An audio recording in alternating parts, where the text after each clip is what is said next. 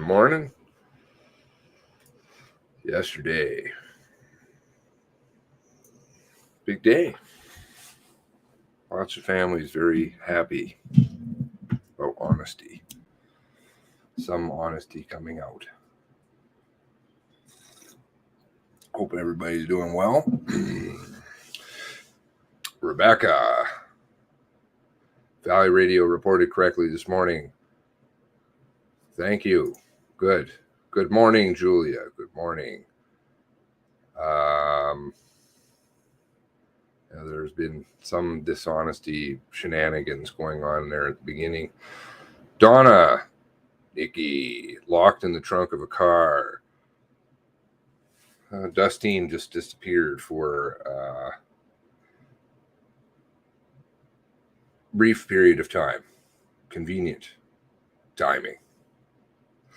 Had to get that big stop thing, I think. Sadly, hopefully it should be asked. Tony, good morning. Good morning. Julia, Greg, Brenda, Tara, good morning. MH, Caper Girl, who knows? Kelly, good morning.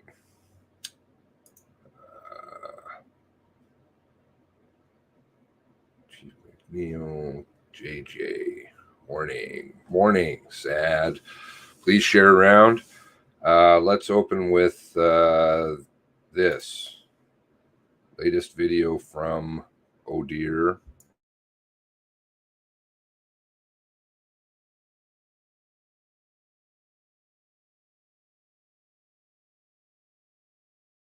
I saw this article this morning and it made my blood boil.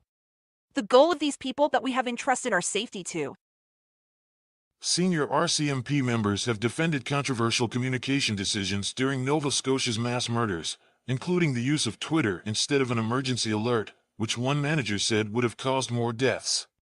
Leah Scanlon, the director of strategic communications for the RCMP during the rampage that left 23 people dead, also told investigators that she saw no room for improvement with communications. I wouldn't change a thing, not at all, Scanlon told investigators in an interview last fall. I thought about it a lot. I wouldn't do anything differently. Scanlon also expressed frustration over public criticism. There's no situation room. We're not a human being attached to the police officer in the field that's tweeting live from the field. It doesn't work like that. The public doesn't know what reality is anymore in terms of communicating. This is how it's done. There's no other way to do it that anyone's invented yet. I don't know what other way you're going to get information. Like, I can't teleport it. Let's just take a look at these tweets she is defending. This tweet was up from 9 p.m. till after 11:30. 10:32 on the 18th, they know this much information. Staff Sergeant McCallum confirmed to Staff Sergeant Dunleavy multiple shootings, someone in a police car. But this is the tweet we get. Exactly 1 hour later. At 11:32 we get this tweet. Which does not even come close to what is happening. Then we get this tweet at 10:04, but between 9:47 and 9:50 this was happening. Yeah, he's just past you going to Masstown, I think. You get a reflective vest on, guys. That's him. That's going to be him. Break for dispatch. We have the SOC at 2896 Highway 4 in Glenholm at the residence. Took over 15 minutes to send a tweet. Break for dispatch. We have another shooting on Plains Road in Debert. We finally get a tweet for this 14 minutes later. Apparently this happened before 10:45, since he was hearing it on another channel. Yeah, Tim, just listening to your channel, there was a vehicle spotted in Brookfield heading southbound towards Stoyak with Bravo 11 marked on it. They didn't get the first ID, but they are alerting Enfield as well. Just keep in mind, Constable Chad Morrison had been shot at 10:48. Also, they are getting dozens of 911 calls for accident in Shuby. This is over 18 minutes after that. He's out on a silver tracker SUV. 25 minutes later, we finally get a tweet saying he changed vehicles. Kilo 5 and Hotel 5, Pump 6, Enfield Big Stop. Suspect is down in his vehicle, multiple shots away. HRP Earth is with us. Hubley confirms suspect is down at 11:27 a.m. But we get a message 8 minutes later at 11:35 saying he is not an employee of RCMP and do not approach and call 911 immediately. I wouldn't change a thing, not at all. We had relied on Twitter, as my colleague said, because of its the instantaneous manner that we can communicate. We're aware there's a superior way to communicate.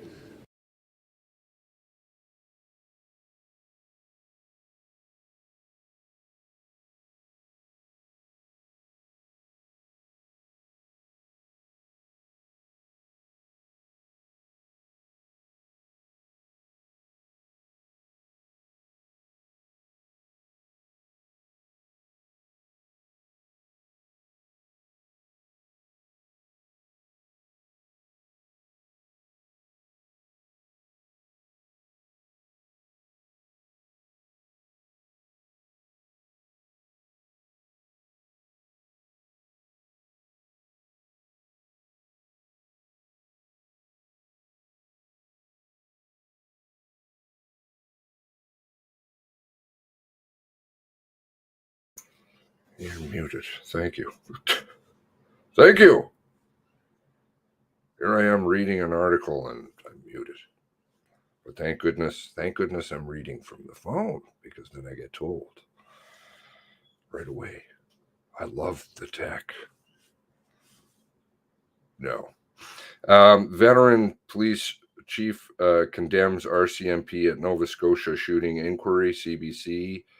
Veteran police chief condemned RCMP at public inquiry, the Nova Scotia mass shooting, testifying. Get off my screen. No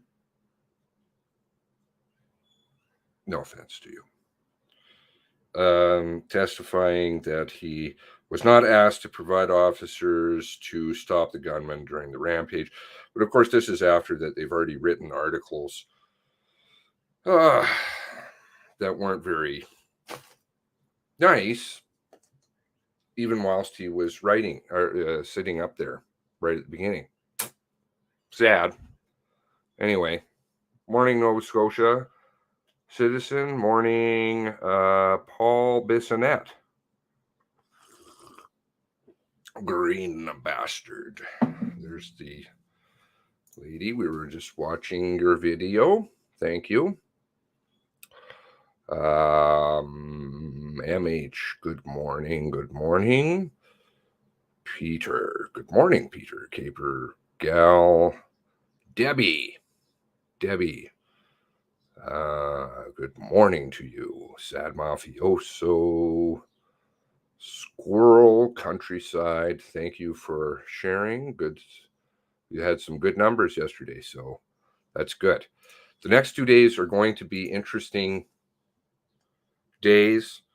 I think Dustine has been a little bit. Oh yeah, there was that one other thing I wanted to show quickly. Where's that? Do I still have that open? I hope so. I hope so. Oh, please tell me I didn't close it. Of course I did.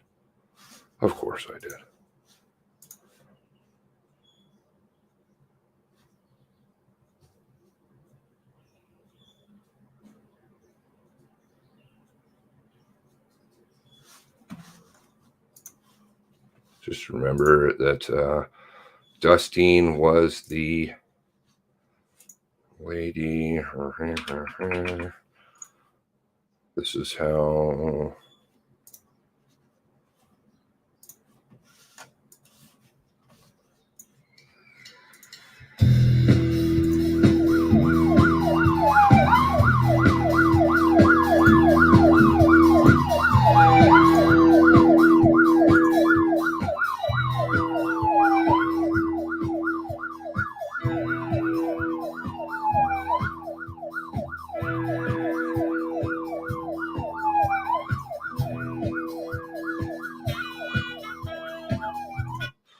There she is there in her glory on the left-hand side, May 1st, 2020. This is Dustine. Disappearing Dustine. But the tweets and things like that, that's really kind of been blown into some weird places. Leah Scanlon is the person everybody wants to look about it. Those of you who've been watching know I've spoken about her. Leah Scanlon is up tomorrow, along with Addie. Interesting Addie. And I found another officer who's none too happy. Well, I didn't, actually. Somebody who helps out a lot in the background. Found another officer's testimony who not very happy at all with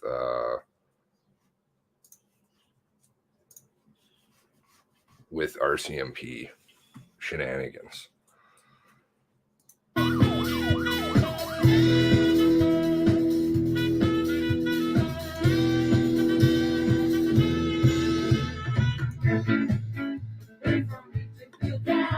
Excuse me, everyone.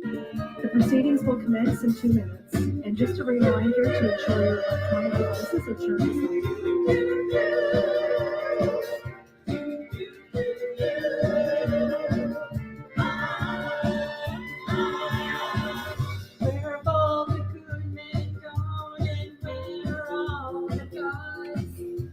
Where are they?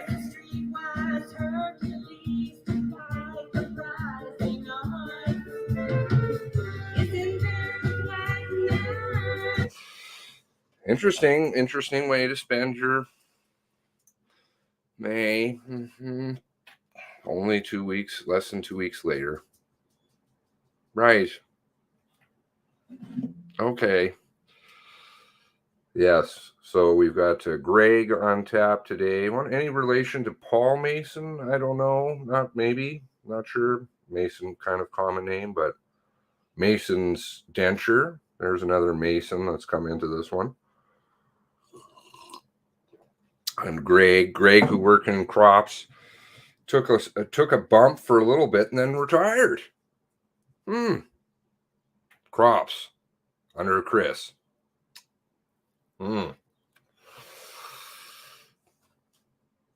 Yeah, Dustine's stuff is alert stuff. They should have a few other people though, but Leah, that'll be interesting with the canned tweets. Let's get this lined up here. Where did I have that? Boom. This one.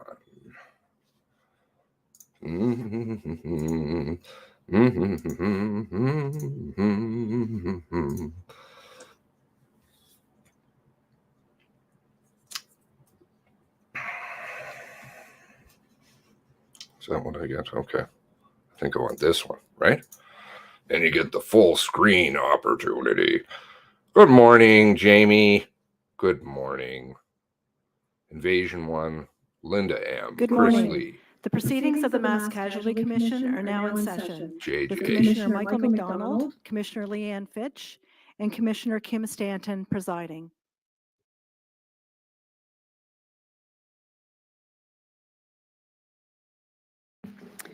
Bonjour, bienvenue, hello and welcome. We join you from Mi'kma'ki, the ancestral and unceded territory of the Mi'kmaq. Please join us in remembering those whose lives were taken, those who were harmed, their families, and all those affected by the April 2020 mass casualty in Nova Scotia.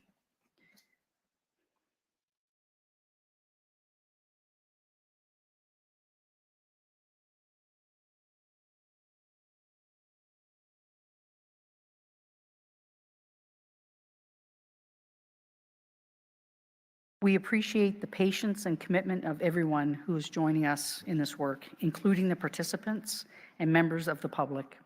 Since we began public proceedings in February, we have continued to build upon our understanding of what happened. And as stated in our interim report, the mass casualty cannot be understood in simple, straightforward terms. If it could, we would not need a public inquiry. For this reason, we continue to layer on information that will ultimately help us understand how the mass casualty could have happened, determine why it happened to the greatest extent possible, and produce meaningful recommendations to help protect our communities in the future. Since the mass casualty occurred, we recognize that governments and institutions have been taking some steps to learn lessons and change their policies and procedures. It is important that the Commission is aware of these changes as we go about our work, with an aim to produce meaningful recommendations. Therefore, further to a recent submission from participant counsel Jane Lenehan for information about changes made within the RCMP in response to the mass casualty, the Commission has now issued a subpoena to the RCMP to provide this information. Once received, it will be shared with the public. Thank you again, Ms. Lenehan, and your clients for your submission. This week, we are focusing on how police services and service providers in Nova Scotia collaborate to carry out their respective roles in response to a critical incident, including how they communicate with each other and the public and access resources, including air support and radio communications. Yesterday, we learned more about the Truro Police Service, including its processes and role during the mass casualty. Later this week, we will be looking at the role of the Halifax Regional Police. Today, Commission Counsel will present a foundational document about RCMP communications, and then we will hear from an RCMP witness, retired Corporal Jennifer Clarke, civilian member Glenn Mason, and Superintendent Dustine Rodier, who will explain different aspects of public communications during the mass casualty. I will now ask Senior Commission Counsel Anna Mancini to begin. Ms. Mancini.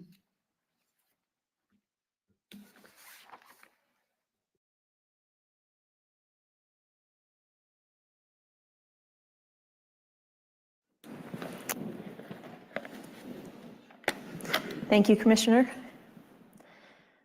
Good morning. My task this morning is to introduce the foundational document entitled RCMP Public Communications, April 18th, 19th, 2020. I will attempt to present a brief summary of the foundational document to you this morning. And Madam Registrar, I would please ask that this be marked and tendered accordingly. It's Exhibit 2001. Thank you. And I'd also seek to mark and tender all supporting documentation associated to the exhibit. So exhibited. Thank you very much. The foundational document that I am presenting today is a summary of information currently available to the Mass Casualty Commission in relation to the RCMP's use of public communications during the April 18th and 19th, 2020 mass casualty in Nova Scotia. The narrative of this presentation is essentially broken into three segments. Initially, a very brief portion of time prior to the engagement of what's referred to as strategic communications, just a brief discussion about initial efforts to put warnings messages out to residents, specifically of Portapique. I'll then move into a second portion where we discuss strategic communications and a narrative or a timeline of the Twitter messages that were posted throughout the course of the mass casualty. And the final portion of my presentation today will just be a brief discussion about some of the communications that were occurring with respect to the use of the Alert Ready system on April 19th. So there's three entities that are discussed in the course of this presentation, and you'll also be hearing some of these terms referred to from today's witnesses. So the first entity that I'll be discussing is the RCMP Strategic Communications Unit. This is a unit within the RCMP. It was once referred to as media relations, but evolved into what's now referred to as strategic communications. And this entity is essentially responsible for drafting media releases, liaising with media outlets, also responsible for communications to the public. So that would include public awareness campaigns, but it would also include information relevant to live ongoing incidents. So example of a public awareness campaign might be a campaign bringing awareness to an issue such as human trafficking or a specific public education piece. An ongoing incident, of course, is something that the police are responding to and bringing awareness to the public. So for example, a car accident on a highway with a road closure. So in April of 2020, the primary means of disseminating information from the Strategic Communications Unit was through Facebook and Twitter social media platforms. The second entity that we'll be discussing today is the Emergency Management Office of the Province of Nova Scotia. And you've heard some witnesses from this organization already, such as Paul Mason and Rod Legg. They were testifying earlier in May. So this is not the RCMP, this is a provincial agency, and it's responsible for emergency planning and coordination of emergency responses. So the EMO is not specific to public communications, but it's relevant in today's discussion because it is the designated Alert Ready public alerting authority. And so the EMO at the time had what's referred to as trusted sources, such as police agencies who could request the use of the Alert Ready system, and EMO, once receiving that request, would issue the alert. And the third entity that we're discussing today is the RCMP Emergency Management Section, or EMS. Like EMO, EMS is not specific to public communications. However, it is the section that liaises with EMO, with the province. So it's essentially the bridge, a bridge between the RCMP and the EMO. And it was the section that was responsible for maintaining the portfolio relevant to Amber Alerts. You'll also hear reference to standing up the DEOC, Divisional Emergency Operations Center, which is a physical location that can house numerous supports in response to an emergency or disaster. And that is also run out of EMS or falls under that portfolio. So this section was designed to be staffed by one civilian member and one regular member who report to an officer in charge. So strategic communications, as I mentioned, in April of 2020, the Strategic Communications Unit of the RCMP was primarily staffed by civilians. The director was a civilian member, Leah Scanlon. The assistant to the director, an individual, Kayla Reese. The senior communications advisor, Cindy Bayers. Two communications advisors, Regis Studley and Cindy McKenzie, and then two public information officers, Corporal Croteau and Corporal Clarke. So as you can see, the majority of the unit is made up by civilians who have a background in communications. Two of the members, the two corporals, were regular members with policing knowledge who would inform the operational side of things. In April of 2020, the EMS section fell under the purview of then Inspector Dustine Rodier.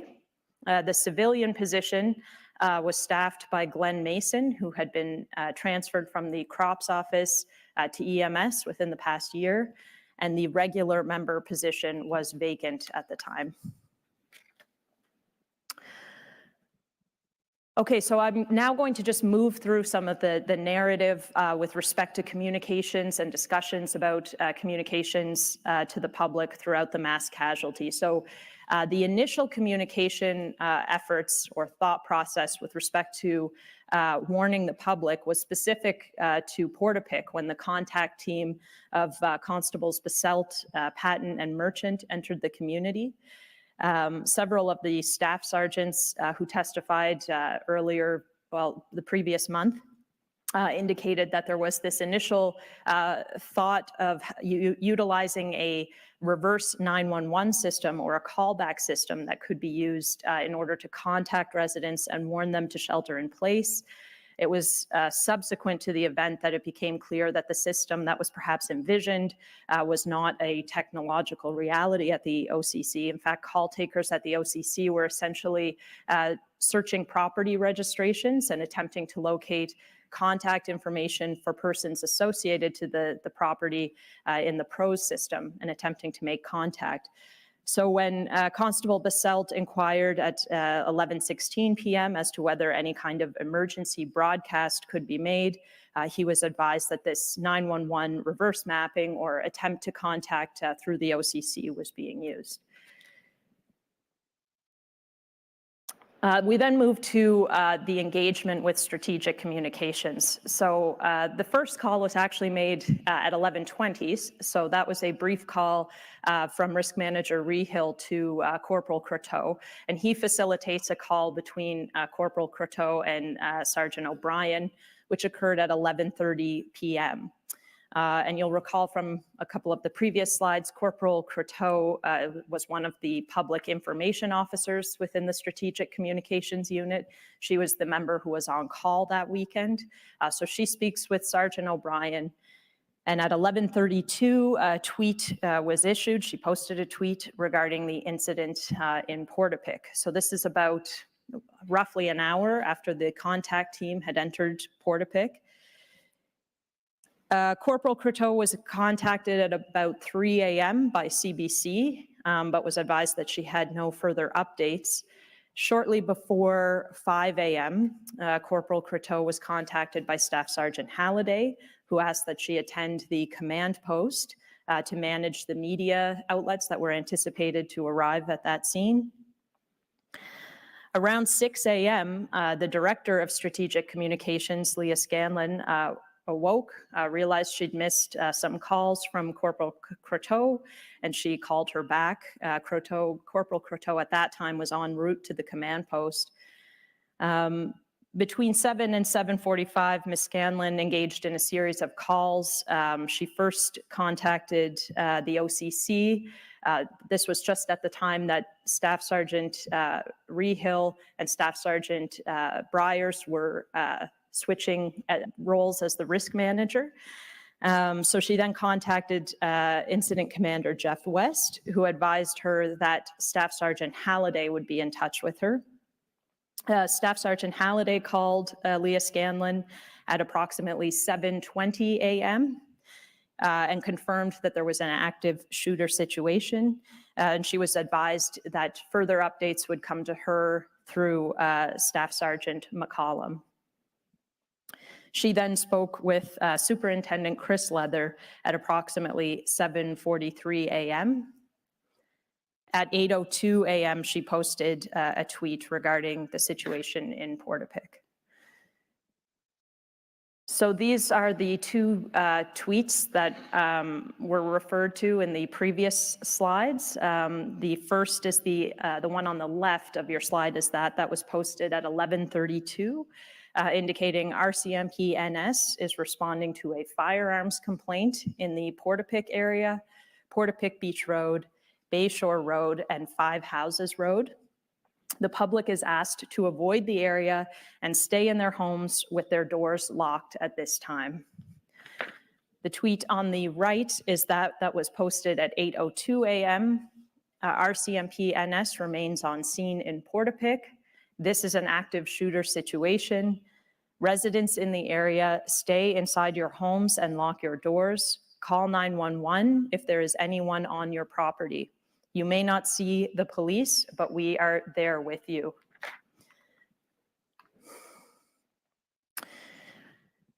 So as has been previously discussed, at approximately 7:27 a.m., Sergeant Bordage of Halifax Regional Police sent a photograph of the perpetrator's replica RCMP cruiser and a photograph of the perpetrator to Staff Sergeant McCollum.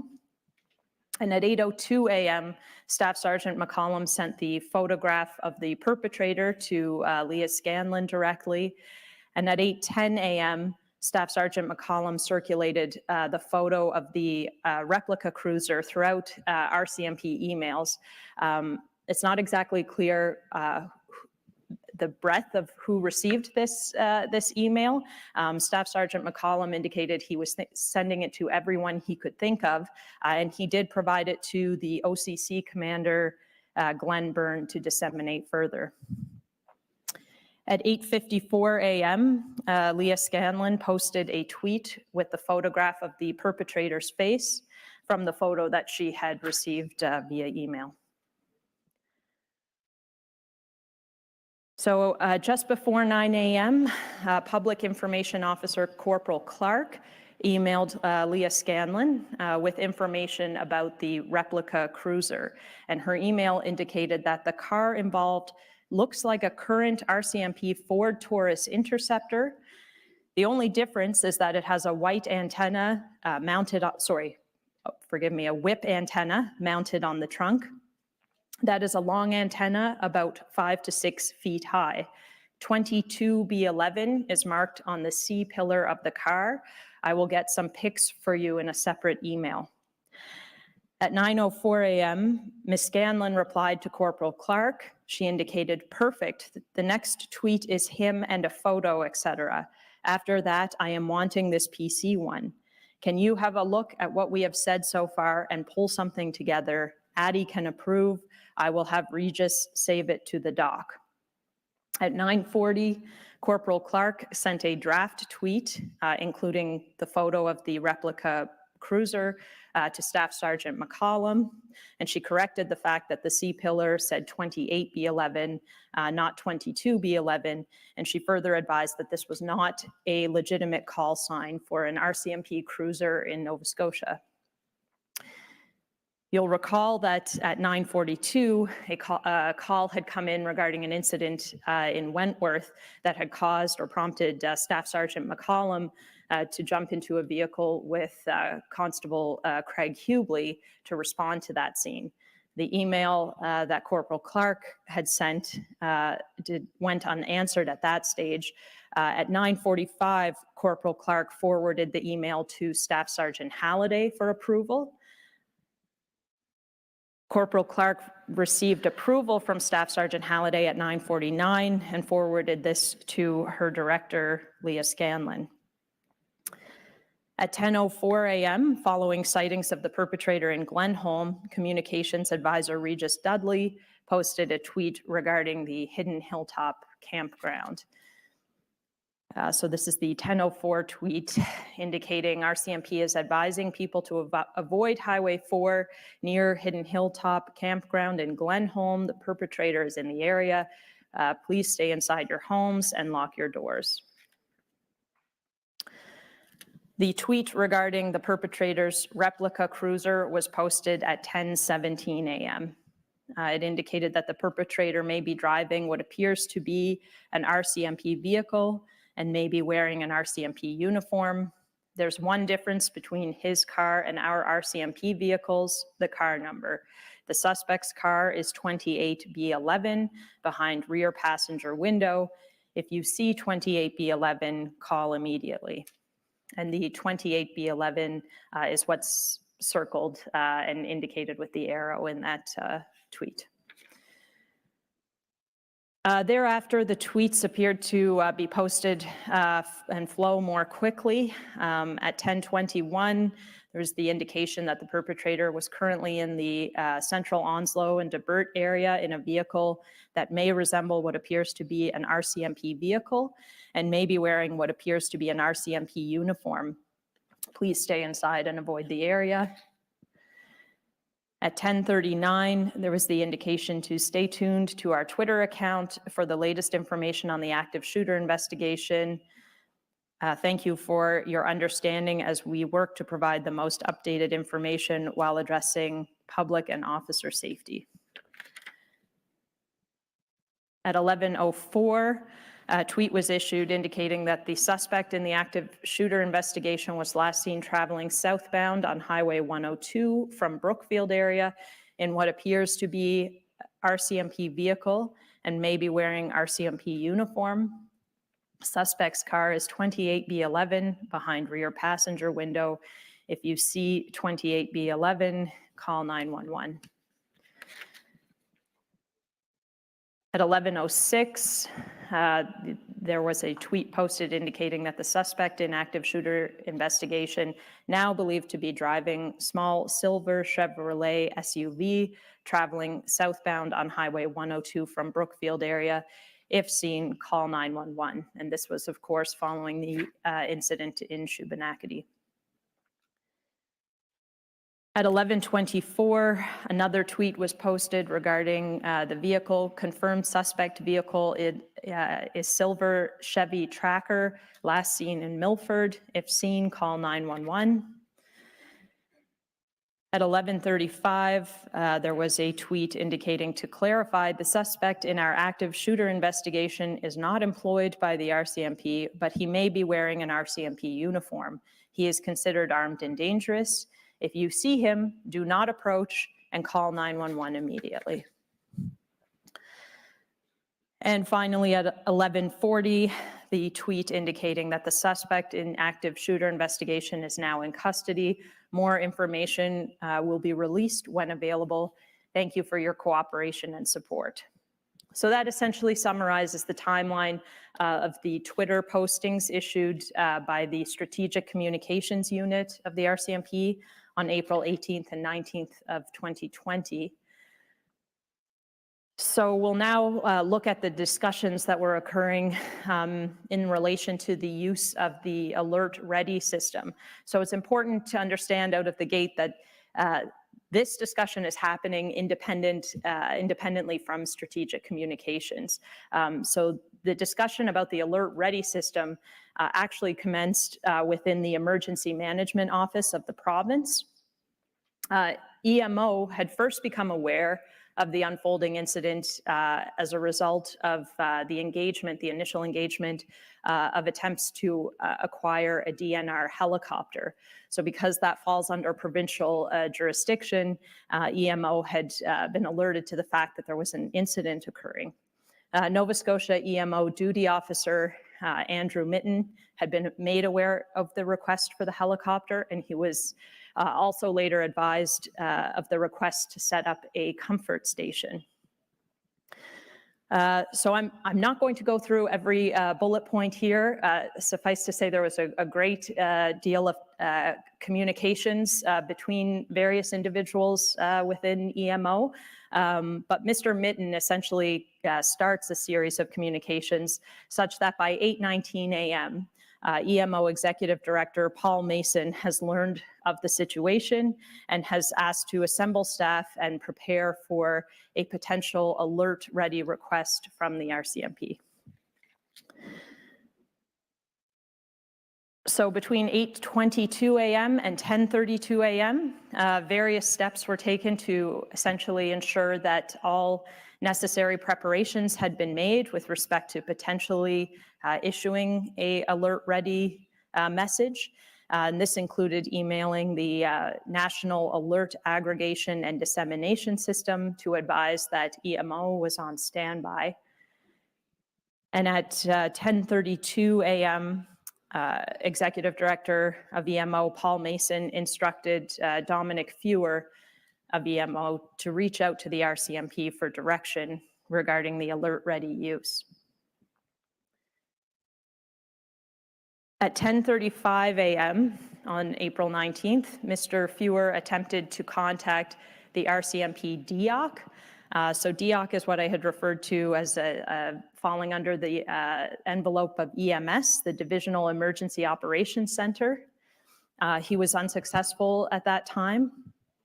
And at 10:39, Mr. Fewer sent a text message to Corporal Sean Reynolds to inquire about the use of Alert Ready. And Corporal Reynolds replied that Glenn Mason, who worked within EMS of the RCMP, would contact EMO. At 11:14 a.m., Michael Bennett with EMO was able to contact Glenn Mason of EMS and ask whether the RCMP wished to use the Alert Ready system. And at 11:17, Glenn Mason contacted the second risk manager who had been brought on at the OCC, Staff Sergeant Steve Ettinger. So we do have that call, and I'll play that. You'll note at the beginning when the call is being transferred, the audio is fairly hard to hear. However, once that transfer is complete, I think you'll be able to hear it a little more clearly. Ettinger. Sorry, I can't hear you. I have Glenn Mason with DHS. Glenn Mason with DHS. Okay. Sure. Glenn. Yes. It's Ettinger here. How are you doing? Not bad. I was just talking with Michael Bennett at EMO. Yeah. They've got EMO up, flashed up, and if you guys want to put out an alert ready, they can do that in minutes. Okay, so they got what, a chopper ready? No, they don't have a chopper. They have alert ready, which is the cell phone alert. Oh, a cell phone alert. Yeah. Oh, yeah. Okay. So if you guys want to push that out, just craft something up and. Just hold on a sec. Yeah. That's Glenn Mason. He wants to know if you want to do a cell phone alert out to everybody, like media, like one of those emergency alerts. You want to stay inside and watch this guy and stay away from him. Yeah. Okay. Dustine says go ahead and do that. Bare minimum. He just so you know, he's not in the police car anymore. Oh yeah, I just saw that on the news. Sorry. Yeah.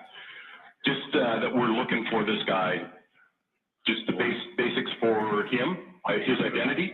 How about if I get Mike Bennett to give you a call so you can give him. Okay, actually, maybe Mike Bennett can give Dustine a call.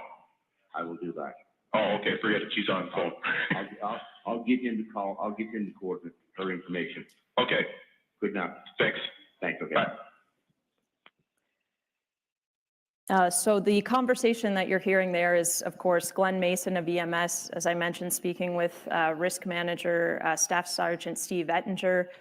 When Staff Sergeant Ettinger is referring to Dustine, he's referring to then Inspector Dustine Rodier, who was on the floor of the OCC at that time.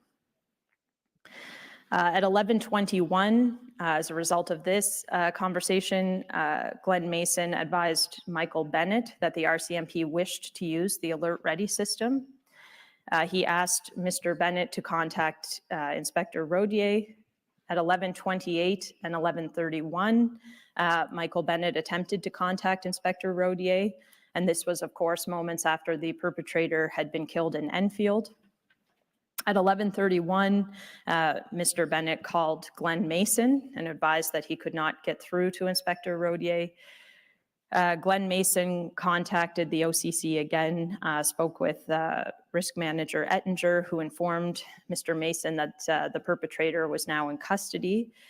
So Glenn Mason at that point provided Michael Bennett's contact information to Risk Manager Ettinger to get in touch with him. At 11:41, Jason Mew of EMO sent a text message to Inspector Rodier asking for her to confirm that the suspect was in custody and that they could stand down their Alert Ready request. And at that point, Inspector Rodier replied, "Yes, confirmed in custody. Thanks." Commissioners, that is the presentation of the foundational document for today's purposes. I know Mr. Burrell will be calling the first witness, and I think there's a 2-minute changeover with respect to the podium, but I think we can probably proceed right through. Thank you so much, Ms. Mancini. It's very helpful. And Mr. Burrell, yes, we will transition now to make arrangements for our first witness for this morning. Thank you.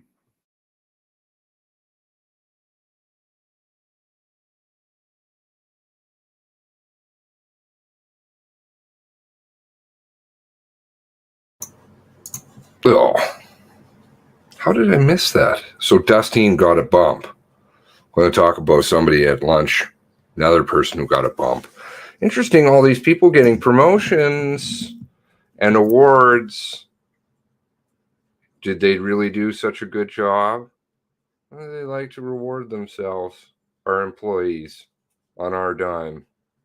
Really. Bigger paychecks, more pensions. No wonder she was dancing around. Where's that again?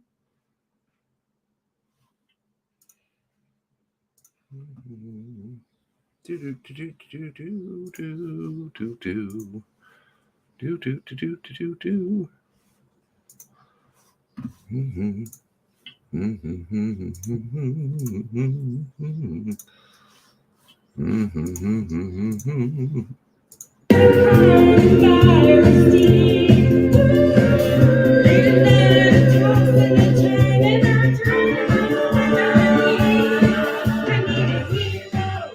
Oh, she's a hero.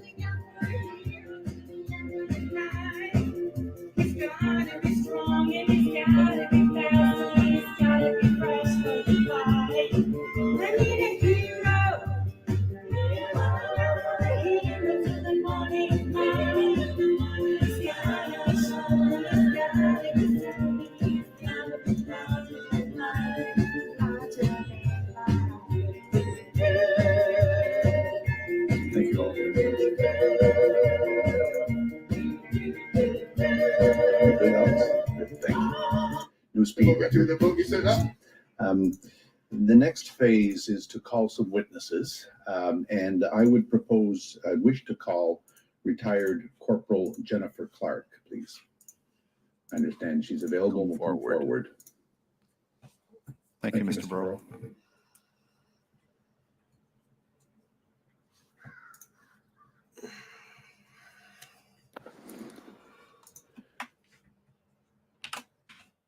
Morning, retired Corporal Clarke. What I'm going to do is actually remain standing. The registrar has been advised that you have indicated a desire to be sworn in these proceedings, and she'll conduct that undertaking with you at this point. Thank you. If you can just place your right hand on the Bible, please. Do you swear that the evidence you're about to give should be the truth, the whole truth, and nothing but the truth, so help you God? I do. Thank you. Be seated, please. And for the record, your name is Jennifer Clarke. Yes. Clarke is C-L-A-R-K-E. Am I right? Yeah. All right. And you are a retired corporal from the RCMP, is that correct? That's correct, yes. Okay. What I propose to do, retired Corporal Clarke, is Oh, to go through some of your retired. background. The idea today is to get a sense of who you are, your professional capacity, your experience, and then we're going to move on to a few questions with respect to one, strategic communications unit at HDIV.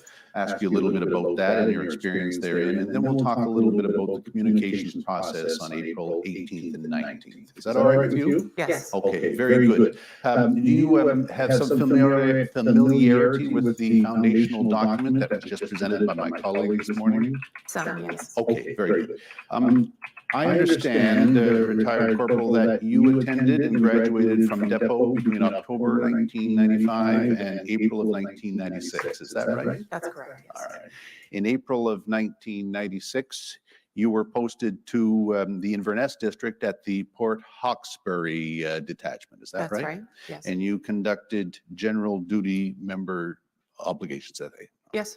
December of 2001, you were then posted to a rather unique location in Advocate Harbor. Am I correct? That's right, yes. That's also, that's within the Cumberland district in Nova Scotia. Yes. And because it's so unique, perhaps you give us a second to tell us about that placement between December 2001 and January 2004. Advocate Harbor is what's known as a residential policing position. So it's a remote community where the police officer lives there, but they're attached to a different detachment. So for me, it was Parsboro Detachment was sort of my home unit, but Advocate Harbor was my sort of primary policing area. Is there a detachment there? There's no detachment there. There is an RCMP owned house where we lived. I lived with my family, and I basically worked from out of that house. Any other members associated with Advocate Harbor at that time? No, just me. It was just you at that point. And are you familiar with whether that procedure has continued with the RCMP, this residential policing type of idea? I think so. Okay. I'm not 100% sure, but I did know a couple of the members who worked there after I did. Right. How did you enjoy that experience? It was very different than the usual policing. You're a little more involved in the community. January of 2004, I understand that you transferred to the Amherst detachment in Cumberland district. Is that Yes. right? Yeah. And you conducted general duties membership at that time, right? Yes. Okay. May of 2008, you took a change and went back to Regina, back to Depot, Yes. and actually took on the role as a teacher at that location. Am I Yes. correct? And for the first 2 years, you taught what might be called the Applied Police Services or Sciences course. Yes. And I understand therein or thereafter, you were promoted to corporal. I was promoted to corporal during the time that I taught at Applied Police Sciences. It'd be I believe February 2012. Okay. Am I correct to say that you also took on the role as a firearms instructor at Depot? Yes, How long did you take that role on? about 2 years. And am I also correct to say that in 2011 you transferred back to Nova Scotia H Division by taking up a position with the Yarmouth Rural Detachment? That's right. And that position lasted until 2015, am I right? Yes, June of 15. And that was general duties as well? Yes, Okay. 2015, I understand you transferred to the Halifax district. Is that correct? that's right. And I understand that you worked primarily out of the Tantallon detachment That's right, yes. and that you had the role of 2IC, your second in command as a watch commander and or acting watch commander. Is that right? Yes. Yep. Okay. And then I understand that in February of 2016, you were transferred to the Strategic Communications Unit as a public information officer. That's right. All right. And then October of 2020, another transfer. This time you moved from the Strategic Communications Unit to the Professional Standards Division. Is that right? That's right, yes. And I'm correct to understand that you retired from the service in April of 2021. 2022. Forgive me. Thank you. 2 months April of ago, yes. 2022. Okay. So on April of 2020, April 18th, 19th, you were acting as a public information officer within the Strategic Communications Unit at HDIV. Is that correct? That's right, yes. Okay. Well, what I'd like to do then, as I indicated earlier, I want to ask you a few questions about the structure of the Strategic Communications Unit. How is it that you came to be involved? Let me ask you that first. How is it that you came to become involved in the Strategic Communications Unit? On the weekend of April 18th and 19th. No, I want to talk before that. That is, how Okay. is it that you even got to the Oh, okay. Stratcoms unit? Sorry to interrupt you. Sure, no problem. Yeah. I wanted a transfer from general duty, Mhm. and the position came up. I met the requirements, and it was something that I had some interest in over the years. Mhm. So I requested the position, and I got it. Yeah. Was there any experience that you had before with media relations? I had taken the media relations course Mhm. a number of years previous when I was in Yarmouth Rural Detachment. I wanted to take that course because I noticed that a lot of members didn't want to speak to media. They were afraid to say the wrong thing. Mhm. So I thought that would be a good role for me to take on, was to have a little bit more confidence speaking with the media and knowing what to say and how to say it type thing. Okay. So tell me, where was the Stratcoms unit actually physically located? When I transferred to the unit was in headquarters in Dartmouth. Mhm. Okay. And are you able to give us some idea of the structure of the Stratcoms unit, what it looked like, who was there, what was the hierarchy if there was one? Right. There was definitely a hierarchy. There was a civilian director at the time, Mhm. a civilian 2IC, if you will. And if at any point, if I'm using acronyms that people need to be explained, I'm happy to do that. It tends to kind I'm of getting fall. so used to Yeah. acronyms, I think I might even understand them now. Sure, But sure. the civilian director was who, please? At the time that I joined the unit was Paula Sibley Fox, but at the time of the incident, it was Leah Scanlon. Okay. And the 2IC at that time? At the time of the incident, Well, throughout your time there. okay, at the beginning was Leah Scanlon. Yeah. And then when the incident occurred, the Portapic incident, Leah was the boss, Mhm. and the 2IC was a lady whose name is Cindy Bayers. Okay. And I understand that the position that Cindy Bayers undertook was the position of Senior Communications Advisor. Does that sound right? I to think you? so. Yeah, I don't really follow the titles of the PS world. It's difficult for me to keep up with. So I understand. yeah, Okay. sure. There were other civilian Right. members as well and or civilians that were working in the Stratcoms Right. units? So the director of the 2IC and 3 additional communications advisors who were responsible for different things within the unit, Mhm. and the 2 police officers, myself and Corporal Lisa Croteau, when this incident occurred. Okay, let's talk about the other members then, besides Leah Scanlon and Cindy Bayers. Who were they? Regis Dudley, Mhm. Cindy McKenzie, and I think the third position might have been vacant.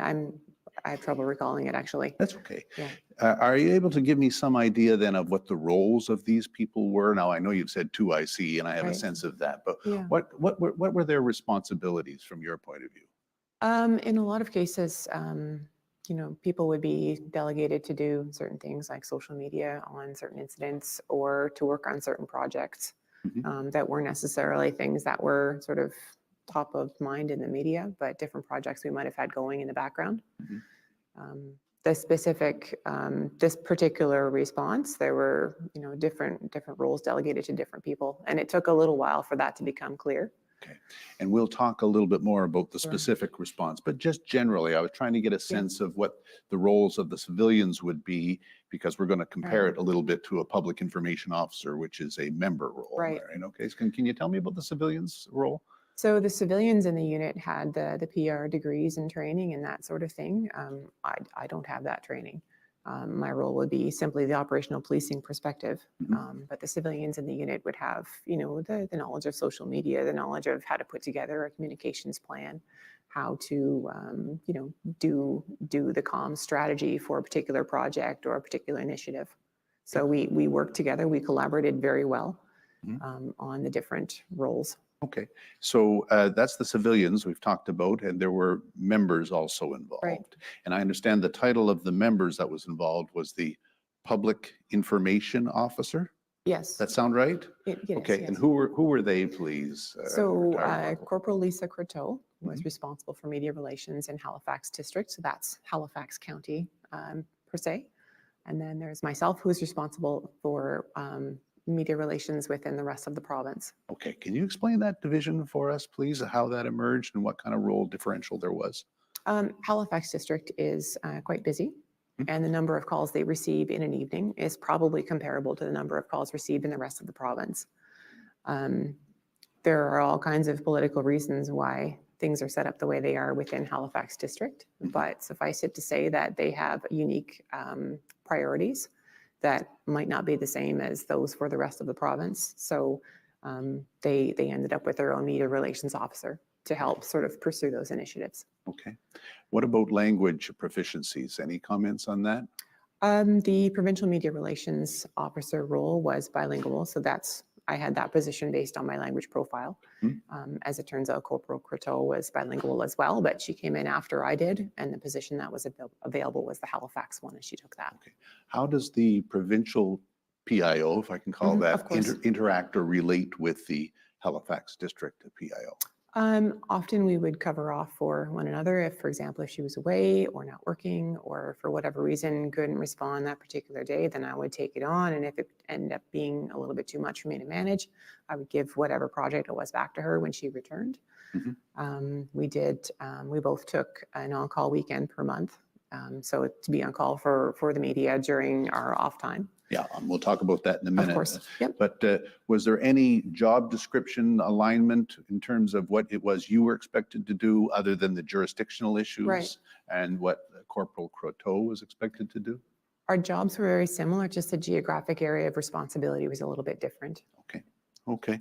Tell me, in terms of the actual workshop setup, can you describe that for us, what the Stratcom's unit looked like and the interaction between members? Right. So it's, just a big open office and the desks were all open to one another. So it was very conducive to collaboration and brainstorming, team building, that sort of idea. It was a very productive area, and just based on the number and the type of individuals who worked there, it was a really productive, fairly positive place to be. Right. And I'm always loath to ask this question, but could you give us a sense of what a typical day might be like in the role of a PIO at the Stratcoms? And if you can't, just say you can't. Yeah, sure. So every day I would come in and we have something called a watch report. Are you familiar with that? I've got some You've sense heard of of it. that, Maybe you right. could explain that for us though, please. Of course. So every morning I would come in and review the watch report and see if there was anything that basically needed a release. So I would go through and probably review files, and based on the notes and things that were in the watch report, maybe dig into the files to make sure there was anything that was necessary for sort of public safety, and then related to more along the public interest line of things, and that they're two completely different things, right? If there's anything related to, say, a road closure or something that might affect people's sort of daily routine, we would do a release or a social media post to maybe address that. And then there were things that were of interest that people might want to know about, but didn't necessarily need to know about. So we would prioritize those. And once I got through the watch report and maybe had a quick look through social media to see if there was anything kind of brewing from the overnight hours, you might make note of things like that. Then we would have a morning meeting every morning at about 8:15 to go over the day's priorities and see where everyone was and how we could divvy up the tasks that were necessary. Okay. All right. Can you tell us then about use of generally social media in terms of your role and use of that platform? Sure. I was very much a neophyte to social media when I first arrived at the unit. You have your sort of, as a parent, you're involved with social media for, kids' sports teams and things like that, but I had generally not really used it a whole lot in my daily life, just really didn't have time for that sort of thing. But as we evolved as I evolved in the role, it became fairly obvious how that worked with our unit. And I became much more proficient with Twitter in particular. I really hadn't used that before at all. And it's just how, every media release or every incident would generate a media release and a Facebook post and a tweet. And then there was the monitoring of said posts on both platforms, just to see how people were reacting to it and how that was kind of sitting with people and if it was accomplishing what we wanted it to accomplish. So if I said you became relatively comfortable with that social network or that platform, would you Very agree much with so that? with both. Okay. And in terms of the way in which Stratcoms communicated with the public, what was the primary methodology? Are you able to give us a sense of that? It really depended on the incident.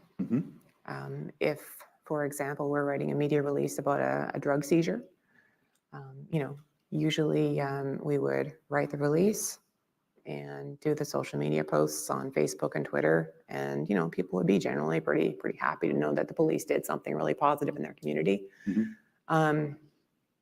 If it was something like, I remember a particularly noteworthy one was the night that they had to close the causeway because there was a fatality, I believe, just on the mainland side. I think it was Thanksgiving weekend for some reason. But anyway, just, communicating with people. I was communicating with them directly, just letting them know what we knew and trying to reassure people. And like that's a big deal. If you can't get where you need to go and there's only one way to get there. That was something that I was able to do in real time with people. And I hope some people found it helpful, but there were a lot of stories that come out of that.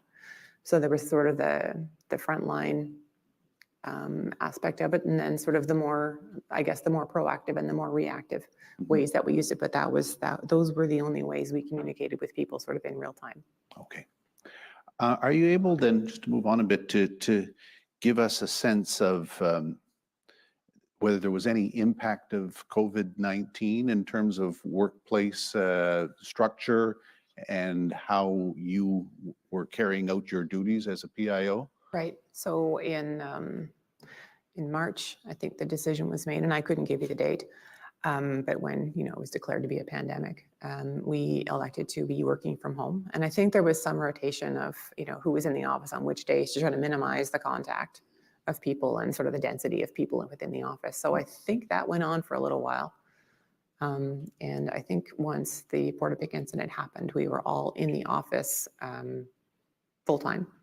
Sorry, once it happened, you were all in an office full time? We were all in there full time, save one person who had particular concerns, but we were all in there for a couple of months anyway. Okay, and is this in follow-up to the Portapique incident that was discussing? I see. Yep. Okay, so I'm just trying to get a sense in terms of physically, where were the participants of the Stratcoms unit? Where were the employees on April 18th, 19th? Were they working in the office in this collaborative manner that you described earlier, or was it something different?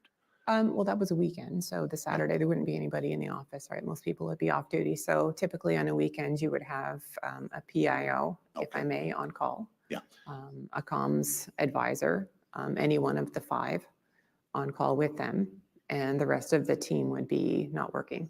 Okay, so you had indicated earlier, and I may have interrupted you, that there was an on-call structure or system. A 1 in 4, I think you said it was? I did 1 weekend per month. Right. Yeah. Okay. And on April 18th and 19th, who was on call, please? Corporal Coteau was on call. All right, very good. I think that outlines us or gives us a sense of strategic communications unit. Anything further in terms of your point of view with respect to descriptive nature of that unit that's important for you to say? I don't think so. No. Okay, very good. Then let's move on to April 18th and 19th. Sure. I understand that you were home and you received some communication from your director. Is that right? I did, yeah. Okay, can you tell us about that, please? So at 8:07, I received a call from Leah Scanlon, who is the director of the unit. 8:07 a.m. 8:07, yes. April 19th? Yes. Okay, and you were doing what? I was making breakfast. I see. Yeah, Okay, it's very the good. weekend. I was home with my husband and we were making breakfast and doing normal weekend things. Yeah. And she phoned and she explained what was happening. And I think at that point, all I knew was that there had been multiple homicides in the Portapique area. That's really all I knew. Okay. I didn't know anything about what the suspect was or wasn't doing or where they were. But you know, there was some talk about, you know, how are we going to deal with this? I need your help. I need you to kind of gear up and turn your computer on and dig in and help. Okay. Had you experienced a call from your director previously when you were not on call at home? I had, yeah. Okay, so was this something that surprised you at all? You never really want to be called into work when you're not working because you're kind of not really ready for that. But you know, I understood that could happen if there was a big incident. It would be, you know, full steam ahead with everyone, and we would get it done. Okay, so when you received this information, I think I interrupted you. You had some understanding of what was going on at Portapique? A little bit, yeah. And how would you have obtained that? Leah told me that there had been multiple homicides. Okay, all right. Yeah. So what happened next then, please? I turned on my computer and kind of tried to imagine what that was like and what I would be doing to help. Eventually, it turned out that she wanted, you know, it just was very confusing at first, not really knowing what I was doing, but wanting to do something. So eventually, it turned out she wanted me to put out a social media post about the car that was involved. Okay, very good. Then what we'll do then, Madam Registrar, if we can, is we'll go to the RCMP Public Communications document that has been tendered here within the last half hour. Ask you to turn to paragraph 90, which is on page 49, and then I'll ask the retired corporal to review that paragraph with me and have some comments on it. So paragraph 90 is in a section of the document entitled Tweets about replica RCMP cruiser prepared by Strategic Communications Team. And paragraph 90 says that at 8:59 a.m., RCMP Public Information Officer Jennifer Clarke emailed Leah Scanlon with an update regarding the perpetrator's replica police vehicle. You see that? I do. And then the email states some information. So I want to just step back from this in terms of how it is you received some information about the perpetrator's replica police cruiser, how you received it, under what circumstances, and what did you do in advance of sending that email to Leah Scanlon? Okay. Can you tell us about that? I remember a phone call from Leah saying he's got a police car. Mm-hmm. And I think, like a lot of people, I just assumed it was a crappy old white Ford Taurus. Mm-hmm. You know, she called back and confirmed. She said, no, it's fully marked. Mm-hmm. And I just remember thinking, how in the world are we going to distinguish that from all of our legit police cars? How am I going to make that? How am I going to make that clear to people if I'm going to send this out? How do I do that without putting a target on every one of our members' backs? She did tell me that he was in uniform as well. I don't know where I received it, but I know that I got a text on my work phone with a picture of the police car, and that's the one that I sent out. Okay, that's what I wanted to ask you about. Right. Was that text that you received after your conversation with Director Scanlon? I don't know at what time I received it or what the sequence was. Okay. It was very, very chaotic. And with our computers, they're on something called VPN when you work from home. It's a bit of a complicated process of logging in. You've got to log into the RCMP's internet from your house through a secure portal. So things don't always come in when they're sent. You might receive an email that's not really in sequence. So I honestly couldn't say what the sequence was. All I do recall is that someone sent me a text. I don't know who it was, but it was that picture. That's interesting. You don't recall who it was that sent you the text. That's right. Okay. I have no idea. All right. Any reason for that, retired corporal? In a lot of cases, most people know the PIO's phone number. Yeah. I don't know everyone else's phone number, and I might not have had that in my contacts list. So unless I've added it, I can't see who sent it. Okay. And when you received that text, what did the text display or depict? It was the picture of the police car, the mock police car that I used to send that tweet. Okay. Now, I presume at that stage that would be information to some substance to you or importance to you. Absolutely. Yeah. And I'm just curious as to why it might have been you didn't follow up or check with respect to the source or the source of that text. It didn't matter. Okay. Are you able to say with respect to or any comment about the veracity of the source at that point? I just assumed it had to be Addie or Steve, Staff Sergeant Halliday or Staff McCollum. It had to be somebody who had knowledge of it. Okay. Now you assumed it was Addie or Steve. Who are Addie and Steve, please? Right. So Staff Sergeant Addie McCollum was in charge of Pictou District. And Staff Sergeant Steve Halliday was the acting, I believe, advisory NCO, or I'm not sure what his role was. But he Are was, these people that you would have had some familiarity Oh, yes. with as a public information officer? Absolutely. Would you have had any concern with respect to the quality of the information that they might be providing you? Absolutely not. All right. So when you got that text, not being sure of the source, what exactly did you think about what you were looking at? Well, again, the thought went through my mind that how in the world are we going to make this distinct from every other police car that's on the road? How do I help people understand that this is different? Yeah. And I see in the email that the car number was 22B11 or 22 Bravo 11. Yeah. That caused me a lot of concern, but once I got the picture, it was 28 Bravo 11. Right. So let's talk about what you did when you got the text, because I understand there was some sort of technological rigmarole in terms of how you access the information. Are you able to provide us some insight into that? Sure. The work phones that the RCMP issues us are, there's a work side and a personal side on those. And I don't know if that's a common thing for a work phone. I have no idea, but I just know what those phones are like. So you can't share information from the work side to the personal side. So if I receive a text that comes into the personal side, and I can't save that text, the picture, I can't save it to the phone and then spit it out from the work side. It doesn't work like that. Oh. So the only way for me to get that picture, I needed to get it on my computer so I could send it with the tweet. I had to text it back to my personal phone and then email that picture from my personal phone to my work email address so that I could get it on the computer. And then I could edit and crop the picture and make it small enough in size so that I could send it out in a tweet. Okay. So did you undertake that process under these did. circumstances? And the purpose to get it on your work computer again was what? So I could use a program on the computer to edit and crop the picture. Okay. And why would you be editing and cropping a picture that had been sent to you from command personnel? Right. So you want the picture to be exactly what you want people to see without anything extra. It'd be like zooming in on something that you want to see in a picture. You don't want the entire picture. You just want that thing that you're trying to get people to pay attention to, and that would be just the car. Okay. So with that picture or depiction of the car, what did you do to it? I believe I cropped it to some degree. Probably not a whole lot, but what I wanted people to see was the car number. That's 28 Bravo 11. Okay.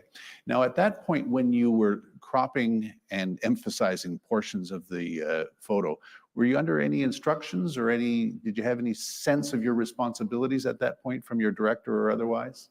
I knew that she wanted a tweet sent out to help people identify what the car looked like and how to distinguish that from every other police car. So that was my job. She didn't tell me how to do it. She just told me to do it. Okay. And we'll get to that in the materials. But in terms of a cropping feature, are you familiar with doing that? Of course. Any other features that technologically that you would have to have undertaken? I use the program. It's called Paint. It's on a lot of Windows computers, but that's what we typically use because it was simple. And I added the circle around the car number and the arrow pointing at the circle to draw attention to that particular feature. Okay. So let's look, if we can, Madam Registrar, at paragraph 92. In particular, the depiction beyond paragraph 92 of a police vehicle with 28B11 circled. Are you able to say how that circle got there? Oh, I put it there. Okay. Yeah. There also appears to be a broad white arrow on that. Are you able to say how that broad white arrow got there? I put that there as well. Okay. So is this part of the process that you're undertaking with respect to the receipt of the text that you've turned into something that goes on your computer? Right. For purposes of carrying this out? Mm-hmm. Okay, very good. So going back then to paragraph 90, Madam Registrar. At 8:59, RCMP Public Information Officer Clarke emailed Scanlon with an update regarding the perpetrator's replica police cruiser.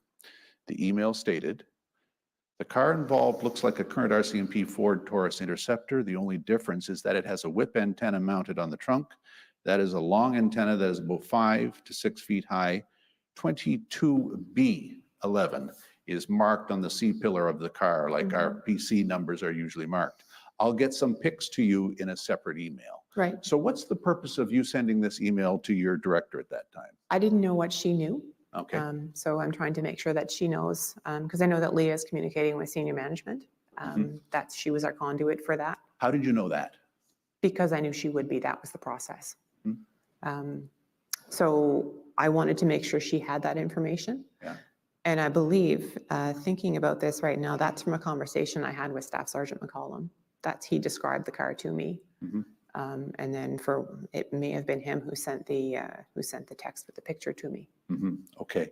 So in terms of this information, did you have a sense of the importance of these particular physical attributes that you were describing? 100%. Okay. Yeah. How important were they to you in terms of what you were thinking? Like I said earlier, I had to do this in such a way that people that were looking at that Twitter feed would understand how it was different from every other police car. I was thinking about vigilantism. I was concerned that if I got it wrong, I could be making some of our members a target, and I didn't obviously want to do that. So I needed to make it clear to anyone looking at that Twitter feed how what I was showing is different than the rest of the police cars. Okay. So what was the purpose of outlining the 5 to 6 foot whip antenna? I knew that Leah probably wouldn't know what a whip antenna was. Okay. So that's why I described it to her. All right. Now, given the importance of this information, would it ever have occurred to you as a public information officer that perhaps you could reach out to higher members in command in a way of providing this information to them? Do you mean from the operational perspective? No, I mean from eliminating Leah Scanlon as a person who was reporting to other people within the command structure at HDIV. I understand what you're saying. There was definitely an incredible sense of urgency there, but the time to override the process wouldn't be then. My job was to make sure that she knew what I was doing and to make sure that I shared whatever information I had with her. Okay. And that's what I did. So given the fact that you would have had the photograph for some period of time before that 8:59 a.m. email, are you able to give us any insight as to why it might have taken you a half an hour or so to communicate with Leah Scanlon with respect to the details of the photo? There was a lot going on in the background, including speaking with Corporal Croteau, who was on the ground in Portapique. She didn't know where the suspect was. She didn't know what was happening. She's trying to deal with the constant phone calls. And I was concerned that she needed to keep her head up and know what was going on just because she's sitting in a marked police car wearing a uniform and may have to respond operationally as opposed to the phone and to media relations. So there was that aspect of things. There was simply trying to grasp the idea that there was someone who was basically hiding in plain sight using, a uniform and a police car looked just like us, and trying to understand that and then trying to get the information. There were 2 or 3 phone calls that I made to Staff Halliday and Staff McCollum trying to get information. And as I was making those phone calls, people were being killed. That was very obvious to me from their reactions, and like they would simply hang the phone up and be doing operational police things. as I was trying to get this post together. And in addition, I was working with Cindy Bayers from our unit. She did a lot of the wording. We conferred back and forth on that All right. to get the wording as succinct as we could get it. Right on. Let's move on then to paragraph 91, because after you send the email to Director Scanlon, it would appear you received a response from Director Scanlon at around 9:04. The reply was as follows: perfect. The next tweet is him and a photo, etc. After that, I am wanting this PC one. Can you have a look at what we have said so far and pull something together? Addie can approve. I will have Regis save it to the doc. So I'm interested in what this email response to you meant to you in terms of what your obligations were and what it was that you were being expected to do. Right. So I believe Leah took care of sending out the picture of the suspect, and she wanted to follow was the picture of the police car. So she's asking me to do something to get that picture and the tweet ready. And she wanted to have the picture of his face out there first. Right. Right. Okay. And did that have any bearing in terms of what you were doing in accessing or providing information to the public about the car? I just knew that she was sending out the picture of his face, which is a big deal. We didn't often send out pictures of suspects because of the whole Privacy Act issue to do with, accusing someone of doing something and putting their face out there. You can't take that back. That's a big deal. Okay. But in terms of the direction, can you have a look at what we have said so far and pull something together Addie can approve? What did that mean to you? That meant I needed to get the wording for the tweet together, and that's what I was doing with Cindy Bayers in the background. All right. Paragraph 92 reads as follows. At 9:40, a draft tweet had been prepared by Corporal Clarke with a photo of the perpetrator's replica police cruiser and forwarded to Staff Sergeant McCollum for approval. Do you recall that? Yes. Okay. And that draft tweet that was prepared was in conjunction with Ms. Bayers as well? Yes, it was. All right. And this is at 9:40, but the direction appeared to come to you at 9:04. I wonder if you can explain the 36 minutes that existed between the direction and what eventually was a request to Addie McCollum for approval of a tweet. Are you able to give us any insight into that 36-minute delay, if I can use that word? Right, right. It seems like a really long time. It does. Time really stands still when these things are happening. Yes. All I know is I was going steady, trying to get the information correct and trying to verify things back and forth. And that includes the 2 or 3 phone calls to McCollum and Halliday, trying to verify things, and things are happening in the operational world at the same time.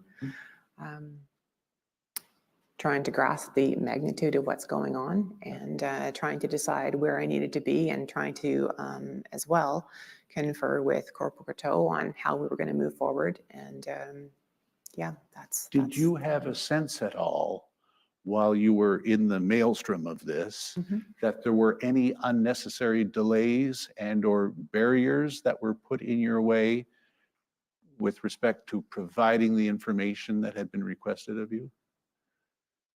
I don't know that I could have worked any quicker. I was doing the very best with the information and the abilities that I had with me. I could not send that information out without it being approved. Okay. I didn't want to negatively impact the operational side of things. And again, sending that picture out, either the face or the car, they're big deals. All right. We'll talk about that in a minute, but we'll go through the next steps in the narrative by now moving on to paragraph 92 that we had talked about. And this is the email to Staff Sergeant McCollum. Addie, I received the info about the uniform from HD members. The car is 28B11, not 22B11, as I was told earlier. This is good because 28 is Oxford and they don't have 11B cars. There is no way the real version of the car number is on the road anywhere in NS.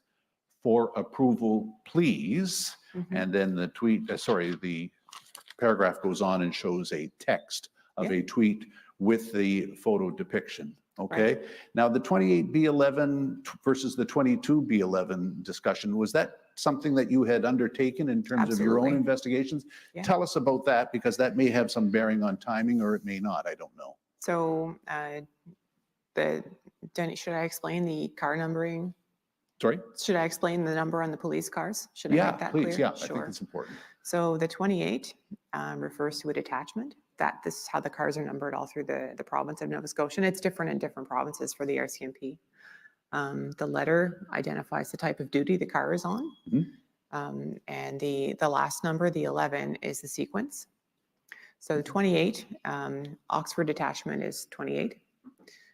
B is Bravo, means that it's a rural car. It means it's a what? A rural car. It's on GD, rural duty. Right. And 11 is the sequence. So that would be the 11th car Oxford Rural has. Okay. Oxford has 5 police officers. So they used to when I worked there. There's no way they have 11 police cars. Right. And initially when I thought it was 22 Bravo 11, Lower Sackville is 22. So I phoned and I said, where the hell is 22 Bravo 11? Yeah. And I knew from working there that it should have said LS 11. But there are some older cars that are down there, some of the cars that don't get much mileage that might have the old numbering system on them. So I wanted to know where it was. And they said, no, there's no 22B11 here. And then I got the information that the car was 28 from the picture. And then I knew there was no question that was the way to identify the car to the public, because the number was, there's no way that was a legitimate police car number in this province. Okay. And those are all inquiries that go into your preparation of the tweet? Yeah. All right. Yes. Okay. Yeah. You have to check every detail. We can't be wrong. Yeah. Okay. Okay. So the photograph that we've seen is the actual product that you produced. I think you said that earlier. It is, yeah. Okay. Paragraph 93. Corporal Clarke's email request to Staff Sergeant McCallum went unanswered. Have you any comment on that? It doesn't surprise me. He's driving a police car. He's involved in a real-time crazy situation. It doesn't surprise me that that he didn't respond. Okay.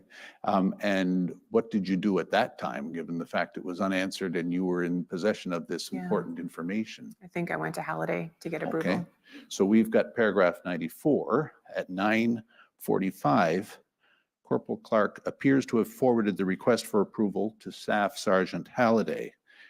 Corporal Clarke's email says, Steve, need approval. Addie is 10-6. Thanks, Jen. Right. What's that mean? Addie's busy. Addie's busy. That's the 10-6 is 10-6 tone, busy. Yeah. term for busy. Yeah. And so your recollection is that you sent it to Steve. Okay, moving on then. Paragraph 95, I'll ask you for a comment on it. At 9:49, Corporal Clarke appears to have received approval of the replica RCMP cruiser tweet from Staff Halliday. She sent an email to Leah Scanlon, copying Regis Dudley with the subject line, approved, in bold, by Steve Halliday. Tweet for approval, immediate please, 28B description. The body of the email stated, please note they are responding to another incident. Suspect is on the run. Tweet is approved. Yeah. Okay. Now, what was the purpose of you sending that at 9:49 to Director Scanlon? So the general rule of thumb would be that the bigger the incident, the more approval is required. On something a little more, I hate to say run of the mill because it doesn't really confer the right thought. That's all I can come up with right now. But something a little more routine, I would send the tweet out myself. Yeah. I needed her to know what I was doing. And on any other larger or more serious or any type of more high profile incident, I would make sure the director approved whatever I was doing. We needed to know where the other was. Right. So we have heard the presentation this morning that the actual tweet with respect to your work product was sent out at 10:17 a.m. Does that sound right to you? That's right. So we've got a difference of 27 minutes. 28 minutes between the approval and the actual tweet. Can you provide any insight into that, what you were doing, what you were thinking, and what your thought process was? I was waiting for approval. I know I sent the email at least twice to Leah. I knew she was busy. I don't know if I called. I'm pretty sure I probably did. I was pacing the floor. It was the longest 27 minutes of my life waiting to get told that I was good to send that. But again, it's huge to send out a picture of a replica RCMP car, which probably the average police officer wouldn't even know is different than our own. And to get approval to send that out. Again, how am I affecting our members on the road? I know there are an unknown number of police officers responding to this, and what is that doing to them? So it's a big deal. Yeah, given the circumstances here and the importance of the information that you had, while you were pacing the floor waiting for Leah Scanlon, would there have been other options that you could have utilized to get the approval, to get that piece of information out to the public? No. There are more people besides Leah Scanlon that would have had an involvement in this whole process and would have some familiarity with Stratcoms. Right. Did you reach them or reach out to them? Do you mean Cindy Bayers or any of those types? No, I didn't. Leah was the conduit at that point, and that was the person that I needed approval from. Right. There are also people above Leah Scanlon in terms of the command structure at HDIV. Would you have thought, given the substance of the information that you had, to reach out to those particular people? No. It wouldn't be appropriate for me to, you have to stay within the chain of command. I know it seems very trivial when you consider what happened, but that was the way things worked in that unit, and I wasn't going to stray from it at that point. We know that in looking at paragraph 98, that there was a tweet at 10:04 sent out with respect to the RCMP advising the public to stay away from Hidden Hilltop, given some significant information that they had with respect to the Fisher residence in Glenholm at that time. Would you have been privy to the information coming in about what's going on the road or at the road? I had a little bit of information you can see in my notes. I wrote down Silver Tracker. Yeah. That was one of the vehicles that was involved. Yeah. I guess the importance of this question with respect to paragraph 98 is that this is the tweet for Hidden Hilltop at 10:04. This falls into between that time period of 9:49 to 10:17, and we've got some tweet action from Stratcoms. Yep. And it was not obviously you, it was some other operative within the division. Would you have been aware that that tweet is coming out? Unless I saw it, but probably not. Okay. Given the importance of the information that you had at that point, did you call anyone else besides, I'm thinking Regis Dudley, who was responsible for this tweet. Did you contact her for purposes of getting advice on what you had? No. Okay. Okay.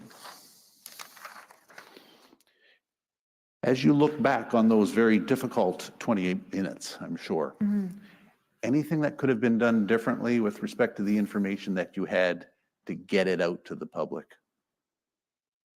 I don't know what else I could have done. There was a lot going on there in the background. I wish I could have gotten it out earlier. I don't know if it could have saved someone, or I don't know. Okay. I don't know that I could have worked any faster given the format that I was working in, given the usual process, and it simply wouldn't have been productive to anyone to start going rogue, so to speak, and trying to get approval from different sources than the one that I had. Okay. And just to tie this up to make sure that we're not missing any factual circumstances, when the tweet was sent out at 10:17, you're the one pressing send on that? Oh, yes. Yeah. And what was it that made you send that 10:17 tweet out? I either received a phone call or an email from Leah saying, do it. Okay.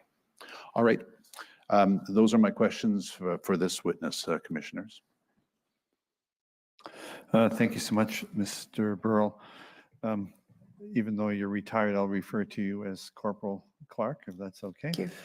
Corporal, the process we'll be following is that we'll take a break now, and Mr. Burrell and other commission counsel will meet with counsel for the participants and determine if there are further questions for you, and if so, who will be asking them. So we'll take a break for 20 minutes, Mr. Burrell. Yes. If you need more time, let us know. Certainly. So that will take us to let's say 11:15 then. Thank you. Thank you. Thank you. The proceedings are now on break and will resume at 11:15.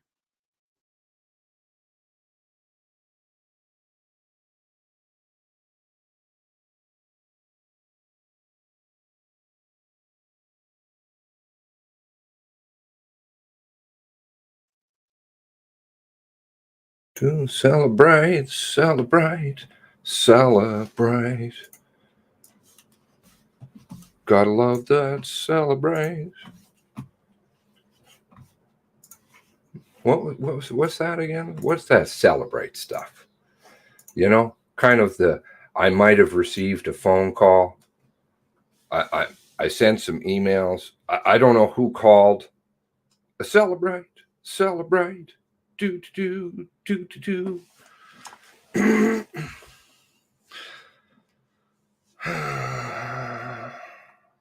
The canned, delayed, approved tweets. Strategic. Not very hard to tweet out a car.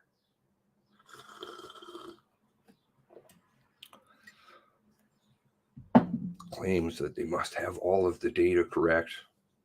Hidden Hilltop.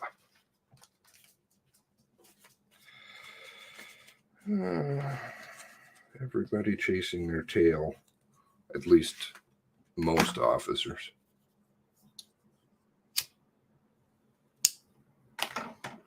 Siloed. Hello, Ken. Howdy. It did not tweet it till 11:24.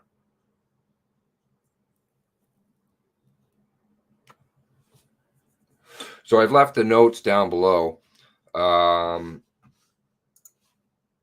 don't we have a look at, say, Dustine's call logs?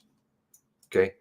So for those of you who aren't familiar with what Celebrate is, Celebrate pulls all records. There's no getting around it. Here's Dustine's call log. The one that they'll give us, right? Private number, Michael Bennett. Oh, avoiding calls from Michael Bennett. You know, the ones that might approve. Michael Bennett looking for the alert approval. You want to know who phoned and who tweeted. First of all, she has the records. They have all the records. Second of all, celebrate, celebrate, do. Go pull all the fucking this software will rip every single thing that you've ever had on your phone. Doesn't matter if you have washed it. It will pull everything off of a phone, just like they did with every phone. So don't give the claim, oh, I don't really know. I want to be clear. Stratscom officer, including, I was really hard on her. I would make fun of her. But she is just, the low rung doing her job. I'm sure she's aware of far more than she's saying. Yes, absolutely. But she is just following the siloed garbage that they give her, right? And I reviewed the other officer, one of the other strategic officers, Stratcom officers, once upon a time, who did come forward, did do the right thing, because, and he ended up killing himself. Because what happens is the public labels Stratcom officers because they're the frontline person, right? Just like Dustine has kind of got labeled. But really, you're better looking, at least in certain areas, at Leah, right? Talked about Leah before. So that's, it's got to, you have to be able to figure out who's doing what. They were absolutely light on the chart that they showed at the beginning. What are you doing? They only have like 2 people. Balls. That's totally inaccurate according to even their own investigation. And you can read it for yourself. I don't think I've got Leah's stuff down there. She talks about it. How many people, Regis and some other people, and they mentioned that. I tried to track some of these people down subsequently. Where has she landed? And I liked how she didn't answer the question when posed to her. The question was basically, were you aware of any delays? And she said, well, I just, I did what I did. That's not answering, was she aware of the delays from upstairs? Stayed away. I'd like to see where she landed. What kind of job she's got now. And I understand she took a lot of heat. The heat gets too hot and they just retire. I'm bouncing all over the map, but my head is kind of always going through a lot of different things. You guys remember, those of you in Nova Scotia remember Heidi. She was in Stratcoms. However, they poofed her off the internet. I think I may still have a picture of no, I don't want to offend Heidi's family. It's not an offense.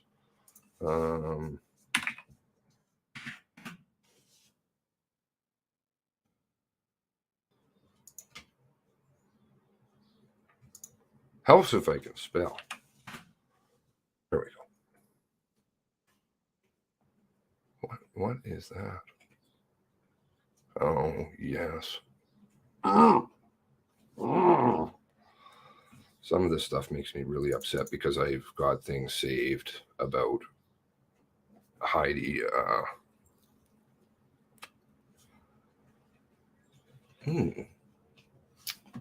Oh, somewhere in my folder. It's not quite there. In this one. But she, to the best of my knowledge, she was a Stratcom officer.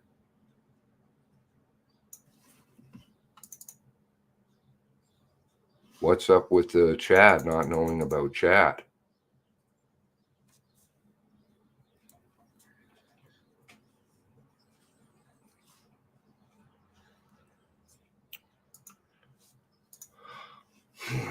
Let's see what some of your messages are here.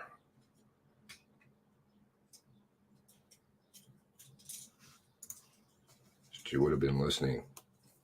Yep. Celebrate knows what's in your pockets. Celebrate, celebrate. Oh, but we don't know.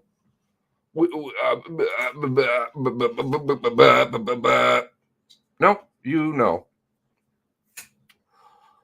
Just ask. No, why is his name eluding me? Out in BC. Maybe those of you who watch a lot will remember. Lots of people don't watch the stuff that I do in between, which is where there's a lot of meat and potatoes. And it's a lot of our collective hard work, I like to always make sure that this is a group thing, right? I am very much a solo worker, but it is a group. It is a group. We are a group.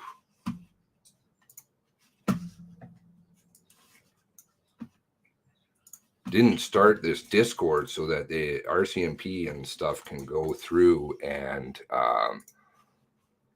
write their narrative for them, right? Didn't start it for that. Started it for the gray cells to working together, right? Collectively. And even though I prattle on, I'm trying to dump a lot of information. There is no situational room. We're not aware of human being attached to a police officer in the field that's tweeting live from the field. It doesn't work like that. That's something to wrap your head around. Right.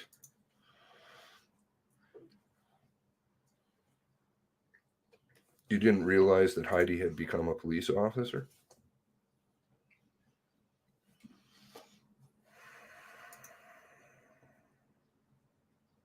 some real interesting classes around that time. With the RCMP, it's those who are driving the bus and those who are thrown under it. Yeah.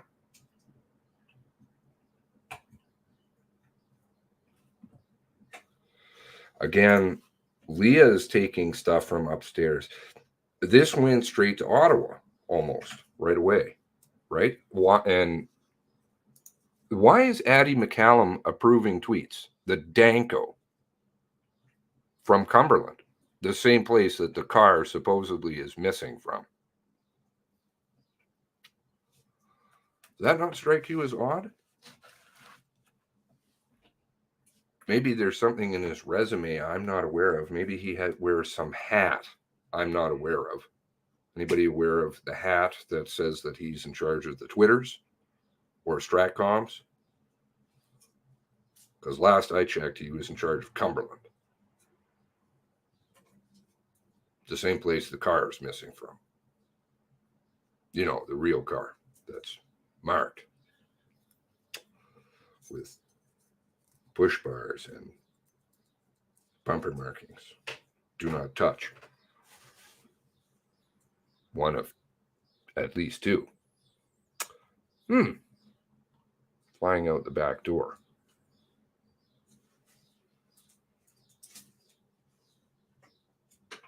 GCS surplus. Brother-in-law.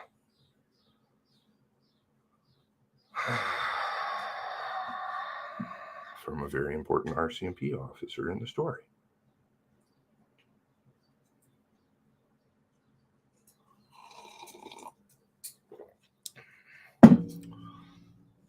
I love they went on. I was dropping hints in the chat, and then they went on break and asked him about that. Max, and they came back. Who are you related to? Maybe they're just watching. Maybe the tinfoil. Morning, Ken.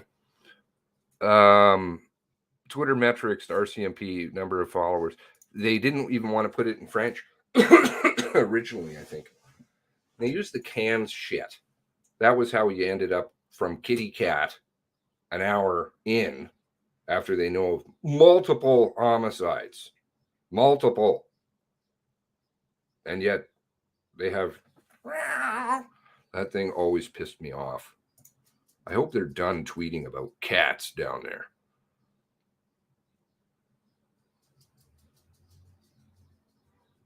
And Croteau, the other Stratcom lady, you guys remember her right at the beginning? I suspect she got the boot because during a press conference, at least from this file, during a press conference, she mentioned about the face. Chris was like, "Oh yeah, we did the Facebook," and she's like, "No, we didn't do the Facebook."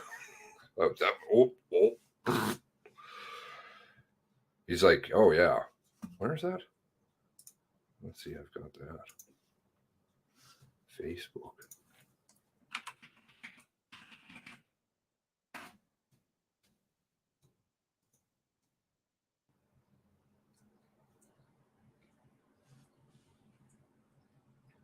Oh, come on. I can never find anything that I want. I just know it in my head. The Facebook. We used the Facebook. No, we didn't. Boom. Jesus. We'll have to listen later. Okay, bye. Take care. Have a good day. McCallum, Staff Sergeant, OCC, Village Fire Hall. Oh, yes. How many staffs were down at they're all over the place. Tons of staffs. Like they like to use that cooks in the kitchen skirt too. Oh, it's because we have so many cooks in the kitchen. Don't ask questions. She was at Great Village. Yes, I remember that interview she did on the Hill, right, with CBC. That's the one where they have the... Isn't that also the one where the damaged car shows up? I think it does in that same segment. Go for truth. You will always do amazing when you call in. Truth is good. Talking about McNeil. McNeil, yeah, good old McNeil. There's a hero.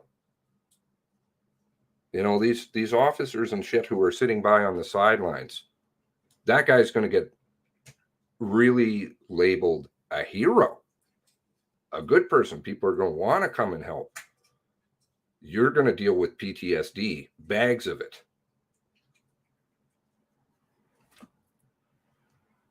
Which is better? Which is better?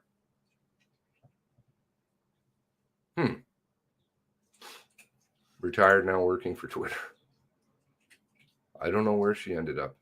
She would end up somewhere interesting, and they should ask her, where did you end up? I don't. Does anybody know? I don't know if it's in her interview. I'm trying to recall. I don't think they did ask her. Retired. A lot of people retired. A lot of people retired. Chalk it up to chaos when you don't have the facts. So sad. You know, and just have to try and piece together this shit as we go. She would have been listening to radio chat. That's so true. All these people, and it's just weird. Some of the stuff they didn't know, like Chad had been shot. I'm like, huh? Is there something else going on that we're not aware of?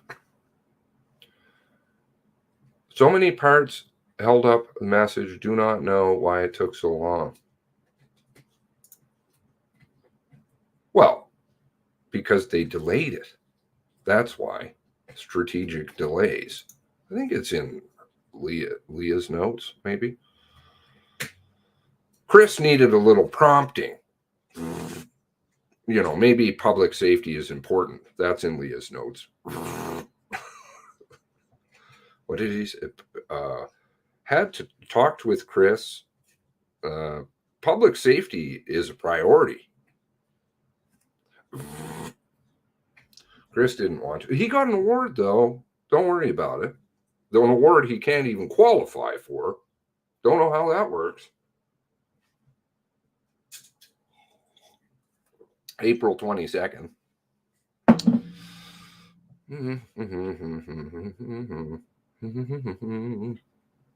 Oh, the covert ops are here.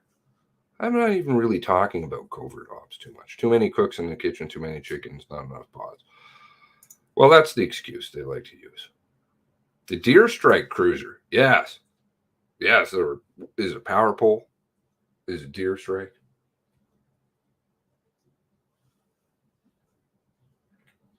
Right. Radio show talking about call-in hour is now MCC is being discussed. From what? Mainstream media, which has just been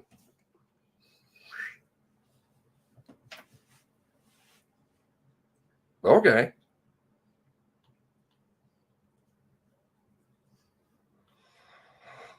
There's no situation room.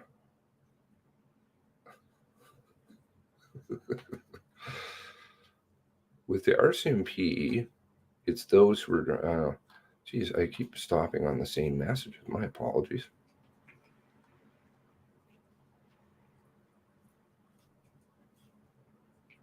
They zipped through that, though. Didn't ask very many pertinent questions. Where's the family's lawyers? Do they get to ask?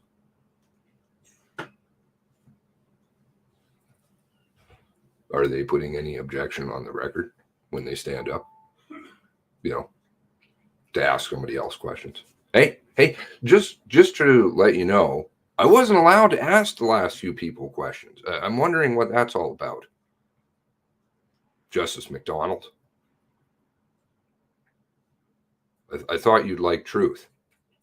I thought you were an ethical officer of the court, a justice. Just thought I'd ask you that before I get to this witness, because I'm having some problems here reconciling why I can't represent my client. Perhaps you guys over there might want to answer that one. That would be what I would say. Noticeably absent. Yes, the Todd V show. Rick Howe. Isn't that, what is it, Corbet? Yeah, it's an interesting one, all of this. That deserves digging into the deer strike car.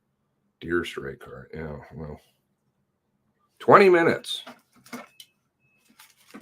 Every witness moving forward needs to be questioned. Yes. Every witness needs to be forthcoming and honest. Like heroes. Let's see here. A couple of things I'm reviewing. Oh, yeah, I can't really show this stuff on screen. It's a problem. I found this reference very odd. While en route, members were advised Constable Morrison had made contact with the suspect and may be injured. Shortly thereafter, certain person, which I'm still digging into, so those of you who know will identify it, but I'd just rather put more pieces together first. Heard a male voice over the radio state, "Member is okay." No other details were provided in the transmission, which was abnormal. The transmission was abnormal. Okay, so Morrison may be injured, but that was pretty clear in the radio logs, so I'm not sure what radio frequency they're operating on. And then there is a male voice states over the radio, "Member is okay." No other details were provided, and the transmission was abnormal. As a result, blank asked for the speaker to identify himself. Where's that in the logs? When challenged, there was no response. Blank later learned Heidi was down and that her pistols and mags had been taken. Blank speculates that he may have spoken to the suspect on the radio.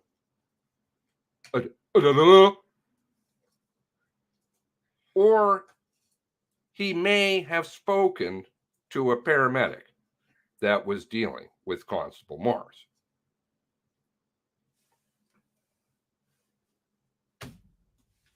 Really? Well, that's very interesting, isn't it? Whose log again? Which radio frequency were you on? These missing radio frequencies? No. No, it's not Bernard. Bernard's statement, very interesting, though. Very interesting. That is another officer who is none too happy. And frankly, less happy than Dion.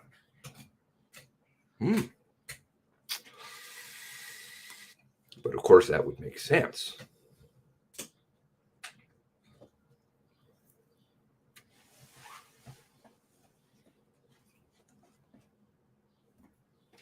Given where he sits in terms of Heidi and classes, and sadly, what role he filled. 23 minutes. We need more McTruths like Chief McNeil. Please don't forget this man. Honestly, don't be a keyboard warrior. He's going to need support because they will come after him. They will. RCMP don't like it when people talk stuff. Nancy, good morning. Good to see you. Long time no see. Sandy. Hello. Gabe's car was such a great replica. He had replica encrypted RCMP radio system because criminal attention to detail and GCS help. It's almost like Mexican music appearing in Excuse spliced me, up everyone. videos, The proceedings will resume in 2 minutes. or sorry, audio, which kind of just goes by the wayside. Okay.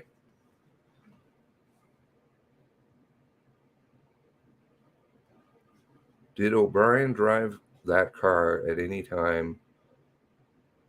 Which car? Oh, the deer car? I'd like to know if that car was in the proximity of number 4.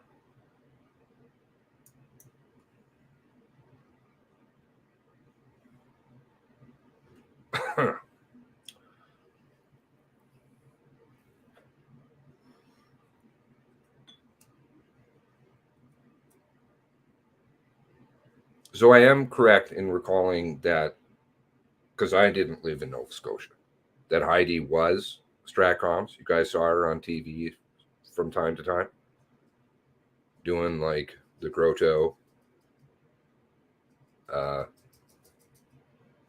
Clarke stuff.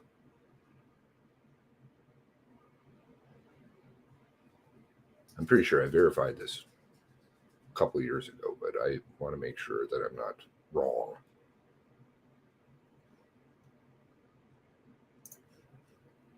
Yeah, she was in media relations. Okay, good. Yeah, and they just, I'll tell you, right away, they washed the internet of her, which always struck me as a bit odd.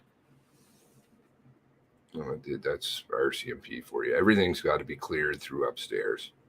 They're like families of RCMP members can't speak. They can't do anything unless it's cleared. This is the way that it works. I mean, it's really out there, man. Halifax, yeah. I think I have somewhere, I have a picture of her standing out in front of, just a picture, because that was all I could get of video. You know, I could be like these clowns and say that it was actually a video, but it was actually just a still of a video. Welcome back. The proceedings are again.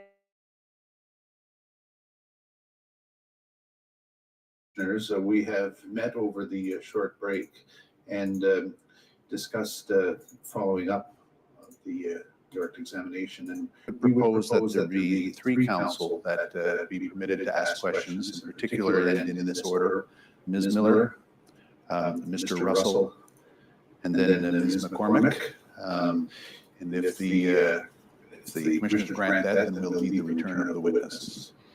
The witness, excuse me. Yes, let's have the witness in. That's, thank you, counsel, for collaborating on that. Appreciate it. Ask you to kindly explain your respective retainers to the witness. So retired Corporal Clarke has returned. Thank you, Chief Commissioner. Thank you again, Corporal Clarke. 3 counsel will be asking you questions, follow-up questions. Ms. Clarke, beginning with Ms. Tara Miller, and she'll come forward now, and each one will explain who they represent. Thank you.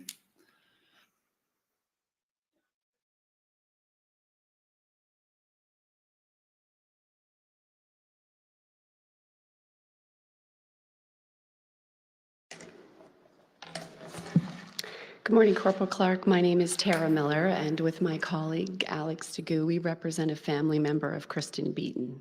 Okay. Is it okay if I continue to call you Corporal Clarke? I know you're retired, but That's fine. Thank you. Okay. I want to start with having a better understanding, Corporal Clarke, of training that would have been done after you arrived at the Strategic Communication Center in 2016, specifically with respect to handling incidents of a critical incident magnitude. So can you share with us what kind of training would have been done from 2016 on in terms of that division that you were working within? Training with respect to just social media or the entire function of the unit, which Well, I'll take all of the All of it. training, and I want it to be broader than just there's a car accident in the traffic. I would like you to focus on training that would have been specifically dealing with critical incident matters that would have initiated the critical incident command. So it wasn't really so much training as more of a job shadowing thing. So, you know, at first I was basically held by the hand and led through the process of, you know, doing my job essentially from start to finish. And as I became more proficient with it, I required less supervision. Okay.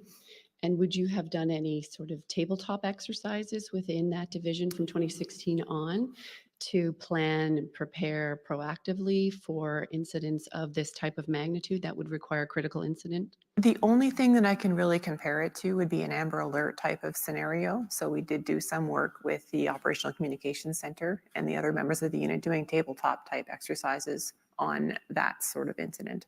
Okay, so the only thing that you can recall would be an Amber Alert training. Right. Okay. Nothing about an active shooter? Do you have any recollection? No formal training on something like that, no. And any training within your group with respect to the EMO alert system from 2016 forward? The only conversation I had with anyone about Alert Ready was in the days following April 19th, so that week following, because I think on the Friday of that week, an alert went out. And the only conversation I had was to ask the director, why didn't we use it? And the response was that it had never been used for operational policing response. Okay. And that was the end of the conversation for me. And when you say the director, that would have been Director Scanlon? Yes. Okay, and so it had never been used within that group. And is it fair to say you weren't even aware it would have been a tool prior to that subsequent Alert Ready going out after the mass casualty? That's right, right. Thank you. I'm going to move around here. Sure. Certainly, Mr. Burrell covered much of a lot of the relevant information. I just want to drill down on some of the things that you addressed. One of the pieces of information, Corporal Clarke, that you had at 8:59 a.m., and this is in paragraph 90 of the foundational document. And we can bring it up, but I think you're familiar with it. At 8:59, you email Director Scanlon with an update about the perpetrator's replica police car, and you talk about it looks like a current Ford Taurus Interceptor. The only difference is that it has a whip antenna mounted on the trunk. Where did you get that information from at that point? I think it was a conversation I had over the phone with Staff Sergeant McCollum. We were trying to figure out how it was I was going to make that distinct from the legitimate police cars. Okay, and do you have a recollection of how he had that information? No. Did he tell you that he had a photo at that time with that information? I don't remember. Maybe it was that one of them was going to send me the picture, okay, but I don't know how he knew that. Okay, and that's why I was wondering where you got the information, whip antenna mounted on the trunk. That came from Staff Sergeant McCallum? I think that was in a conversation I had with him, yes. Okay, thank you. And we know from looking through the Facebook and the Twitter notification that went out, I think the Twitter 10:17, the Facebook at 10:19. Let me back up a little bit. You were responsible for posting both on Twitter and Facebook, the dissemination of social media information about the car detail. Was that you doing both the Twitter and the Facebook? I don't remember the Facebook post, but I do remember the Twitter one. Okay. And is there any reason why reference to the whip antenna, Corporal Clarke, didn't make it into the descriptor of the car as another piece of distinguishing information for the public to be able to discern? So the whip antenna, I knew that my boss didn't know what a whip antenna was. And I didn't know what members of the public would or wouldn't know if I used that description. I know that some of our traffic cars may have a whip antenna on them. So I didn't think it was descriptive or distinct enough for me to use that criteria, and that applies as well to the push bar. I know that some detachments have push bars on their vehicles and some don't. So I was going to ask you about the push bar. You were aware that this vehicle did have a push bar on it? I think that's in some of the emails back and forth, but to me it wasn't distinctive enough to make it easy to make it clear that that wasn't our car. And why was that? You understood, I think you said that a lot of vehicles had push bars on them? Some detachments do. And from my experience with the response to the incident in Moncton, I knew that police cars had come from all over the province to help with that. So I didn't know which units were in the area and which units may have had push bars on their vehicles. Okay, so evidence the commission has heard to date is that there really was only one other vehicle in the province that may have had a push bar on it, and it was in the valley. Does that strike you as, you seem to have a sense that there were far more vehicles than one other vehicle with a push bar on it? I can tell you for sure that Mitigation detachment, they were putting push bars on their cars because they were hitting a lot of deer, just because of the geography of the area. And the whip antenna, we had evidence as well from another witness earlier that the whip antennas would only have been placed on the older cars. Were you aware of that? I wasn't aware of that, and I just didn't feel safe enough to me to do that.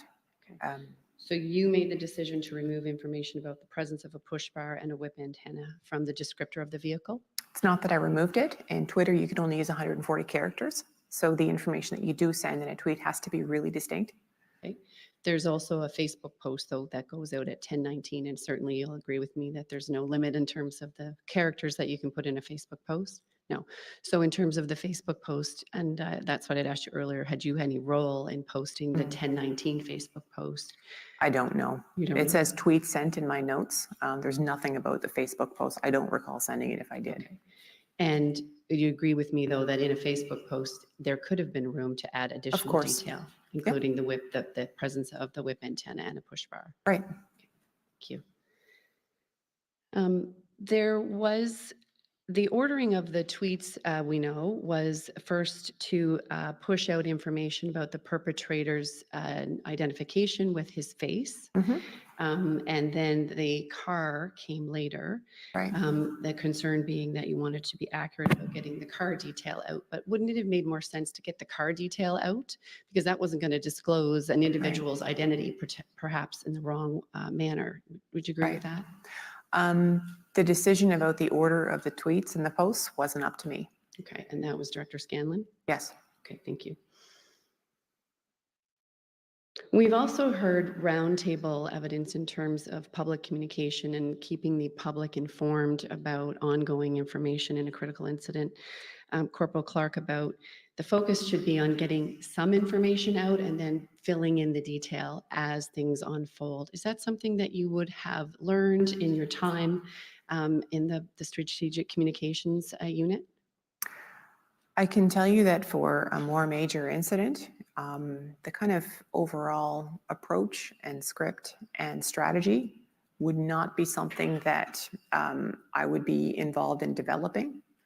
I would be involved in doing press conferences, responding to media inquiries, that sort of thing. Like the strategy wouldn't be my role to come up with that. When you say strategy in terms, but you were you played a part and a role on the certainly the events of the mass casualty in getting information out to the public. Right. Is that something that you had not normally played? Again, I did play a role, but I was doing the role, completing the role that I was told to complete, right? I wasn't on duty that day. I was called in to help, and I was asked to do certain things, and those are what I did. Okay, thank you. But separate and apart from that, I just want to make sure I'm clear on your evidence. Corporal Clarke, are you saying that prior to the events of the mass casualty, your role would not have been to draft tweets and Facebook posts and get them out into the social media domain? Was that I something certainly would have, but again, for a larger event, it might be something like this one where I was told to get a picture of the police car out. How many larger events had you been involved in prior to the mass casualty event in 2020, would you say? The Guysborough incident, that particular incident I was involved in as well. Is it the Desmond? Yeah, yes. Okay. A lot of the more high profile incidents over the 5-ish years that I was working for strategic communications, I was involved in. Nothing as sort of operationally intense as this one. Okay. Anything as fluid as this one? Right. Okay. That's a good way to describe it, yes. Yeah. So that would be a marked difference, certainly, between the Guysborough Desmond incident and this incident, that was not fluid. It was not dynamic. Right. Yeah. This one was. It was more, we were more reactive as opposed to proactive in that one. You were more reactive in the Desmond inquiry, or more reactive in the Portapique mass We casualty? were more reactive with Desmond because the suspect was deceased by the time we were dealing with that one. Thank you. We've worked through the timelines, and we have that evidence in the foundational document. I want to ask you a few questions about some of the pieces of detail around the timelines, Corporal Clarke. One of the reasons you gave for some delay in terms of actioning things, I understood, was because you were in touch with various people, one being Corporal Cotreau. And I think you said she was sitting in her car with her uniform on in an operational capacity, and you were worried about her. Where was she actually physically located at this point? I'm not 100% sure. I know she was in the general area of Portapique. I'm not sure 100% where she was, but we didn't know where he was. Okay. Did you understand that she was at command post, or that she was actually on scene in Portapique? Yeah, I really don't know. Okay. So is that an assumption that you made, that she was sitting in her car with her uniform on? Once I realized that she was there and we didn't know where the suspect was, it's very, very chaotic doing the public information officer job when something is happening, because you don't have the information to get to the reporters as they want it. It's very demanding, and I wanted her to have her eyes up and to know what was going on, to have some more situational awareness than I realized she probably had. When you said once I realized she was there, again, I'm just trying to pinpoint to the best of your, and maybe you don't know, was she at the command center, command post, or was she somewhere outside of the command post? So I think you might have already asked me if she was at the command post, and I don't know exactly where she was. It would be very typical for the director to require the PIO to go to the scene. And again, we didn't even know how many scenes there were at that point. I knew she was in the general area, and I also knew we didn't know where the suspect was. Okay, thank you. That caused me some concern. I also want to just clarify with you, to the extent that you can recall, when was it that you actually did receive the photo of the car? I don't know. You don't know? No, I don't have that phone anymore, so I couldn't tell you when I received the text. Okay, thank you. You also talked about at 9:40, you would have sent the tweet for approval to Staff Sergeant Addie McCallum. There was no response, and your evidence was that that didn't surprise me, because you knew that he was responding to the Wentworth incident and was in an operational mode. Right. Part of what a large part of this inquiry is to make sure that we're looking forward and making suggestions for the future. It strikes me that Staff Sergeant McCallum was playing two roles that day, that morning. We know that he had been delegated to deal with communications by Staff Sergeant Halliday, and that was why you were going to him for approval with this tweet, correct? Okay. I was told to go to him for approval, so that would be my assumption. And who told you to go to him for approval? Leah, I believe. Yeah, well, and we do have that evidence that Staff Sergeant Halliday had delegated that to him, so that makes sense that you would have gotten that direction. Right. But it also appears he was playing an operational role, and certainly at that point, your evidence is that he was driving his car and he wasn't available, so it didn't surprise you that he couldn't respond to give approval. Does it strike you that in the future it would be better if the person giving approval really only had one job to do, to liaise in terms of the communication piece? It's difficult, it's not really for me to say. It seems to make sense, but it's also very difficult not to help when you're a police officer and you're at a scene, and there may be a potential for you to be able to help. But police officers help in different ways, and certainly the aspect of policing that deals with public safety and public communication, that's a pretty critical role in an event of this magnitude. Would you agree with me? It is. It's huge. You did get approval from Staff Sergeant Halliday at 9:45, and then you sent the same tweet to Director Scanlon 2 to 3 times between 9:49 and 10:17 when you got approval. Right. And your answer for that was, you were asked why you had to go to her for approval, and your answer was that as a general rule of thumb, the bigger the incident, the more the approval is required. Right. Where is that rule? It's not written down in there. I mean, it's a difficult role for a police officer to go to that unit, simply because in a lot of cases, the rules aren't written down. The rules are understood. That was definitely something that I understood while I worked there, was that if the higher profile the incident, the more approval was required. And there was no way I was going to send that tweet without her knowing what I was doing. You say the rule was understood. Yes. It's not written down. Were you given any instruction during your time at the Strategic Communications Unit from 2016 forward that you needed to have escalating levels of approval for different things? There were always more hands involved on a more serious incident, whether it be an operational or more of a responding type of incident that we were dealing with as a strategic comms unit. Okay. That would be have been my experience, that the higher the profile, the more approval required. And I needed Leah to know what I was doing, because I knew she was communicating with senior management. But Leah, Director Scanlon knew what you were doing. She had asked you to do that tweet, she did. Correct? Yep. And you had received approval from Staff Sergeant Halliday. Mm-hmm. And yet you felt that you still had to go up the chain to her to get further level of approval. Okay. Right. And so you'll agree with me again with a forward-looking view, Corporal Clarke, that having to get different levels of approval when you've gotten a level of approval for somebody who is in a command structure, that slows things down. Things were changing very quickly. Yes. That morning, and I wanted to make sure that nothing had changed that would prevent me or make it difficult or challenging or risky for us to send that tweet at that time. And what would have been risky about sending that tweet? You had confirmed perhaps the suspect was in custody. Perhaps something had changed. Perhaps he was in a different vehicle. Okay, let me just break that down a little bit. Perhaps he was in custody. So would there have been any challenge with having sent out a tweet with correct information, although the fact that he had been in custody? What would have been the problem with that? I think it would cause unnecessary risk to our members to send a picture of a police car out saying that our suspect is driving this vehicle. If he was already in custody and that was no longer the case, it seems an unnecessary risk to take. For who? For us to basically target all of our members. So an unnecessary risk for the RCMP versus the public safety. I'm not putting one against the other. I'm simply saying that it would be unnecessary to send that post if the risk was no longer there. Sorry, Ms. Miller. Ms. Miller? Thank you. She's already answered the question, but we'll just keep this handy for next time. You'd agree with me, Corporal Clarke, that if you sent out that type of a tweet, you could very quick and found out then that the suspect was in custody, you could very quickly follow up a tweet to clarify that. Stand down. Sure. Suspect in custody, all good. However, that day would not have been the time to change the process. And out of respect for the process in our unit, that was the way we did things. And it wasn't going to change it that morning. So then this is a process that you said wasn't written down. It was just a general understanding. That's right. Okay, thank you.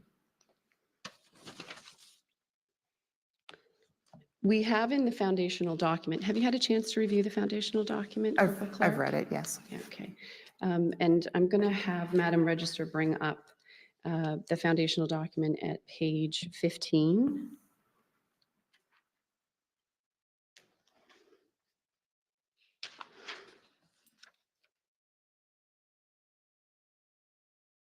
And what I want to do, Corporal Clarke, is have a sense from you. I think I know the answer to this, but there are a number of social media posts, Twitter, Facebook, et cetera, throughout the morning. I'm not going to take you through them all, but certainly up until the 10/17, 10/19 information. I just want to be clear about what you were responsible for in terms of drafting and posting. Sure. Okay. So the first tweet is at 11:32 p.m. That's on April the 18th. I understand you were not even involved at that point. I wasn't, no. And that would have been Corporal Quatreau, is what we understand, would have been in charge of that. I don't know who sent that. Know. Okay, fair enough. Then at 8:02, there is a tweet that advises that there's an active shooter situation in Portapique. Were you involved with that tweet? No. Okay, and then at 8:45, this is the tweet dealing with release of the perpetrator's name. Is that something you were involved in? No. Okay. And that was the one I think that we understood from you, that Director Scanlon was involved in getting out the information about the identity of the perpetrator, correct? Right. Okay.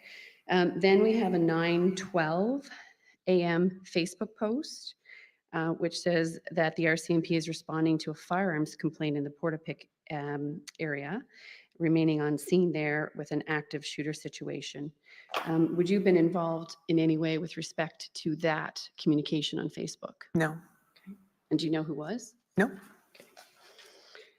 Then we move to number 5 on page 16. This is the 10:04 tweet from the RCMP advising people to avoid Highway 4 near the Hidden Hilltop Campground. You weren't involved in that tweet either, were you? No. The first tweet I was involved with was the number 7. Okay. And you had no knowledge of that tweet either or that information, correct?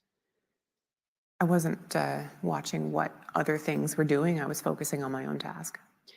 And so you're part of the strategic communication unit. I appreciate you're working from home because of COVID and you had been not on duty, but is there no broad picture of what all other team members are doing in terms of your unit with communication that morning?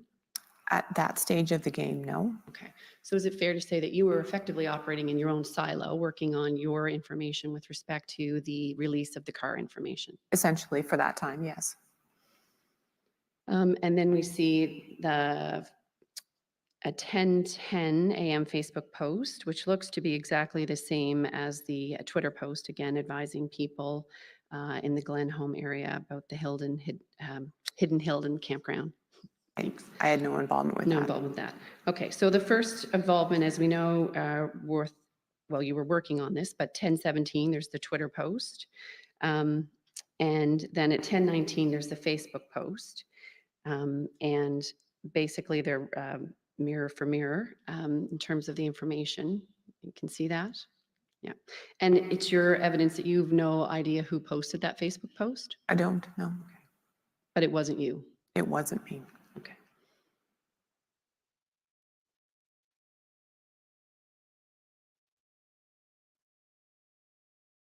From your evidence, Corporal Clarke, I just want to review the list of people that you interacted with that morning in terms of communication around this tweet, which was restricted to information about the RCMP car. So certainly Director Scanlon, correct? Yes. Staff Sergeant Addie McCallum? Yes. Okay. Staff Sergeant Halliday? Yes. Corporal Coutreau? Yes. Okay. Cindy Byers? Yes. Okay. Anybody else that you would have interacted with or communicated with on that morning? I don't think so. Okay. I really don't recall anyone else. I know you copied Regis Dudley on an email, so would she have been involved? Not in the writing of the tweet. I think from the notes earlier, I think Regis was running like basically a transcript of what we were doing. I think that was her role. Okay. So you learned that after the fact? Yes. Okay. Did anyone give you direction at all through that morning, Corporal Clarke, not to release information in a tweet? I don't think so, no. And are you aware of anybody else that you talked to about the preparation, dissemination, or holding back of information in tweets that morning? I don't think so, no. We know that there was interaction between 2 members, Staff Sergeant Carroll and Byers, with respect to earlier in the morning about doing a media release around the police car. Would you have had any involvement in that communication? No. Okay.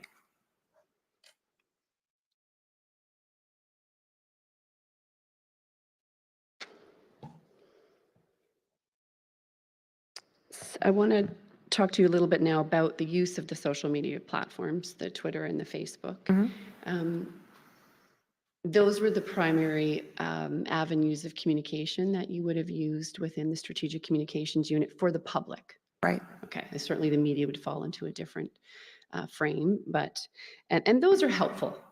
That's helpful to use the social media, those channels to get information out to the public? It's it picks up a different demographic than might be picked up by the news. Social media people are pretty active on there, so it's a different way to engage with people. Yeah. And so for people who are engaged in social media, that's a good way to push out information quickly. Right. I want to take us now to, Madam Register, if we could go to the Plains Road foundational document and at page 33.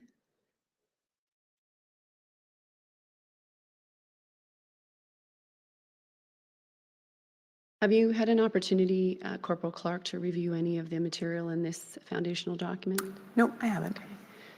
So this is a section of the document that deals with my client's family member, Kristen Beaton. I want to take you through a few paragraphs in the context of, as you said, there's a demographic that actually will see and respond to information going out by social media. Okay. Ms. Miller, Ms. McPhee has something to say. Thank you. I'm just going to ask council to perhaps tie this into Corporal Clarke's testimony and the relevance of this to her testimony this morning with respect to strategic comms that morning. Ms. Miller?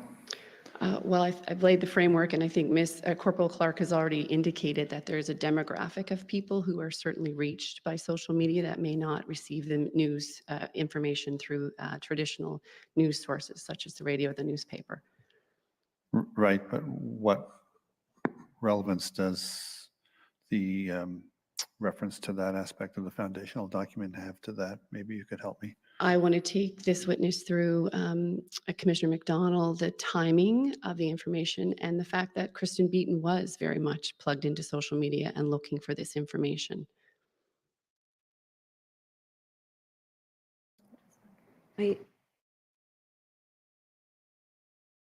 Commissioners, if I...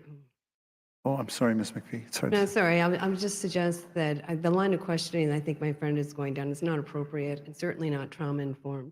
He wants to talk about a certain demographic and describe it in general terms, fine. But if it's to take her to what Ms. Beaton was doing that morning, I don't think it's appropriate for this witness to have to answer.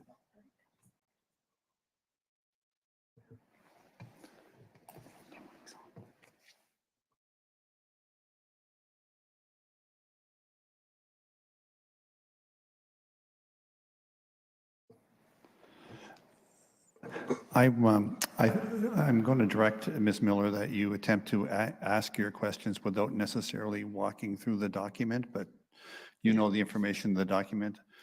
We're not comfortable that this witness has enough information vis-a-vis that document. We would direct that you certainly can continue in that line of questioning, but not in reference to the document. Thank you.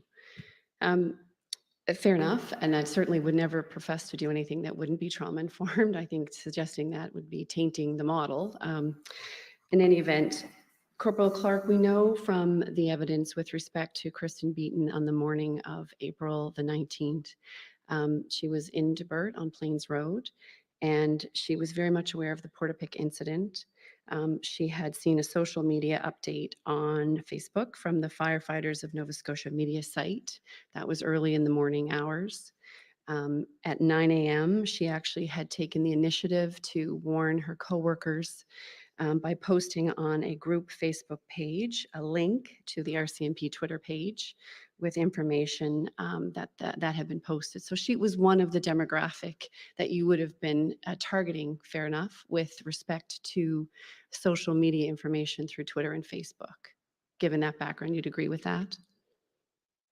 I don't know what you're asking me to say, but you're saying that she was aware of it. She was aware of it. That's Yeah. good. She had accessed the RCMP Facebook site and had actually taken the initiative to post that for her coworkers to cascade that information out. And that's what you would want people to do in social media, to be able to help share and enhance the public safety by sharing that information, correct? Of course.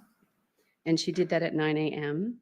And then she received at 9:37, 39 a.m., she received a Facebook screenshot from her husband, again, with further information. This would have been the 9/12 Facebook post. Okay. So again, this is what you want people to do, to take that information, to process it and spread it out to their friends, family, and coworkers to help magnify the reach of the communication. And then we know at 10:01:06, she receives a text from her husband, and then of course there's no information. We know that based on I'll rephrase that. We know that from that point on, it is evident that she became a victim of the perpetrator. Knowing that this was a person who was very plugged into social media and actively looking for information and sharing it, is it fair to say that it would have been better to move that information more quickly?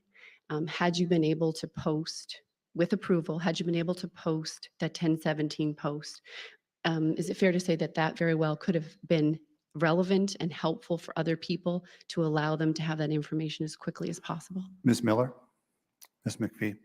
I'm going to object to that. Again, I'm going to say that I think this line of question is frankly abusive.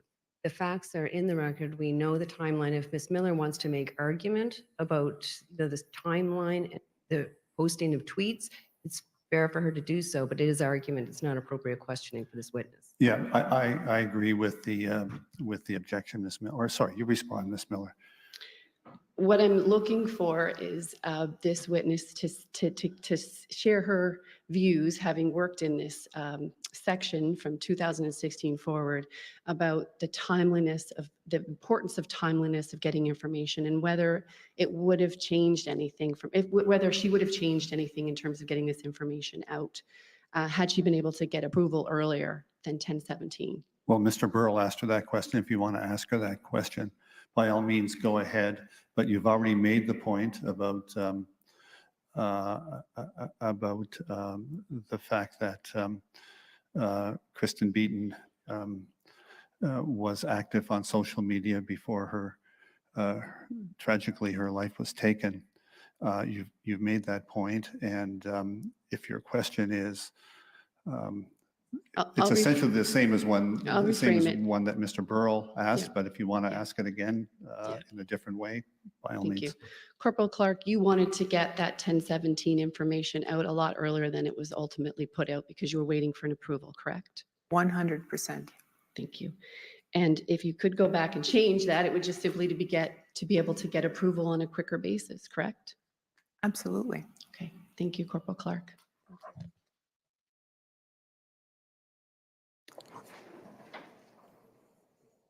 Mr. Russell?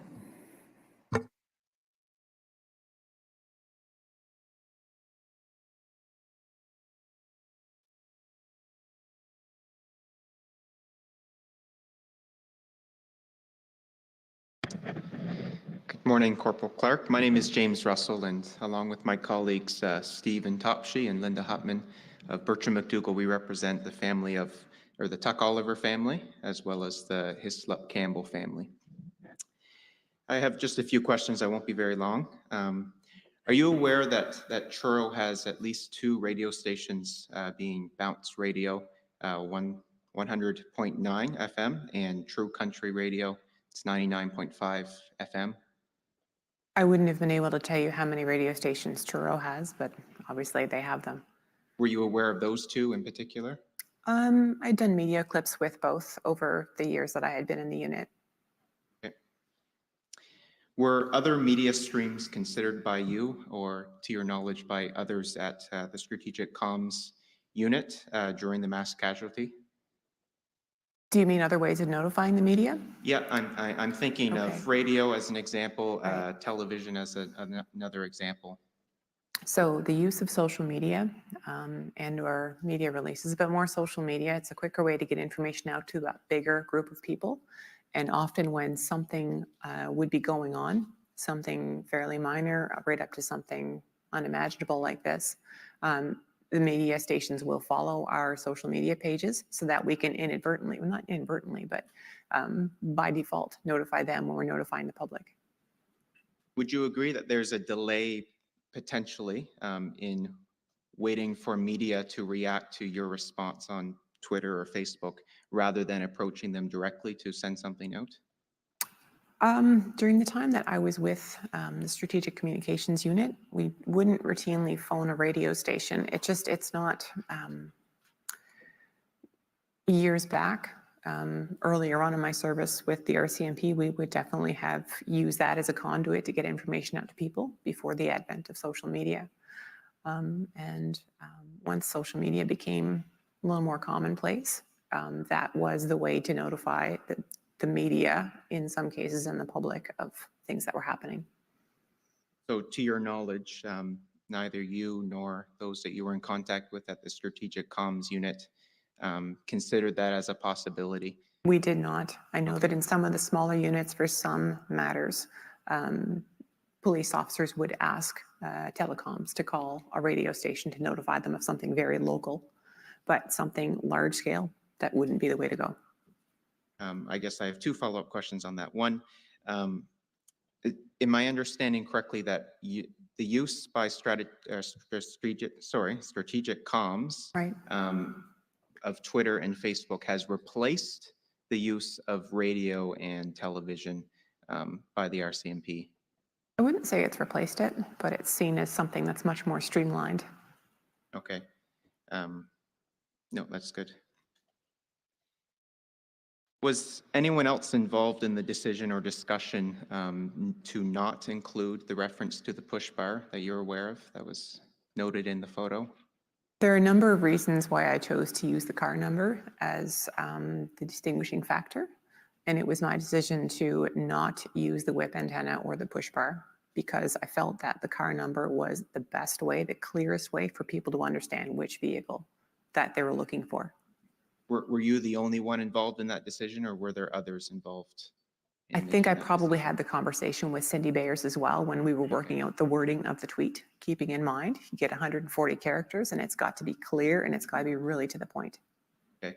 And actually, this leads me into my next question. Are you aware that Twitter did change their character limit? So in 2017. Is 2017. Okay, fair enough. And I think it went up to, I don't know what the number was. 280 is what I understand. Okay. Is that very good? according That to what does you make understand? sense. Okay. Bells are going off.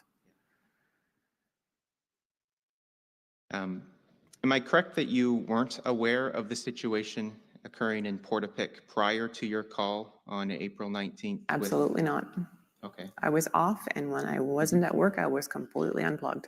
So it wasn't until your call with Leah Scanlon that you knew about anything about Portapique? That's right. Okay.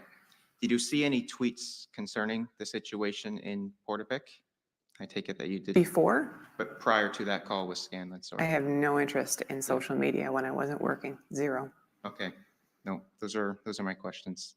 Thank you, Mr. Russell.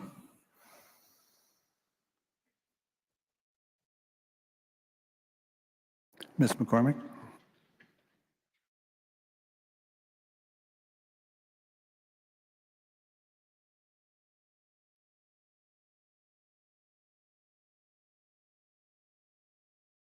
Thank you, Commissioners. Good morning, Corporal Clarke. Good morning. My name is Grace McCormick, and I'm an associate lawyer at Patterson Law. And together with a number of my colleagues, we represent the majority of the families of those who were killed in April of 2020, as well as a number of surviving victims. Okay. So first, following on my friend Mr. Russell's question, I'd like to ask the registrar, please, to pull up exhibit number 2039.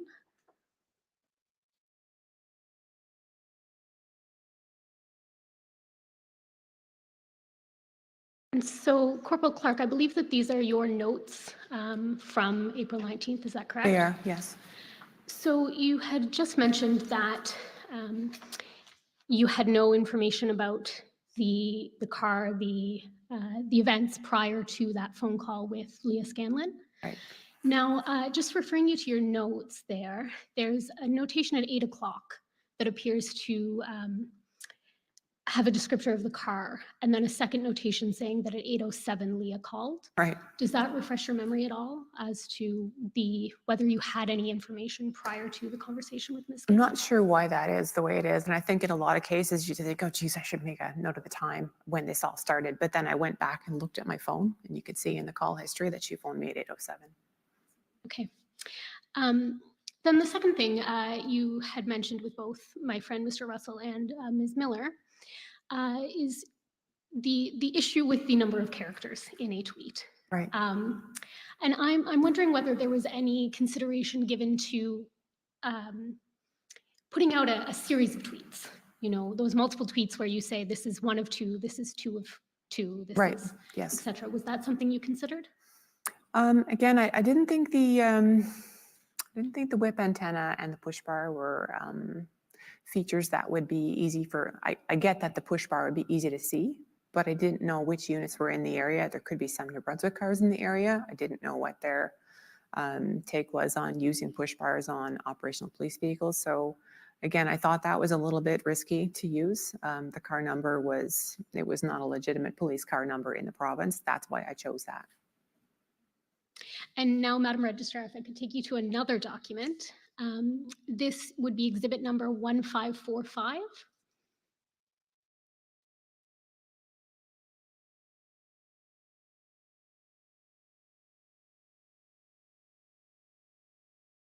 So this, again, is the email chain between you and Ms. Scanlon. Do you recognize the document? Yes. And I recognize you've spoken a lot about this email chain throughout the morning. And we've spoken in particular about that 9:49 email. But you'd mentioned that you had in fact sent this email to Ms. Scanlon a number of times. And so in fairness to you and the commission, I wanted to bring this document to your attention. So it looks to me as though you send the same email to Ms. Scanlon at 10:13 a.m. Does that accord with your recollection? Sure, yes. And then again at 10:15:11, you send the same email. Right. And of course, we know that the tweet went out at around 10:17. Yes. So presumably it was after your third email to Ms. Scanlon that you received permission to tweet that information. Right. Those are my questions. Okay. Thank you, Ms. McCormick. Mr. Burrell?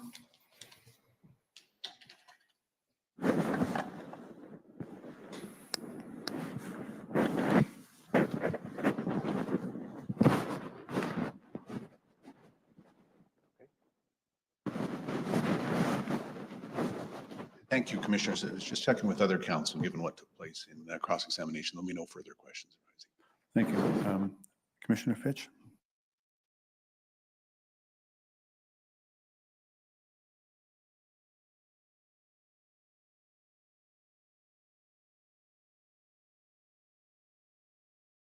Thank you, Commissioner McDonald and Corporal. Thank you very much for sharing with us today.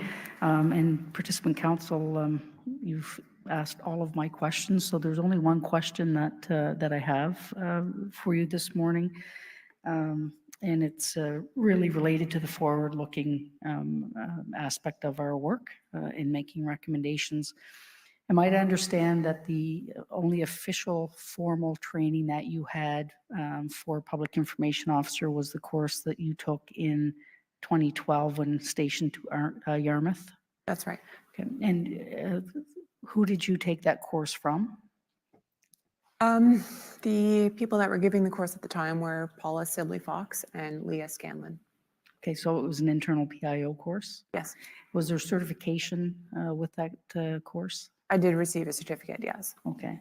And during your tenure as PIO, I know that you answered some questions around training, but do you recall anything specific to crisis management communication?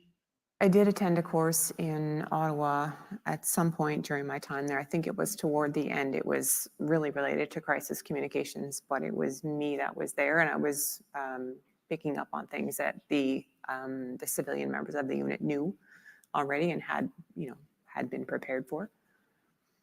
Are you aware of a course at the Canadian Police College on effective crisis communication? I'm not, no. Okay.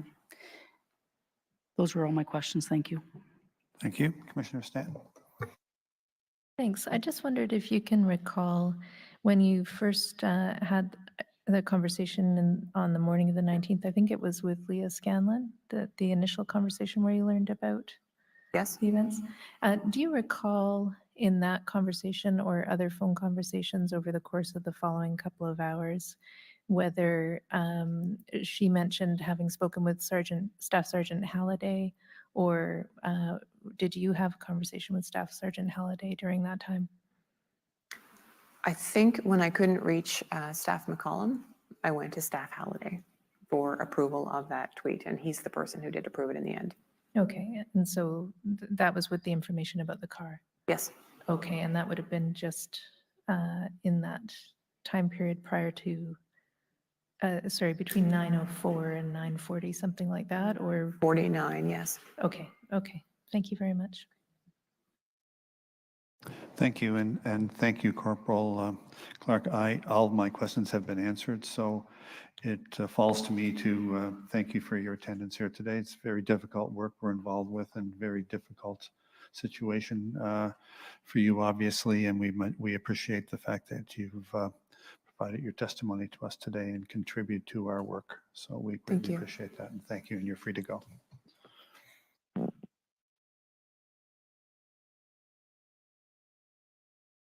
Ms. Mancini.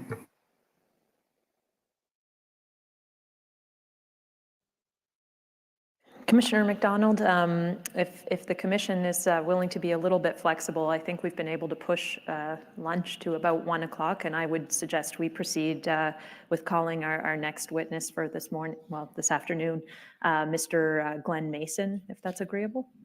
Thank you.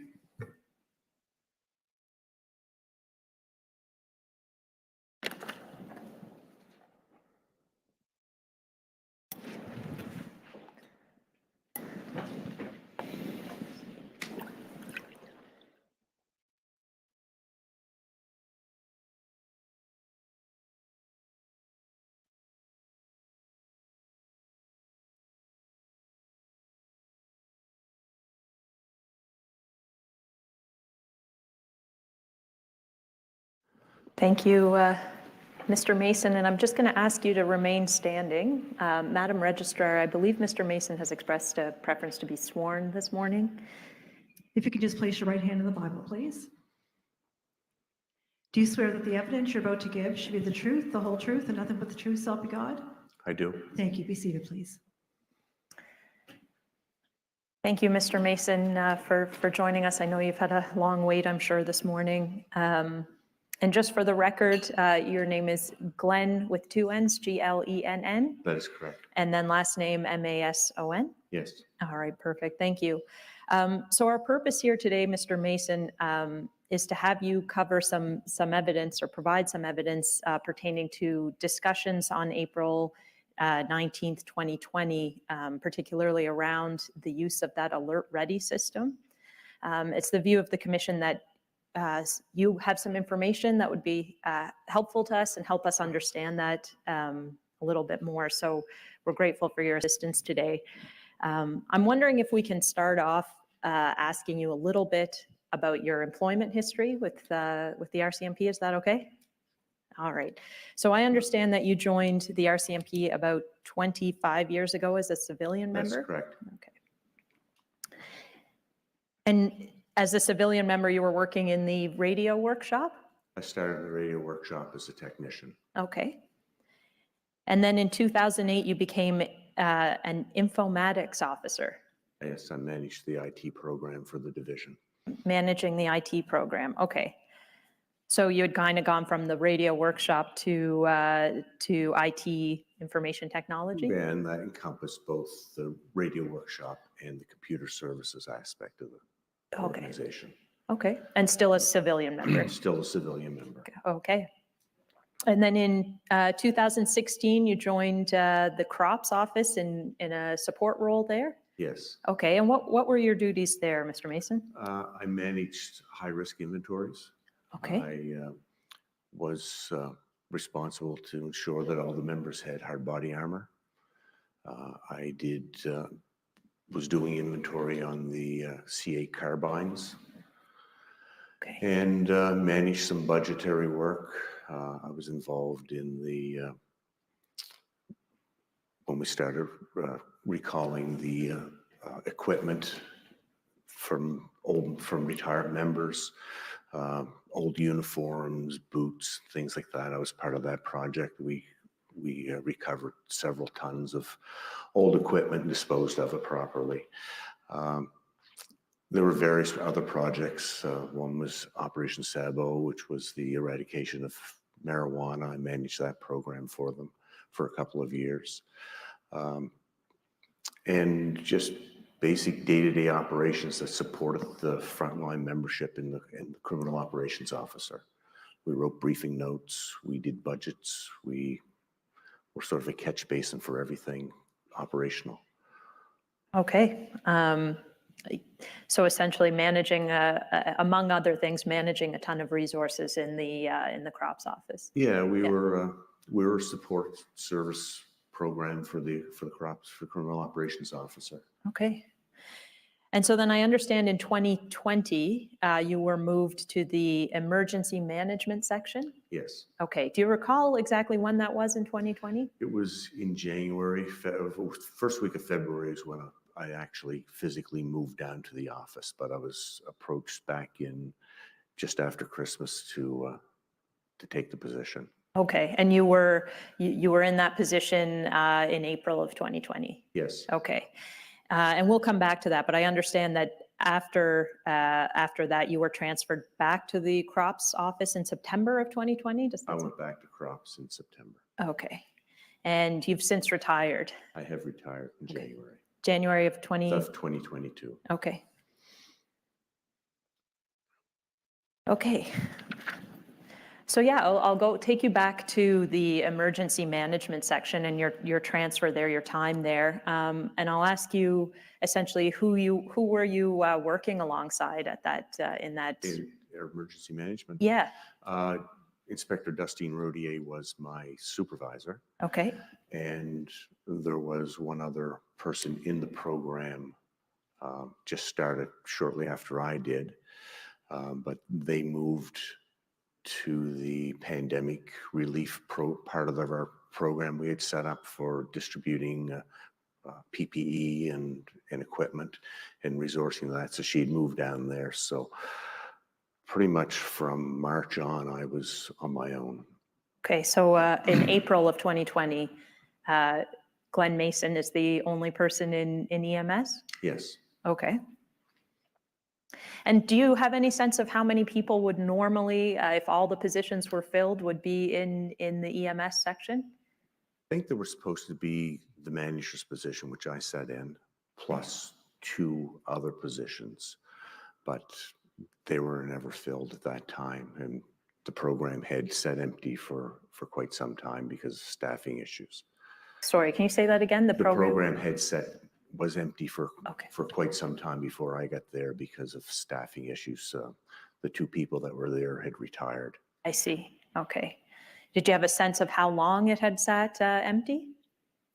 It was probably empty for the best part of 4 to 6 months. Okay. Prior to you moving in there? Yes. Okay. Can you give us a sense of what some of your responsibilities in EMS would have been? The original program was set up on the heels of 9/11 and for business continuity plans. And that was the original concept of the manager, that they ensured that business continuity plans were created, maintained, kept up to date.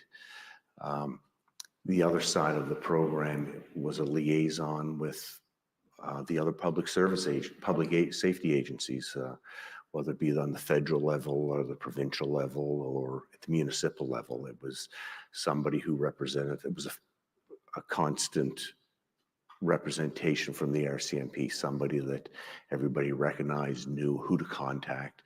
And on my side, it was to make those contacts. So if you needed something from HRM in a jam, you knew who to contact. That, yes, we need to borrow this, or we need you to support us with that. And it was the same thing on the province's side. Okay, so is my understanding correct that in EMS, the emergency management section, you're essentially engaging with other emergency management operations from other organizations? You're That's sort of correct. the representative? Yeah. Okay, all right. So you would have become fairly familiar working with the Emergency Management Office of Nova Scotia? Yes, it's a small community. So everybody knows everybody. I knew a lot of the people in that program from my previous role as in informatics and in the radio workshop. 25 years of dealing with communications and being at events like Swissair, plane crash at the airport, something like that. You got to know all those people. So it was sort of a homecoming in a sense that I knew everybody, they knew me. Okay, and then in the EMS role, were you engaging with people from other organizations on a regular basis, or? I was, because of the pandemic. Okay. We had daily teleconferences morning and afternoon to do updates. One was with the provincial partners, one was with the federal partners. So yes, I was in contact with those people on a regular basis. Okay. And were you given any specific training when you moved into EMS specific to that role? Not when I went in the program, they didn't say, no, you need to take these courses. No. But I've 25 years operational experience. When I was in crops, I took, they offered a incident command management program. There are 4 levels. I took the 3 levels. The 4th level required going out of province somewhere where it was more intensive course. But I've been trained ICS level 300. Okay. And you did that training mostly while you were in the crops office, was it? In crops, and over the years, Okay. I had the opportunity to take the course. Okay. And so was it your sense when you came into the position that the training that you had received throughout the years was relevant in moving you into that EMS position? Somewhat, yeah, because I've had the operational experience. For 12 years, I was the embedded radio tech with ERT. So I saw a lot of frontline exposure to critical incidents, saw how it worked, what it was required. And again, I knew a lot of the people in the EMS world in the province because of just my time in the division. Okay. And I think you already answered this, but who was it that you reported to in that division? Inspector Rodier. Okay. All right. Anybody else? Or That I reported up to in EMS? Yeah. No. Okay.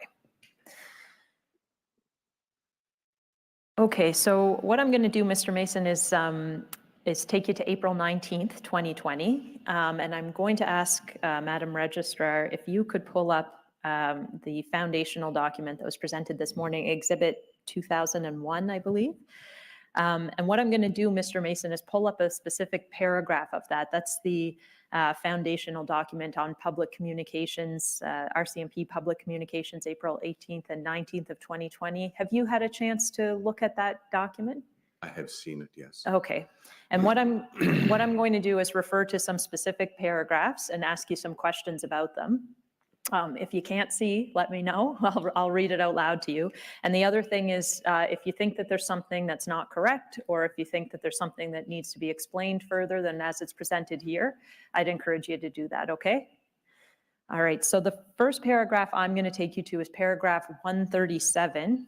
And it's fairly lengthy, so I'm going to break it down a little bit. The first portion says, Glenn Mason, RCMP EMS manager, was not working on April 19th, 2020, and had not heard about the events overnight in Portapic until he received a text message from a coworker while eating breakfast.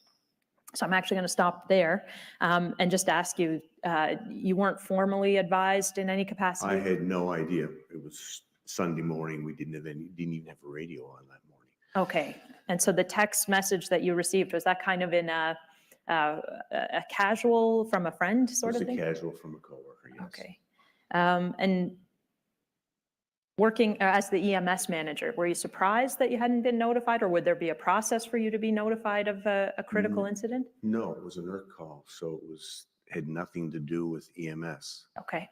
In that respect, I mean, it was. ERT operates autonomously. Right.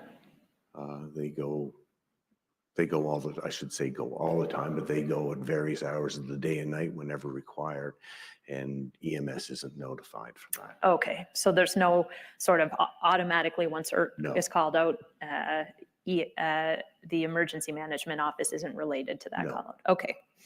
All right, so I'll continue on. So in the paragraph it says, Mr. Mason told the Mass Casualty Commission that around or shortly after 9 a.m., he received a phone call from Christian Gallant, a civilian member with the RCMP, who was the acting informatics officer at the time, asking if he wanted him to turn up the DEOC.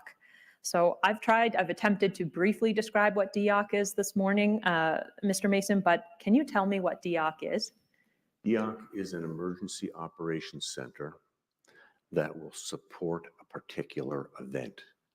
And the DEOC we have today was created on the heels of Swissair. Is what it was designed for. So the event happens, and then if it's going to be ongoing for more than 24 hours, DEOC would be brought up to support that event. So people would be brought in to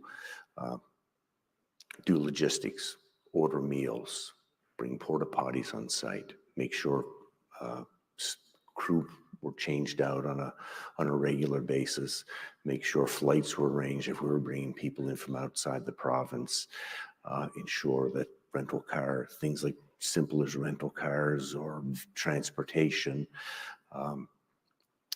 and whatnot, whatever goes on with that event, they would provide that, what's the word I'm looking for, administrative support.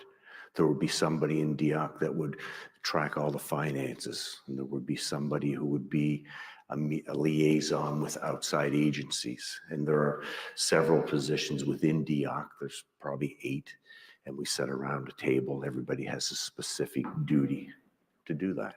Okay. Is it all specific to within the RCMP, everybody who's in attendance in DEOC? Yes. Okay. And it is, the EMS manager's job is to manage that room. It is not my responsibility. It was not my responsibility to man it or to put people there. It was to ensure the room was functional. So if the DEOC was up and running, and we'll say the television monitor wasn't working, they would call me and say, "Glenn, can you arrange to get this monitor working? We need you to order meals for us," or something like that. That would be my specific job, would be to manage that room, not to man the room or manage what's going on in that room. Okay. Okay. Okay, so I'll carry on from there. So the next portion of the paragraph, Mr. Mason told the commission that he then called Inspector Rodier, who was on her way to the OCC, and she advised him that it was not necessary to activate the DEOC at that time. So can you tell me about your memory of making that call? Yeah, Christian called me, then I called Inspector Rodier and asked her if we were if she wanted to flash it up. And she said, "Not at this time. I'm on my way to the OCC, and we'll make that determination at that time." Okay, and you're contacting Inspector Rodier because she's next? She's my line officer. Okay, chain of command? Chain of command. Okay.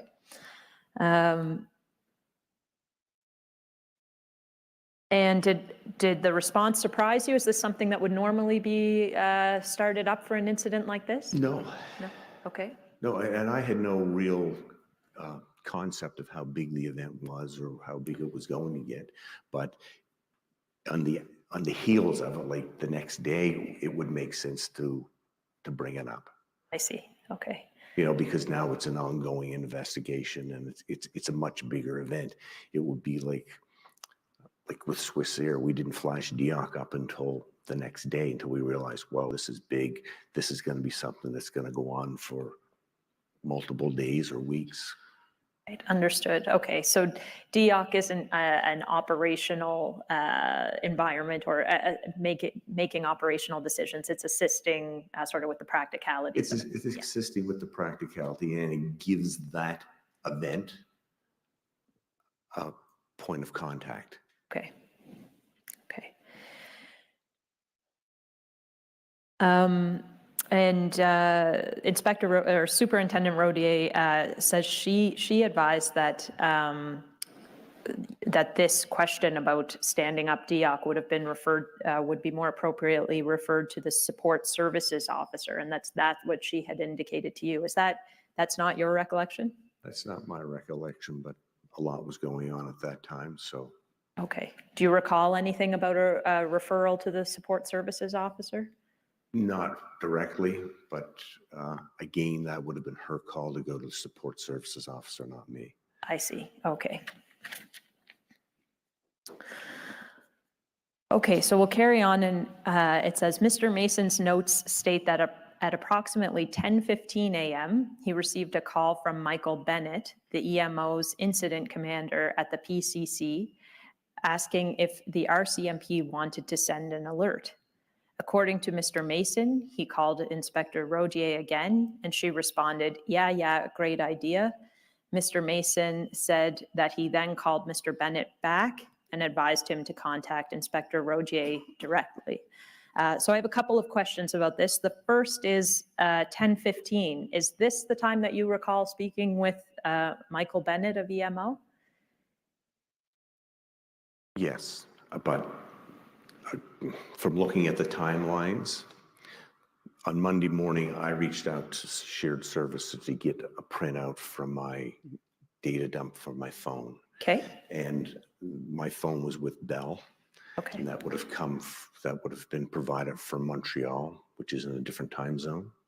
So my timelines are out by an hour.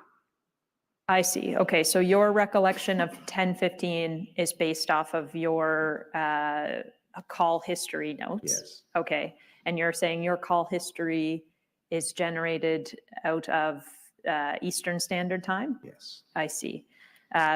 So in actuality, your conversation with Mr. Bennett would have been? Probably would have been 11:15. 11:15, which would okay. Work with everybody else's timelines and telephone conversations that have been recorded and everything else. Okay. Okay, the second question I wanted to ask you about this is with respect to your subsequent call. You recall getting in touch directly with Inspector Rodier to ask the question about the alert? Yes. Okay. And you recall that conversation? She was still on her way to the OCC, my understanding. And she said, yeah, sounds like a good idea. Yeah, let's do it. But it was, again, there's a million things going through everybody's head at that time. So. Is it possible, I'll just suggest to you that instead of speaking directly with Inspector Rodier, that you might have called the OCC to relay the request that way? I may have, yes. Okay. Maybe what I'll do, Madam Registrar, if we could pull up the audio clip that was played this morning. And what I'll do, Mr. Mason, is we'll play an audio clip, and I'll ask you if it helps you refresh your memory at all, and we'll take it from there. If Madam Registrar is able to do so. Sorry to put you in the spot there. Yeah. Ettinger. Sorry, I can't hear you. I have Glenn Mason with EHS, EMS. Glenn Mason with EHS. Yeah. Okay. Sure. Glenn. Yes. It's Ettinger here. How are you doing? Not bad. I was just talking with Michael Bennett at EMO. Yeah. They got EMO up, flashed up, and if you guys want to put out an alert ready, they can do that within minutes. Okay, so they got what, a chopper ready? No, they don't have a chopper. They have alert ready, which is the cell phone alert. Oh, a cell phone alert. Oh, yeah. Okay. So if you guys want to push that out, just craft something up and. Just hold on a second. That's Glenn Mason. He wants to know if you want to do a cell phone alert out to everybody, like media, like one of those emergency alerts. You want to stay inside and watch this guy and stay away from him. Yeah. Okay. Dustine says go ahead and do that. Bare minimum. He just so you know, he's not in the police car anymore. Oh yeah, I just saw that on the news. Sorry. Yeah. Just that we're looking for this guy. Just the basics for him, his identity. How about if I get Mike Bennett to give you a call so you can give him. Okay. Actually, maybe Mike Bennett can give Dustine a call.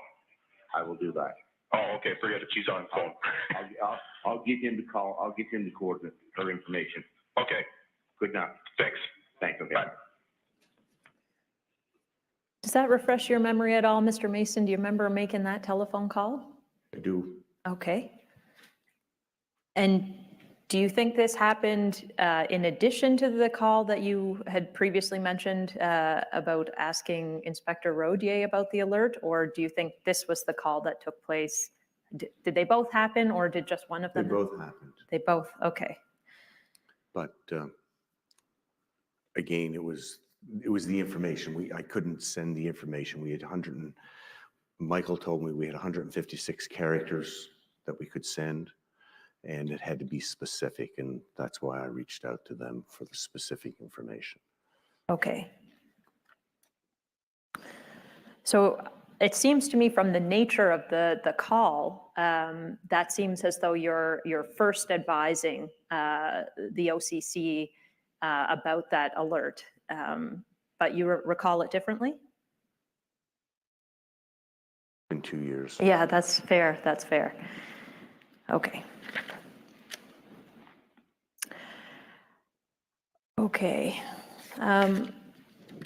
What I'll do, Mr. Mason, is pull up paragraph 146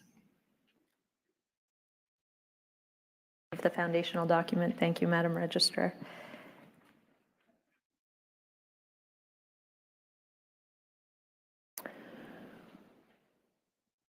Okay, so this says at 11:21, Glenn Mason confirmed with Michael Bennett that the RCMP wished to make use of the Alert Ready system. He instructed Michael Bennett to contact Inspector Rodier. Do you recall this conversation with Mr. Bennett? I do. Okay. And do you recall why you referred Mr. Bennett to Inspector Rodier? There was no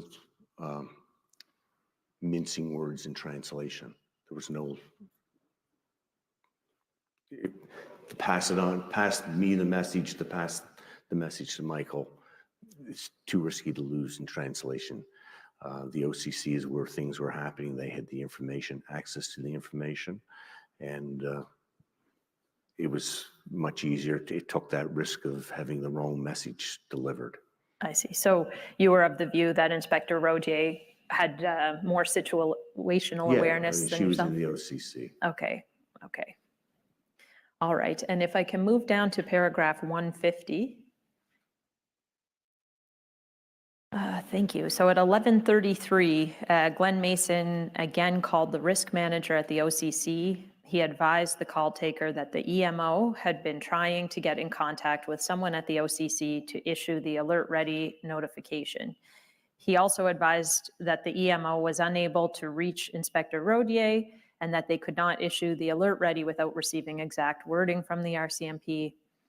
The call taker transferred the call to Staff Sergeant Ettinger, who informed Mr. Mason that the perpetrator was now in custody, but that the RCMP may want to issue an alert to inform citizens that there is no longer an active threat. Mr. Mason provided Michael Bennett's contact information to Staff Sergeant Ettinger and suggested that Staff Sergeant Ettinger contact Mr. Bennett when ready. Does this all accord with your memory, Mr. Yes. Mason? Okay, I'm going to ask you a couple of questions. So can you comment between sort of your call to Michael Bennett to contact Inspector Rodier, and then your call to the OCC advising that Mr. Bennett wasn't able to get in touch? Had you heard from Michael Bennett again? Yeah, he reached out. Okay. He tried to reach out. Yeah. Didn't have success. Then he called me back, and that's when I called the OCC. Okay. That would have been the last time. I see. Okay. And you recall learning from Staff Sergeant Ettinger that at that time the perpetrator was in custody? Yeah, when I called, he said, "Just a minute, I think we have him." Okay. And he put me on hold and come back 20 seconds later and say, "Yeah, it's over." Okay. Okay. And then you provided Michael Bennett's contact information to Staff Sergeant Ettinger and asked Staff Sergeant Ettinger to contact Mr. Yes. Bennett? Okay. And this might be an insignificant question, but why not call Mr. Bennett back yourself?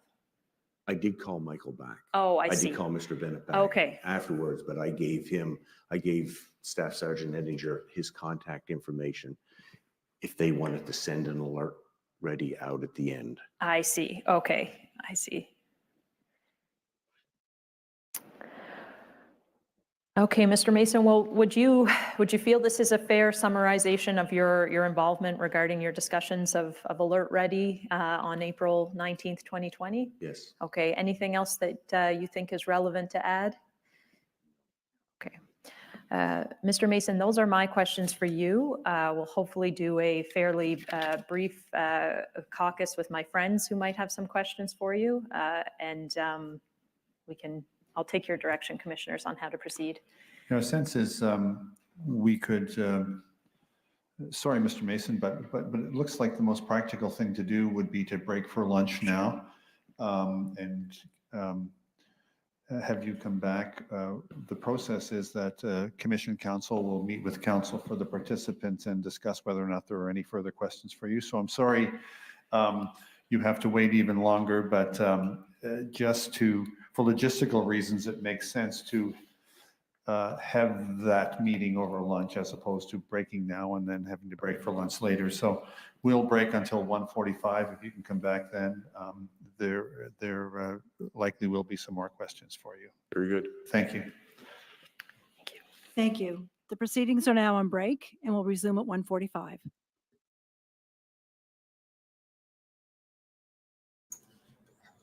Well, that was a whole bunch of hullabaloo too, again. Was he in Nova Scotia or was he in Ontario? He wants to say his phone is operating off of Eastern Standard Time. No fucking way, if you're in Nova Scotia, is it doing that. Sorry. So, and he knows that Dustine is on the phone. So I'm thinking that she's in the room, right? So why is it that she just then conveniently doesn't answer the phone? Can't he just go over to her and say, answer the fucking phone? Or not? Ah, that's right, because Big Stop wasn't completed yet. There we go. That makes sense.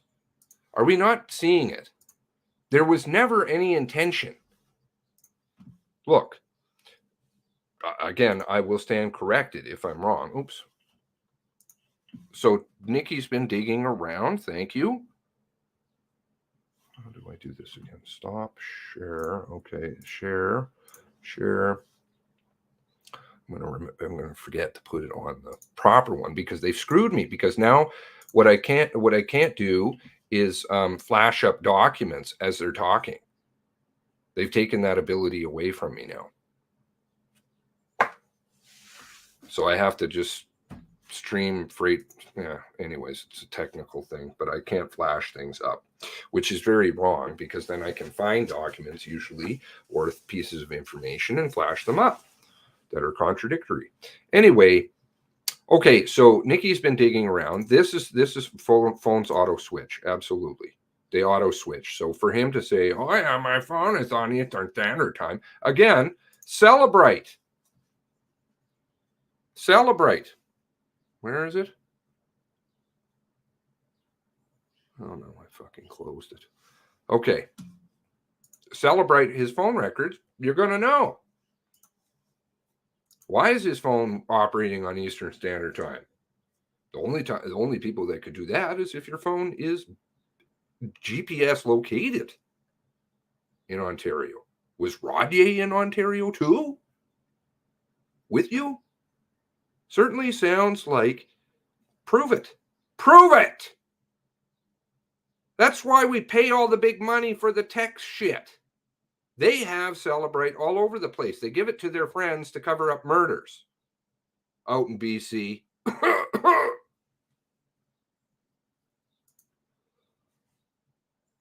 Absolutely. As soon as you drive across the border, it literally on a province or on a time zone, it will change.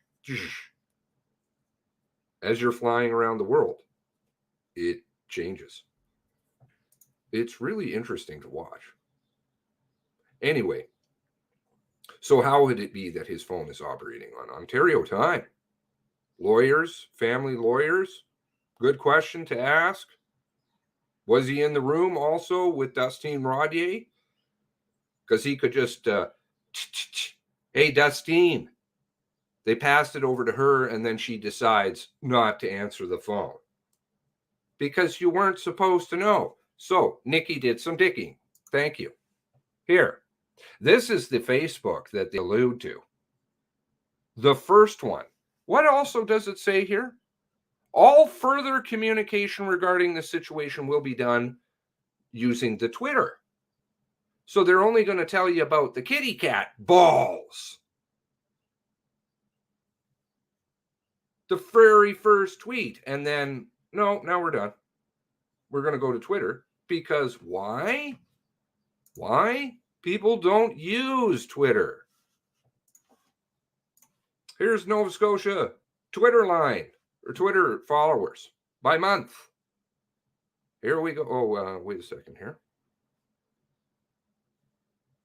Total, oh, where is it here?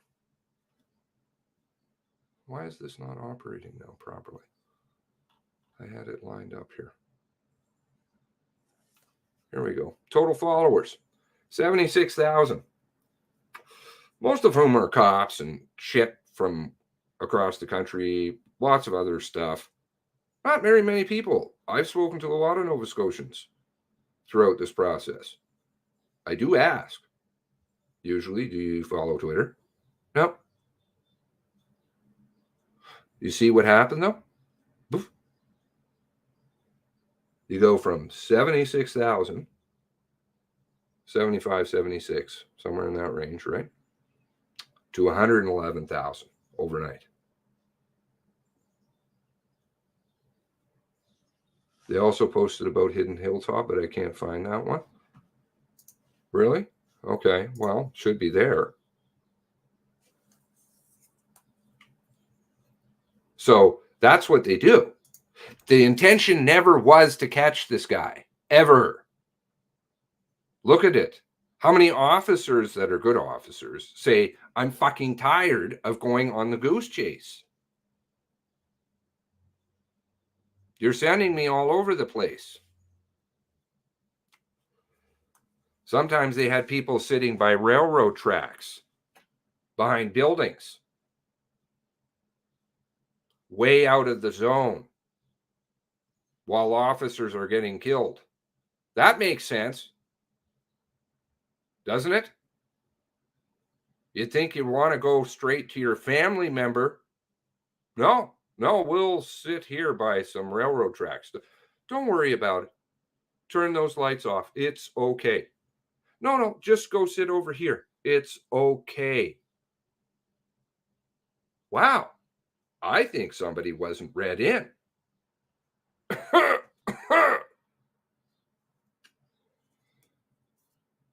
Multiple officers comment because they're not read in. Only certain people get to show up at every crime scene. You noticed? The other ones don't. Citizens aren't supposed to know. The tweets are delayed. So how good are they then? What was it? The very what was it the fucking leather said? Instantaneous. If you sit on the tweet, how instantaneous is it? If I tell you somebody's over there, but told you that half an hour later, what good is it? It's not. But that's the point. Nobody's supposed to come in contact with whatever the fuck they're doing down there, and they know it.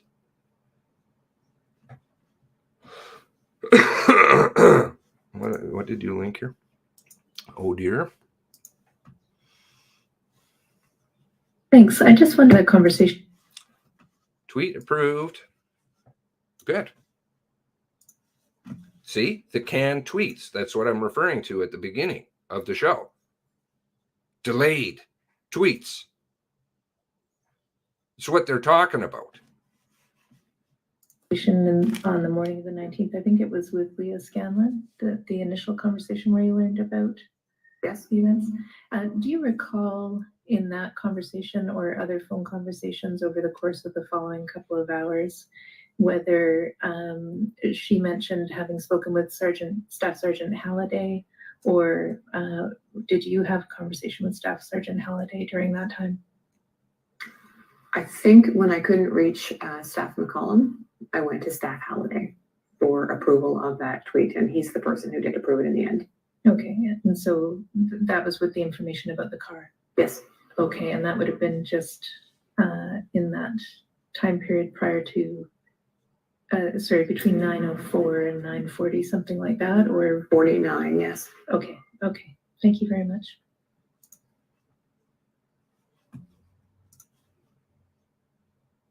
Instantaneous letter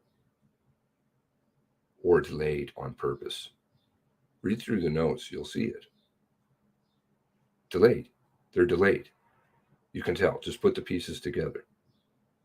You know, this makes it succinct. I'm just a guy who reads and hopes that people will trust me to some extent.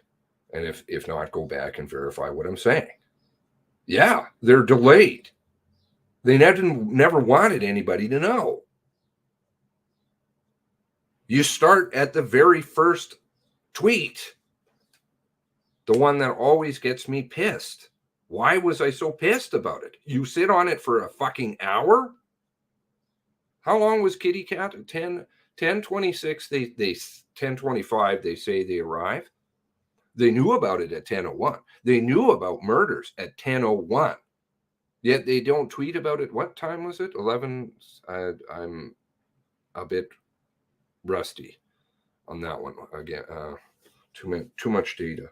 What time was it? 11. I can bring it up. Fuck's sake.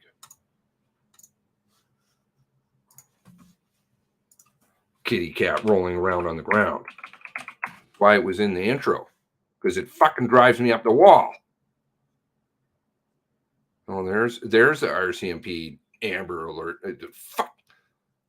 We use the. Yeah. We'll take a question from Raisa Chitanish from Bush Light.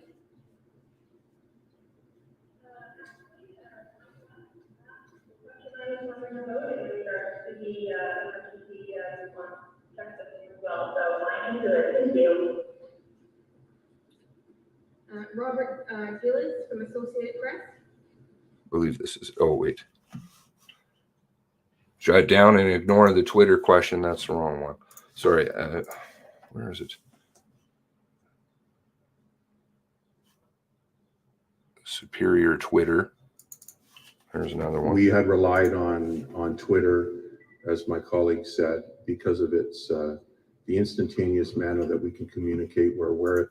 How instantaneous is it if you fucking delay it intentionally, purposefully? You sit on data. People die. You knew that was going to happen. It's no good to tell you later. Oh, yeah, he was there half an hour ago. That does nobody any good. Because whoever would have died half an hour ago. Instantaneous, my ass. The instantaneous manner that we can communicate. We're aware that we have thousands of followers in Nova Scotia and felt that it was a superior way to communicate. Really?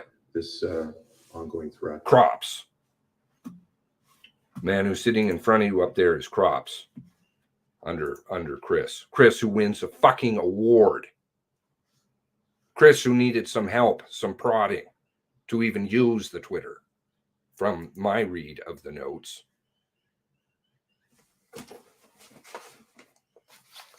They were silent all night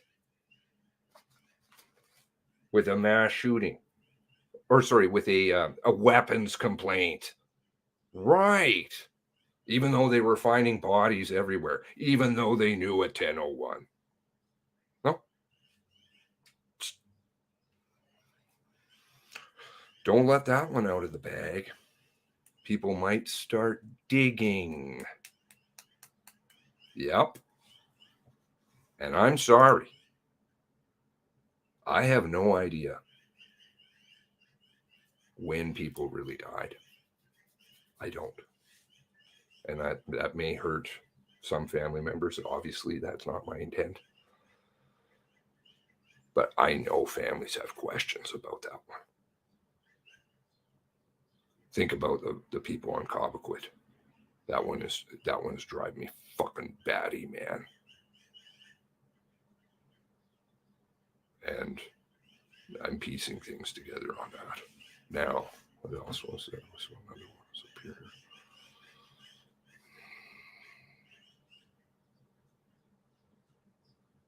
Why is my Facebook thing missing?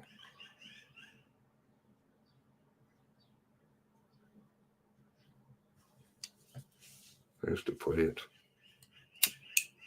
We use Facebook, sure. Actually, I think I may even have it on my channel hidden.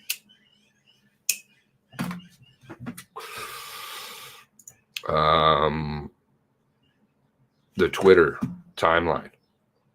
You know, that was what I was looking for.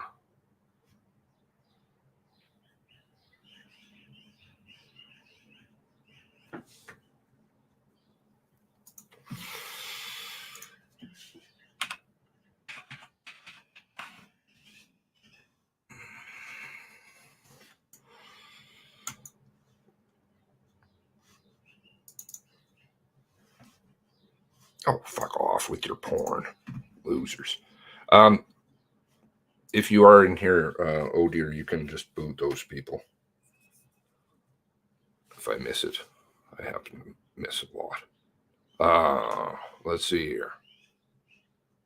You had Kitty Cat going until 8:02, right? And the question is, how long? How did you know that he was alive?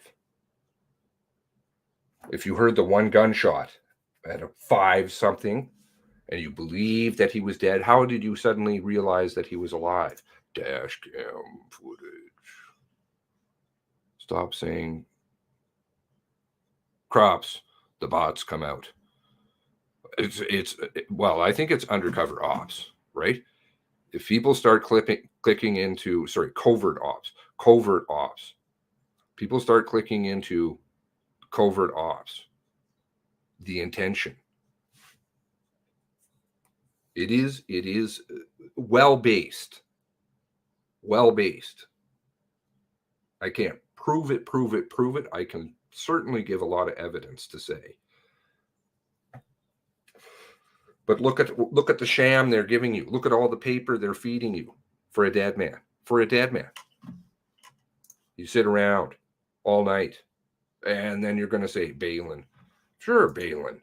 Balin, who's connected to Brenda Forbes. Come on. This one's not a toughie. Kitty cat fucking tweet. Meow. Meow. Screw off, man.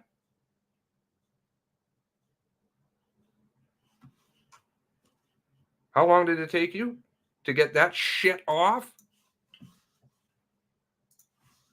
Fucking. How long?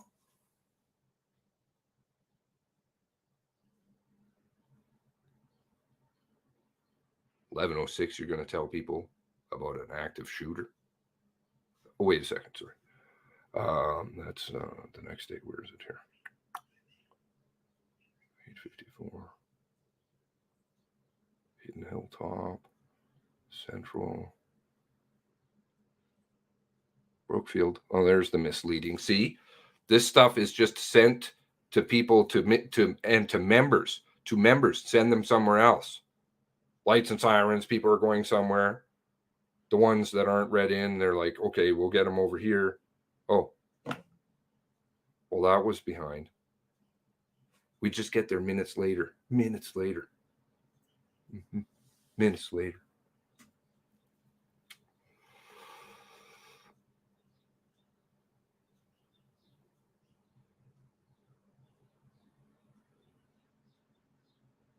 Why am I missing it here? The active shooter. What time was it? Why do I not have it? Oh, firearms complaint. Sorry, firearms complaint. Really? So you go from kitty cat to this. 11:32. 1.5 hours later. Is that on a different time zone? Thank you. Is that on a different time zone too?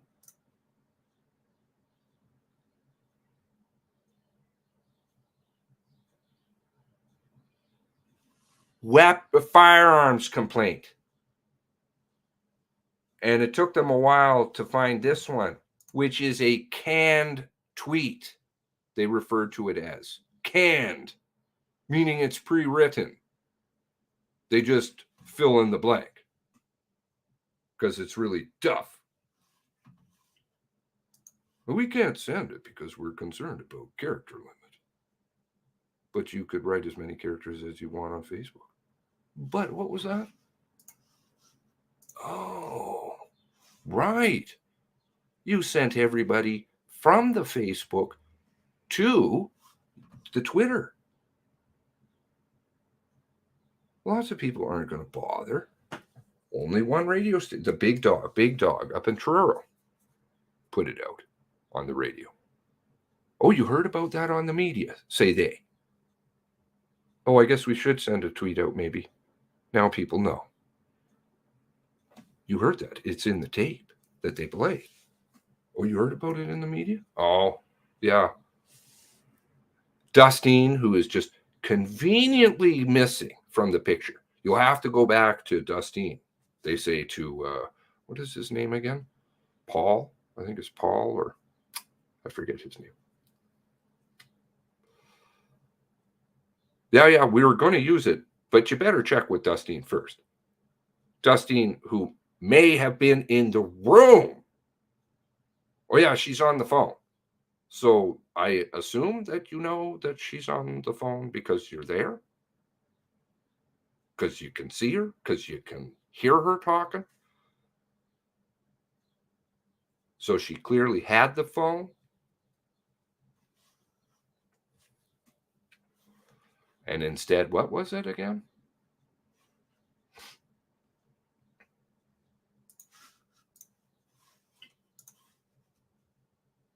Michael Bennett, that's it.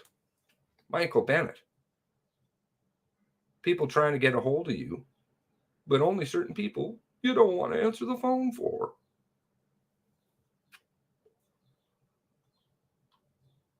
Well, they don't show afterward. Isn't that funny? Because then she did start answering. Right after Big Stop was done. Oh, yeah, I'm available. Yeah, I can confirm that he's in custody. After talking to certain people, missing other certain people. You know, the alert.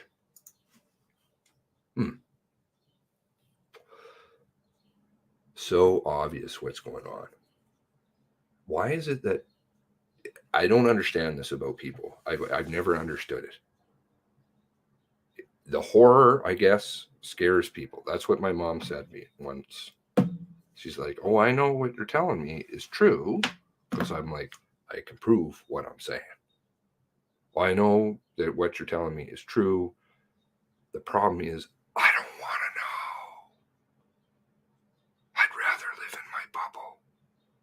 And I'm like, there's going to be a problem with that. You know that, right?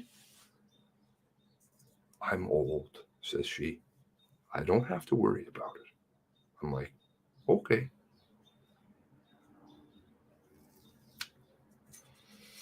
Still did affect her, sadly. So, when are we going to wake up and get it pretty clear that nobody was supposed to find anything? 13 hours? Come on. This one's not a hard one. Don't tell people about push bars. Don't know who sent you the photo. Don't know when. What was that email I sent to you the other day, Julie? 3 o'clock? 3 o'clock? Was it 3 o'clock that something was getting sent? and I was trying to pick your brain about what was the picture that they were sending? What picture would they have at that time, possibly? Hmm.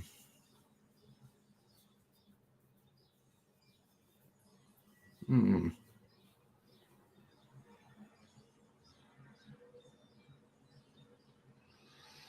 Hmm. Vardy and Max. All right. So it looks like Dustine got a bump, right? Interesting. Everybody's getting promoted. Director of Operations working from Ottawa, Ontario, says Doreen.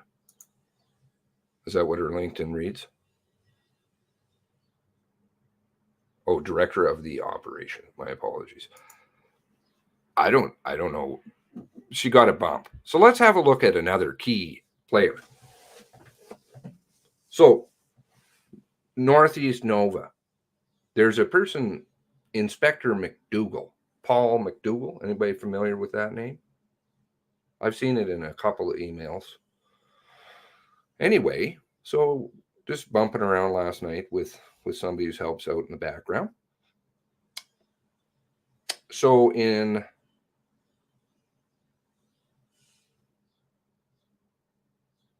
2016,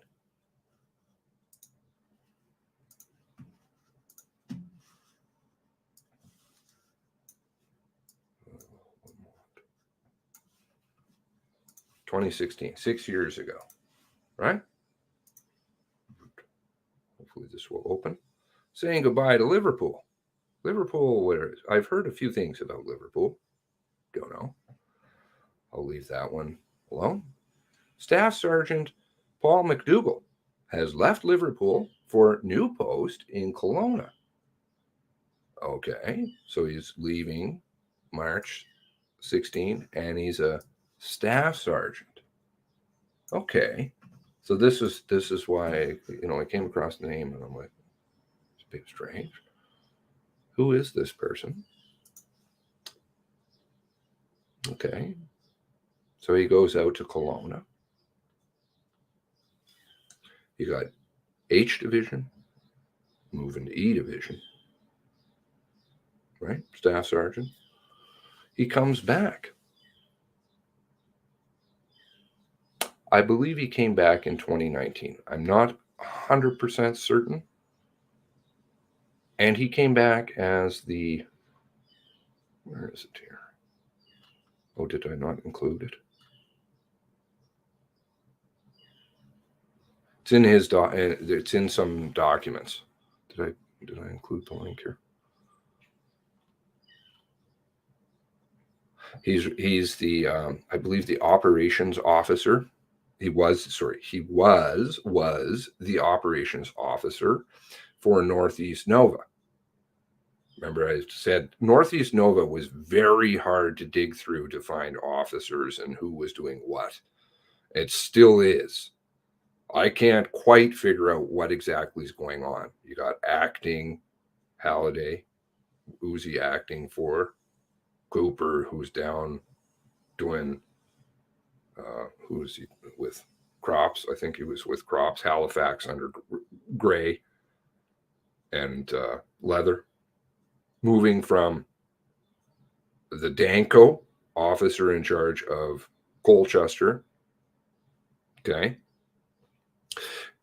He was then promoted to Inspector Paul McDougall. Back to Paul McDougall. Inspector, Operations Officer, Northeast Nova. That's like Cumberland, Colchester. There's 4 districts: Halifax, Northeast Nova, South.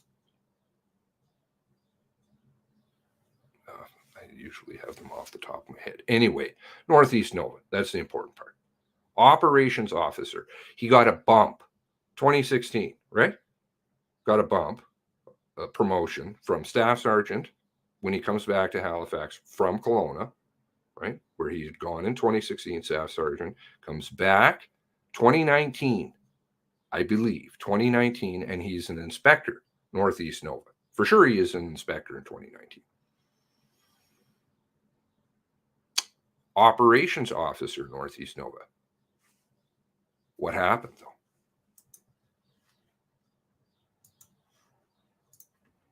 Subsequent to April 1819, excuse me, RCMP charged 8 people in interprovincial drug trafficking investigation. March 4th, 2022. Okay. This has got some interesting stuff in it. It's a fairly significant bust. A lot of people getting charged. Quote, this investigation is an example of what can be achieved when police services and enforcement partners work seamlessly together across jurisdictional boundaries to dismantle crime groups who pose a risk to public safety. I want to thank New Brunswick RCMP and Amherst Police, Sergeant informing somebody, Amherst, informing a certain crew of people. Anyway, Amherst Police, for their contribution to this successful investigation, says Superintendent Paul McDougall, District Policing Officer, DPO, Northeast Nova. Oh, he got a bump. He runs Northeast Nova now. 6 years. Staff sergeant to super. Really? So after April 1819, he got a promotion to super? And he runs all of that area for Northeast Nova, Colchester. All of the districts are underneath him. Bible Hill, all the little detachments. The counties are underneath him. These people, bumps galore.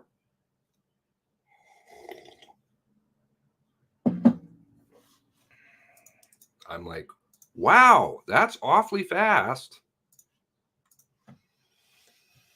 There's the article.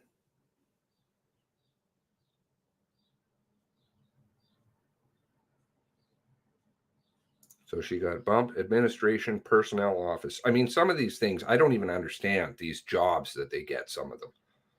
They're completely crazy titled. What was McDougall's? Is this it?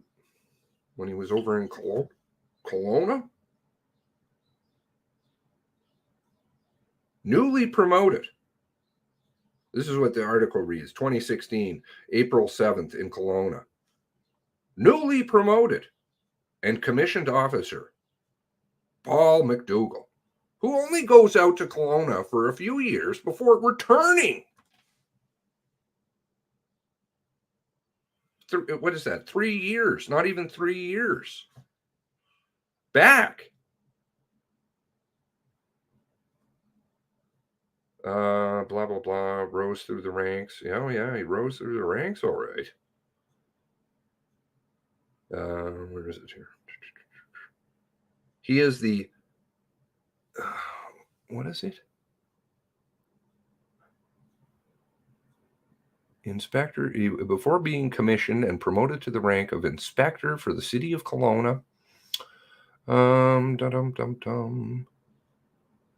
Oh, he had some, oh yes, corporate and client services officer.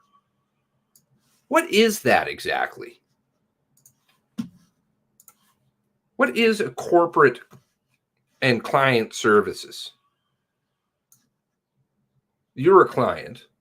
At least I know that street cops, RCMP officers, refer to civilians as, quote, clients. I don't know if that's what that's referring to. Corporate and client services.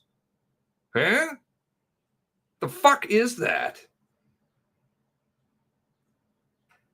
They've got all these lofty titles. Nobody knows what the fuck they're doing. They're all siloed. There is a small group of people at the top, white shirts, who know what the fuck is going on, which is seriously bad news. You play along with the game, no problem. You talk out of line, you watch. Watch. McNeil, it may not be right away, but things may be headed McNeil's way. Chief McNeil. I've seen it before. I've shown examples here. It's unbelievable if you go against this machine. They're criminals.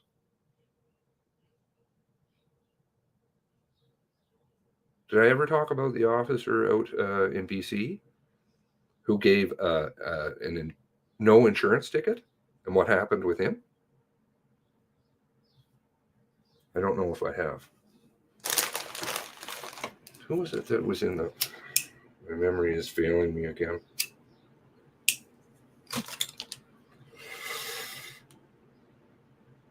And he gave a ticket, and I think it was his wife that was driving the car.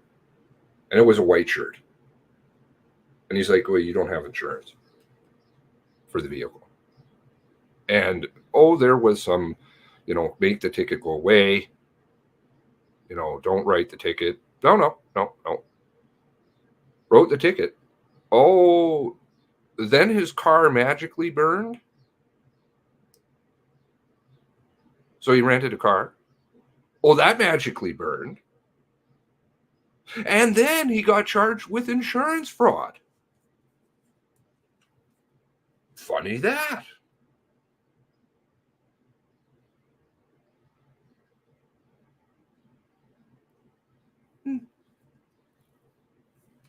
Of course, it did eventually all go away because he had to fight tooth and nail. All because he wrote a ticket to white shirt. You don't go against these people. All these titles and bloat. Meanwhile, Truro, one police officer, is doing a great job. And what were they doing in the MCC?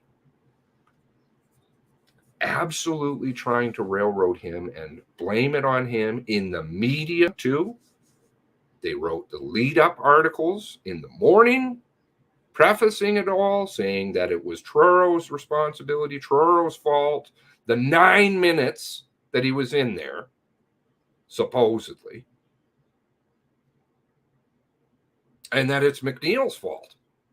The media was saying that.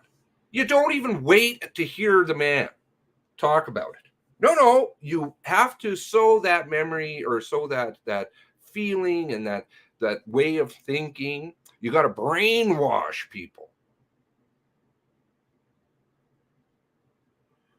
And of course, then he comes out and he's like, well, I wasn't told anything. I tried. All of my officers are carbine trained. I wanted to offer them. They were pissed at him. Why?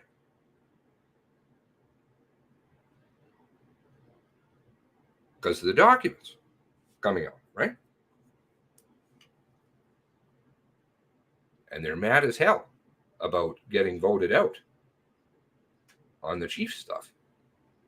The document was destroyed. Do you remember that? It was destroyed. No. We have it over here. Don't worry about that. What? Don't tell them. Don't tell them that.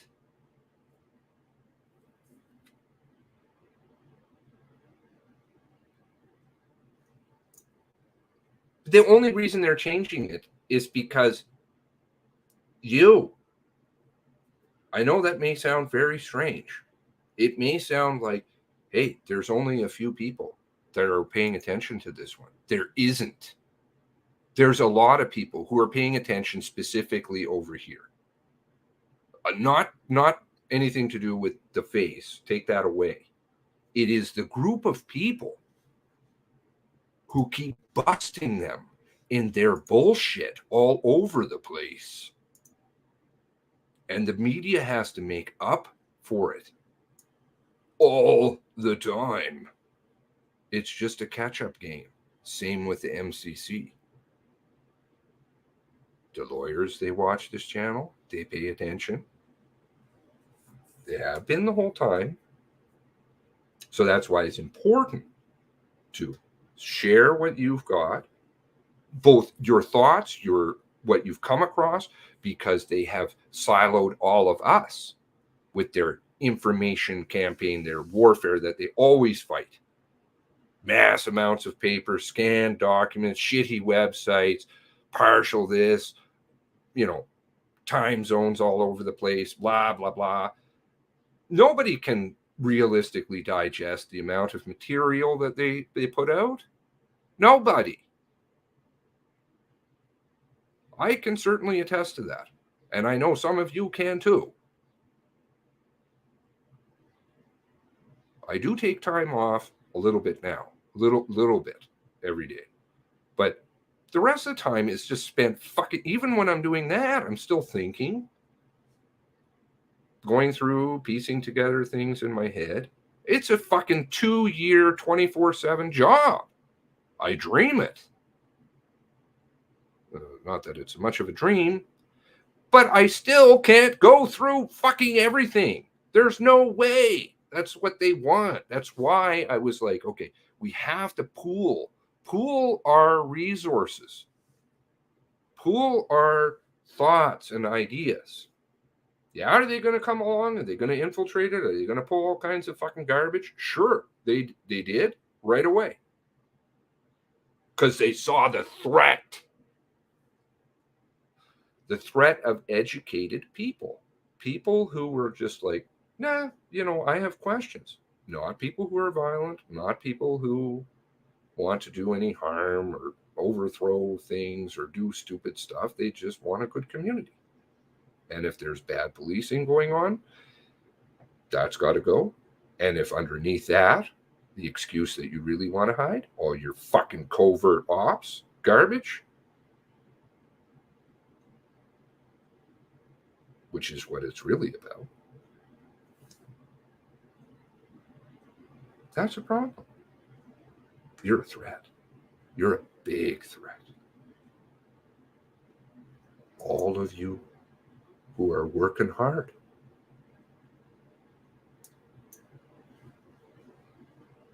Not so much the people who are playing the other side. But you, the watcher, who spreads messages, who is that said, can you please remind me who I saw the comment in here, who sent a letter to Chief McNeil? I would really like to make sure that I make a special point of identifying people who, but I saw it in the messages. I know that there's probably a few more of you who let this man know he did the right thing and he's going to have people behind him. Not because they're keyboard warriors, not because, next year when the shit may hit the fan in some inadvertent way, there are going to be people who are going to be like, you know what? I remember, just like I remember what all of you on the MCC did. I also remember the heroes. I went back and renamed that video yesterday. What did I call it?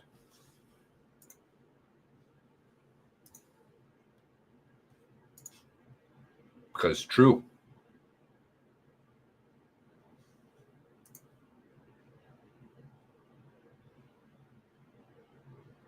A hero emerges. I spoke to family members last night who cried because they're like, finally somebody's listening, somebody's standing up and saying this is enough. Enough. Sad Road? All right, Sad Road. There was somebody else in here, definitely. Praise to McNeil. He's rock solid. I can't comment as to anything else. I can just comment as to what I observed yesterday, what I read in his interview, and I'll tell you, that's stand up. And no matter how much they were trying to railroad him yesterday, here we got the exact opposite today. You can't ask that question, says McDonald. He's the one objecting? What? What kind of process are you running over there, sir? Your colors are so clear. It's so clear what this is all about. It's just a sham to try to convince you, but you're not going to be convinced. It's to convince the other people. And that's why it's very imperative for us to spread that word. That is what we can do. Because there are a lot of people who just either A, don't know about it, is operating under the radar. Look at all the alternative media who's gone into this story. Still waiting. They don't. Where's Rebel News? Haven't even said a fucking peep in 2 years. You find that a bit odd? Oh, they like to talk about all kinds of things.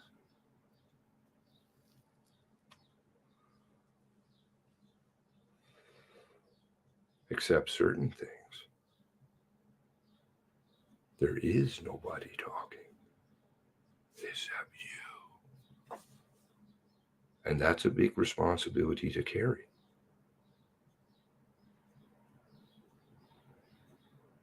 But it's for your kids.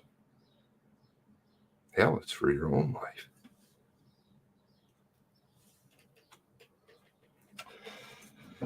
All right, so Rodier sent an article. I want to make sure I got see above at Nosy Scotian. Okay, McNeil, somebody had McNeil's email. Please share. He acknowledged the 23. The way he concluded, he said, I know people. I know some of these families. I have family in the area. That's what community policing is. That's why he cares. Right? I think he's also just a really good guy, from what I can gather, and honest, from what I can gather. But if you have people from way over there, far and aways, or even people who just aren't there, they're not in the community. That's why this whole premise of just going bigger and bigger and bigger, global, and nobody cares. They lose sight of their own neighbor. You wrote. Thank you, Nikki. Squirrel wrote, Sad wrote. If you go by RCMP timeline, it was 10:16 until 10:20, and he was in Truro. It changed a bit, I guess. The magical clocks in Nova Scotia.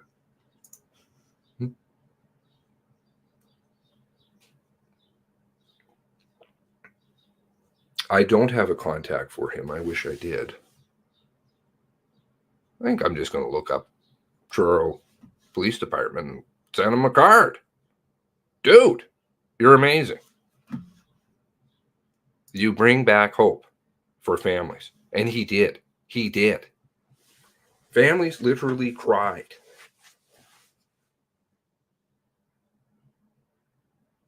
The first time that they heard honesty from somebody. They look at all those faces that are trying to sham them and lie to them and traumatize them daily, day in and day out. I just got a message from somebody whose child was looking at pictures and crying. No lie.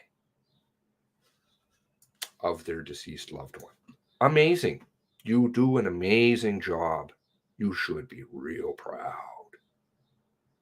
You shameful, shameful people. It's not just a word. People will treat you like that because you have treated people badly. Golden rule. Do unto others. You will send a card. Thank you. You contacted Runkle. Runkle did a story. You know, his thing is a bit kind of, he's geared to firearms, but he did do a story, and it was a good story.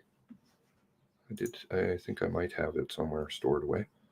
Now, Rodier also put out, shared a story. So let's go through that. So those of you, you posted it above. Okay, thank you.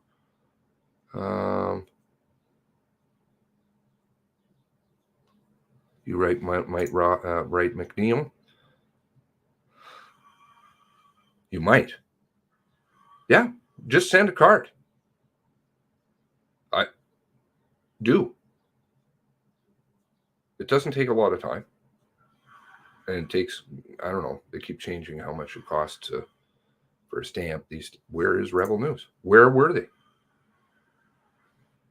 They do things very interestingly. 45 minutes on lunch.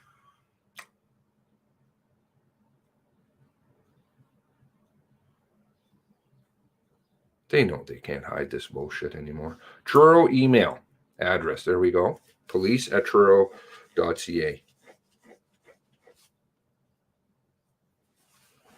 I think there's something, though, to an old-fashioned card because he can put it on his desk. And when he's feeling like the world is turning on him a little bit, he can say, hey, I remember that. I remember what I'm doing all this for, being stand-up good guy. Lost emails and unexplained delays. Yeah, they just disappear.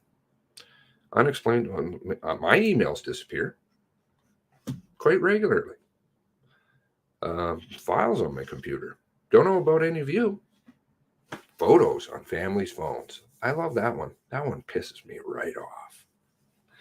Mass shootings inquiry uncovers new RCMP snags. Michael McDonald, Keith Doucette, Canadian Press. Updated. Not sure what they're updating exactly. Inquiry of the 2020 mass shooting in Nova Scotia has revealed two new RCMP. Oh yes, here's the media. Yeah, right. It's just a mistake. It's just a mistake. Everything's just a mistake. Miscues. Delayed. That delayed a warning to the public. Killer driving a replica police car. In both cases, the Commission of Inquiry concluded that the lapses could not be adequately explained. So you didn't find the answer. Were you objecting then, McDonald? Right. They all were. In both cases, destroy cars, April 24th, 2020. Not a cert investigation. Okay. In both cases, the Commission of Inquiry concluded lapses could not be adequately explained, though it did offer some theories. We've got a variety of things.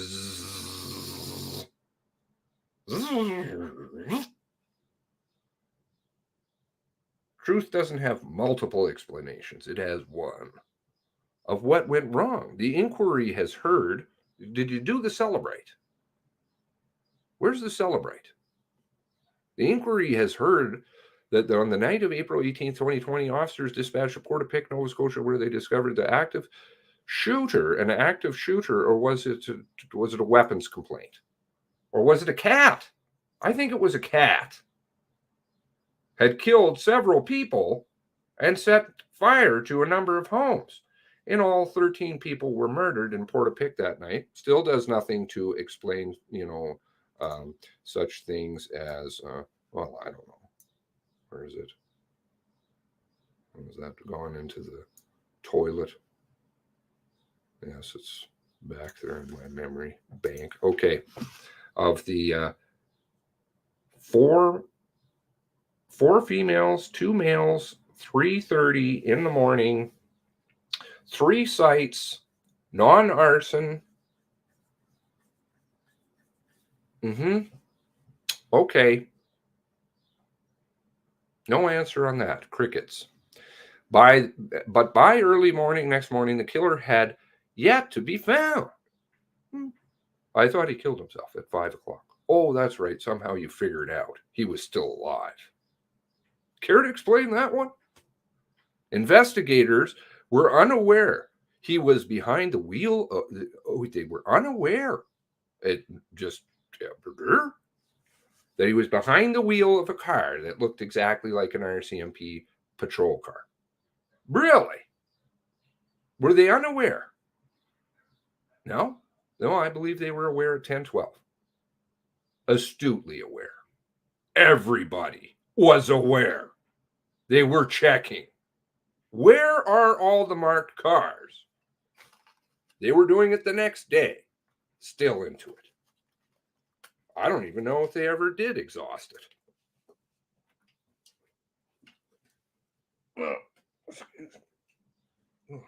Here. I think you get a haircut. But I won't. When he escaped out a back road, where is the dash cam footage again? All of it from everything on 1819 will be very enlightening. The Mounties received full description of the vehicle after the killers both emerged from hiding in Portapique. And the relatives of the woman provided the photo of the vehicle. I still, again, it's not as though I know everything, but for myself personally, I haven't satisfied who did provide the fucking photo. I think I'm like Jennifer Clarke. I have no idea who sent it to me. Who did give it? I've heard a variety of different people. Or was it that email that was sent early in the morning? Oh, yes, it was Jerry. Right. Jerry Rose, number 1 in the investigation. MCU involved right away. So was Angela Howerluck, funnily enough. 6:30, the warrant lady. Relatives of the woman provided photo, excuse me, forwarded to RCMP 727. Well, that's sometime that they have it. What about before? But the photo, that photo, was not shared with the public until almost 3 hours later. What was that again? Oh, it's a miscue. Derp, derp, derp, derp, derp, derp, derp, derp, derp, derp. No explanation.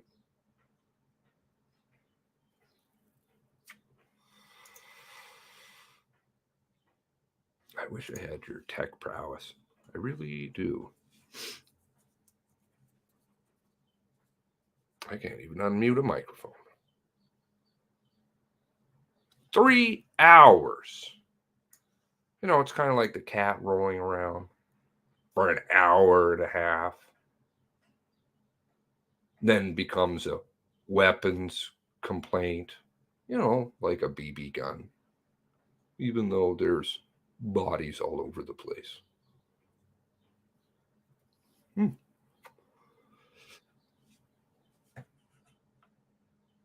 Much speculation and public outrage. Well, I don't know. Like I said, that tide is fucking turning hard. No matter how much they try and tell people, nobody really listening. Look at the YouTube numbers. Look, nobody cares. Really? Notice you spend an awful lot of time caring about things people don't care about. trying to tell them shit that isn't true. In an evidence summary. Oh, that's stretching it hard. Released Tuesday, the sham,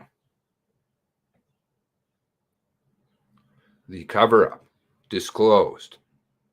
No, they only gave you what they wanted to give you.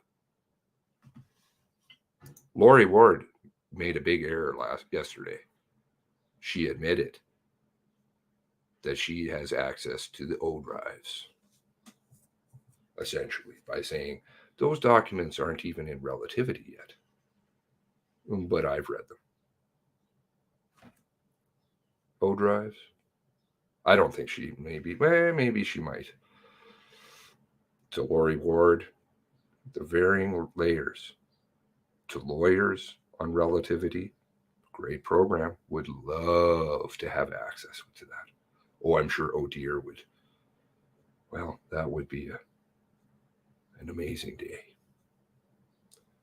To families who don't get access to that, oh, press, put press in there too, because they all have access to relativity. Titan share. Families below that, they don't get access to that. They get access to other variations of documents that we don't get. If they know what to ask for, they have to know. And you got to request it. Otherwise, you don't get it. To the public, doesn't get any of those versions. And there's multitudes of them.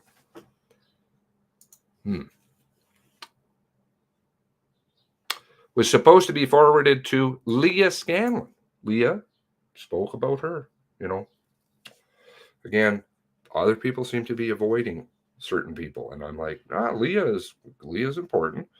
The RCMP Director of Strategic Communication, but something went wrong. It's just a miscue. No, it was when it's too many, it's intent. A previous interview with commission investigators, RCMP Staff Sergeant Addie McCallum said he forwarded the photo. Addie, Cumberland, Danko, 28 Oxford, car based out of Oxford, Cumberland. Okay. Said he forwarded a photo of the replica car to Scanlon before 8 a.m. He also recounted how he specifically asked if she had a photo of the car, and she replied that she did not. When was the photo sent again? I believe there is some documentation to that, but again, So I sent her the picture of the car, McCallum said to the commission. Let's just actually have a quick look and see. I'm fairly certain I've seen it, but we'll just put in McCallum. I probably got it in the links.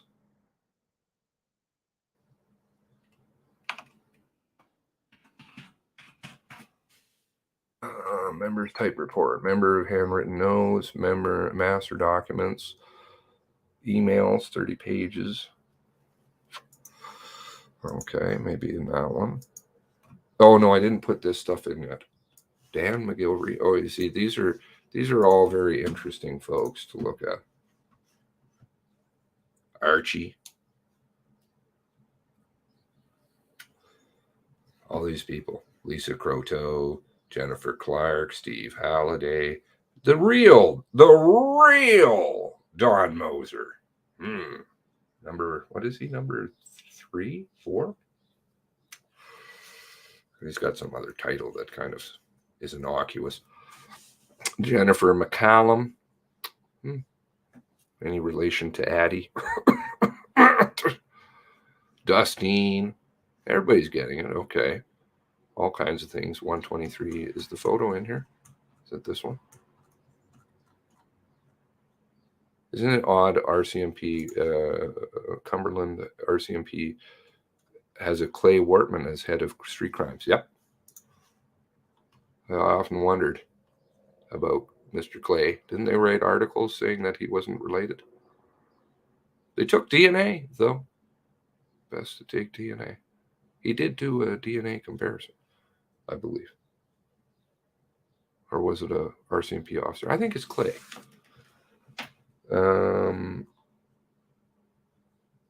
Can I get a copy of the Bolo?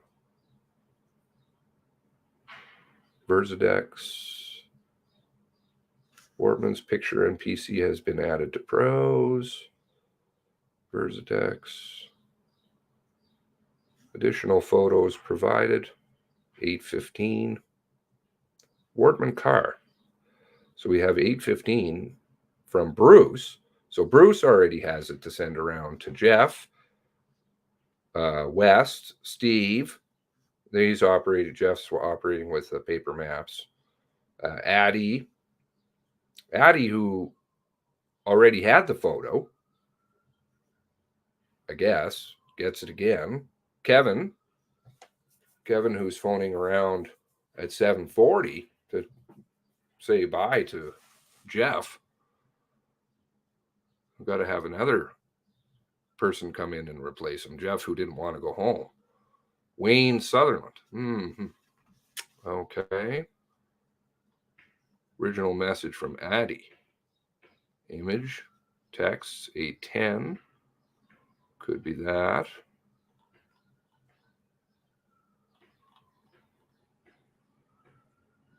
The Scion, which has disappeared from view.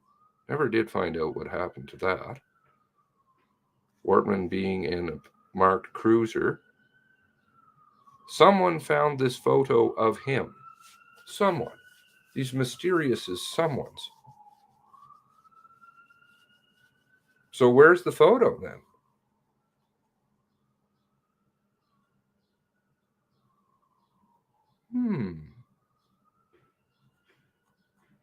Because it looks like the photo comes from Bruce.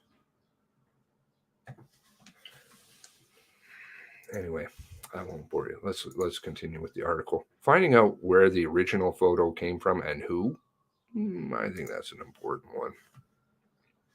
So McCallum says he sent it originally. Well, he said he sent it. Who had the photo? Came from HRP? The commission later determined that the photo of the killer made it to Scanlon, but the picture of the car went out elsewhere. The evidence summary, was it cropped at that point? I believe so. Cropping out bumpers. There is a picture, funnily enough, of the cropped photo too. I've seen it. The evidence summary, I'm pretty sure the bumper's out. Summary known as the foundational document. Look at the newspeak. Foundational. Foundation to what? Lies and cover-ups? The investigators found that McCallum sent a second email with both photos at 8:10.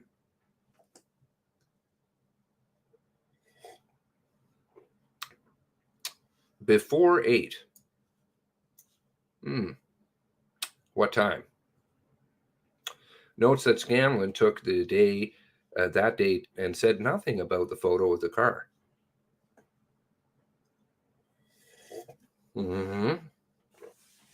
I like the Chris Leather comment in her notes. At 8:54, RCMP posted a tweet, including description of the photo of the killer. Excuse me, everyone. The proceedings will resume in 2 minutes. And just a reminder to ensure your electronic devices are turned to silent mode. You're interrupting me. It's rude. As well as, I know you guys are watching, so don't interrupt me. As well as the confirmation of 51-year-old armed and dangerous. There was no mention of the vehicle.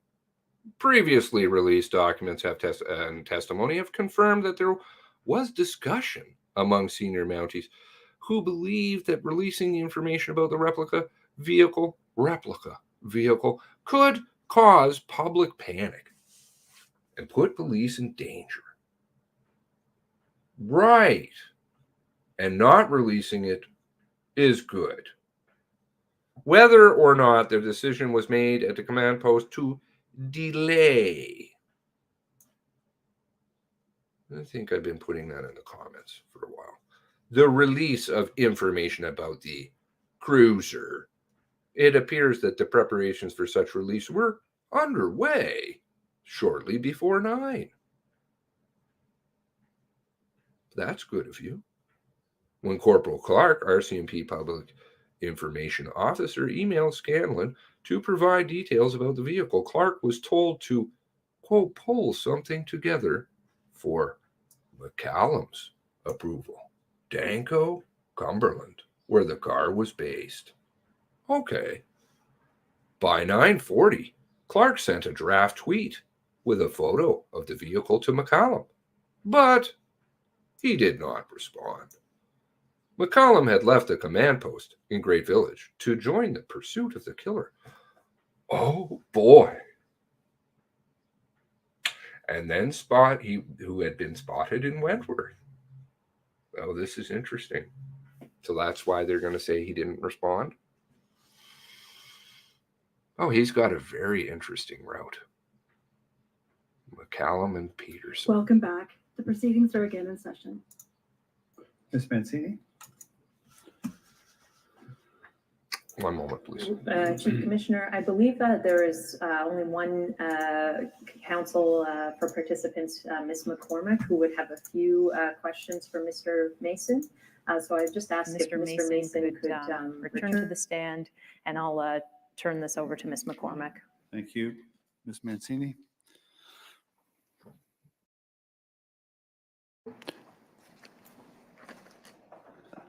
Thank you again, Mr. Mason. Ms. Grace McCormick will be asking you some questions, and she will first identify the participants that she represents. Thank you. Thank you, Commissioner McDonald. Good afternoon, Mr. Mason. My name is Grace McCormick, and I'm an associate lawyer at Patterson Law. And together with a number of my colleagues, we represent the majority of those families of those who were killed in April 2020, as well as a number of surviving victims of the mass casualty event. So I won't be long with you. I just do have a couple of questions for you. That's all right? Sure. So it strikes me from your statement and your conversation this morning that you do have some familiarity with the Alert Ready system. Yes. And it seems to me that you were familiar with that system prior to the events of April 2020. Is that correct? Yes. The Alert Ready we called it Amber Alert, and it was designed for if someone was abducted and they were in imminent danger of being harmed or killed. It was never ever implied before I went into EMS that Amber Alert was anything other than that. And I think you'd mentioned at some point in your statement something about if there were weather events, that kind of thing, there might be an alert. Is that correct? And that came out of more from watching the Weather Network. You would see a weather alert go across, but yeah, it was never ever other than something very basic, shelter in place for high winds, tornado, or something like that. No. Sure. And so this familiarity that you do have with Alert Ready, these sorts of alerts, how would you have gotten familiar with that? I was in the information technology program for over 20 years. And it was just sort of an osmosis or a migration of learning that technologies are become available. So would it have anything to do with your role at EMS or with the DEOC that these sorts of alerts would be discussed? No. At that time, no. I mean, when I went into EMS, we were entering a pandemic. So we were in, I don't want to say survival mode, but our operation was very limited to what we were doing because there was no real interaction with anybody other than a phone call. Sure. So Mr. Bennett, he originally tried to call Inspector Rodier, Staff Sergeant, my apologies, but then he called you. Do you know why he called you? Why he called me the first time? Yeah. Because I was the point of contact. And that's what I spoke about earlier this morning, was that that is part of the position, that you are a point of contact for other public service agencies, public safety agencies. So if the RCMP were to issue an alert, it would come from your department. No. Okay. So you were the point of contact for this particular alert, but not for any other sorts of alerts? No. We wouldn't, my program wouldn't send that alert. That would be a decision that would be, would have to make this assumption that it would be made by somebody higher up in the organization, because the wording has to be such that it's very clear and very precise, and that you have to be well informed what's going on to make that decision. Were you surprised when Mr. Bennett reached out to you? I was, because I really had no idea what was unfolding that day. Well, thank you. Those are my questions for you. Thank you, Ms. McCormick. Ms. Mancini? Thank you, Chief Commissioner. I believe those are all the questions for Mr. Mason. Thank you. Commissioner Fitch? I have no further questions. Thank you very much. Nor does Commissioner Stanton, nor do I, Mr. Mason. So it falls to me to thank you for your attendance here today, and thank you for your patience. We kept you waiting to testify originally and then over lunch, but that's the way it unfolded, unfortunately. But we do appreciate your patience, and of course, more importantly than that, we appreciate your contribution to the work we're doing. So thank you very much, and you're free to go.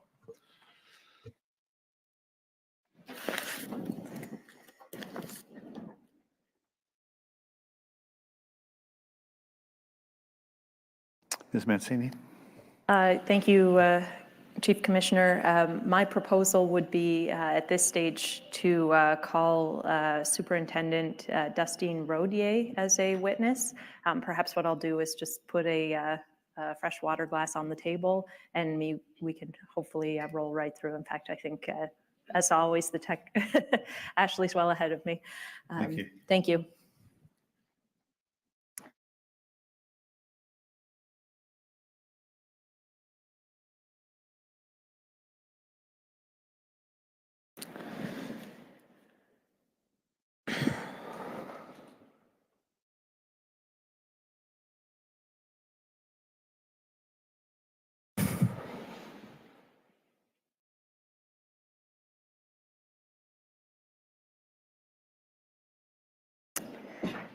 Thank you, Superintendent Rodier. I'm just going to ask you to remain standing.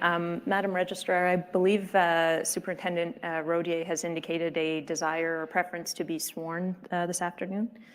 If you could just place your right hand on the Bible. Do you swear the evidence you're about to give should be the truth, the whole truth, and nothing but the truth, so help you God? Thank you. Be seated, please.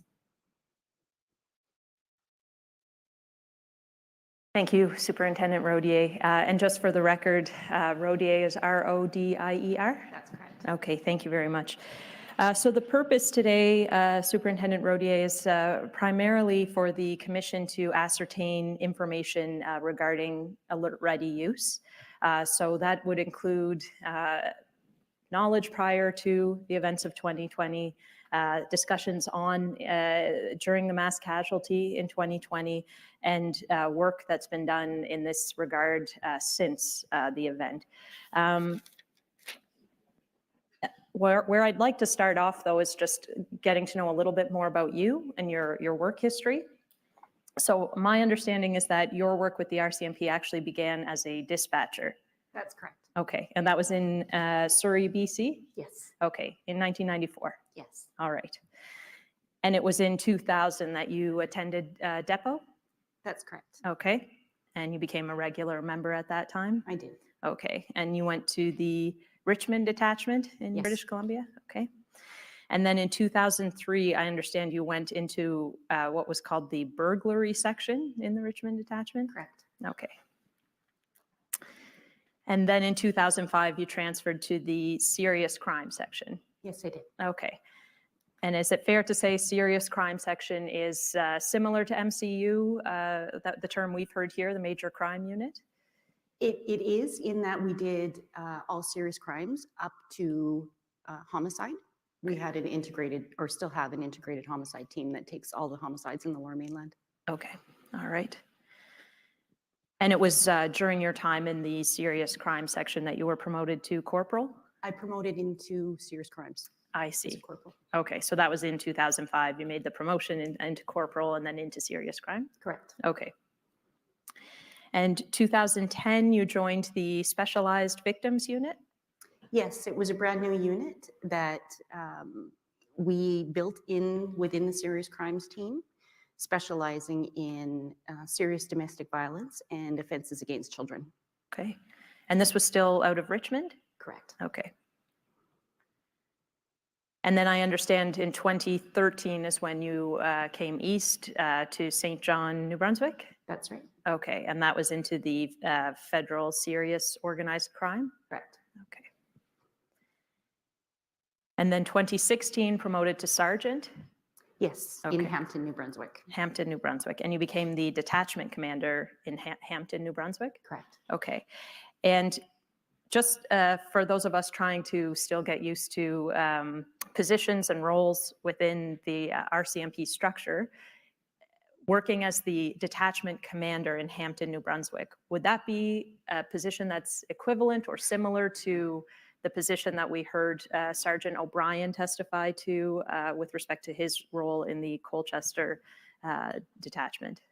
Similar. As a detachment commander, I was the highest ranking member at the detachment, but I reported up to a staff sergeant. Okay. So you're supervising members out of that particular detachment? Correct. Okay. And then in 2018, that was when you were promoted to inspector? Yes. Okay. And you took on the role of officer in charge of operational support and communications center? Correct. Okay. And we'll talk more about that specific position in a bit, but I'm wondering if you can tell me a little bit at this stage. You've been promoted to inspector, and my understanding is that at that stage you've become a commissioned officer. Is that That's correct? correct. Okay. Can you tell me a little bit about the difference between a non-commissioned officer and a commissioned officer, what the difference between the two is? The difference is an officer, as an inspector, you're commissioned. So with that comes much more responsibility. It's more strategic leadership, supporting the division in rolling out priorities for the division and supporting multiple teams. Okay. All right. Does it have any implications with respect to operations or engagement in frontline policing? It depends on the position. Okay. There are some positions, for example, within the Halifax district. The district is divided into two sides, an east and a west. Each of those sides of the district would have an operations inspector. So they are very much involved in frontline operations, much more than my position fell under the support services side of the organization in the division.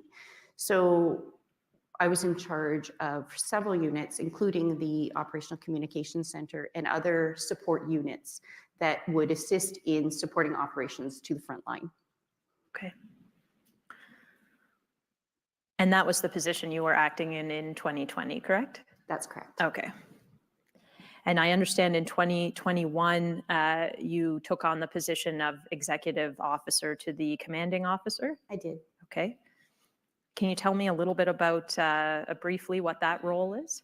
So that role is, there's a lot of work with liaising with government, supporting the commanding officer in priorities for the division, any hot button topics or urgent matters that come up through the commission, or pardon me, through the commanding officer's office will come through that role. There's a lot of liaising with our national headquarters. It's a very interesting job, very, very different than anything that I had ever done before. Okay. And then in 2022, you were promoted to superintendent? That's correct. Okay. And the administration and personnel officer. Have I got that title correct? Yes. Okay. And is that similar to the role you were carrying on just a year prior, or is it different? No, it's different in that my role now is to, again, it's still supporting the front line, but there's the units that I'm now in charge of include our departmental security and staffing, human resources, planning, our conduct unit. Bigger portfolio? Big, yes, a bit bigger of a portfolio. Okay. All right. Well, I'll go back then to the role of officer in charge of operational support and communication center, the role you were occupying in 2020. And what I'd first like to do is just get a sense of where that role fits within RCMP structure. So I understand this to be one of 3 branches under the support services officer. Is that correct? That's correct. Yes. Okay. Can you tell me a little bit about your role, how it fits within the other branches, how it fits within the overall scheme of the RCMP structure? Certainly. So the overall command of the division is on the commanding officer. Under the commanding officer is the criminal operations officer, and then it kind of branches out from there. On the support services side of the house, my direct supervisor is the support services officer, or pardon me, at the time was the support services officer. And then under that umbrella, it branches out again. There's the assistant support services officer, which that position oversees a lot of our tactical units, for example, ERT, our dog section, underwater recovery team, traffic, our collision analyst, forensic ident, those kinds of units. They also oversee community policing, our community policing units. And then another branch of support services is major crime unit and behavioral sciences. And then my position at the time was the OIC of operational support and the communication center. So my units included obviously the communication center, EMS, crime stoppers, risk managers, callback unit, case managers, and DEOC. Okay, another big portfolio. Okay, so in 2020 then, you would have the crops officer, Chris Leather. Correct. And reporting to him would be the support services officer, Superintendent Darren Campbell? That's correct. Okay, and then there are three branches underneath the SSO, the sort of tactical operations. Okay, and who was managing that in 2020? Do you recall? That was Inspector Don Moser. Okay. And then you'd also have the major crime behavioral sciences branch. Correct. And do you recall who was managing that in 2020? I believe in 2020, Sergeant Glenn Bonvie may have been acting. Acting, okay. As the inspector. Okay. And then you have your branch, which is the communications with its numerous subdivisions underneath that. Correct. Okay, all right. Okay, so I'd like to talk about each of those that are obviously underneath your purview in 2020. So we'll talk about each one sort of generally. We don't need to focus on the April mass casualty event. So OCC generally, you're responsible for the call takers and the dispatchers at the OCC. Is that fair? My direct subordinate was civilian member Glenn Byrne. He was the OCC commander. Okay. And then out of the OCC, we also have 5 risk manager positions. Okay. And then under Glenn, there's 4 teams of dispatchers and call takers. Okay. And each of those would have supervisors? Correct. Okay. When I first started, we had 1 supervisor per team, which was a lot for them. There would be 1 person supervising, it could be up to 12, 14 people. So we were able to adjust the organizational chart. So we had 2 supervisors per team so that each of the teams would be responsible for 6 to 7 people, and it was much more manageable for them. Okay. So in terms of the OCC 1 branch, you have your OCC commander, which was Mr. Byrne? Correct. Okay. And so he's reporting to you? Yes. Okay. And what sorts of things is he reporting on with respect to operations at OCC? What would be briefing that would take place? We are very fortunate in each division in that we have Glenn Byrne as running the team. He's a national subject matter expert in everything operational communication center. He's relied on across the country to offer guidance and support advice. He's developed a multitude of initiatives within the OCC that have actually gone national and become national standard. So we're very fortunate to have him here. And I was very fortunate to have him. He was my second hand, my right hand. So he would report up on any issues that he felt I needed to be aware of. For example, we would talk daily, multiple times a day, on subjects, anything from human resources or challenging calls that our teams had dealt with, and just making sure that they had the support if they needed it after the fact. He would arrange critical incident stress debriefs for our team. So he would brief me and let me know that, say night shift had to deal with a difficult situation, and he had called the wellness team, and that he had arranged for CIS debriefs for them. We talked about new initiatives. We would talk about ideas that he would have to make operations better, not just for the division, but for the entire region. So because Glenn has been here for so long and has so much experience, he would work hand in hand, or does work hand in hand with our Operational Communications Center in L Division. So the commissioner would have met civilian member Daryl McDonald. He and Glenn work very closely together, as does Glenn with the OCC commanders in New Brunswick and in Newfoundland. So we would talk about, really, there was nothing that we wouldn't talk about. It was just a constant communication with him. Okay. And that was just calls kind of on a daily basis, essentially, in terms of reporting structure? Yeah, absolutely. It could be calls. We'd meet, again, if I was at the office, we'd meet multiple times a day just to catch up. And if there was any resources that I could provide to support whatever he needed. And quite often, I would go to him for advice because I was new to the division, so I would often turn to him for his advice, and he would point me in the right direction. Okay. So who would have been responsible for overseeing the training and the ongoing, I guess, training, on-the-job training of call takers and dispatches? Would that be yourself, or would that be Mr. Byrne? That would have been Mr. Byrne. Okay.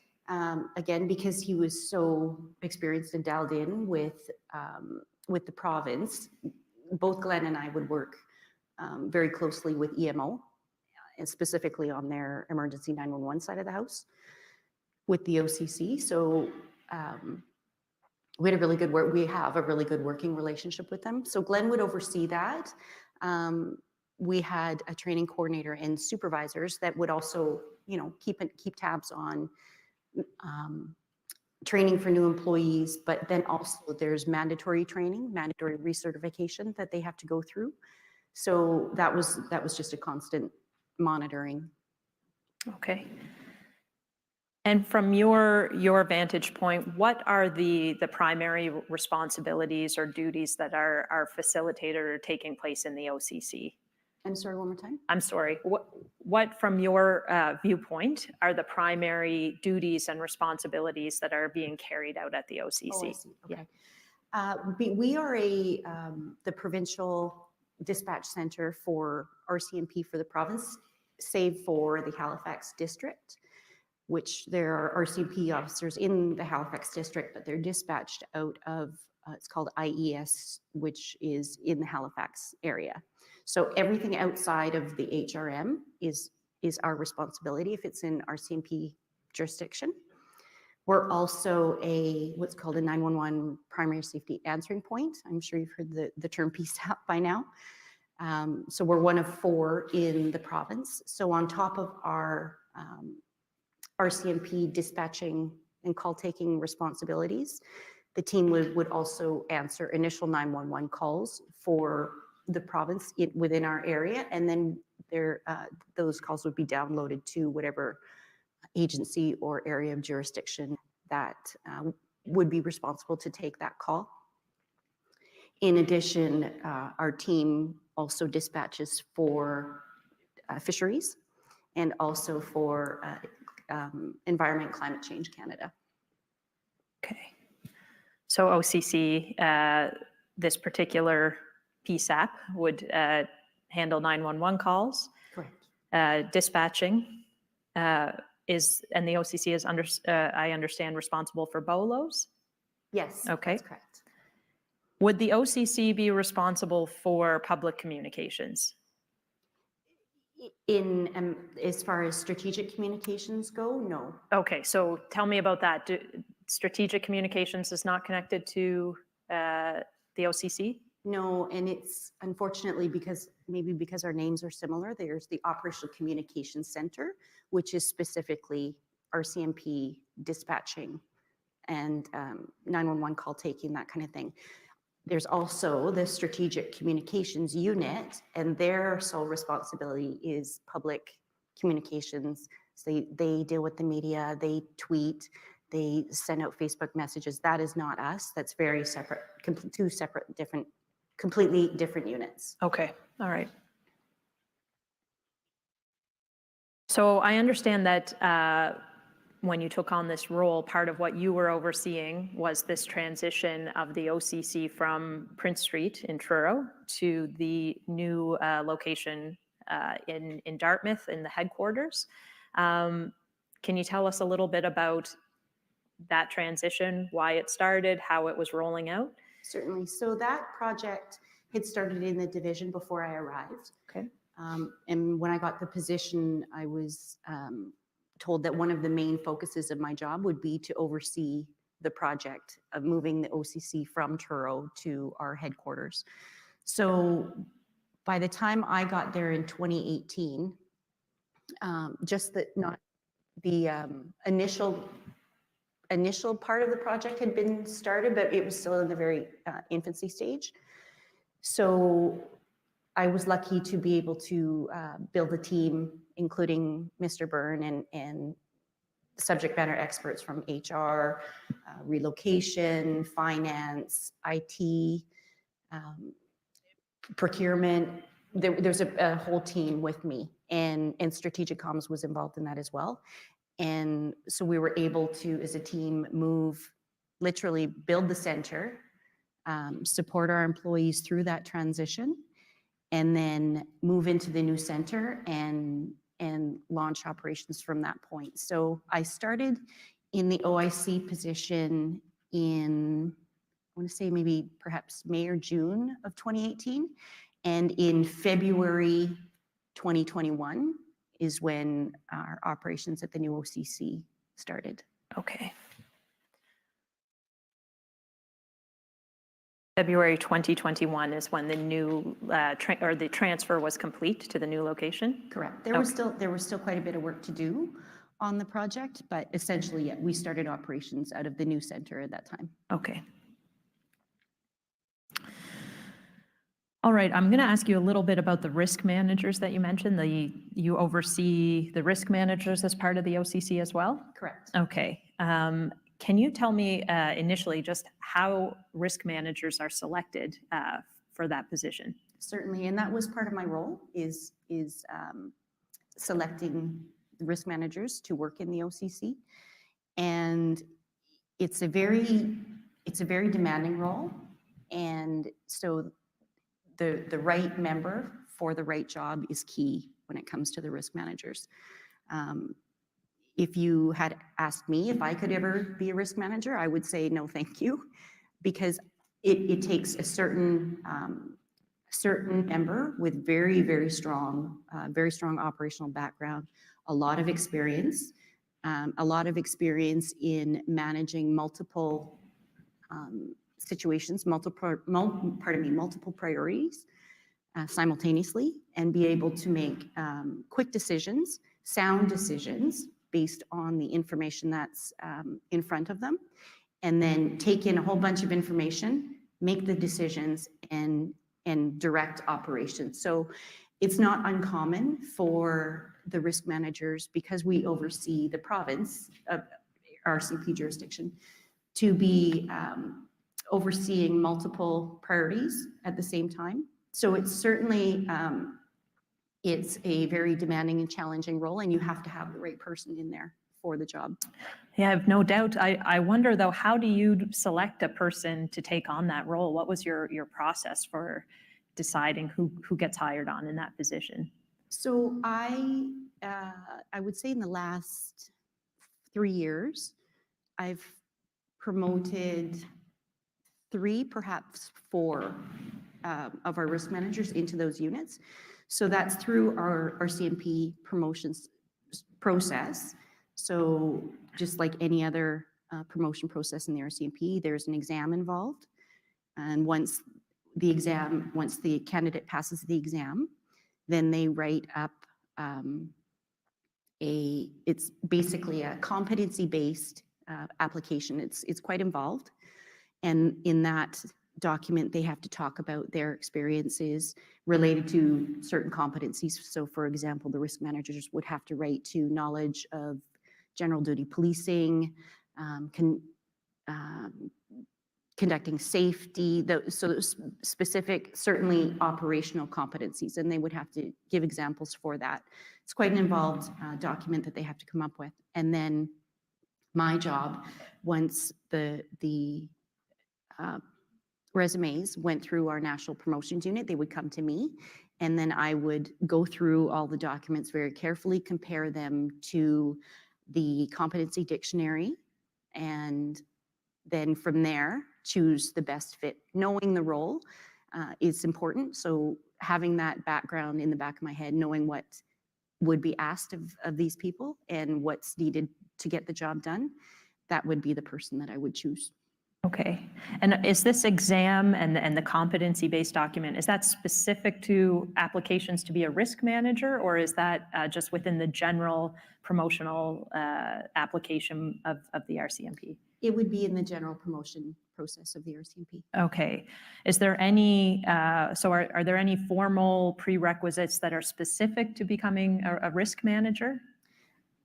Definitely experience and ability to meet all of those requirements that I had just mentioned were always top of mind for me when I had to choose somebody to go into that role. And I guess what I'm asking is there's no specific training program for risk managers or standardized training program or application process to become a risk manager. Is that fair? Unfortunately not. There's still detachments, or pardon me, operational communication centers across the country that don't have a risk manager position or process unit within those OCCs. I think it would be incredibly important for that to happen, and so that it could be on a much more national scale, that there could be a nationally developed course for them. But yeah, certainly there's quite a few OCCs that don't have that support. We're very fortunate here in H Division that we've had risk managers in our OCC for years. So they know their job. They're very good at what they do. and they work very well within the OCC. Okay. So you've told us broadly about the role of a risk manager. I'm wondering if I can narrow in on that and ask you what you view the role of a risk manager to be during a critical incident. Certainly. So I think Staff Sergeant Bruce Briers and Staff Sergeant Brian Rehill really laid out the role of the risk manager well. They are the senior NCO, so the senior non-commissioned officer, supervisor, in the event that there's an emergency and there's no supervision on scene. So for example, if a pursuit is initiated and the member's direct supervisor doesn't jump on the radio right away, maybe perhaps they're tied up or in a meeting or whatever, the risk manager will come on the radio and monitor whatever situation that is, take control if they need to, direct resources, call in extra resources from other areas, surrounding areas if they need to. They will liaise with our support units. So for example, if a police service dog needs to be called out, they'll call out PDS. They could be liaising with our major crime unit, forensic ident, other police forces, that kind of thing. In the event that there is a supervisor on scene, the risk manager will take a step back and turn into a support position. If the incident continues to escalate to a point of where the critical incident package is called out, the risk manager will assist in facilitating that if need be. And then the CIC will, or pardon me, the risk manager will continue to support that operation with the CIC in charge. Okay. All right. So I'll ask you a little bit more about that when we get into the specifics of April 2020. But before I move on, I do want to ask you about the emergency management section. So this also fell under your purview as of in 2020? It did, yes. Okay. And what is that section responsible for? That section, it actually has quite a large scope in responsibility. I think one of the most demanding roles is being overseeing our ground search and rescue program. There's also Amber Alert. There's our DEOC. Can you explain DEOC to me? DEOC is the Division Emergency Operations Center. So it's a location that is equipped already to be able to operate an incident out of that one room. We have the ability to dispatch out of that room as well. And it's based on ICS. So there's the operations. So whoever's running the DEOC, it's usually a senior NCO with experience, again, with the operational experience to back them up. There's an area for planning, logistics, communications. There's a place in there for MCU if we need their support. It's basically one location where in the event of an incident that we could call resources into to support whatever's happening. So DEOC works very well for situations that are planned.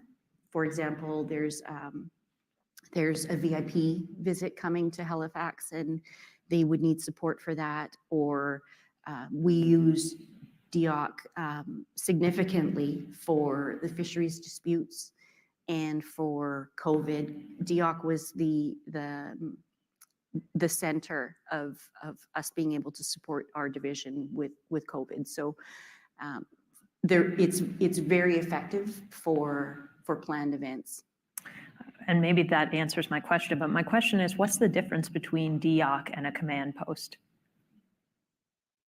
There's different responsibilities. So DEOC is there to support whatever the situation is, whereas the command post is where that's the heartbeat of the operation. So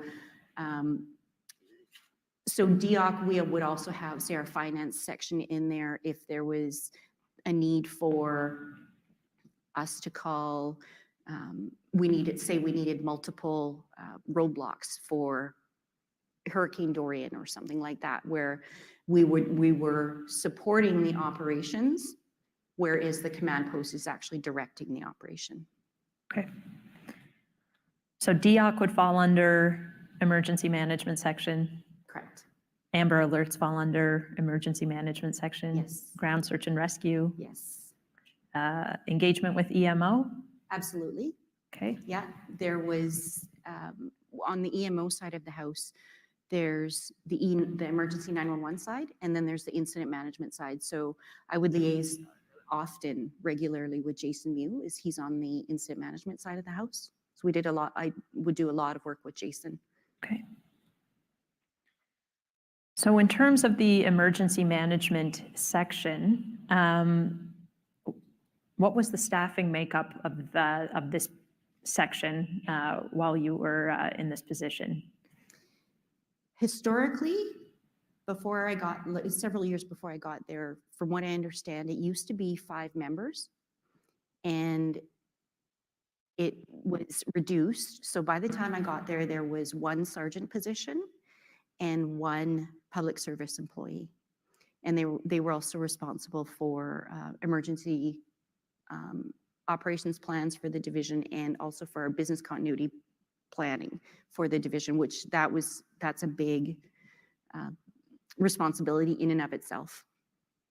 Okay, so it was at one time 5, and then when you came in as OIC, it was down to 2? Correct. Okay, and were those staffed at the time that you came into your position? They were staffed, but not with permanent positions, not with permanent employees. The challenge with EMS is because it is such a specialty. Again, you need the right fit in there. So we had always struggled with that. For somebody to be able to come in and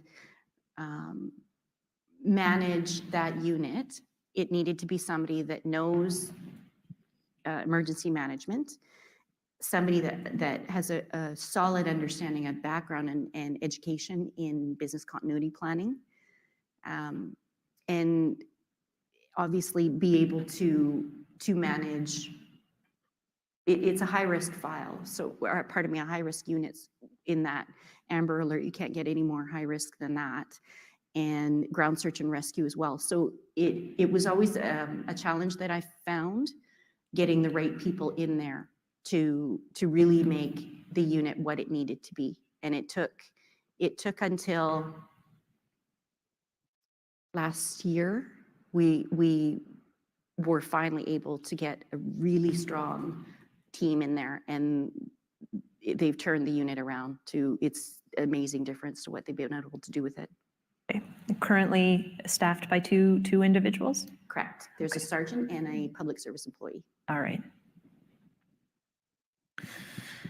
And so at the time of the mass casualty in April of 2020, EMS was staffed by a single person, is that correct? I'm sorry. I'm sorry. In April of 2020, there was only 1 staff member in EMS, is that correct? Correct. Okay, and that was Glenn Mason? Correct. Okay, and do you recall how long Mr. Mason had been in that position prior to the mass casualty? It was very short period of time, maybe a couple months. Okay. And I don't know if, I know you mentioned there were 2 acting people when you had first come in. Do you recall after those 2, or how long it was after you had taken over as OIC that those 2 acting people had left that position, those positions? There was quite a bit of turnover in that unit. And again, that led to the challenges in needing to get the right people in there to really push that unit to where it needed to be. So in April 2020, Glenn Mason was the only employee, but it wasn't for lack of trying. I had gone through several rounds of staffing processes trying to get a permanent public service employee in there. And unfortunately, for a variety of reasons, no fault of anybody's, no control, out of anybody's control, it took a long time to get to the employee that we have now. Okay. Okay, so in April of 2020, Glenn Mason takes on the role of manager of EMS as the civilian members. That's in April 2020, correct? Yes, he was placed in the sergeant role. Okay. So it's the emergency coordinator, I believe is the title. Okay. And so he would have reported to you? Yes. Okay. And how often did he report to you regarding activities or information from the EMS section? Well, at the time, we're now getting into February, March, so COVID ramped up, and that was our focus. We were really doing some research, trying to get the pandemic plan up to date and with the new information that we had from COVID and determining how that was going to impact our division.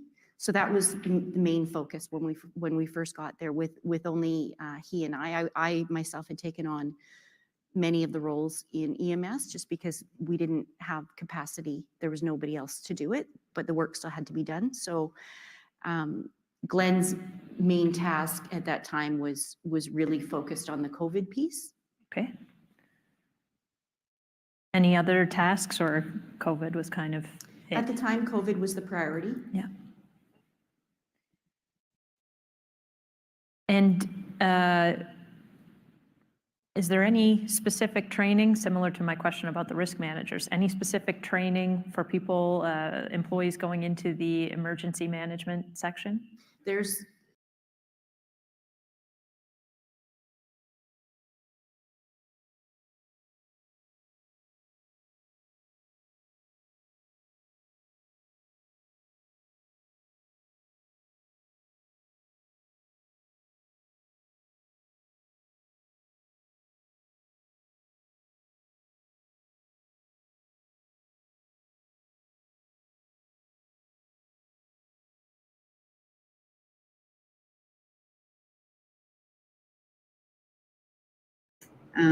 we also had training in DEOC, running DEOCs, so Emergency Operations Center training. We actually brought an SME from the Justice Institute of British Columbia to come out and teach. So that was very successful. That was just, I want to say just shortly before COVID, so we were able to get quite a few people trained on that. We also brought in subject matter experts from NHQ to teach our team on the computer system, which connects to national headquarters. So if DEOC is up and running, our team can keep, it's basically a file management system for DEOCs, and it connects to national headquarters. So there was quite a bit of training, and we were really trying to push rebuilding that section and getting people up and running so that if there was an event that we needed DEOC, we had a large pool of people to choose from. Unfortunately, when COVID impacted the division, a lot of that was off the table for us. Okay. So it's fair to say in April of 2020, EMS was kind of in a state of flux. Absolutely. Okay. And do you feel that the status of EMS in April of 2020 had any bearing on any of the response to the mass casualty in April 2020? No, I don't think so. At the time, the question was posed to me, would we consider or did we want to open DEOC? In that instance, at that time, it was being considered, but it wasn't a focus for us. Shortly after, once the incident was over, it was perfect time to open DEOC because we knew we would have a lot of work to be able to do to support the front line. And so that's what we did. We did initiate DEOC, and it was instrumental in helping us bring in resources from all across Canada and make sure that they had the knew where they were going, they had the equipment they needed, they had the PPE for COVID that they needed, we had, and I say we, it was the team in Dioc. I had nothing to do with it. They did an amazing job. Just making sure that all of the members come into each division to be able to support the front line, knew where they were going. They had liaisons, they had lodging, they had food, they had equipment. That was, the Dioc team did an amazing job. Okay. So that was post-event, obviously. Post-event, yes. Okay. Okay, so we've talked about the status of EMS in April of 2020. I want to take you to April 18th, 19th, 2020. Some of the challenges that were faced in your other departments, OCC, risk managers, in the course of that event. So one thing that you had already sort of touched on in your description of the risk manager as in a critical incident, the role they carry, is carrying on that role until supervision arrives. And we know that in this particular case, we had senior NCOs from Northeast Nova attend the scene. So you've had a chance to review, I would assume, all of the radio transmissions and relevant notes that came out of that incident, correct? I've listened to the radio transmissions. Okay. And then the foundational documents that have been presented. Okay. And so I'm wondering, from your perspective, as someone who oversees the risk managers, did you have any comment with respect to the division of labor that took place between those uniform, senior NCOs and your risk managers on April 18th in particular, in the initial hours of the incident? Well, first of all, I can't comment on the decisions that were made because I wasn't there. If there was a decision made that the command structure felt that it would be most appropriate for the risk manager to maintain oversight of, say, our general duty, there was obviously a reason for them to make that decision. But to say that, I think it was Bruce Briers that said it was like drinking from a fire hose, I would go one step farther and say he was standing under a waterfall. It was a lot. There was a lot of information for both of them, for Bruce and for Brian as well. There was a lot of information, and with such a fluid, dynamic event, they were wearing multiple hats, and we've since made a huge list of changes that we've already implemented within the OCC, within the Alert Ready file, and I'm happy to talk about those because I think it's important for the commission and for the families to understand that. And we'll talk about that for sure. But one thing that I want to ask you about is sort of that initial 911 call comes in at 10:01, and risk manager Rehill is handling multiple things out of the gate, right? He's handling taking in information from 911 calls, setting up containment, and you've indicated that the risk manager takes that position of sort of ad hoc incident commander until other supervision arrives. Correct. Okay. And so in this particular case, other supervision, I'll ask you, do you feel other supervision came in such that your risk manager was able to take a supporting role? Or do you feel that the risk manager carried out the ad hoc incident commander role until 1:30 in the morning, roughly?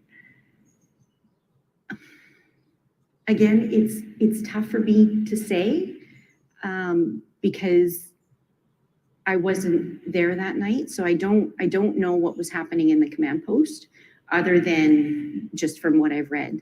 So all I can say is if there was a reason why decisions were made by the command team to keep Brian in that role, they obviously had a reason for it. Normally what happens, say it's an armed and barricaded person, the risk manager will engage immediately, making sure if there is a site commander on scene, that person would be in charge of the incident, and then the risk manager would transition into a supporting role, calling in extra resources.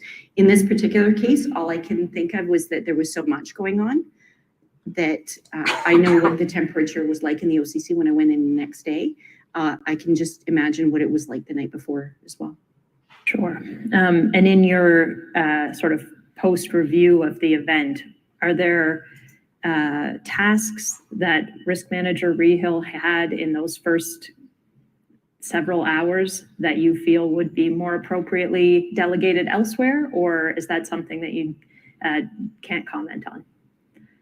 No, it was certainly apparent to me how busy he was when I listened. I listened to all the 911 calls and all of the radio transmissions, and it wasn't until that time that I realized how much was being asked of him, and this was within the week and 2 weeks after the fact. So I was surprised to see how many calls were being transferred to him within the OCC. And I know that he was taking on duties such as dealing with children and family services. So tasks like that, a lot of the times the dispatchers will take care of. However, again, I don't know, all I can think of is that they were so busy as well that if the job had to be done, then Brian made the decision to take on those tasks as well. Okay. So 911 calls being transferred to the risk manager isn't standard operations? In my experience, it's not the norm. It should be, those calls should be dealt with by the call taker, and they are. If there's extenuating circumstances or the risk manager asks to speak to that person, then certainly, absolutely. If he needs more information to be able to pass on to the road, then certainly he can do that. But in this reviewing the calls, I was a bit surprised to see how much of those calls he was receiving. Okay.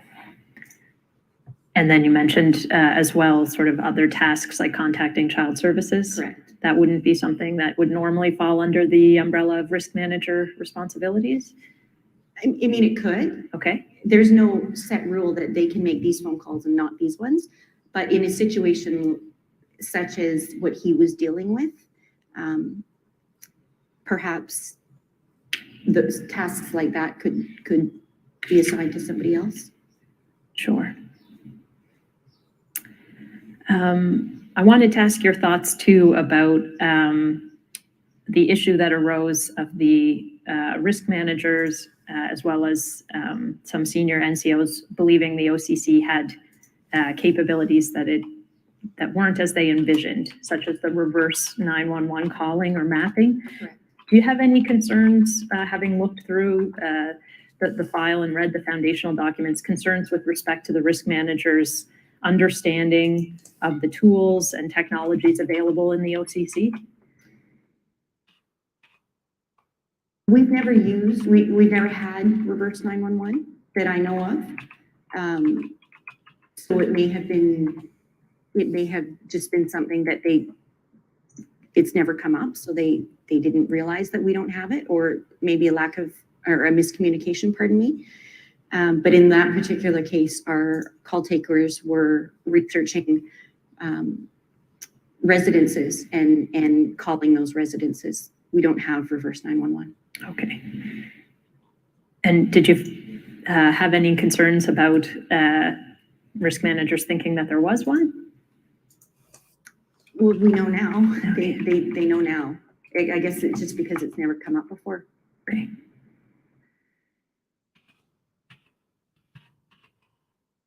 And I was just wondering as well if you had put any analysis into losing or having the information pertaining to the Andrew and Kate McDonald 911 call kind of falling through the cracks. Having done an analysis of what was taking place in the OCC and relaying information to the command post, do you have any thoughts with respect to how information like that and the challenges in relaying that information can be addressed? So with that particular situation, I actually didn't find out that that had happened with that caller, or pardon me, with that 911 call until I would say 3 weeks ago. And it was through the course of the ESDC investigation. And that's when I found out, and I was surprised to see that that had happened. Normally, emergency calls all go through the dispatcher. The call taker will create a file on our CAD system, and it's automatically sent to the dispatcher for dispatching. So I don't know how that happened, but I do know that there is going to be more work in determining how and why. Okay.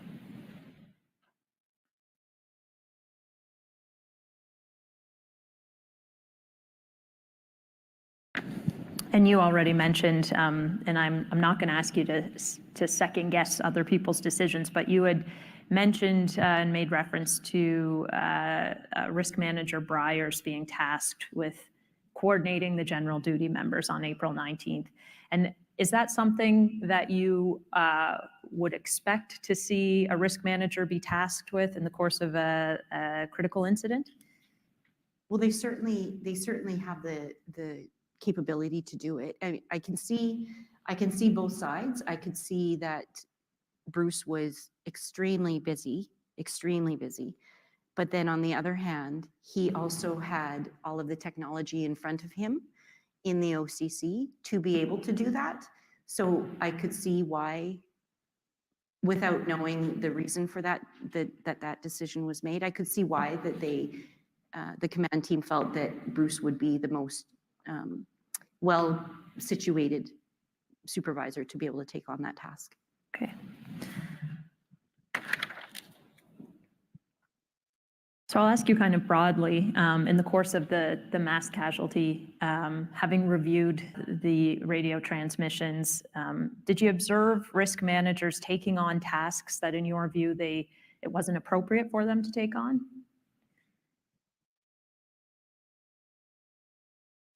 There's so many transmissions off the top of my head. I'm sure there was. They were both extremely busy. I can't think of an instance right off the top of my head. Sure.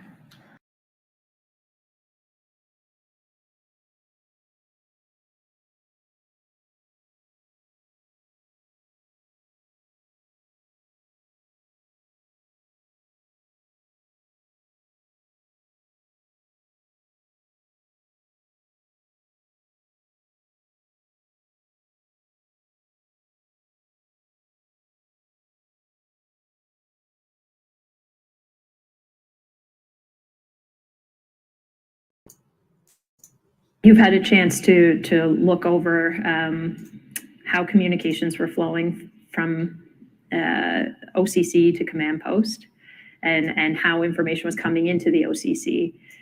Based on your review of that, do you have you identified things that you thought were issues that you feel have since been addressed?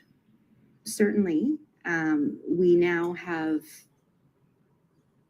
several new processes that we've initiated in the OCC and again on the Alert Ready file itself, but we now have a policy, a standard operating policy that if there is another incident like this, hopefully never, but our risk managers, they know that they can call in a second risk manager to help them. So that happened on April 19th, correct? Second, okay. Had that ever been done before? Not that I know of. Okay, and who initiated that on the 19th? Recall?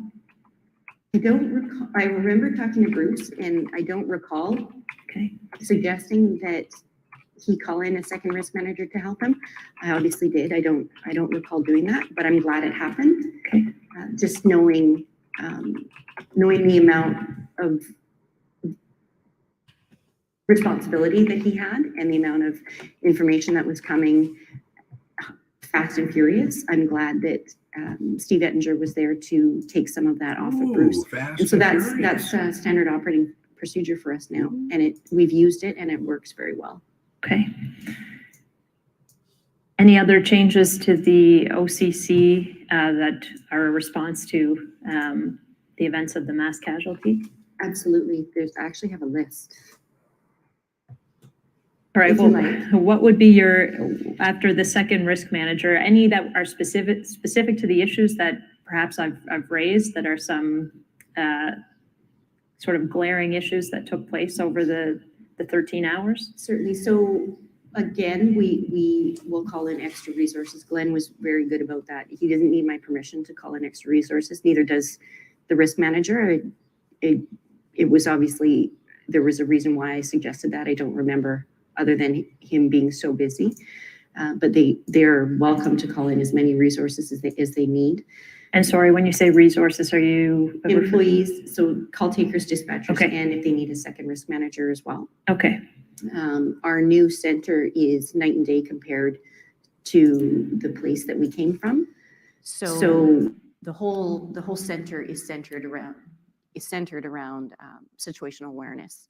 So it's a large open space, call takers on one side of the room, dispatchers are on the other side of the room, the supervisor and the risk managers are up on a platform in the middle of the room so they can see and hear everything that's going on around them.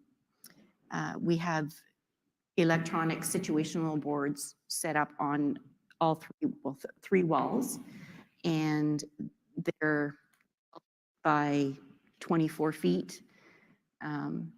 And the supervisors and risk managers have full control on what can be displayed on those screens.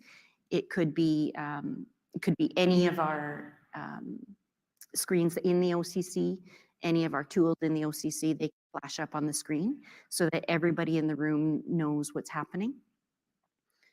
We also have a standard operating procedure that if there's going to be an incident such as an alert ready deployment, we will embed StratComs in our OCC with us so that we're getting real-time information that they're getting and vice versa. We also have a room now off the OCC that thankfully to Glenn Byrne has built. It's called the Critical Incident Operations Room. So it's a separate room right beside the OCC, but it has all the capabilities of the OCC minus the 911. Would that replace the command post, the critical incident response room? It could, depending on the situation, if that's what they chose to use. You could have the critical incident operations up and running and also have an incident command post set up somewhere. So it could be that the PSYOPs, we call it, could be PSYOPs would be like an area command, and then we'd have the command post set up anywhere in the province, and we would be able to run an operation, a critical incident out of that room if we need to. So again, there's situational boards that are surrounding the room. Any of the feeds from the new OCC can be fed into that room. There's radios. There's a station already set up for dispatch. Our critical incident commander boards, I'm sure you heard them talk about their SMEAC boards. Those are already up on the wall, ready for them, ready to go. So it's just a matter of walking in the room. Even the lights come on automatically. So. All right. Well, perhaps what I'll do, Superintendent Rodier, is ask you about your own experience and engagement on April 18th and 19th. So I'll ask you, when did you first become aware of what was happening in relation to these events? So on the evening of the 18th, I was home and I got a call from Glenn Byrne letting me know that we're dealing with multiple homicides and fires, and that the critical incident package was being rolled out. I remember checking in with Brian Rehill, and I knew he was busy. I didn't realize to the extent of how busy he was, because it was just a very short conversation, and I let him know that if he needed anything, I'm here, let me know what needs to be done, or if he needs any support from me. And then I reported reported up to our support services officer to make sure that he knew. And quite often, any critical incident, Superintendent Campbell knew well before I did, because he would oversee the calling out of the critical incident package anyways. But just to be sure, I would phone him and let him know that I'd spoken with Glenn. And then later on in the evening, I remember Glenn calling me again and saying that he was done for the night. He checked in with the OCC. They were good. They didn't need anything else, and that he was on his way home. Do you recall what time that was? It was late. I don't remember what time, but it was late.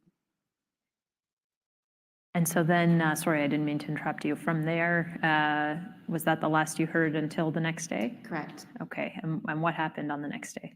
Again, Glenn phoned me and said that it had started again, which was incredibly unusual. It's very, very rare that something like that would happen. He had also told me that there was potentially a police car involved, which was also very concerning. My first thought was, oh my gosh, one of our members has been, hurt or killed, and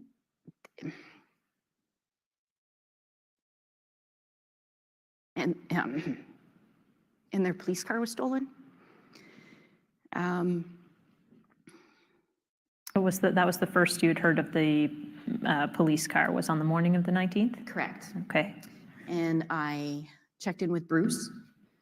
I knew he was very busy, and then my phone started ringing. So I received a call from Superintendent Campbell, who was already at headquarters, and he was with our Chief Superintendent Leather, and they were just checking to make sure that information was being disseminated through all of the police agencies in the province. So I remember calling Bruce and asking him about if bolos had gone out, which they had. And I wasn't surprised, because the OCC is very good at doing that. They do it all the time. So I wasn't surprised.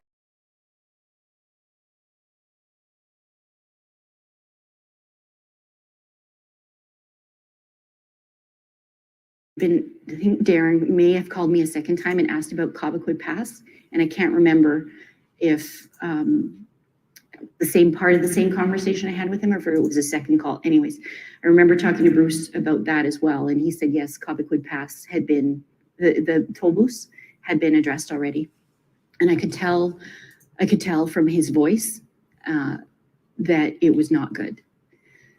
So I made the decision to go into the office to support him, and knowing that more information would need to be passed along, I didn't want to have to keep bothering Bruce.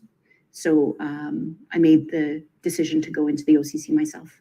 Okay, so you traveled to Truro from the Halifax area? Correct. Okay. And do you recall what time you would have left for the OCC? I don't remember. Do you recall what time you arrived at the OCC, maybe? I would say I got there about 10:40-ish. Okay.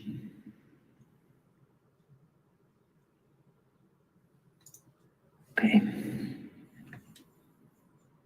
And so you made the decision to go to the OCC, and again, the purpose for that was for what, Superintendent Rodier? It was to make sure that Bruce, that any phone calls that were coming for information from him weren't going to him. So I could take those calls. I could be the conduit to the senior management team and keep that off his table so he could concentrate on what he needed to concentrate on. Did you think about going to the command post? No, because that wouldn't be my role. Okay. Okay, so perhaps what I'll do, Madam Registrar, if you wouldn't mind pulling up paragraph 138 of the foundation document that was tendered this morning. That's Exhibit 2001.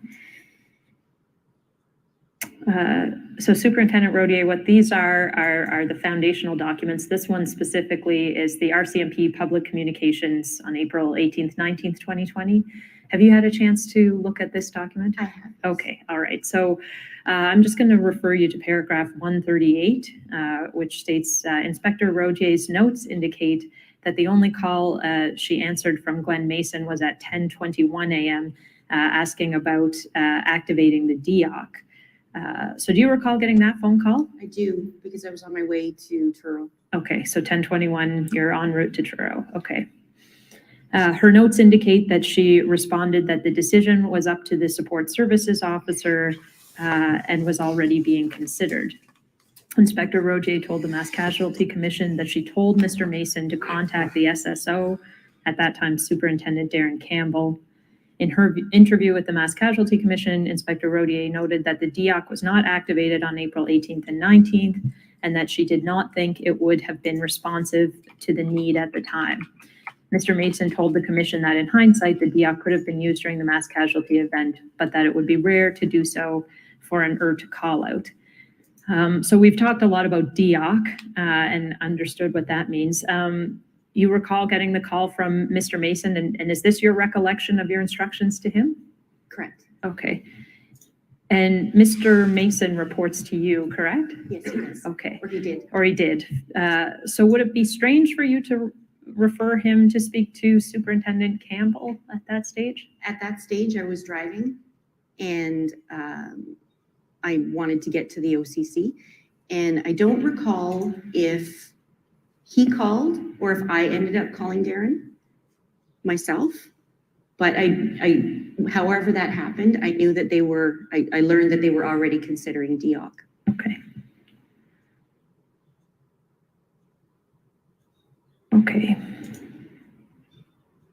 All right, so you said you arrived at the command post around 10:40, is that correct? At the OCC. Oh, sorry, OCC, I got it, 10:40?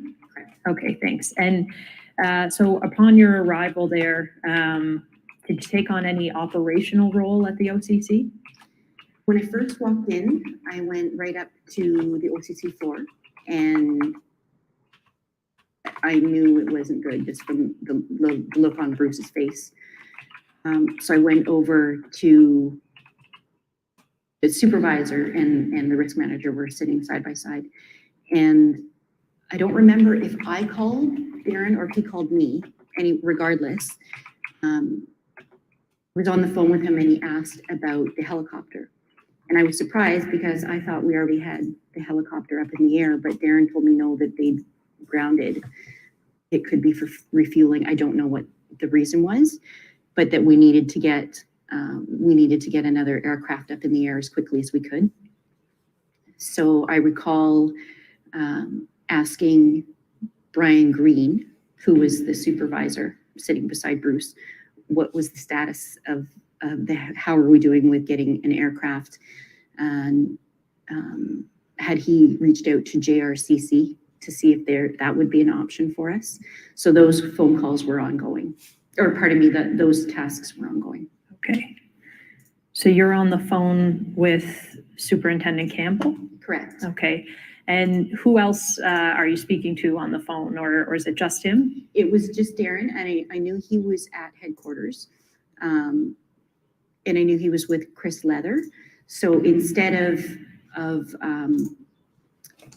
them needing to call constantly to get information, it just made more sense to stay on the phone so that I could be that real-time conduit into headquarters, and that they didn't have to keep calling or phone the risk manager who's already busy. Okay.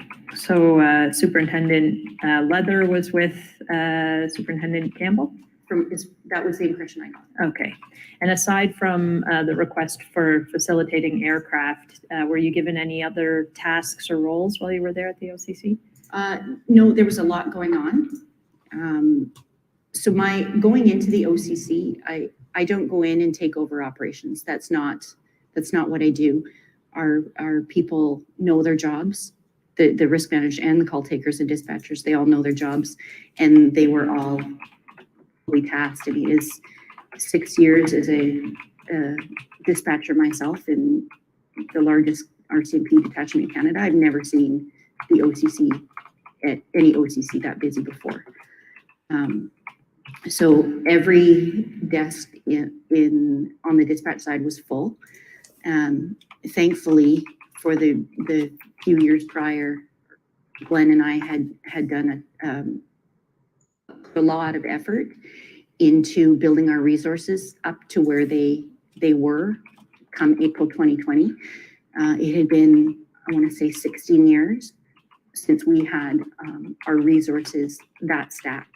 And thank goodness we did, because come that day, it was all hands on deck. So we were very fortunate to have a full team, the full team that we did, and every one of them was busy. And so do you recall Glenn Mason's call coming into Risk Manager Ettinger that morning? I do. Okay. So the way our dispatch side of the house at the old OCC was set up was there was 4 pods, 2 of them the risk manager supervisor, and then 2 other dispatchers. And then there's a space on the floor, and then 4 more pods behind me. So I moved from speaking with the supervisor over to behind one of our employees who was dispatching for ERT. So that way I was standing in the middle of the room. I could hear her dispatching for ERT, and I could hear the other dispatcher who was just over my shoulder dispatching for the Colchester County channel. So I was standing there talking to Darren and keeping him updated. And at the time there was a lot going on. I remember hearing Dan McGilvery come on over the air saying that he was CIC in charge. And I don't know, I can't remember if it was before or after that call from Glenn Mason into Steve Ettinger, but there was also word of, we didn't know where the perpetrator was, and that we had information that he was farther south, but then all of a sudden calls started coming in about the Sobeys in Truro, and that there was a possible sighting at the Sobeys in Truro. So all of this information was going on. So I don't recall if that phone call was before or after that happened, but regardless, Steve Ettinger yelled at me from the other side of the room, and he said that he had Glenn Mason on the phone. And it's interesting if you read and listen to the radio calls. When Glenn Mason called him, he thought Glenn was calling about the helicopter, because that's what we were trying to get, trying to get the helicopter back up in the air. And then their conversation continued, but I couldn't hear what they were talking about, other than when Steve yelled at me and said he had Glenn Mason on the phone and they're offering some kind of public alerting, and did we want to use it? The EMO was offering. I wouldn't even call it a conversation between Steve and I. It was perhaps 30 seconds, if that, yelling at each other across the room, and then that was it. And I remember him saying, because I was on the phone, I remember him saying, "Don't call her, she's busy." So in my mind, that was the end of that conversation. And then I remember yelling at him, "Go through Strat Comms," because the reason for that is I didn't know. I don't have social media myself. I wasn't following Twitter. I did not know what information Strat Comms was putting out to the public. I knew that they were, but I had no awareness of what that message was what messages they were sending out.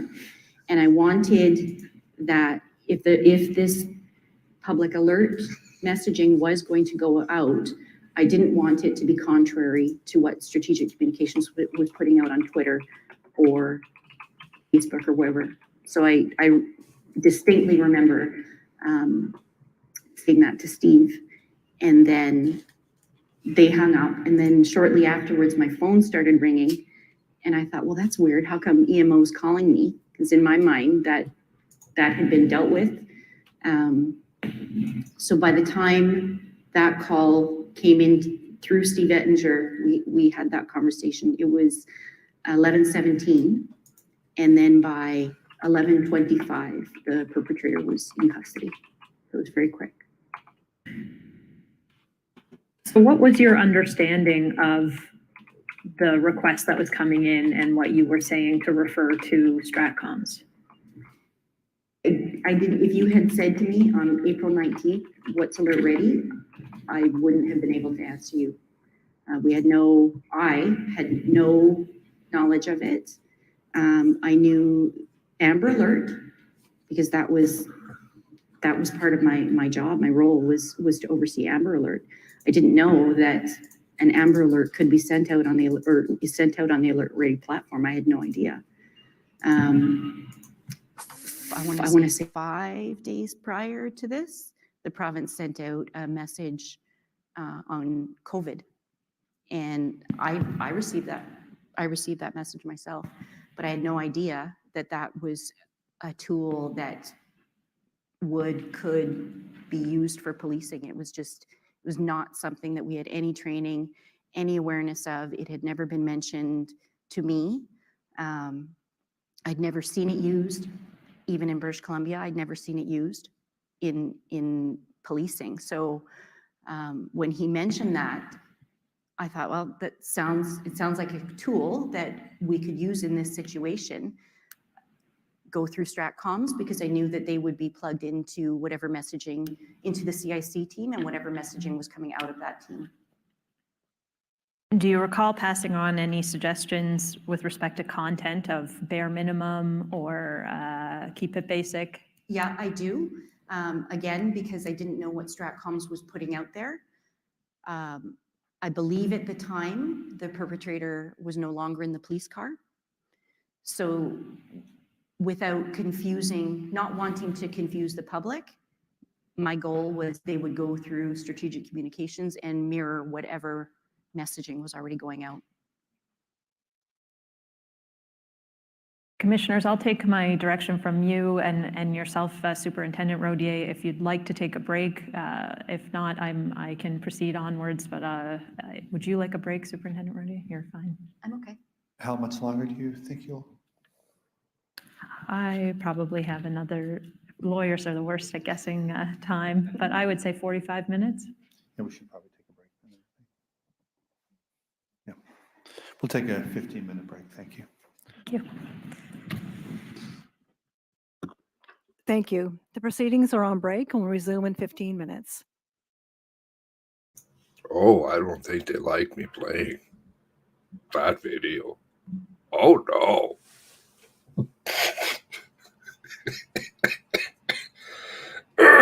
The COVID excuse? Well, that's a bit fail, isn't it now?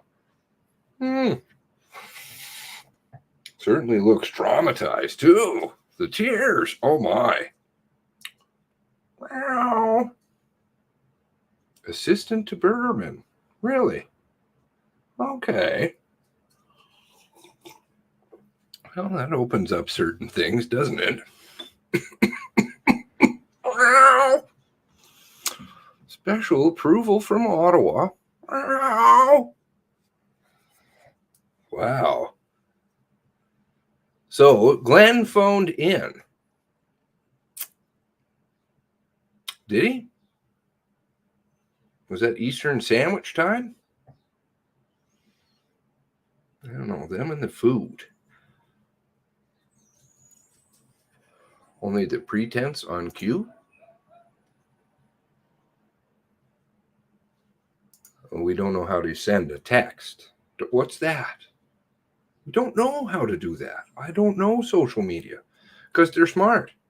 Stay the fuck away from the technology because they weaponize it against us. Project Wide Awake.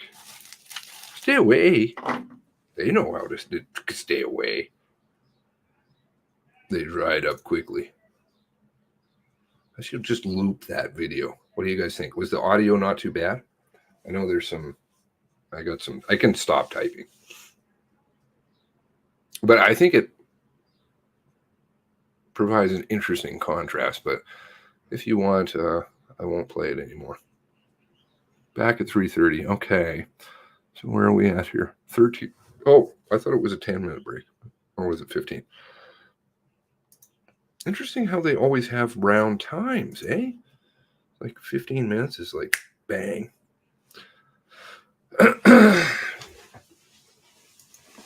No problems there being in lots of relatives and people, family dying. I know you guys got it really hard down in Nova Scotia. Terrible. Much harder than we got here with the stuff. Clearly, they don't think it's a big problem. They also had an interesting program. I can't remember the code. The sick code or whatever it is, code that they can use to book off indefinitely because of COVID with pay. With pay. Indefinitely. Why you don't have to work and you get paid.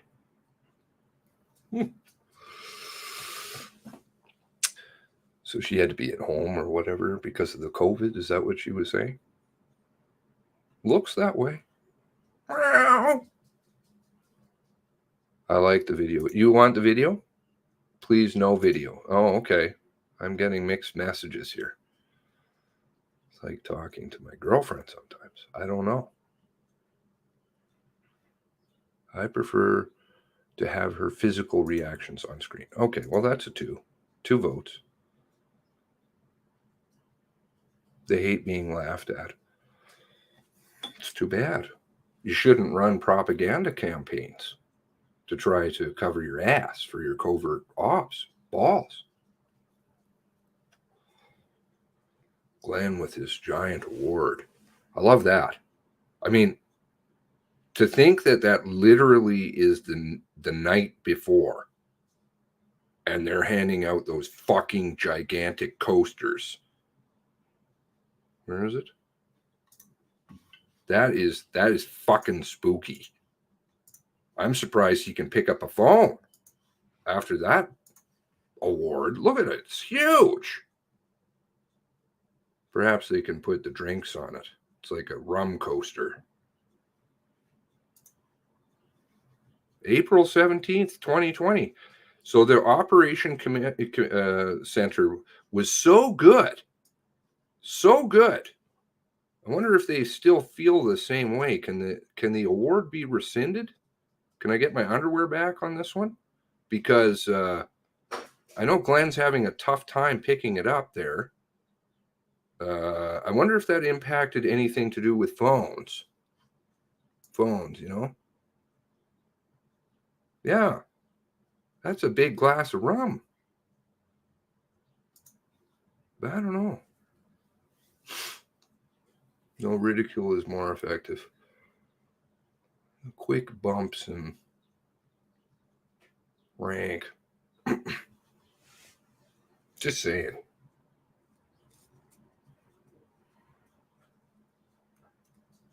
Glenn off at the award ceremony cannot drive outside. I would think that realistically, like being quite sincere and honest, it's an award ceremony, right? I would think that there would be some beverages that accompanied that. So Dustine probably would have been there. Clearly, Glenn in charge of the place was there the night before. Would that impact their job? If there did happen to be some drinky poos with the giant coaster for rum, phoning in to make sure there's free delivery.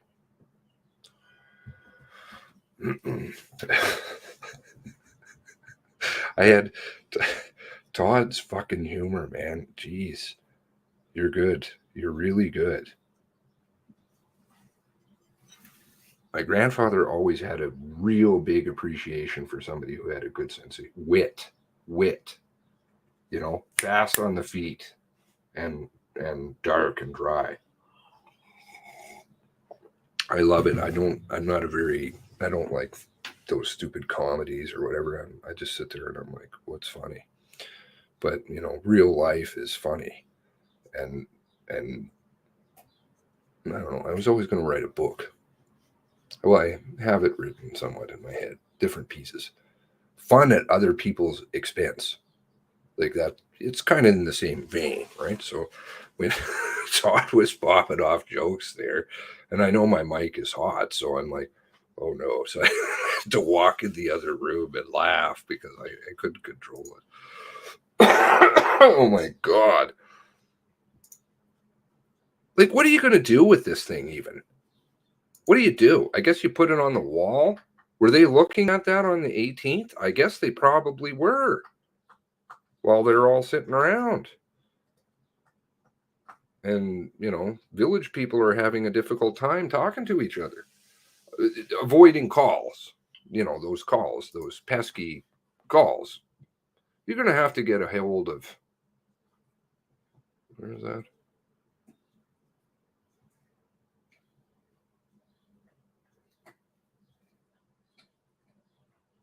Oh, I don't even know what that is. Like a Dell or something. So, is Paul Mason related? Paul Mason to Glenn Mason? He's the executive director of the Emergency Management Office. It's kind of a funny coincidence. They have the same last name. Lots of people have the same last name.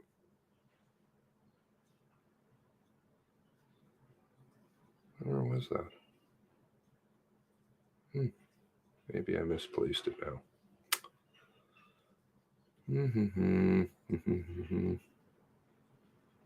I guess I did. Better make sure I got this lined up here. When you write a book, make sure to include a coloring section. Yes, with crayons. I'm gonna bring a bookcase in here and put some knickknacks on it.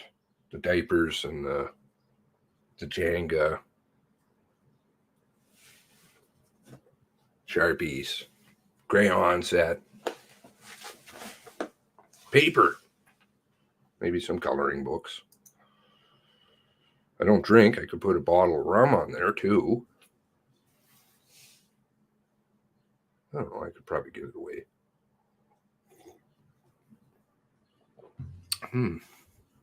It's not a drink coaster. It's bar service platter for 30 pints. Huge. Did manage to call in Todd V today. High praise for Truro Police. Good stuff. Thank you. I gotta come out and the long term. It's got to be long term. This guy's got to know. So Nikki got a message back and he said thank you. Is that what the message back was? Thank you very much. Imagine the Fast and Furious, that came up. Oh, funny that. Hello, Harles. Harles is in the house. And Stella, hello. Stella VW. There's a VW in this story, too. Did you know that? I don't know where that went. I don't know. Perhaps if you're intoxicated, you don't really see things. I don't. It's been a while, so I don't quite remember, but I think that was part of it. My wife is from Eastern Shore. Too scared. She was too scared to stay alone that summer. She returned with me to New Brunswick. The people that died, that one's the one that just rips my heart apart. And family didn't get to go and see them and stuff. Some people are really gonna go places they don't want to go. They have no idea what they're messing with. Brother Paul's in here, I think. So we've got 3 minutes. Let's see if they come back. Maybe they'll hide. Maybe they're having a karaoke session. I'm thinking. I can't dance. White man can't dance. She can dance.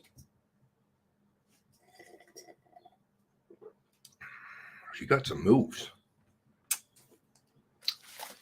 Wonder if anybody knew about the moves.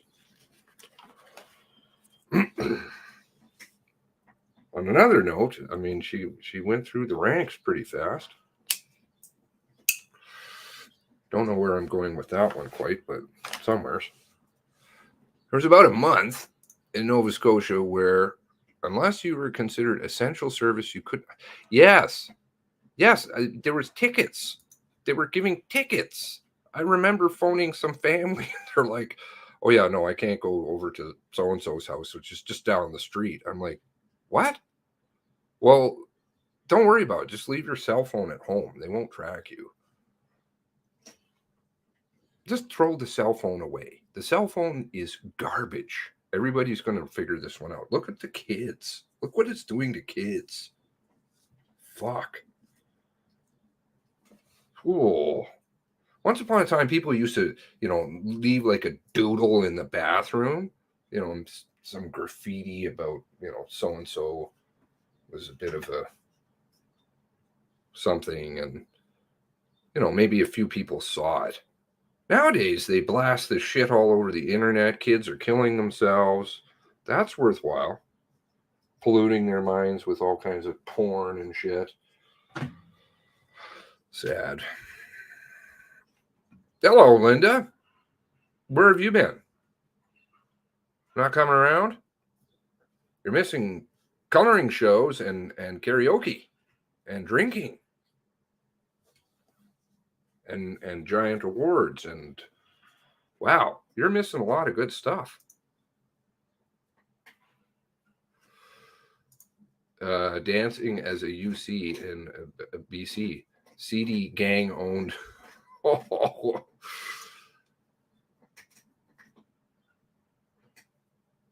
Yes, the flip phones. You can still get them. I have a couple. They're still traceable, but they're a bit better. Who was it that got in trouble the other day? Oh yes, DuckDuckGo. They got in major trouble. Everybody sells their info on everybody. People are like, well, it's advertising. I'm like, no, it's not advertising. Nobody clicks on this shit, really. I mean, it does influence your brain a little bit. It's the building profiles on everybody, knowing how to influence everybody psychologically. The psychological autopsy stuff, psychological warfare type thing.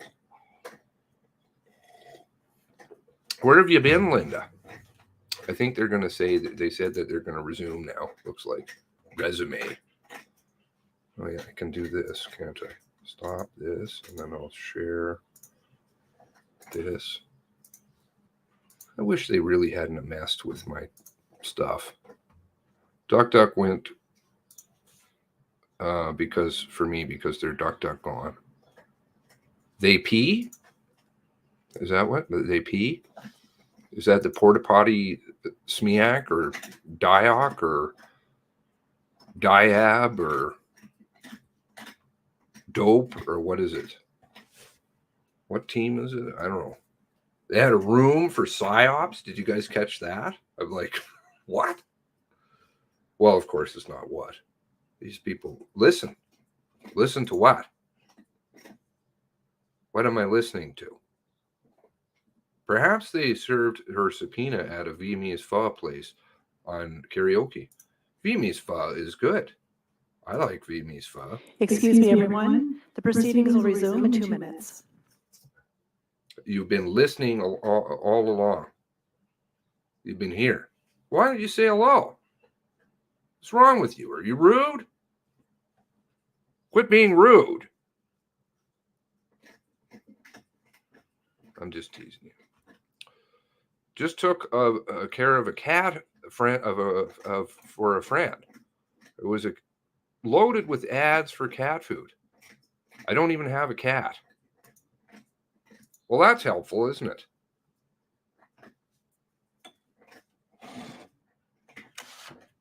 They can quit spying on everybody. That would be nice.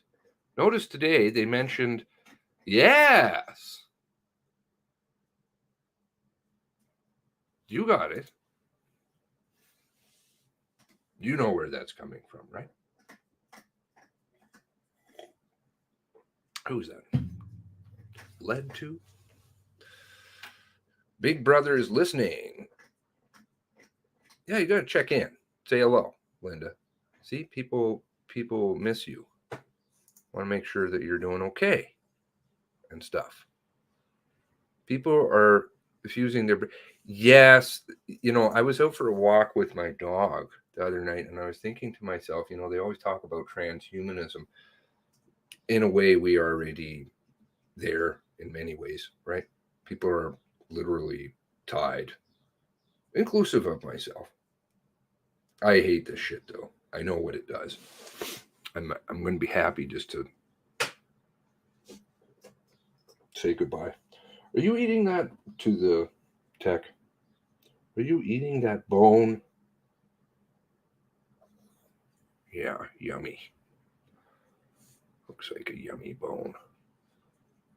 Not quite as bad. Yeah, Alberta was pretty good, other than, like Harles, I believe it lives here in Calgary, beating up, kids. That was nice. Cops beating up kids for playing hockey. We had some real doozies. I filed those away. There's a special place for these people. Just had a VME sub. Oh, okay. Did you? What kind of sub did you have? From where?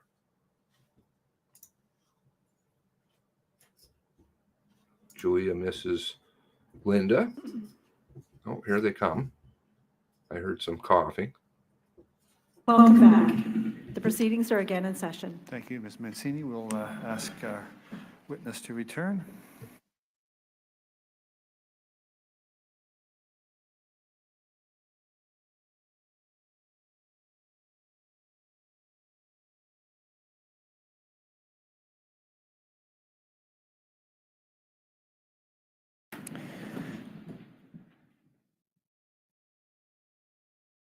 Thank you, Ms. Mancini. Whenever you're ready.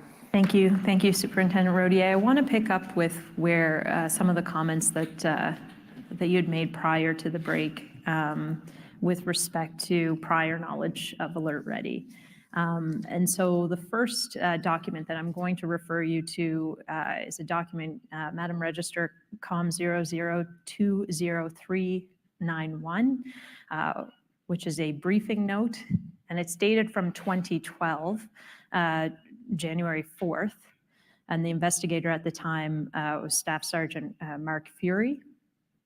And the briefing note, if we scroll, the purpose was to update the SSO on the EMO Nova Scotia. And the issue discussed was EMO is reaching out to H Division RCMP, the second half of the issue, paragraph. EMO is reaching out to H Division RCMP to utilize the H Division OCC risk managers as a central repository of timely information and distribution point for incidents that meet the guidelines, policy requirements of a public alert. And towards the end, underneath the recommendations section, managed properly, the availability and application of a PAS in Nova Scotia would be considered an asset to frontline police service providers in response to emergency situations, i.e. forest fires, floods, meteorological events, etc. So that was submitted in 2012.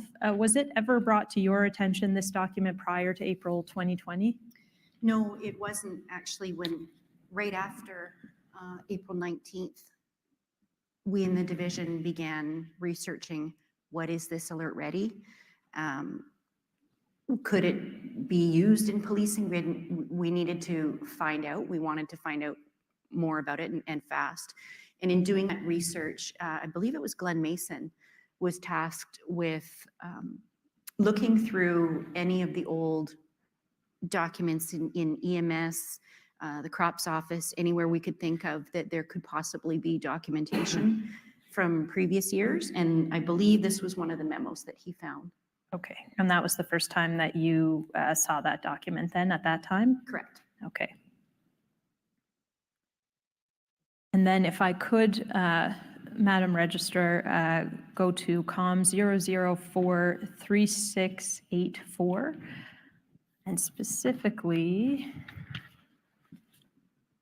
I'll ask you to pull that up if you can.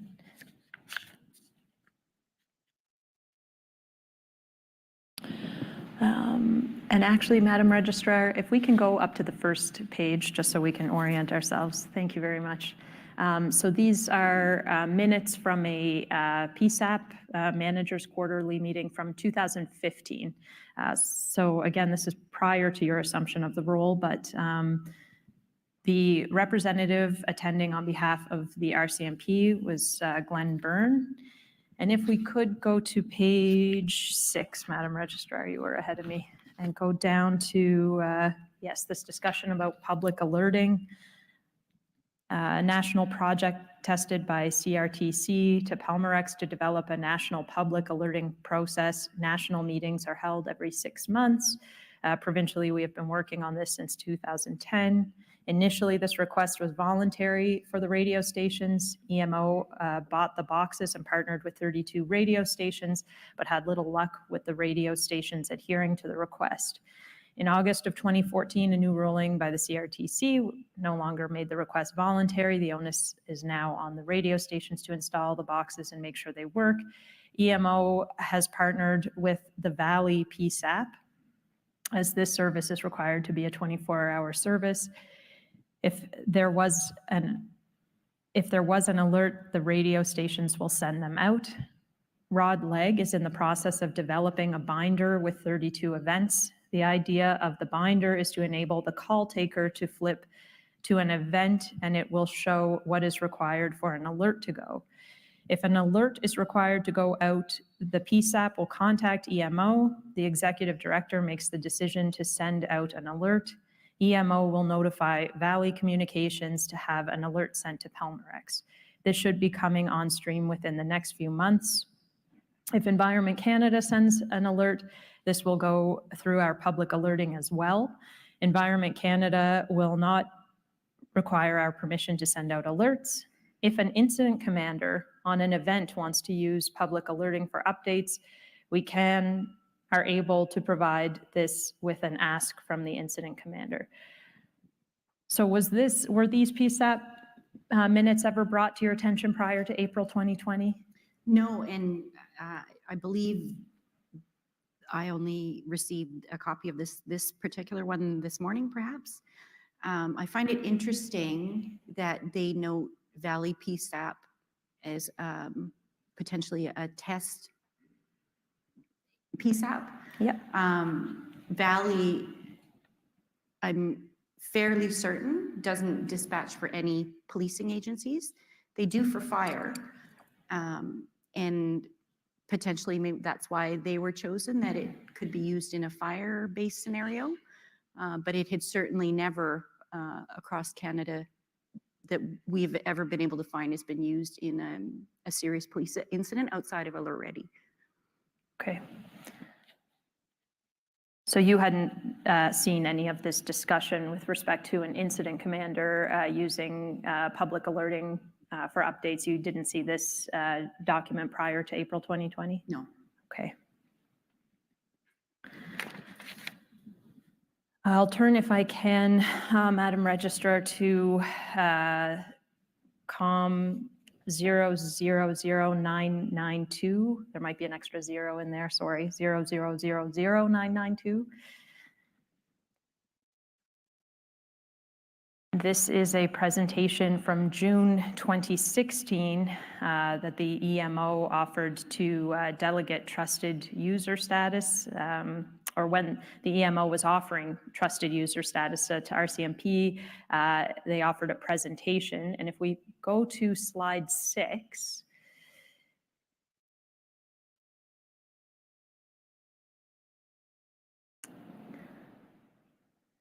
so this is the broadcast intrusive message, brackets 32.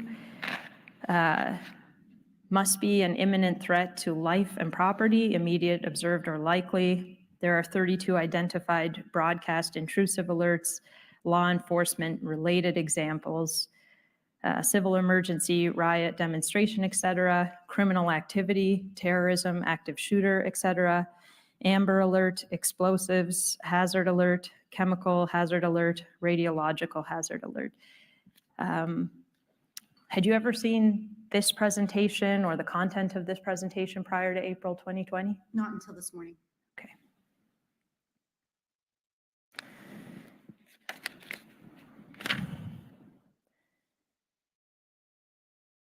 And Madam Registrar, if I can go to COM 0043666.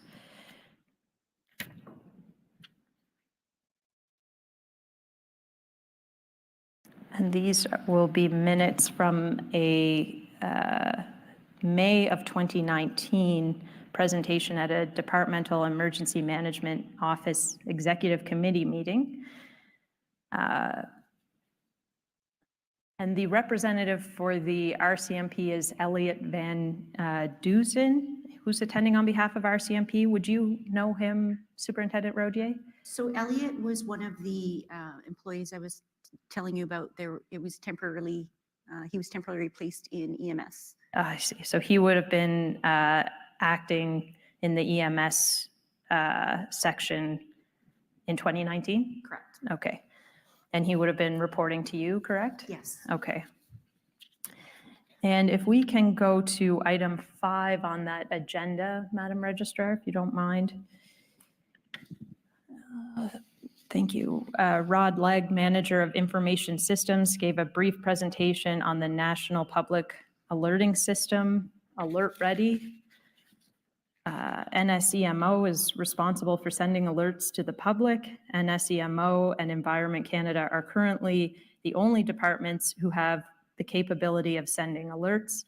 2015 was the first year that television and radio had a mandatory requirement to broadcast alerts. This was built into their licensing. May 2018 was the first time public alerts were sent to mobile phones operating on the 4G network. Devices connected to the 4G network and running off Nova Scotia cellular towers will receive these mobile alerts. The system allows the operator to pick and choose which areas, locations the alerts can be sent to. It only takes a matter of seconds from the time an alert is sent for it to be received. Broadcast intrusive alerts would be used in events such as terrorism, industrial, wildfires, flooding, amber alerts, or anything that may have an imminent threat to life. The system is very robust and resilient. There is a possibility in the future that police will be able to send out alert messages. This is something police and NSEMO would need to work on and discuss further. So do you recall whether you were briefed or whether Elliot Van Dusen reported to you from this 2019 meeting? I don't, and I actually went back through my notebook when Mr. Legg was testifying, and this came up in his testimony, because I wanted to double check that I hadn't been briefed on that. This was this 2019 meeting. This was the first I'd heard from Mr. Legg in his testimony. Sorry. Okay.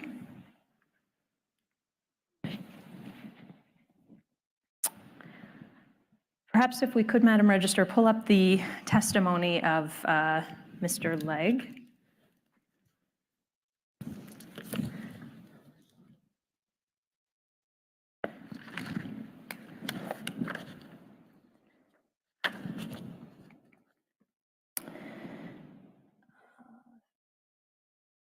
And I'm going to ask to go down to the bottom of page 88 for me. I think 88 in the document. Sorry about that, Madam Register. So a few more down. Thank you. Just down to line 24, if you don't mind. Okay, so this is where Commission Counsel Rachel Young is asking Mr. Legg some questions about Alert Ready. She says, okay, and there was a Nova Scotia email meeting on May 31st, 2019, where you give your presentation on Alert Ready, and the minutes summarizing the presentation say you talked about alerts, such as, you give the examples of terrorism, wildfires, flooding, Amber Alert, or anything that could be imminent threat to life. Do you recall that presentation? Mr. Legg, I've given a lot over the years. Okay, I'm not sure. Okay, so this would be a fairly regular type of thing. Yes, you're doing a presentation on it. Yes, okay. And sometimes I was called in on very short notice. There'd be a quick meeting and they'd say, could you come in and quickly give an overview of the Alert Ready system? So that was not uncommon. And Rachel Young says, okay, then you did mention a meeting you recalled from February 12th of 2020. Mr. Legg said correct. And who was that meeting with? Paul Vickers. Where is Paul Vickers from? He's from the RCMP. Okay, I believe a risk manager at the OCC at the time. And what did you discuss at that meeting? The RCMP had reached out to the Director of Incident Management to request a meeting on how to get an Amber Alert out through the Alert Ready system. And did you discuss with Mr. Vickers then that there were other types of alerts that police could ask for, not just Amber Alerts? Yes, towards the end of the meeting, I did bring it up, but to be fair, the meeting was specifically around getting an Amber Alert out through the Alert Ready system. So when you brought it up, what did you say? Oh, it was just kind of as we were wrapping up, I said, there's other police alerts there too that you might be interested in getting out. I remember that specifically. Did you mention active shooters as an example? I can't say. Do you recall having any discussion with Staff Sergeant Vickers with respect to his meeting with Mr. Legg? So at the time of this particular meeting, we were in the process, we had put together, revitalized really, the Amber Alert working group, the provincial working group. So at the time, it was myself, HRP representation, Cape Breton Regional Police representation, DOJ, our Stratcoms, and our risk managers, and Glenn Byrne from the OCC. With the focus of updating the provincial Amber Alert standards. They were outdated and there'd been some changeover at the DOJ office. So we were trying to get them to put a new focus on Amber Alert. And part of that, one of the tasks that Paul Vickers would have been assigned is to talk to EMO about how does that Amber Alert, getting out the Amber Alert. So there were forms that we would have to fill out and send those to through to EMO, and EMO would get the Amber Alert out. At the time, I had no idea it was the same platform. I didn't know what platform they used for Amber Alert. I do now, but that's what that meeting was about. Okay, and in this working group with respect to Amber Alerts, was there any discussion with EMO about broader uses of the Alert Ready system? Not to me. Okay. Madam Registrar, if I can be a pain again and get you to pull up the same day of testimony, the transcript, and this time page 69. Thanks. So this is Mr. Mason's testimony. And he's being asked about how profile of the Alert Ready. And he says, he's asked about why he referred to it in his interview as a high profile program. And he says, the reason why I would consider Alert Ready, sorry, I'm at line 16, I think there. Yeah. The reason why I would consider Alert Ready a high profile program is because we're doing these test alerts very, very frequently. And along with these test alerts, we're, updating our partners, not just police, but all of our partners regularly.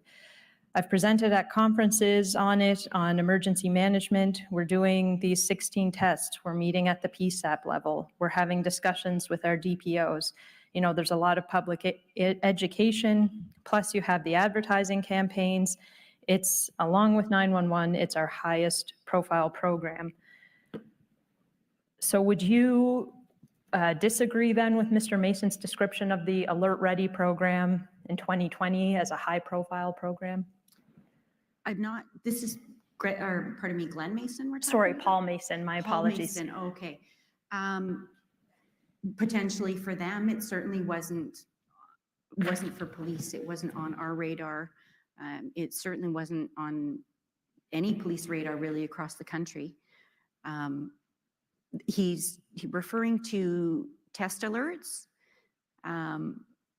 and they're updating our partners, not just the police, but all our partners regularly. So I agree that they do test. We all get the tests on our phones. However, knowing what we know now about the system, as far as raising awareness for me, public awareness with the use of Alert Ready is absolutely fundamentally key. People need to understand now that it's being used in policing. It is high risk. It's high risk to the public. It's high risk to the police. There's a great deal of mitigation strategies that we have had to put into place to be able to even consider using this. And one of those that we've been pushing, EMO, because it's their program, we've been really working hard on a list of strategies that I'm happy to talk about. But one of them that relates to that particular paragraph is the imminent need for a fulsome public awareness campaign. And I'm talking TV, radio, news, schools. You heard from an expert from Australia talking about the Alert Ready system and why it works there. It works there because they have all of those processes in place and they're robust and they're fulsome. We do not have that here. So it's been a challenge to all of a sudden be launched into this world of Alert Ready and policing that none of us had any knowledge of. There's no governance, there's no legislation, at the time, we didn't have standard operating procedures, we didn't have policies, we didn't have training, we didn't have any of that groundwork laid. We do now, and we've even gone one step farther and conducted with EMO, in partnership with EMO, a risk analysis on the feasibility of using Alert Ready. And if policing is going to use it, these are the laundry list of recommendations and mitigation strategies that you have to have in place. And it's not just a matter of hitting the button and hoping for the best. The use of Alert Ready has impacts, far-reaching impacts, and there has to be the knowledge of those impacts, how that affects, how that can affect public safety, how that can affect officer safety. We've seen it affect the subject's behavior, and we've seen how it impacts the 911 system and the calls that have come into our OCC after hitting the button, air quotes, hitting the button on Alert Ready. And they're not calls from the public calling about the operation to give us information. They're people calling because they don't know what to do with the information. They don't know, can I leave my house? Can I go to work? Can I take my dog out? How do I get this message off my phone? Those are the calls that in our experience that have flooded into the 911 system immediately after issuing alerts. And so that's why I'm very thankful. I'm thankful to EMO that they brought this tool to our attention, because now we've been able to develop lay the groundwork that to use this tool. And there's no guarantee that in every single police operation situation we, the RCMP, will use it. We will certainly absolutely consider it, but to guarantee to the public that it's going to be deployed in every police response is just not the case. And I'll ask you more in a bit about what you view as the mitigation strategies. But I guess what I want to ask you about is is you've indicated that EMO sort of laid the groundwork for this program. Is that fair? Initially, we've seen these presentations of, or these meeting minutes where discussions are starting to happen around the program Alert Ready. Prior to me, perhaps. Sure. I had none of us that I know of anywhere in policing, this was ever a thing that we would use. Sure. And I guess my question is, how would we make sure that members who are coming into these positions familiarize themselves with programs and developments that are happening at external agencies? I realize that's a broad question, but this one seems to have slipped.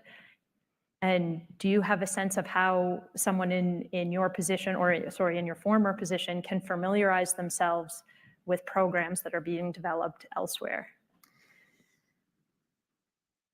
We had a very good relationship with EMO. I personally worked with Jason Mew often, very often, and this never came up as a tool for us. That's not to say that they made attempts prior to my arrival, but certainly since then, we've been working hand in hand with EMO to raise awareness in the policing community. There's a divisional working group, there's a provincial working group. Paul Mason sits on SORM at the national level. So he's been helping us push the national message that if the expectation is from in the public view, in government, whatever that looks like, that Alert Ready is going to, or not going to, can be used as a tool in critical incidents, then that awareness piece, the training, the policies, the standard operating procedures, all of that has to be in place before an agency could even consider using this. Okay. And I understand that the RCMP now has direct access to issuing alerts? That's correct. Okay. And tell me about that process. How did that unfold?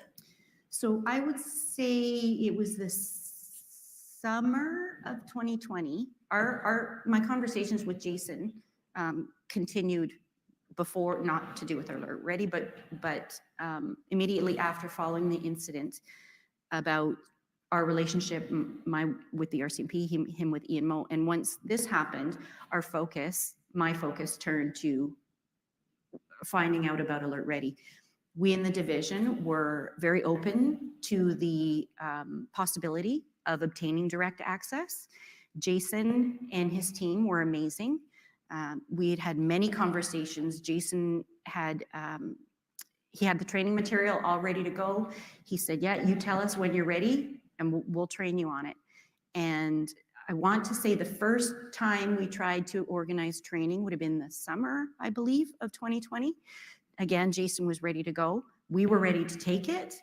And unfortunately, the management team, I'm not sure at what level at EMO, there was some matter there that prevented whatever that situation was. You would have to talk to Jason, but unfortunately that training didn't happen.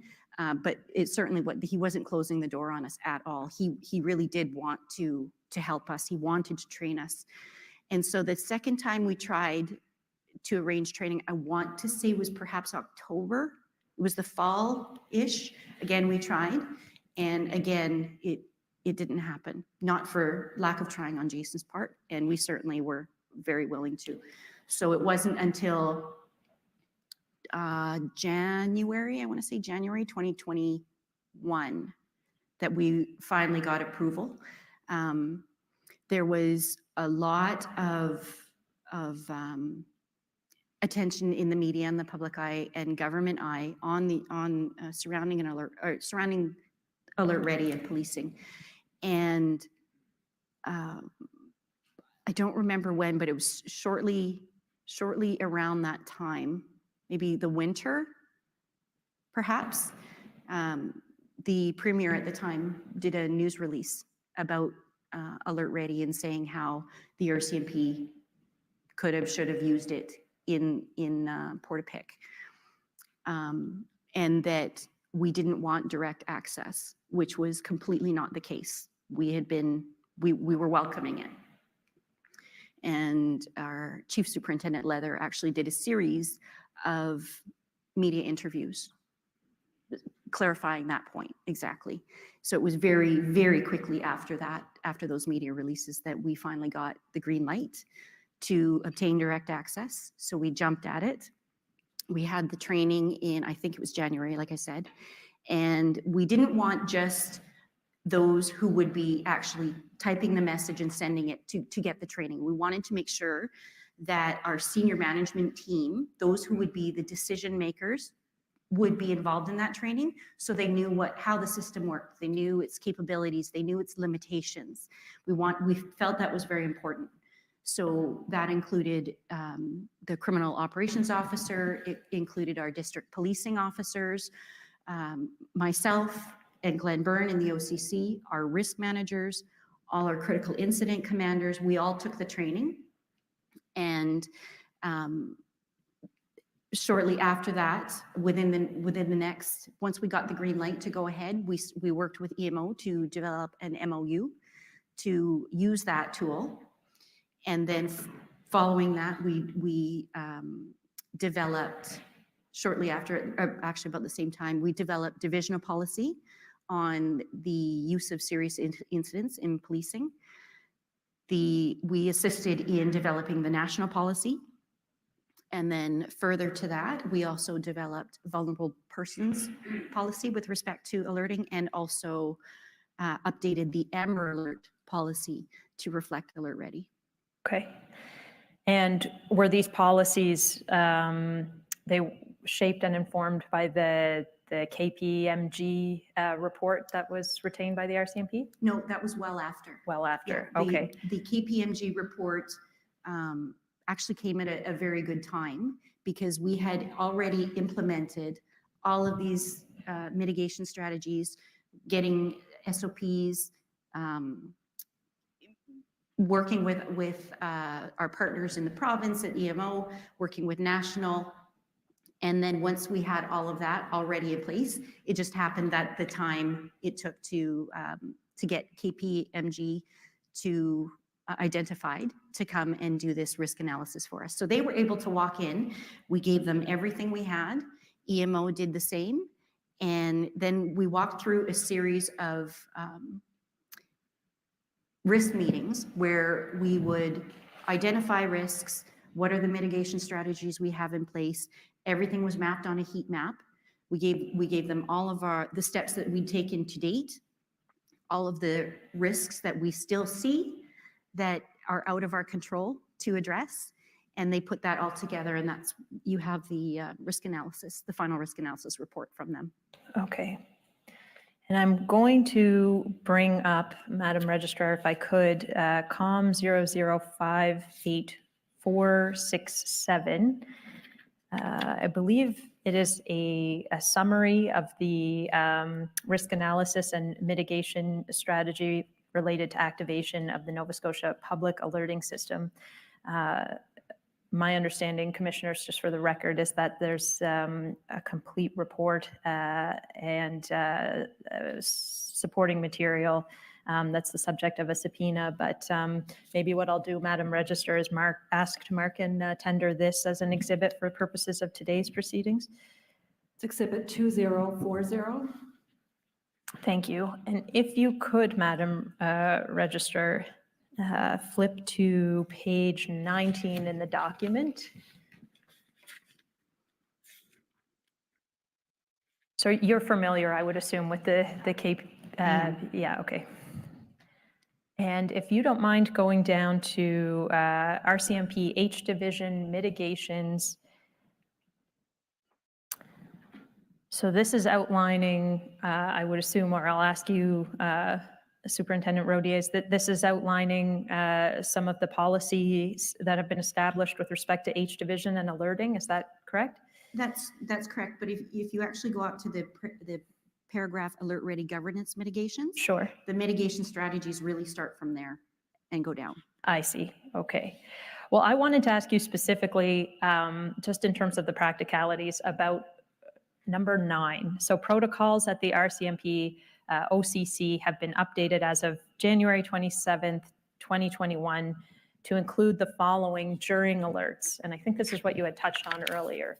So immediately notifying the OCC officer in charge, calling in extra 911 call take resources, calling in a second risk manager, notifying all PSAPs and other police jurisdictions surrounding RCMP divisions of the impending alert, embedding an employee from the strategic communications unit in the OCC, and sharing public messaging with PSAPs to help ensure consistency as well as within the OCC on what the messaging of the alert will entail.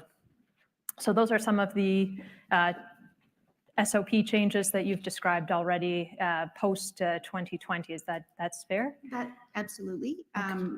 We also send out BOLO to all the police agencies through CPIC to let them know if we're working on an operation that we determine that we're going to deploy Alert Ready, that could potentially impact their operations in a neighboring jurisdiction.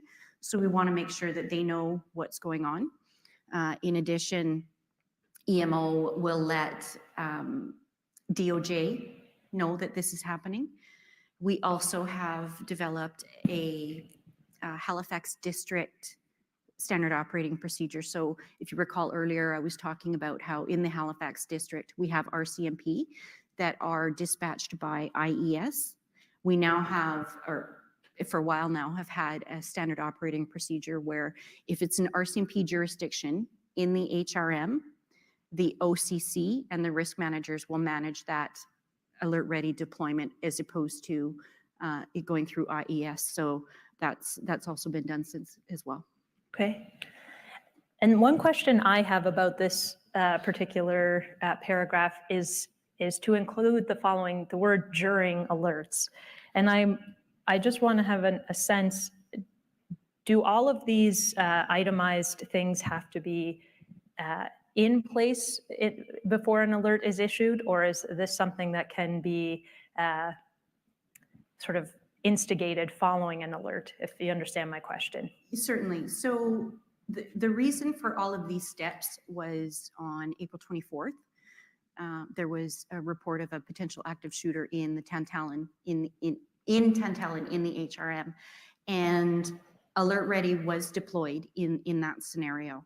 And Glenn Byrne and I got about 5-10 minutes, not even 10, I would say 5 minutes notice that the alert was going out. And instantly our 911 phones lit up, as did IES, felt the impact of that as well with their 911 system. So that's why we really started looking at, if this is going to happen, there is going to be, there potentially is a very real influx of 911 calls. We need to do something about this. So ideally, if there is a situation that we even think Alert Ready may be deployed, we will start enacting these steps. It takes time to call people in, whether it's call take or dispatch or a second risk manager. And we will, again, embedding strategic comms in the OCCs. That all takes time. So the more lead time the decision makers or the command team can give us, the more time it takes us to get ready for it. Sure, and I appreciate that. But given the nature of alerts and critical incidents, would these be necessary prerequisites if there's a rapidly evolving situation? Would that be necessary to have all of this in place as a precondition to issuing the alert? I wouldn't say it's a precondition. Okay. But that's certainly, if, like I said, if there's a situation we even think is going down that road, we'll start actioning these. To say that we won't put out an alert until A, B, C, D, E, and F are done, that wouldn't be the case.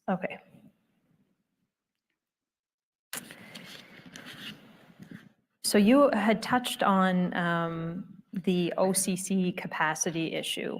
And I want to talk a little bit about this, recognizing I'm certainly not an expert in the subject matter. I'm wondering, Madam Registrar, if you would mind, having just clicked out of that, if you could flip to page 29 of that same report.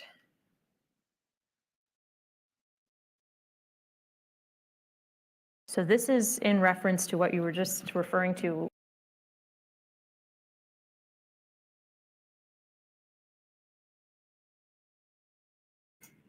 And in this report, it indicates that 29% of the calls were abandoned by the caller and required follow-up by dispatchers or 911 operators. Can you provide for us the source of where you're getting these numbers or where this information's coming from? This is call data from the OCC. Okay. And what was the call data suggesting? Do you recall that? Was it that calls were, can you expand on for us about what this means in terms of abandoned or? It could be that the call was hung up before it got to us. It could be that before it was abandoned before it was answered. It could be in the situations like that, we don't have any way to determine who the caller is.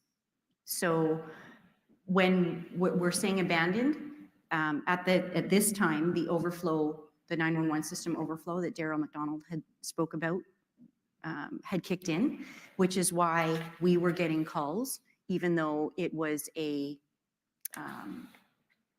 Halifax regional incident. So to put it in perspective, on April 24th, we were seeing a 29% in abandoned calls. We have an MOU, a provincial MOU with EMO to operate the 911 system on their behalf. And that EMO that MOU dictates that we have to, there's a benchmark that we have to meet. We have to answer our 911 calls in the first 10 seconds. Well, when this happened, it became very clear that we weren't able to do that. So we compared these numbers from April 24th on top of the numbers from April 18th and 19th. And we were already, there was already about 29, 28, 30% of the calls that were coming in on April 19th, 18th and 19th that were being abandoned. And then if you take this stat and layer it on top of that, it could potentially that people were not going to be able to get through to 911. And so that to us was a huge risk. Okay, so this statistic about the 29%, we've heard some evidence, and my understanding is that if I call 911 and I call the OCC and all the calls are busy, I would go into an overflow PSAP. Is that correct? Yes, that's correct. Okay, and so would the statistic that is in this summary, would those phone calls be calls that are being diverted to other PSAPs out of the OCC potentially? Potentially, but unfortunately, when a call goes into the overflow and is answered by a separate PSAP, that PSAP then still has to stay on the line with that 911 caller until they can get it back to the agency that it belongs to. For example, if because we're a PSAP, if we take a 911 call for a small police agency somewhere in the province, they may have only one or two dispatchers. If there's an emergency or if they were to choose to deploy Alert Ready and they only have one person to answer all the phone calls, we're going to be waiting on that phone a long time with that client. And because we don't have the same dispatch systems, we're not in the province, we're not all on the same dispatch systems, we're not on all the same records management systems. Other than sitting on that phone with them and talking to them, we can't start the process of creating a dispatch file and sending it to that police agency for them. So our call taker will have to stay on the phone until that police agency is able to pick up the phone and take the call from us, and then we can move on to another call. So there's no way, from what I understand, there's no way of determining out of that 29%, were they calls that were hung up prior to, and so we therefore have no idea who the caller is, or if they were calls that went into the overflow and then hopefully came back into our center. Okay. And so would it be fair to say, my understanding of this is that this is a risk that pertains more to personnel than it does to the actual technology, as in having enough bodies at desks answering phones as opposed to a technological overwhelming of the system? It's interesting you ask that, because we asked the same question of EMO when we were doing this risk analysis. What is the maximum capacity of the 911 system in the province? And they weren't able to determine that, and it is certainly not something that we are prepared to test for obvious reasons. So the best we could do was the information that we have in front of us. And so to answer your question, it certainly is a human capacity. There's only one person can only answer one call at a time. And so for us in the OCC, we're one of the larger agencies in the province. And as busy as we were on April 18th and 19th, or for example, on the April 24th in this instance, we were maxed out. So I would caution any small police agency anywhere in Canada to use this tool without having the groundwork laid, because there is potential that it could have negative impacts in the amount. It could be that there all of a sudden is an influx of 911 calls, and you have to be prepared for it.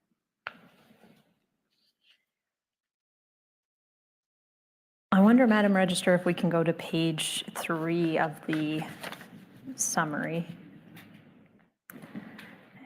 And in particular, I'm wondering if I can go down to the 5th paragraph, RCMP may issue. So I think this is outlining some of the criteria and the policies with respect to issuing an alert.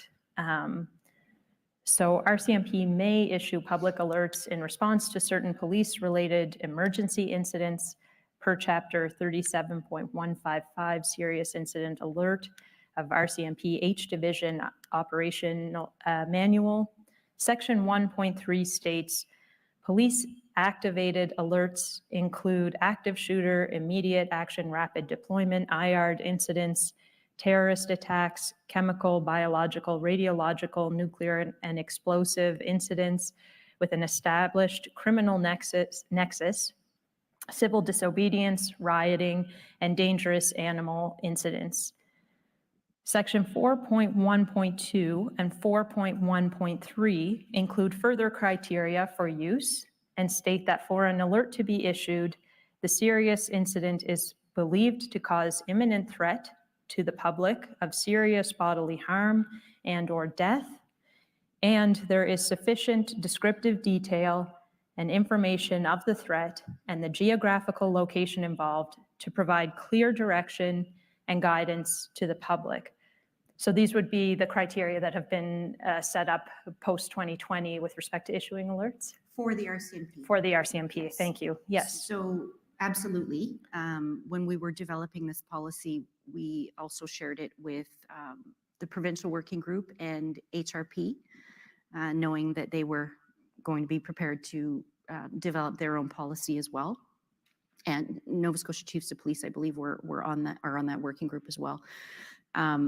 So yes, we have policy, but what we've been really advocating for is provincial standards when it comes to the use of Alert Ready and governance and legislation, because for us to issue an alert will impact other police agencies in the province and vice versa. For example, there was an incident in Amherst that it was Amherst Police And we were there, our critical incident commander package was there to help them. In addition, J Division, so the New Brunswick RCMP were also involved. So in that particular instance, you had 3 agencies all working on a border, all dealing and helping with the same situation.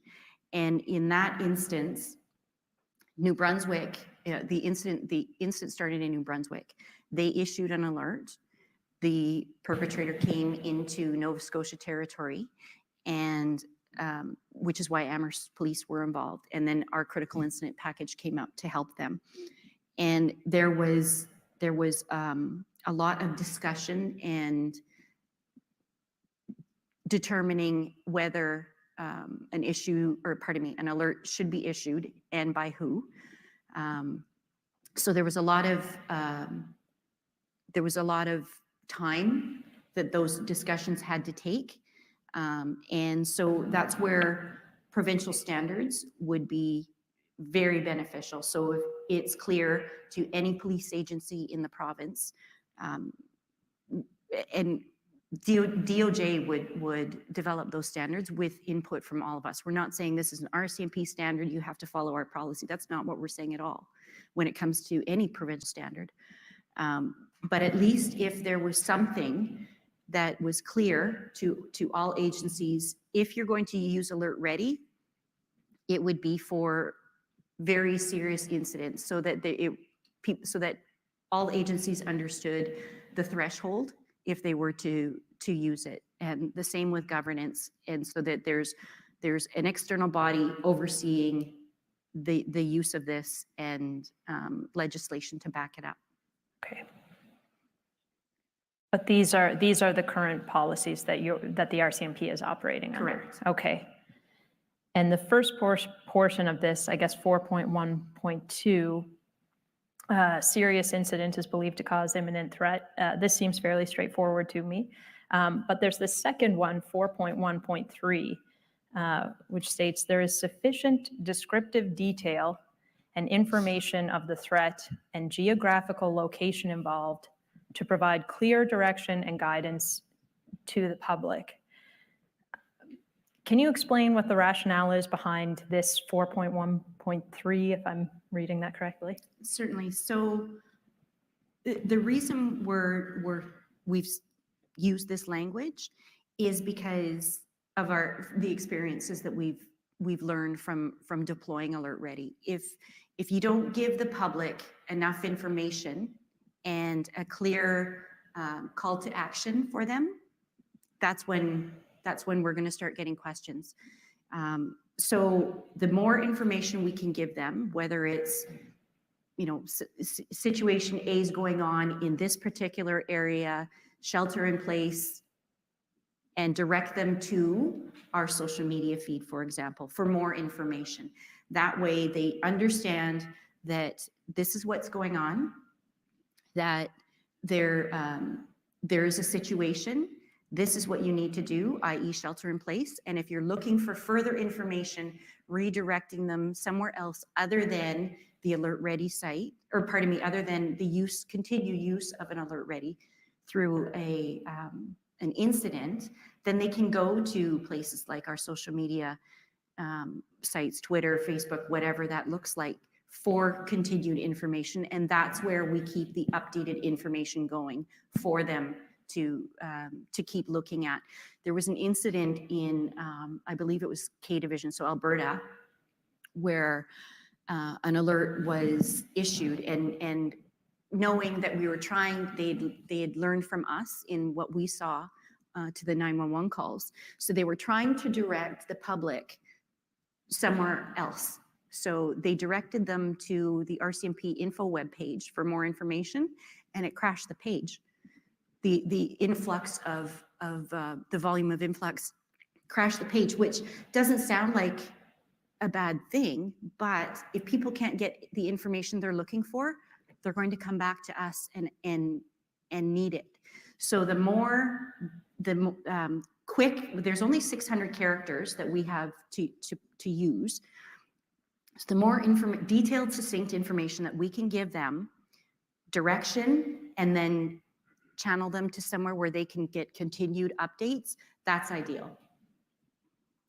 And so I understand that for sure with respect to the clear direction and guidance to the public.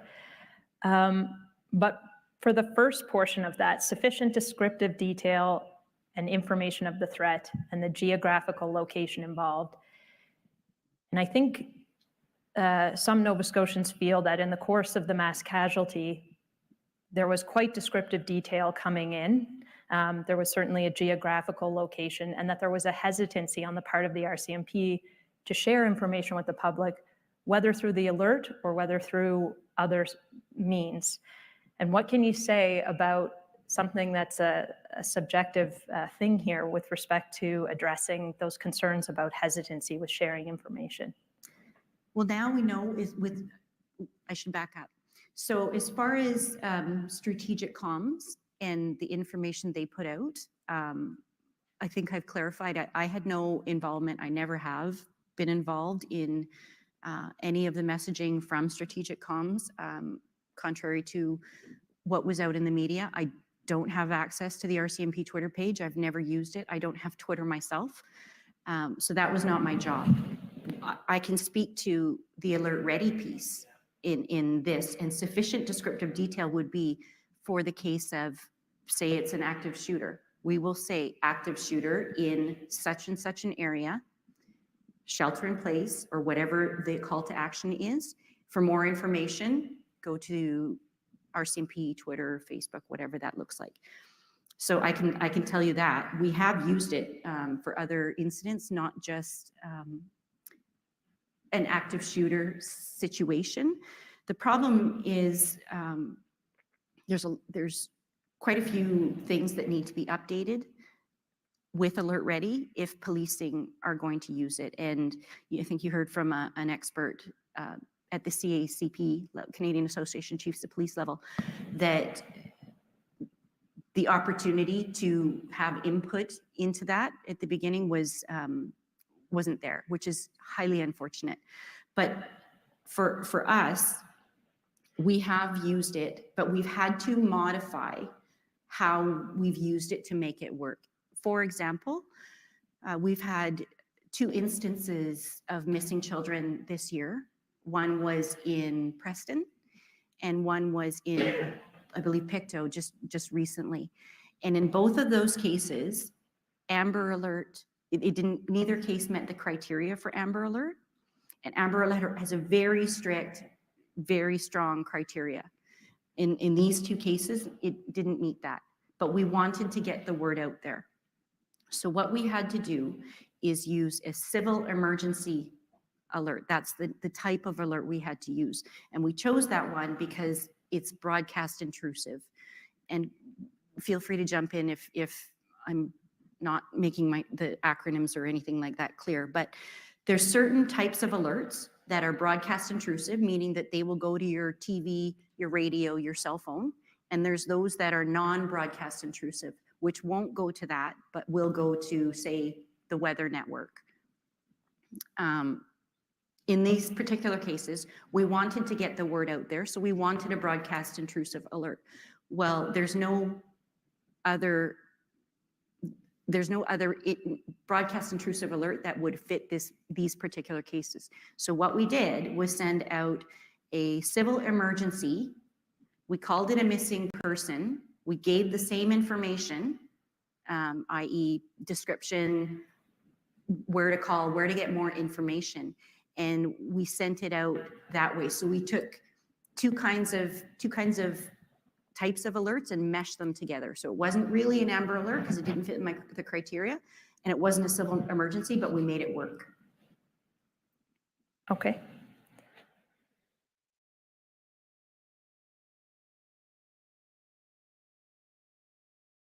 So if the events of April 18th and 19th were to happen again, is it your view that the RCMP would issue the Alert Ready? I can certainly tell you, with the efforts that we've made over the past 2 years, the amount of work we've done, the standard operating procedures, the policies, the training, the mitigation strategies, with all of that in place, I can absolutely tell you that Alert Ready would be considered by everybody, because we know about it now. We know what happens. We know how it works. Every time we use it, we learn something new, and we share that information with everybody around us, so they know, heads up, this is what happened the last time you used it. So absolutely, it would be considered. I can't guarantee, as I said before, that Alert Ready is going to be used in every single police incident. That's the decision makers have to weigh the pros of using it and the risks and the benefits of using it, and to ensure that utilizing the system is not going to negatively impact public safety and police safety. So it's absolutely would be considered.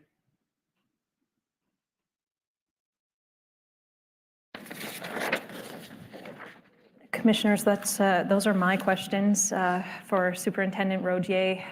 I know my friends will have some, so if we could engage in the caucus process.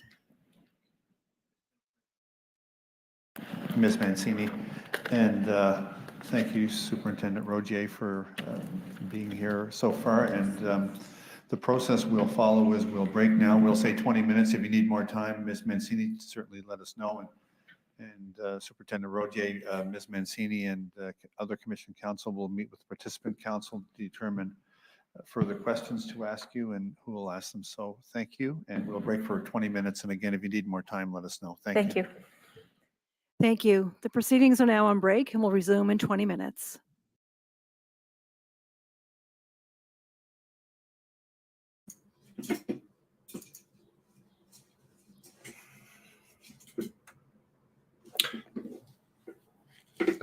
I don't like to call people down, because that's not right.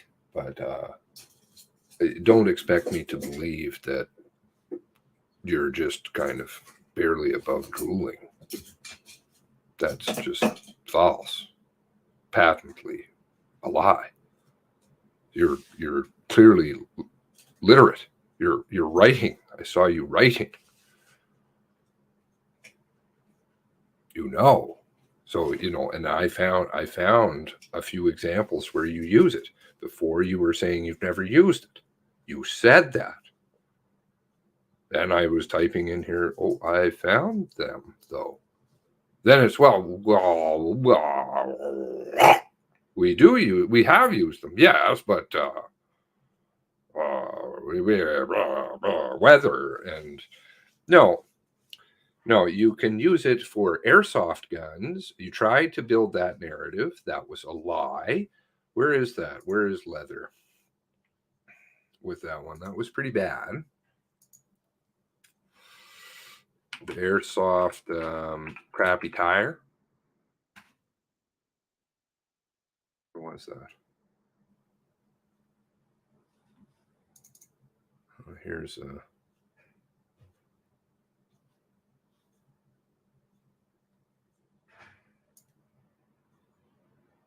Oh, it's from Brett Ruskin, no less. Huh. Where's the video, though? I have the video where he blames Nova Scotians because they tried to get out of that one. They tried to build it by saying 5 days later, oh, we used the alert. Yeah. Well, it was 2 construction site noises and fancy that. Some guy buying airsoft stuff at Crappy Tire. And then you use that June 4th, Chris Leather, and blamed Nova Scotians for not using the alert. See, we did use the alert, and when we did, you guys just overloaded our system, which once again was stated during the mass casualty by an expert, patently untrue. So you just keep heaping more on more on more.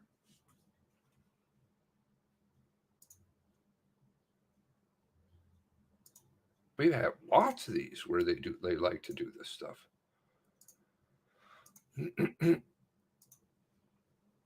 Let's see here. Brett Ruskin. Gunshots heard in Glen Arbor. Reality. Equipment noises. Source, RCMP. 2 men with a gun at Canadian Tire. Reality. 2 men handling an airsoft gun in a parking lot. When they went in to go and buy a CO2 cartridge. Yeah, very, very bad. Police with guns drawn on Magazine Hill. Related to the airsoft gun, one of the men, pull guns on guys getting airsoft stuff. From Canadian Tire area briefly left the scene. Police arrived on scene and began looking for him. RCMP stopped a car that looked like Dartmouth. Wonder if anybody ever got charged in any of these incidents. No, of course not. It was probably like the shooting up. What park was that up in New Brunswick? Oh, yeah, that was false. How many false ones have I gone through in this thing? In fact, I think I asked somebody, sorry, I haven't even gone through them, all the list of them that they pulled. Shots fired in the Connaught Avenue. Confusion, the reality. Confusion surrounding public alert issued by RCMP. No shots fired. Oh, it's your effing fault that we heard shots fired. Huh? Shots fired in Hammond's Plain, Hughley. Emergency alert issued. No evidence of shots fired. Very extensively searched. Police continue to patrol, but all clear, they say. What was the date on that again? What was the date that they pulled that? Dates are important. Oh, very important, always with them. They love dates. Oh, yes.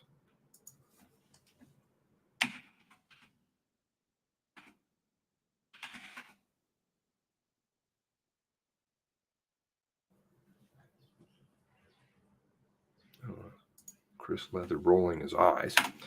That one's interesting. Okay.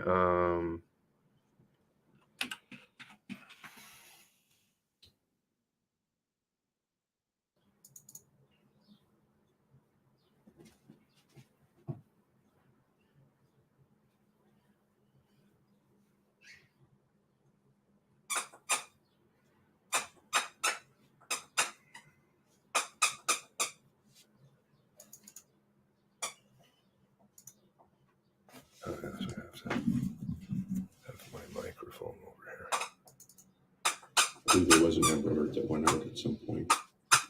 I believe that there was an Amber Alert. I believe there was an Amber Alert that went out at some point. I believe there was an Amber Alert that went out at some point. Oh, no. It didn't go out, sir.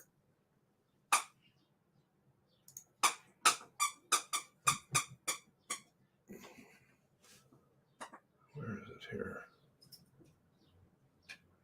Committed to answering questions. Oh, here we go. On April 24th, I made the decision to activate Alert Ready.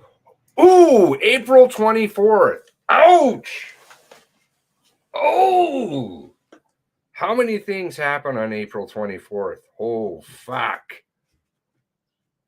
Jesus, you guys, you snowed everybody out of that first press conference, didn't you? Oh, shit. You had the Heidi marches all across Canada. You didn't air the April 24th one. It wasn't live streamed anywhere. You had CTV live streaming birds or something. You had CBC doing something to do with Floyd, the Floyd stuff down in the States. There was huge holes in your shit. What was the other one I found the other day? And they keep popping up. April 24th, man. They like April 24th. They like Nova. The squeaky toy is very distracting. I'm sorry. They've destroyed my ability. Do you like that? Do you want to go and do that somewhere else? The squeaky?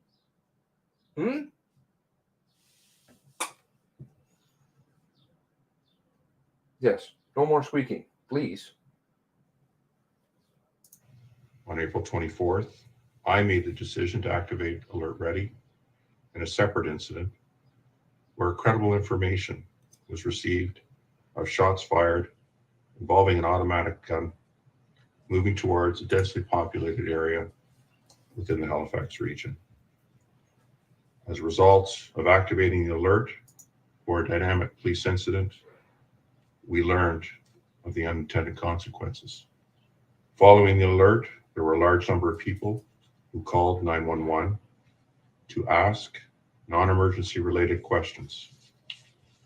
He will blame Nova Scotians. Listen to him.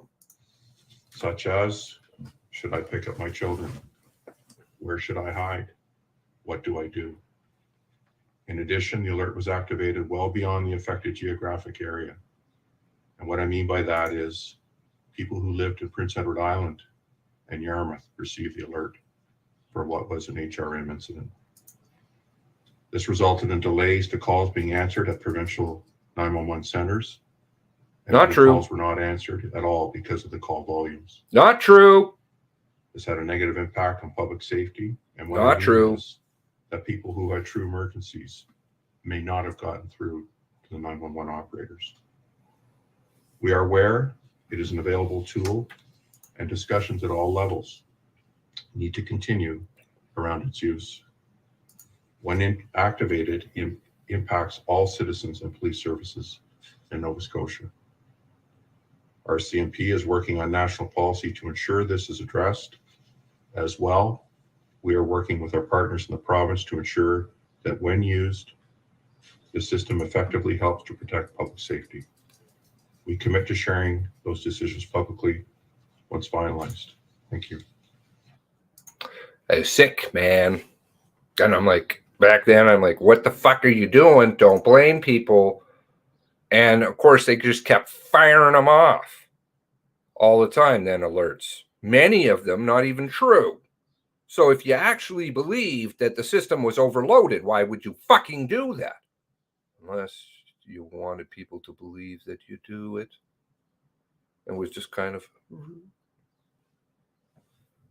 But on April 24th, you chose that day of all days, the very first press conference, the very first major press conference, which they would not air.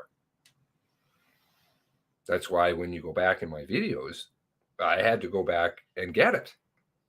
And there's tons of holes in it and problems, mistakes. Campbell. Is that I think that's the red Mazda one. And I'm like, no, the big, huge gap. And I think they had the reporters phoning in and saying, oh my, it's very, meanwhile, they had Sean DeWitt there taking photos, of course.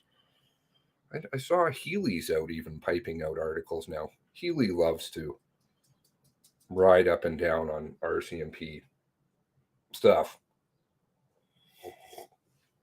Laker Healy. It's kind of like the Indo psyop shit that they running around. He's gonna fucking blame everybody. That's what they do. But he picked June 24th. They always pick days.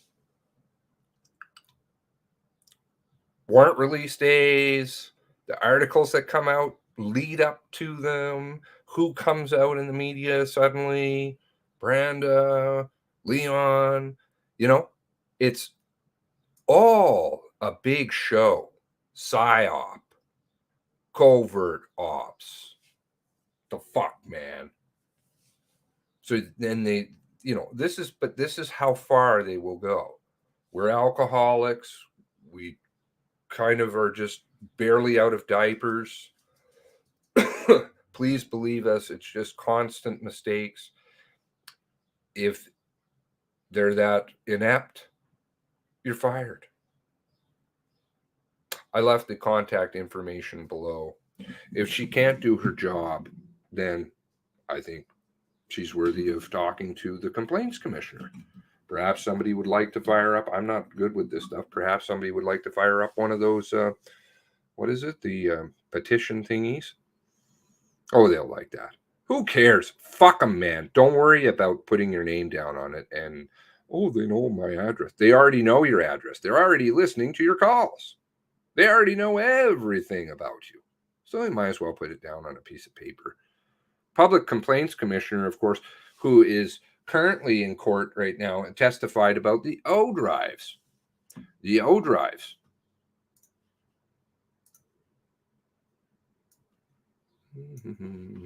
O drives.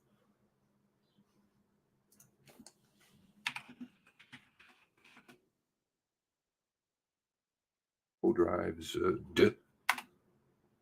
No, that's not.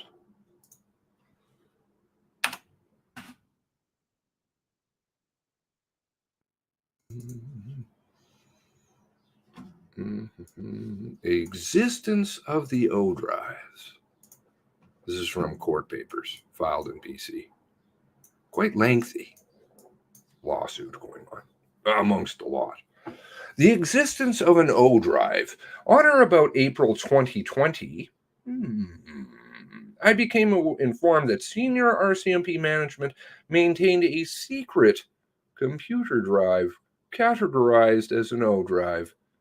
On April 30th, 2020, I submitted to RCMP Assistant Commissioner Eric Stubbs an email messaging the detailing this information, which was in part Exhibit R. Quote, I was informed by a reliable source that in February 2020, training program and NCO, or National Commanding Officer, NCO, acknowledged to a group of approximately 30 RCMP members that NCOs and senior members of management utilize secure O drives on computer systems to communicate covertly about employees.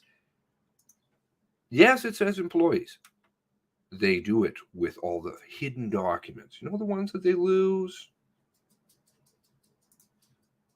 Copied in my message to Stubbs, Shirley Heafy, formerly chair of the RCMP Public Complaints Commission, the one that I left the contact information below in case you want to discuss certain members in the RCMP and their code of conduct. In response to my message to Stubbs, Heafy submitted to me a message detailing her knowledge of secret senior RCMP controlled computer drive, which stated in part as follows. Quote, what you have said in this latest email message, secret O drive used by RCMP leadership. It's kind of open-ended, not just about employees. Has existed for a long time and continues to this day, no doubt. I inadvertently, mistakenly, became aware of the existence of this drive used by leadership when I conducted oversight of the RCMP for 10 years. I am not sure if they called it the O drive back then when Zach or Dal, I always mispronounce his name. I'm going to get yelled at. Not Zach or Dally. I always want to call him Dally. Intelligence shit. Was commissioner, but it existed for sure. No surprise, given that the RCMP leadership have a way of hiding responsibility for its failures, as well as having a tool to harass members who might decide to expose leadership failures. Ugh.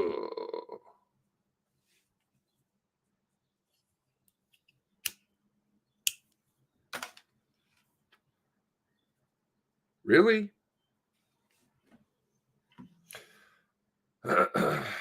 Attack anybody and everybody who speaks out against you. But probably mano a mano, trying to have a tete-a-tete, mental thing, failure oncoming. Sad. But they can get the sandwiches and the coffee and the snacks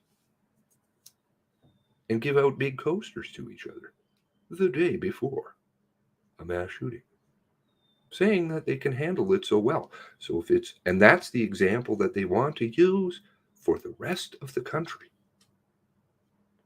Really? I certainly don't want that. I'm glad that there's a push in my province to get rid of the RCMP in its entirety. Bye. They'll do their federal ops and stuff until they get shit canned out of that one too. But who did it? Who did it? Was it citizens? Was it just vengeful extremists? No, it was people you pissed off. It was people you traumatized and hurt. It was people you lied to. I don't want to believe that you drool, because I know you don't. We all know you don't. You want to cover up your shit, your fucking ops? Good luck with that one. As this process continues, more and more garbage, progressively worse, will come out. This is why this process must continue, even if it is sham. Like the oh shit drives, yes.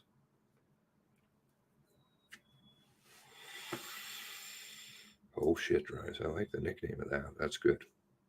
Oh, it is most certainly used for blackmail. Umpteen members will tell you who have been battered by this one. I've read some stories, but they bury their other shit too in there, you know, or they hide behind the Gmails, and then they just say, "Oh, see, we're barely playing with building blocks here. We use crayons. That's what we do. Don't look at us. We're not doing anything over here." No, you are. And you have been for a long time. Quit lying to people. Nobody likes a liar. If you want to paint yourself as mentally non-functioning or alcoholic, so be it. You're going to live in those communities, and people will know that, and they'll just be like, well, no, you're too inept to, I don't know, take out the garbage or something. People just won't trust you anymore. That's gone. And before you always do this kind of stuff, one needs to do this kind of stuff. Look inwards. What is worth it? Are you that afraid? I don't know. There's a small group of Canadians who sure as fuck ain't afraid of you.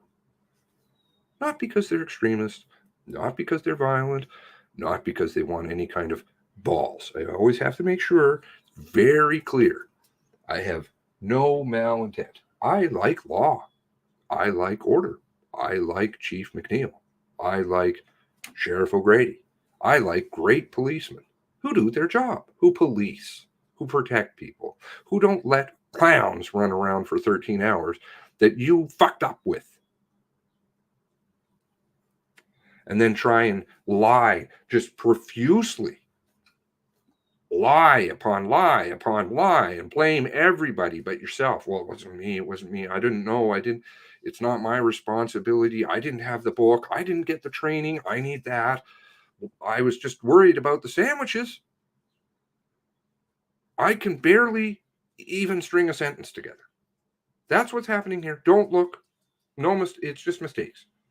Don't look at the fact that we constantly disregard our own recommendations, that we investigate ourselves, that we don't have fault.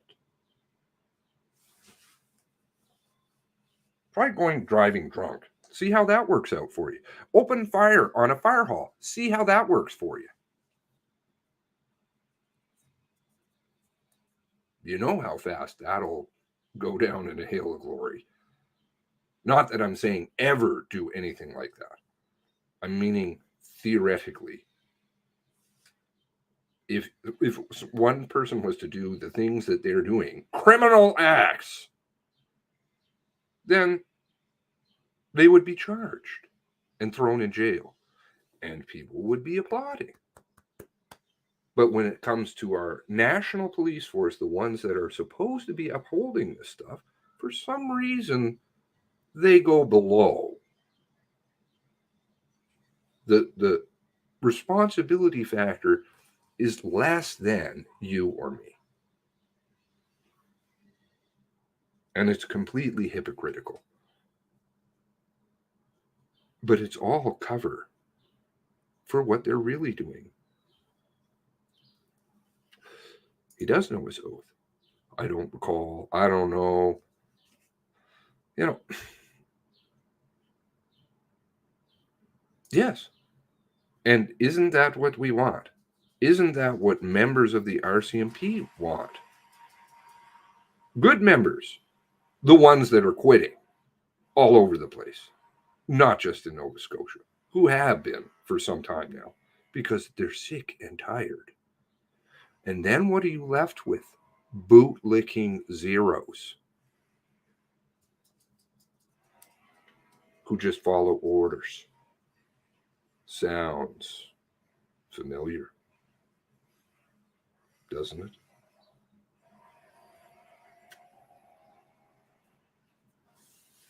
Historically. I was just doing my job, said they. Okay. Not that that is totally without some issues too, but when one can't do that, you have to take responsibility for what you do. Otherwise, we end up in a world of shit with a lot of people who are hurt. Best just to step up to the plate and say, I'll take the licks.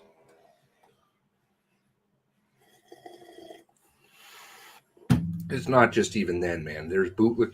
Look in communism. Holy Christ. This is what happens, though. We don't need this kind of bullshit in our lives, do we? Now, I suspect I got some emails. I usually do. There was a follow-up article, I believe, on RCM uncovers new RCMP snags. All right, now I was speaking about a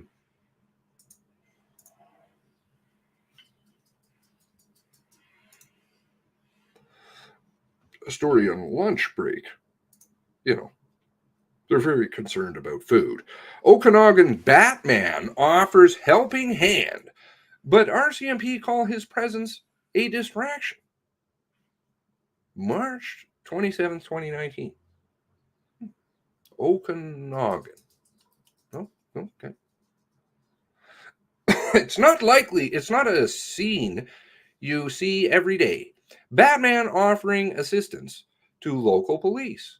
Last Saturday in Kelowna, a man dressed in a Batman suit approached a residential area where police had their guns drawn. I'll get to my emails that I got sent. Is Batman here to save the day? Said West Kelowna resident Melissa Parent as she filmed the man on her cell phone. There's Batman. Pulled over. Parent then planned her night, showing Batman's Batmobile, a black Dodge Ram complete with yellow and black Batman sticker on the tailgate. Like, what's even going on right now? The woman asked. Batman's request to assist police must have been turned down because he was only at the scene for 45 seconds before returning to his vehicle. On his Facebook page, Okanagan Batman said stopped by to help, but RCMP had it under control. Kelowna RCMP say the incident was a disturbance inside of a residence along Pandosy Street. Paul McDougall, acting officer in charge, you know, the one that's head of all of Northeast Nova now, the one that got the promotion after he returned to Nova Scotia. Acting officer in charge of Kelowna detachment said members initially gathered evidence that a firearm may have been involved in the disturbance. When they arrived at the scene, they took the necessary steps to contain the scene, keep the public away from Batman. The occupants of the house were asked to exit, which they did. Ultimately, there was no firearm involved, and no charges are pending against Batman from the investigation. It was simply a disturbance in the residence and not criminal in nature. Excuse me, everyone. The proceedings will resume in 2 minutes. However, McDougall added that members took the complaint very seriously, stating, we do every time that there's a firearm involved complaint. Is that a kitty cat one? What kind of one are you talking about? Are you talking Batman style in a bat suit? Or are you talking cats rolling around while bodies are on the ground and people are dying and will die for many hours to come? Which one is it?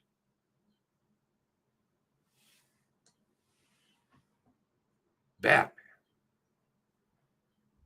Down in Lethbridge, what was the person who stands out in front of their store in Star Wars, in their Star Wars suit with their blaster? Oh my God! Gonna get him! They had their weapons drawn because the threat at the time was unknown, said McDougall. And then this individual who was dressed as Batman took it upon himself to come into the area. McDougall said that although in this particular instance it turned out to be a non-event, these types of situations are pretty dynamic and fluid. They like the diaper reference. You know, maybe it has something to do with that UC story over in BC. You know, doing the grumpies on each other.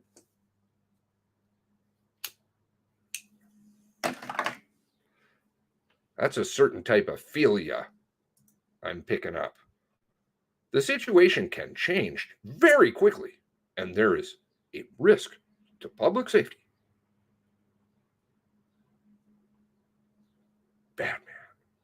He added, the members were there, concentrating on the scene of the occurrence and the occupants that were involved. The presence of individual on the scene was an unnecessary distraction, especially given the fact that he was dressed in a full costume as Batman. The presence of the public is always something we have to be aware of, and people encroaching upon our scenes. But for their own safety, that's why we try to keep them away. Can't answer your questions. Ongoing. Fluid, dynamic. What was the dictionary reference today? That was good. Welcome back. The proceedings are again in session. Thank you, everyone. We'll ask Superintendent Rodier to return, please. Oh, yes. That'll work well.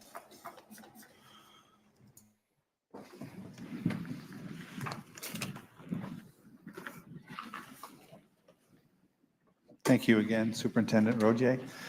For council, we'll be asking you questions, and they'll come when they come up. They'll let you know who they represent. Thank you. And I think Mr. McDonald, you're first.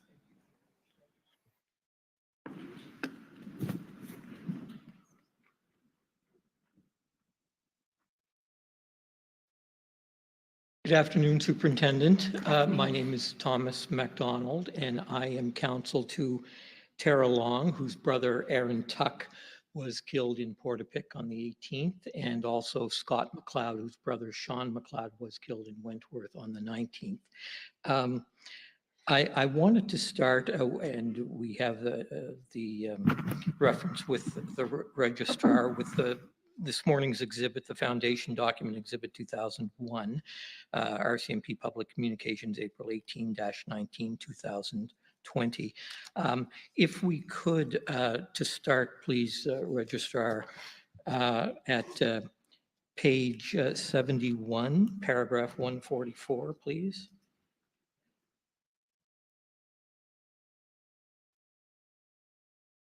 Superintendent, you've read this document, have you? Before? I have, yes. Perfect.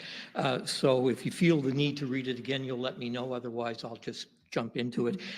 In this paragraph 144, you were giving a statement to the Mass Casualty Commission, and it says right at almost at the bottom, for about 3 lines from the bottom, Inspector Rodier also told the Mass Casualty Commission that the decision to issue a public alert should have gone through the CIC, not OCC, because the CIC has overarching command of the entire operation. Now, I know what CIC and OCC mean, but could you just tell us, for the benefit of anyone watching, with what the acronyms mean? Certainly. So CIC is the Critical Incident Commander. Right. And the OCC is the Operational Communications Center.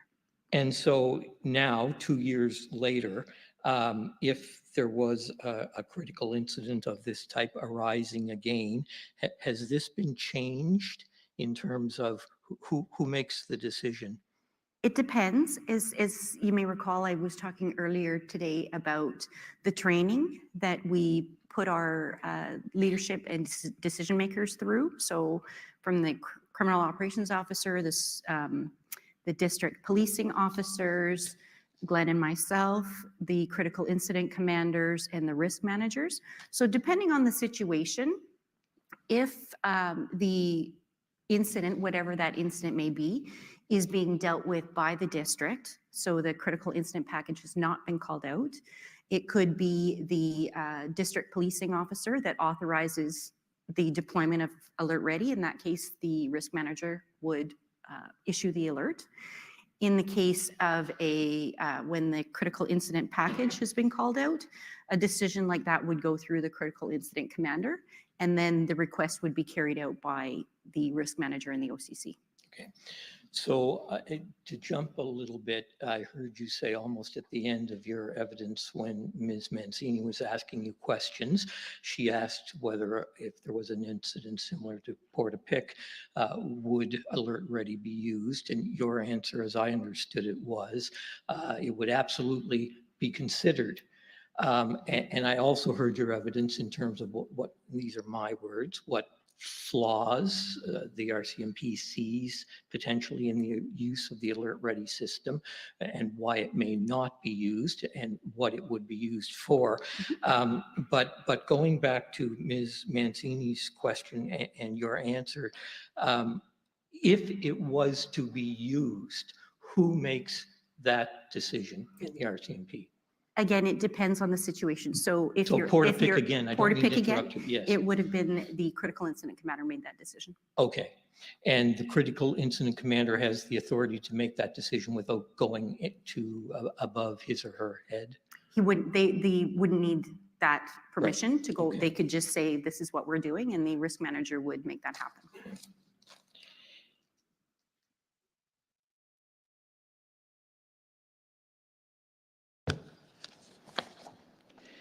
Did the RCMP, since this incident happened, ever give consideration, special consideration to how the alert system, any kind of an alert system with a critical incident, would be rolled out in a rural area versus an urban area? So for example, special considerations because it's a rural area. Have they turned their mind to that, the RCMP? Absolutely. So I'm going to back up a little bit. So in addition to the other steps that we're taking provincially, nationally, also we've been lobbying for updates to the critical incident training. So the course training standard, I'm sure you heard from Staff Sergeant Jeff West, that it's a national program. It is accredited, and we saw the benefit of raising awareness at the national level. So we've actually, as of April this year, I just got confirmation that the critical incident commander course training standard has been updated to include alerting, which is fantastic. The more people we can train on this tool, the better.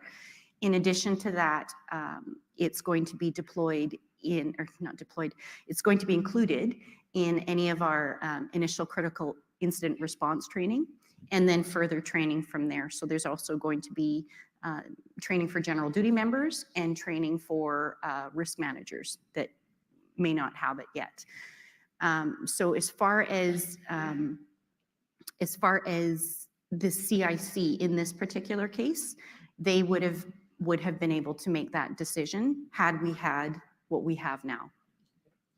Just to come back to the scenario where the CIC would make the decision if it was a Portapic incident again, can you offer any evidence based on your years in the RCMP and your role, and now you're a superintendent, in terms of why would it be considered as opposed to automatically triggered if it was Portapic again? Mm-hmm.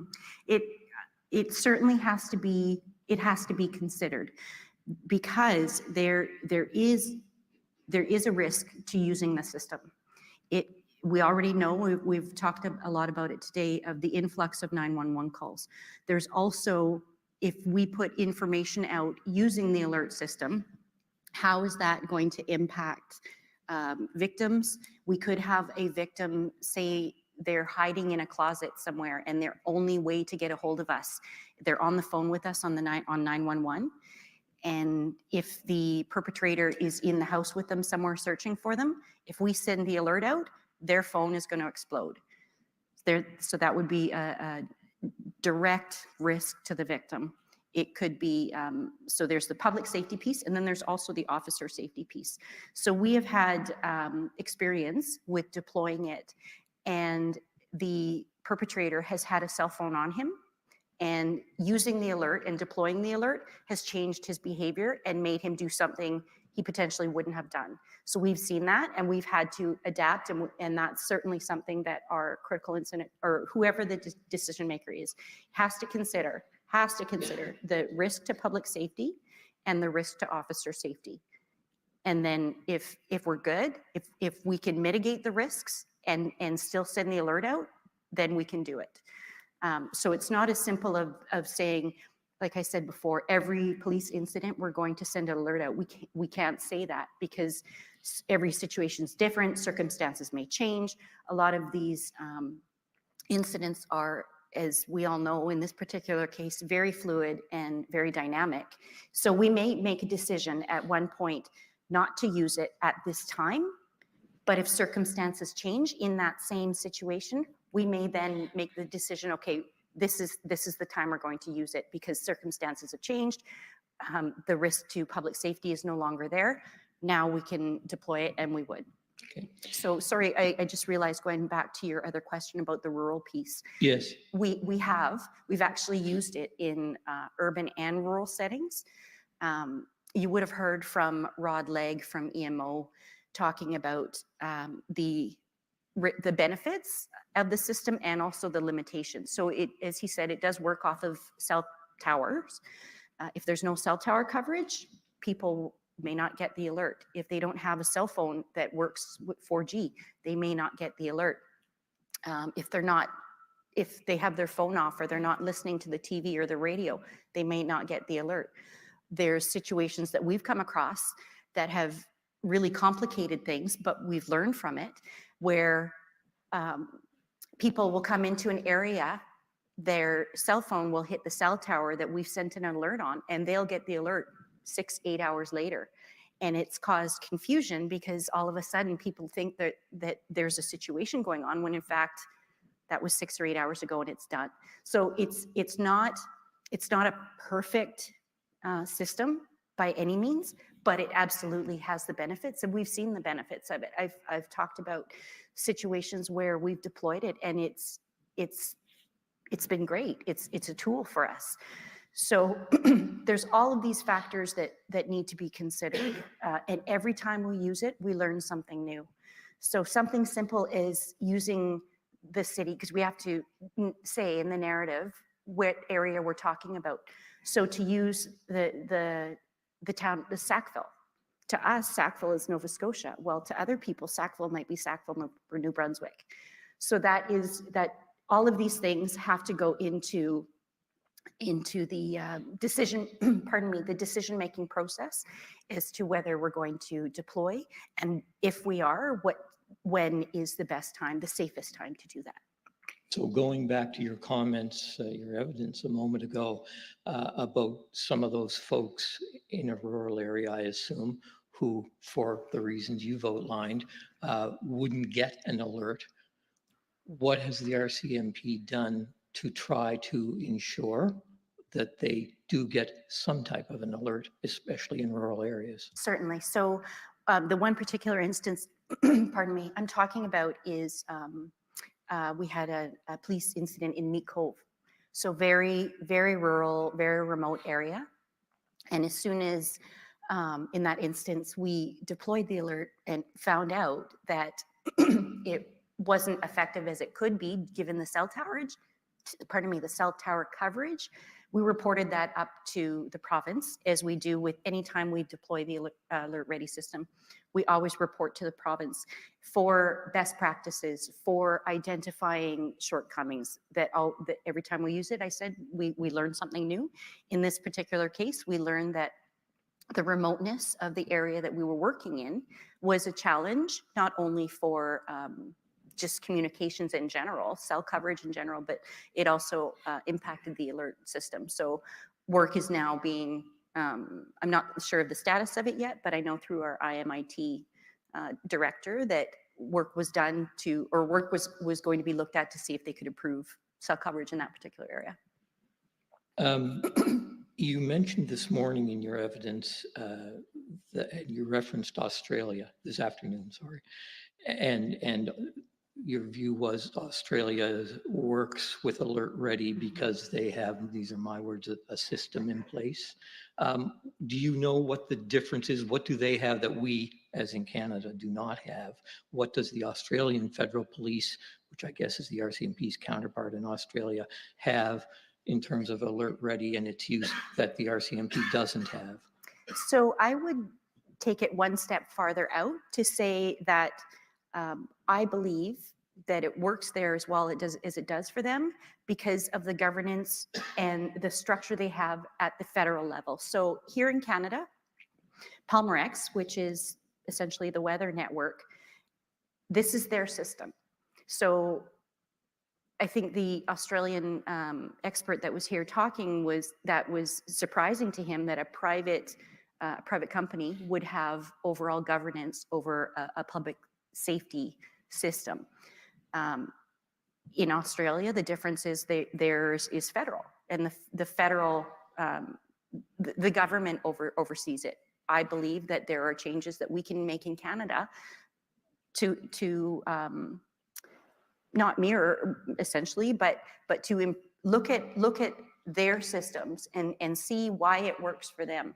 One of the other things that I talked about earlier today was their public awareness.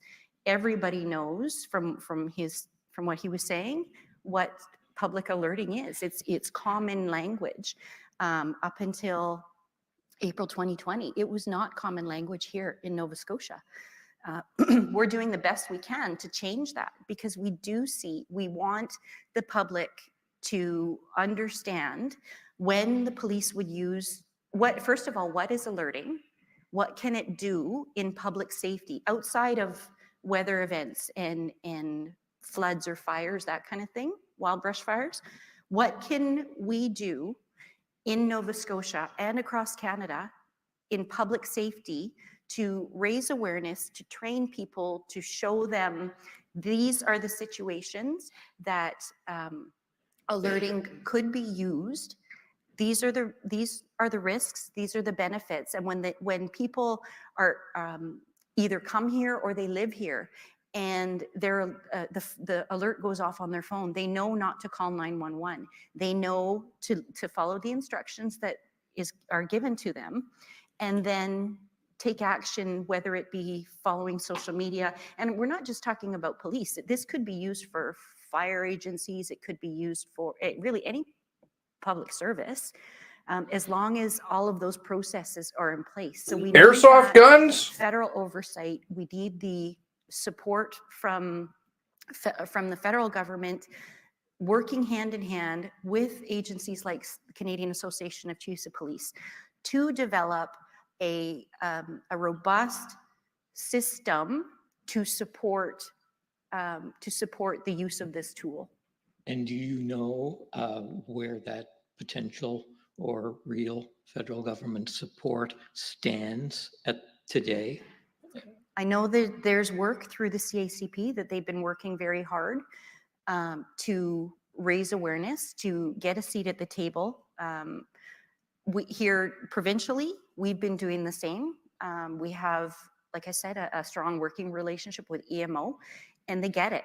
They get it because we have done a lot of work with them to show them how the using alerting isn't as easy as it sounds when it comes to policing. So EMO gets it, and they're doing what they can. Paul Mason is doing what he can at the SORM table to get that word out there.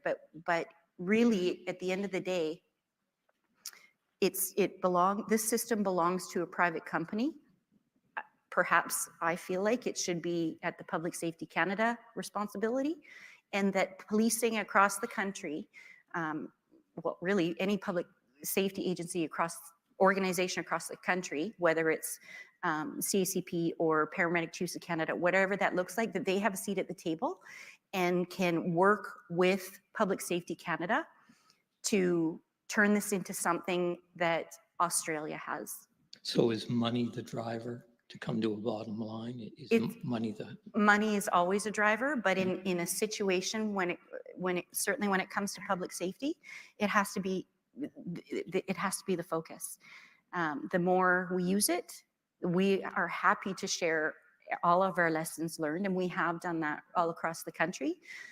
We've shared with all our RCMP divisions. We've shared with CACP, and the more that police agencies learn, the better the system is going to be to use as a tool.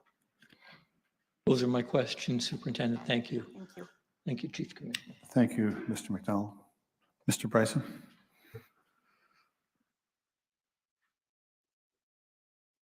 Good evening, Superintendent. Hi. My name is Josh Bryce, and I represent the family of Peter and Joy Bond. Nice to meet you. They resided in Portapique. Nice to meet you as well. I'll try to be very expeditious. I know the hour, so I'll proceed in haste here and try to communicate my question. So first, I just want to go back to the one of the concerns you raised was the influx of 911 calls that would occur if the Alert Ready program was used here. So the local experience, are you relying on the April 24th incident when the Ready Alert was used, and then this other example where you said a website crashed? Is that the empirical data you're using for the local experience of how Nova Scotians would react? There's more than that. There's more examples than that. So there's April 24th scenario that I already talked about, knowing the call volume that we were dealing with on the 18th and 19th. And then on June the 5th, there was escaped prisoner that the province chose to issue an alert without consultation with us. And in that case, we had another 5 minutes notice, so we didn't have time to call in extra resources. Do we have stats on that one? Sorry, I'll just interject as you're going through each example. Sure.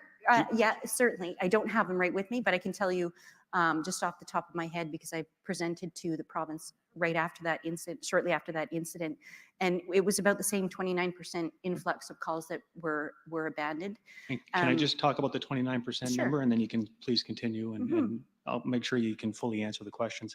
But the 29%, my understanding of the 29% is you refer to this number as abandoned calls, But essentially, what probative value does the number have? Because it seems apparent that we don't know if these calls were in fact processed or not.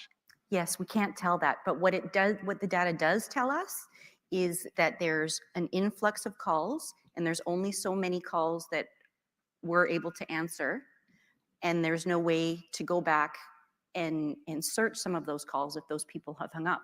But we do know that there is the overflow system. So it tells us that there is an influx of calls, and that in order to mitigate that, in order to make sure that we can answer as many calls as we can, that we can meet the benchmark of the Nova Scotia, the EMO 911 MOU that we have, so that 90% calls in the first 10 seconds.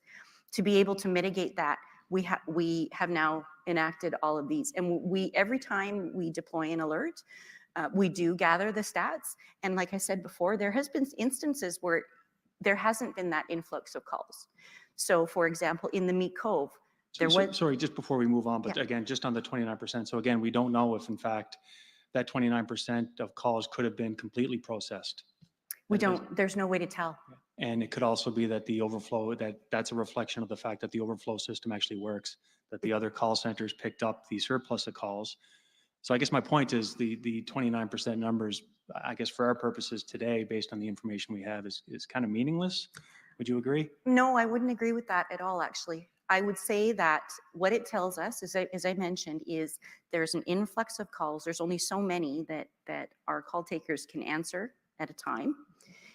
And hopefully any of those calls that we have no way to know if that person calling 911 and hung up before we got to them was a legitimate 911 call where that person needed help. So that's where the risk comes into play. It could, we don't want there to be a situation where somebody is calling 911 because they need help, and we can't get to them either because there's an influx of calls and they hang up, or we're already on the phone with a 911 caller. So that's where the risk lies for us. But do we know that the 29% is hangups? We know that some of them will be hangups and some of them will be calls that have gone to the overflow, but there's no way to tell who hung up because that's the way the 911 system works. So with this stat, we don't know if it's 1% of callers, 0.1% of callers that hung up? There's no way to tell. Okay. We just get that number. Okay. So the June 5th experience? As far as I'm concerned, one missed call is one too many. The June 5th experience, you said that there was an influx of 911 calls? There as was, well? yeah. Yeah. And so that was the Escapee, where the province issued the alert. In that case, we also saw an influx, and like as I mentioned, it was about the same 29%.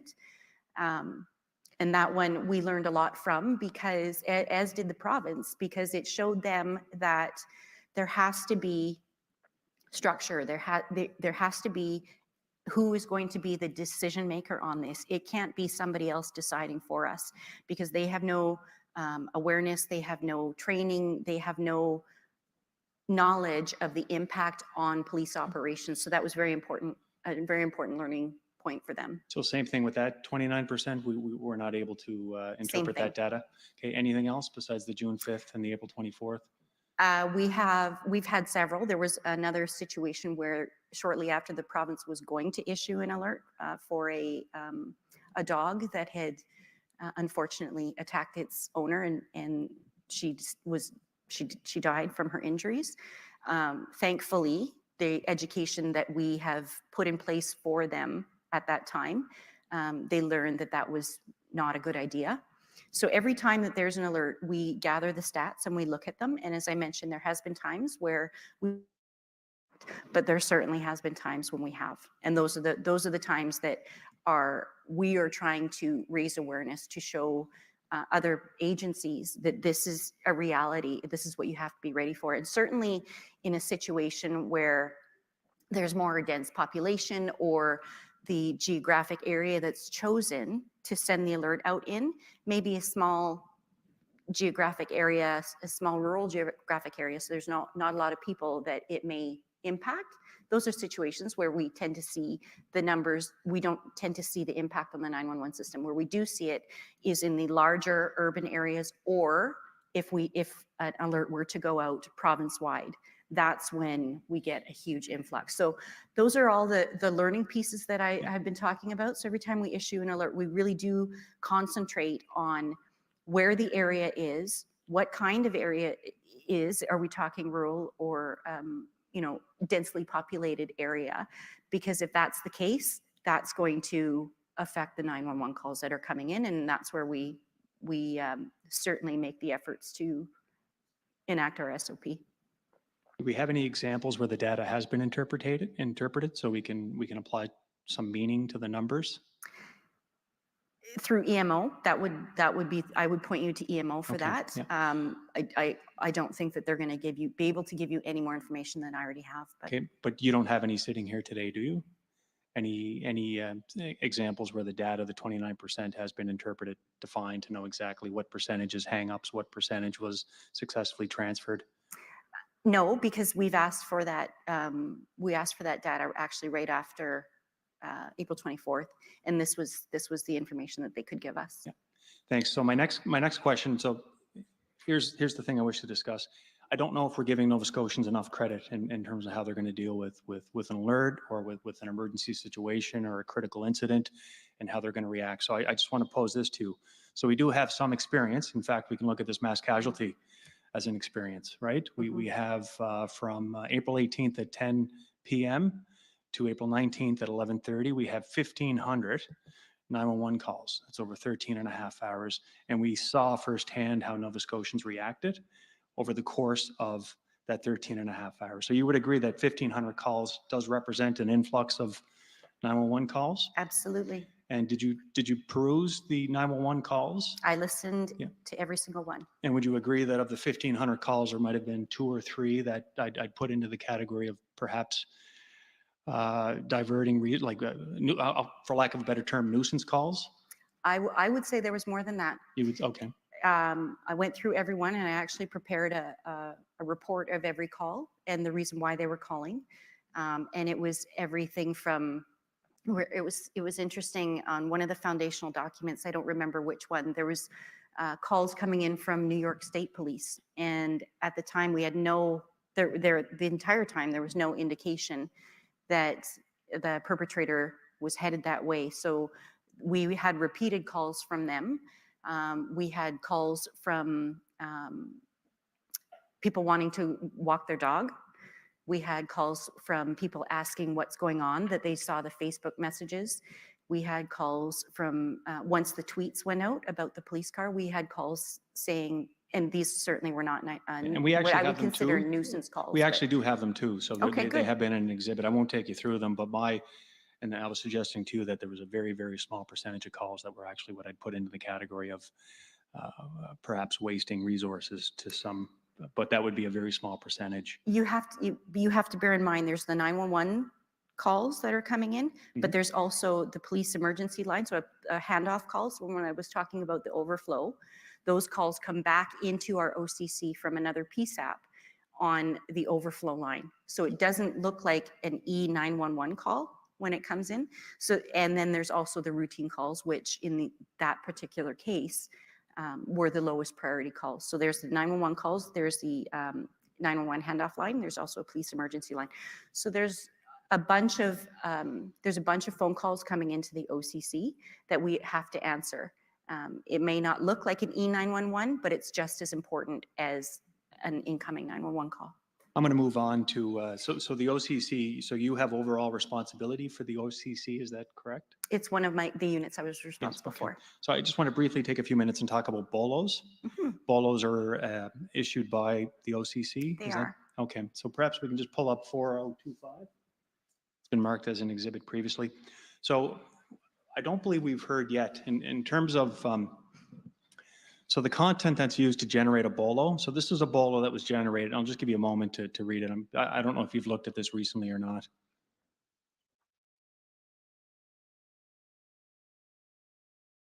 This is the first BOLO that was issued on April 19th, 1:07 a.m. Okay.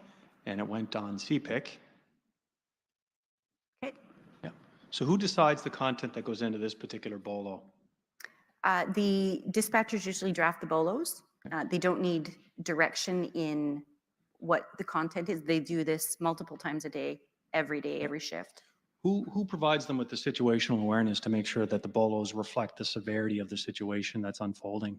It can come from multiple areas. It can come from their CAD log. So there's like a running log in the dispatch system, and that's where all the updates come in. It could come from that. There could be pieces from that. There could be pieces from phone calls being made. In this particular case, there's obviously license plates involved, so the information would come from the GEN system where we run the plates and find out who the registered owner is. It could come from the risk manager. It could come from the district supervisors. So in this case, it could come from the command post. There's a variety of different areas that this information could come from. Yeah. Okay. Do you know who prepared this one? I believe it says Allie on the bottom, and she was an employee for us. On the dispatch side? I believe she worked dispatch support desk.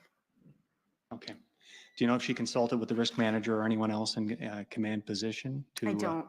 Okay. Unfortunately, she's moved on, so I couldn't even ask her if I wanted to. So looking at this particular bolo, knowing what you know now, do you think it reflected the severity of the situation at the time as of 1:07 a.m. in Portapique? From what I know, there's a lot of information in there, and the purpose of bolos is to go out to other police agencies to let them know, to be on the lookout, obviously, for these vehicles. This is what we're dealing with. So the reason for the bolos is to disseminate that information. There's certainly a lot of information in there. Yeah, okay. So my concern is that at that time, we can see through notes that the risk managers and other commanding officers were aware that there were at least 2 to 3 deceased persons, and that's actually in this foundational document at paragraph 47, I believe. There was 2 attempted homicides. There were multiple structures that were burning.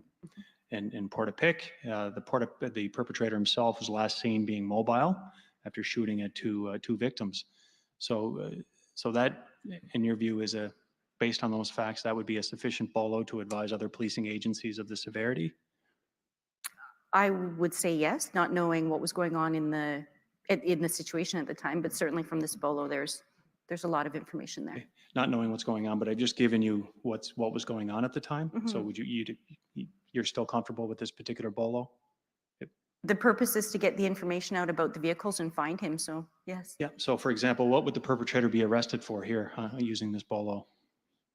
Well, it doesn't say, but I'm assuming if looking at the time. That stamp is Midnight, wrong. is that midnight? We know it's 1:07. 1 o'clock? Yeah. So there's obviously the SOC is subject of complaint. Believed to be armed and dangerous and arrestable. So for the incident in progress. So that would tell us as police officers that there's knowing what's going on, there's multiple homicides, you'd be arrested for homicide. Okay, it doesn't say homicide there though, does it? No.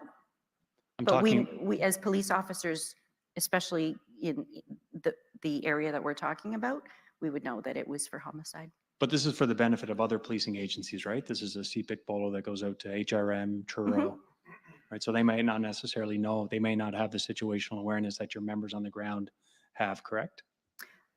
Correct. However, knowing that it's an active shooter situation,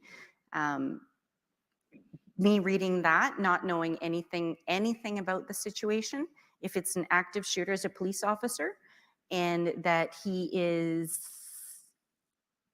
believed to be armed and dangerous and arrestable, that tells me it's gun related, and that active shooter, then there's firearms, he shot somebody, so we can any police officer could arrest him for one offense and then update that if more information needs to be done shortly after.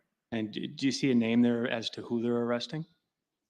SOC is the perpetrator. Is there a name? Yeah. And you don't have to read the name. Am I missing that? Yeah, first line. Oh, yes. Okay. Yeah.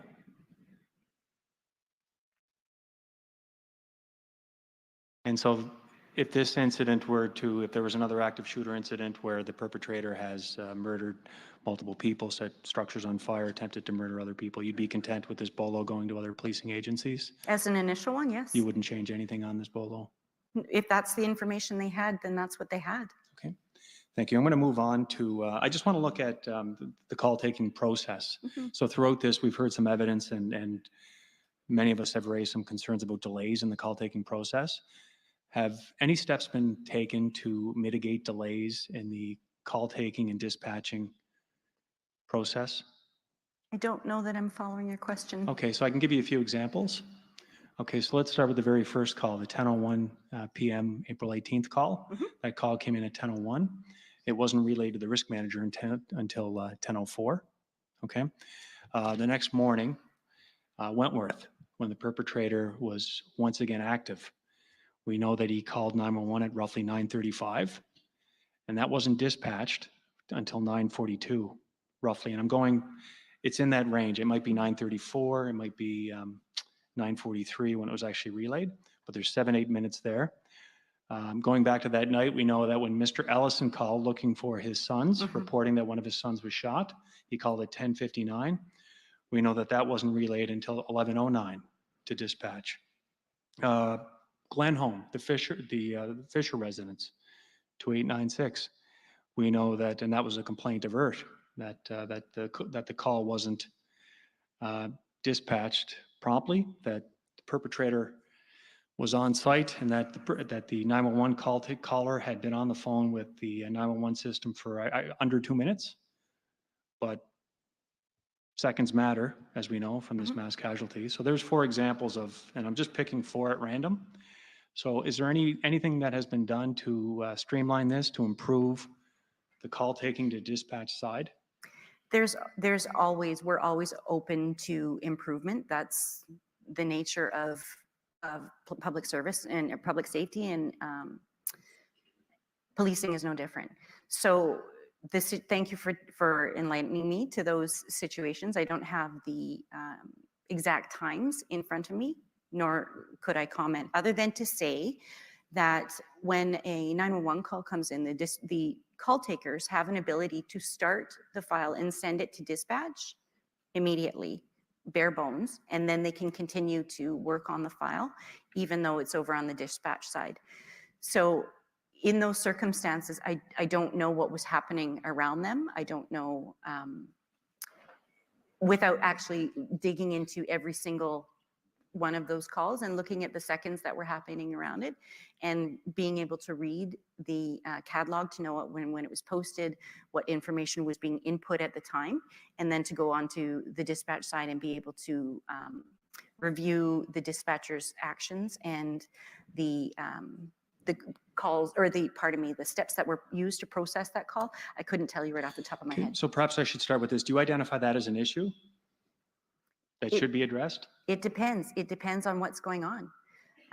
As I mentioned, there's only one person can answer one 911 call at a time. So resourcing is always a challenge in the OCC. For the past several years, we've been putting in business cases to the province to ask for more resources. Back in 2016, we had a 2016 or 2014, we had a workload study to say that the RCMP OCC was 7 positions short.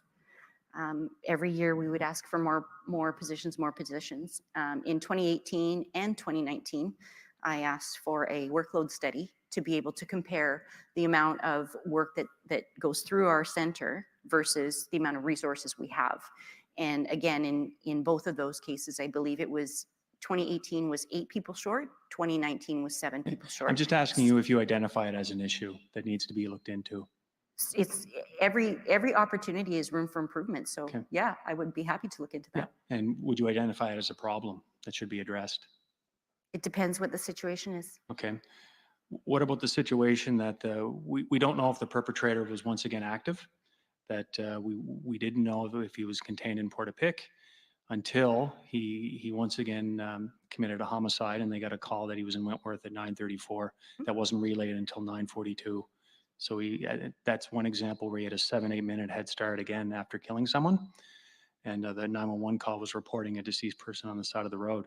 So I see that as an obvious problem, that the province is on hold, wondering where this individual is. We now know he's once again active, and it takes 7 minutes to get that relayed to first responders. Do you not see that as an obvious problem? Ms. McPhee?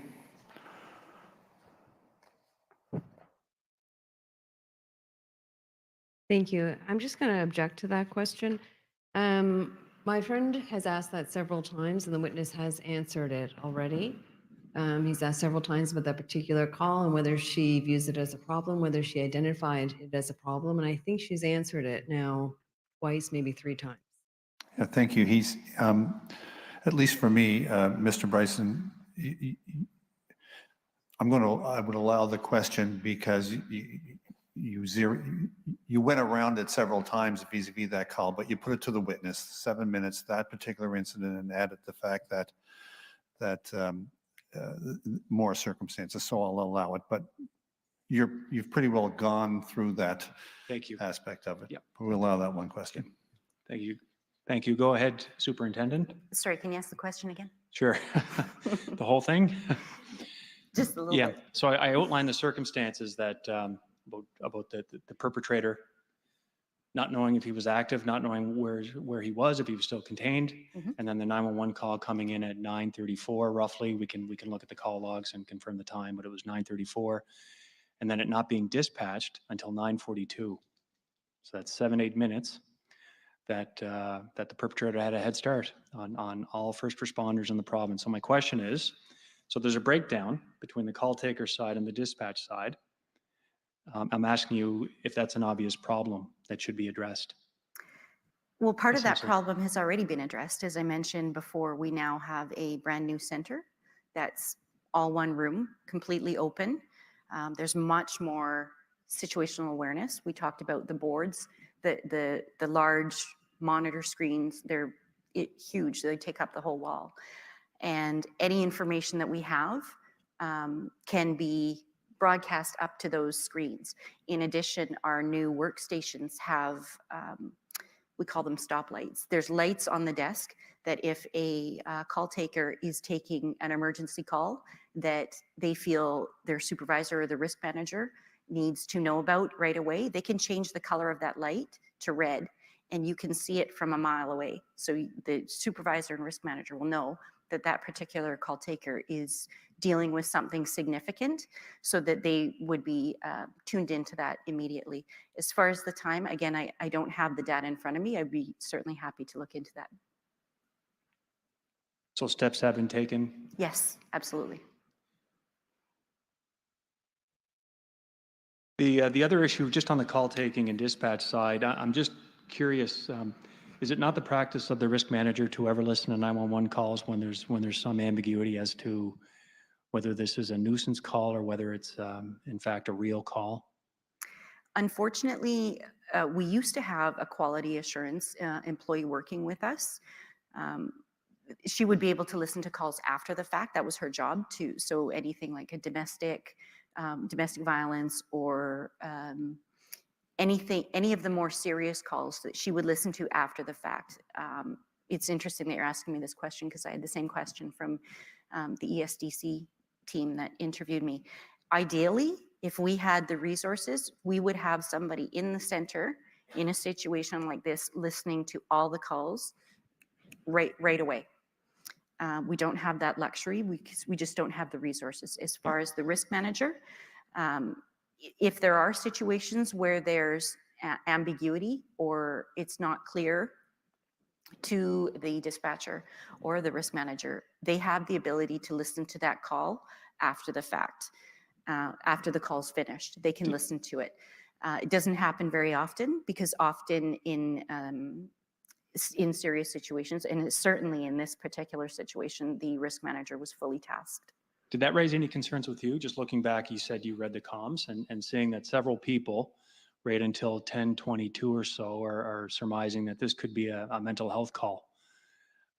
But no one's going back and listening to the actual original 911 call where you can hear gunshots, screaming, crying, help me, and the line being disconnected? I don't think it's fair that you pose it that way, only because in policing, we need to be I'm able. sorry, I'm watching the witness and I Yes. don't see you. I'm when going you to speak. object to my friend's question here. I don't think he's laid a foundation. I mean, the suggestion that the call takers were under some misapprehension that it is a mental health call, I'd like to see the support for that statement that he's putting to this witness. Lay the more detail, Mr. Bryson. Sure. So we have, there's been evidence before this commission, and I can refer you back to the very first foundational document and Mr. Burrell's presentation. I don't know the paragraph, but where Mr. Burrell, and it's cited in the foundational document that gunshots could be heard in the actual 911 call. Okay. All we have transmitted in the Colchester comms is that the caller reports hearing the sound of gunshots. So there's an objective observation that could be made by a trained investigator in regards to the true extent of the call by listening to the call. So that's the foundation. There is evidence. And have you listened on the 911 call yourself? I have. Yeah. Could you hear the gunshots? Knowing what I know now, yes, certainly. Okay. So there's Mr. Commissioner, I would suggest the foundation's been laid. You can pose a question. Yeah, thank you. So knowing you went back, heard the calls, and so given the ambiguity that it was apparent to several first responders and perhaps the risk manager as to whether this was a nuisance call or not, i.e. mental health related, do you have concerns that no one went back and actually listened to that 911 call? Again, I feel like I've answered your question already a couple times. We don't, in having been a dispatcher myself and having taken calls where people have been shot on the phone, I can tell you it's not easy to pick up. It's easy to go back in hindsight and say, oh yeah, that was a gunshot. At the time, in the heat of the moment, it's difficult. And in this particular case, I think that I don't think it's fair, and I don't think I can agree with you that our call takers, our dispatchers, our risk manager were focused on the fact that this was a mental health call. That is certainly something that they would consider, just like any police officer has to be open to any theory. That's what we do in policing. That's how we run investigations. We can't have tunnel vision. We don't go into an investigation saying, that's the perpetrator. I'm going to backtrack until I can prove that that's the perpetrator. No. We go in with an open mind and we gather the information, we gather the evidence in front of us. In this particular case, if the call taker didn't pick up on what was a gunshot in the first place, it's easy to armchair quarterback. If ideally we had the ability, or pardon me, the resources to be able to listen to every single call, then we'd be happy to do it. I'd be happy to hire enough people right away to do that. That would be fantastic. But I don't quite agree with you. I'm sorry for that. Yeah, okay. So I'm not even sure if you addressed my question. I was just saying, you read the columns and you see there's several references to mental health, correct? That was one. Sorry, I'm going to renew my objection here. I think that let's be clear about what the comms said. I don't believe the call taker ever suggested this was a mental health call. I think there was a question from a member. Now I'm giving evidence as well, but I believe that is in the foundational document, but perhaps we could bring it up if we're going to go back over the same ground again and Yeah, clarify. I don't think it's necessary to bring it up, and I don't think it's giving evidence if you're laying a foundation based upon evidence that has already been relayed either through a foundational document or otherwise. The point being is that my friend is talking about the call taker mistaking this or suggesting maybe a mental health call. And what I'm suggesting is that it was a member who asked whether it was right. perhaps a You're mental absolutely health right. You're absolutely, but I thought the question was, it was noted somewhere. That's correct. And if I said the call taker said it was mental health related, then I misspoke. I didn't. It was not the call taker saying that, but I think you were referring to notes that were. Notes and in the, you can see MHA in the. All right, so how about making that clear and we'll get an answer to that question. So between 10:01, so between 10:04 and 10:22, there's several references to whether this caller was MHA or not. Okay. And so- where are those references? So in COM 3886, I'm not sure the exhibit No, number. I'm sorry, I'm not asking you which exhibit. Okay. Just tell the witness where the call taker would have seen those references or would have been aware of those references. So this would be on the dispatch side. The dispatch side. Yes, the dispatch. Yeah, on the dispatch side, and one of the first, I don't have the document right here. Yeah.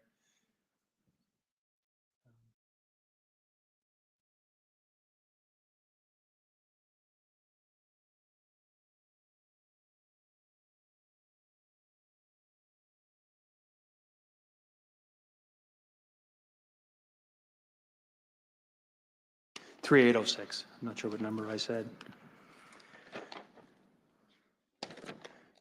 There's, I'm sure if I sat for a moment, I could, yes, okay, here's one here. Constable Merchant. Did the call taker think that this could be MHA? That was a 1019. There's one example.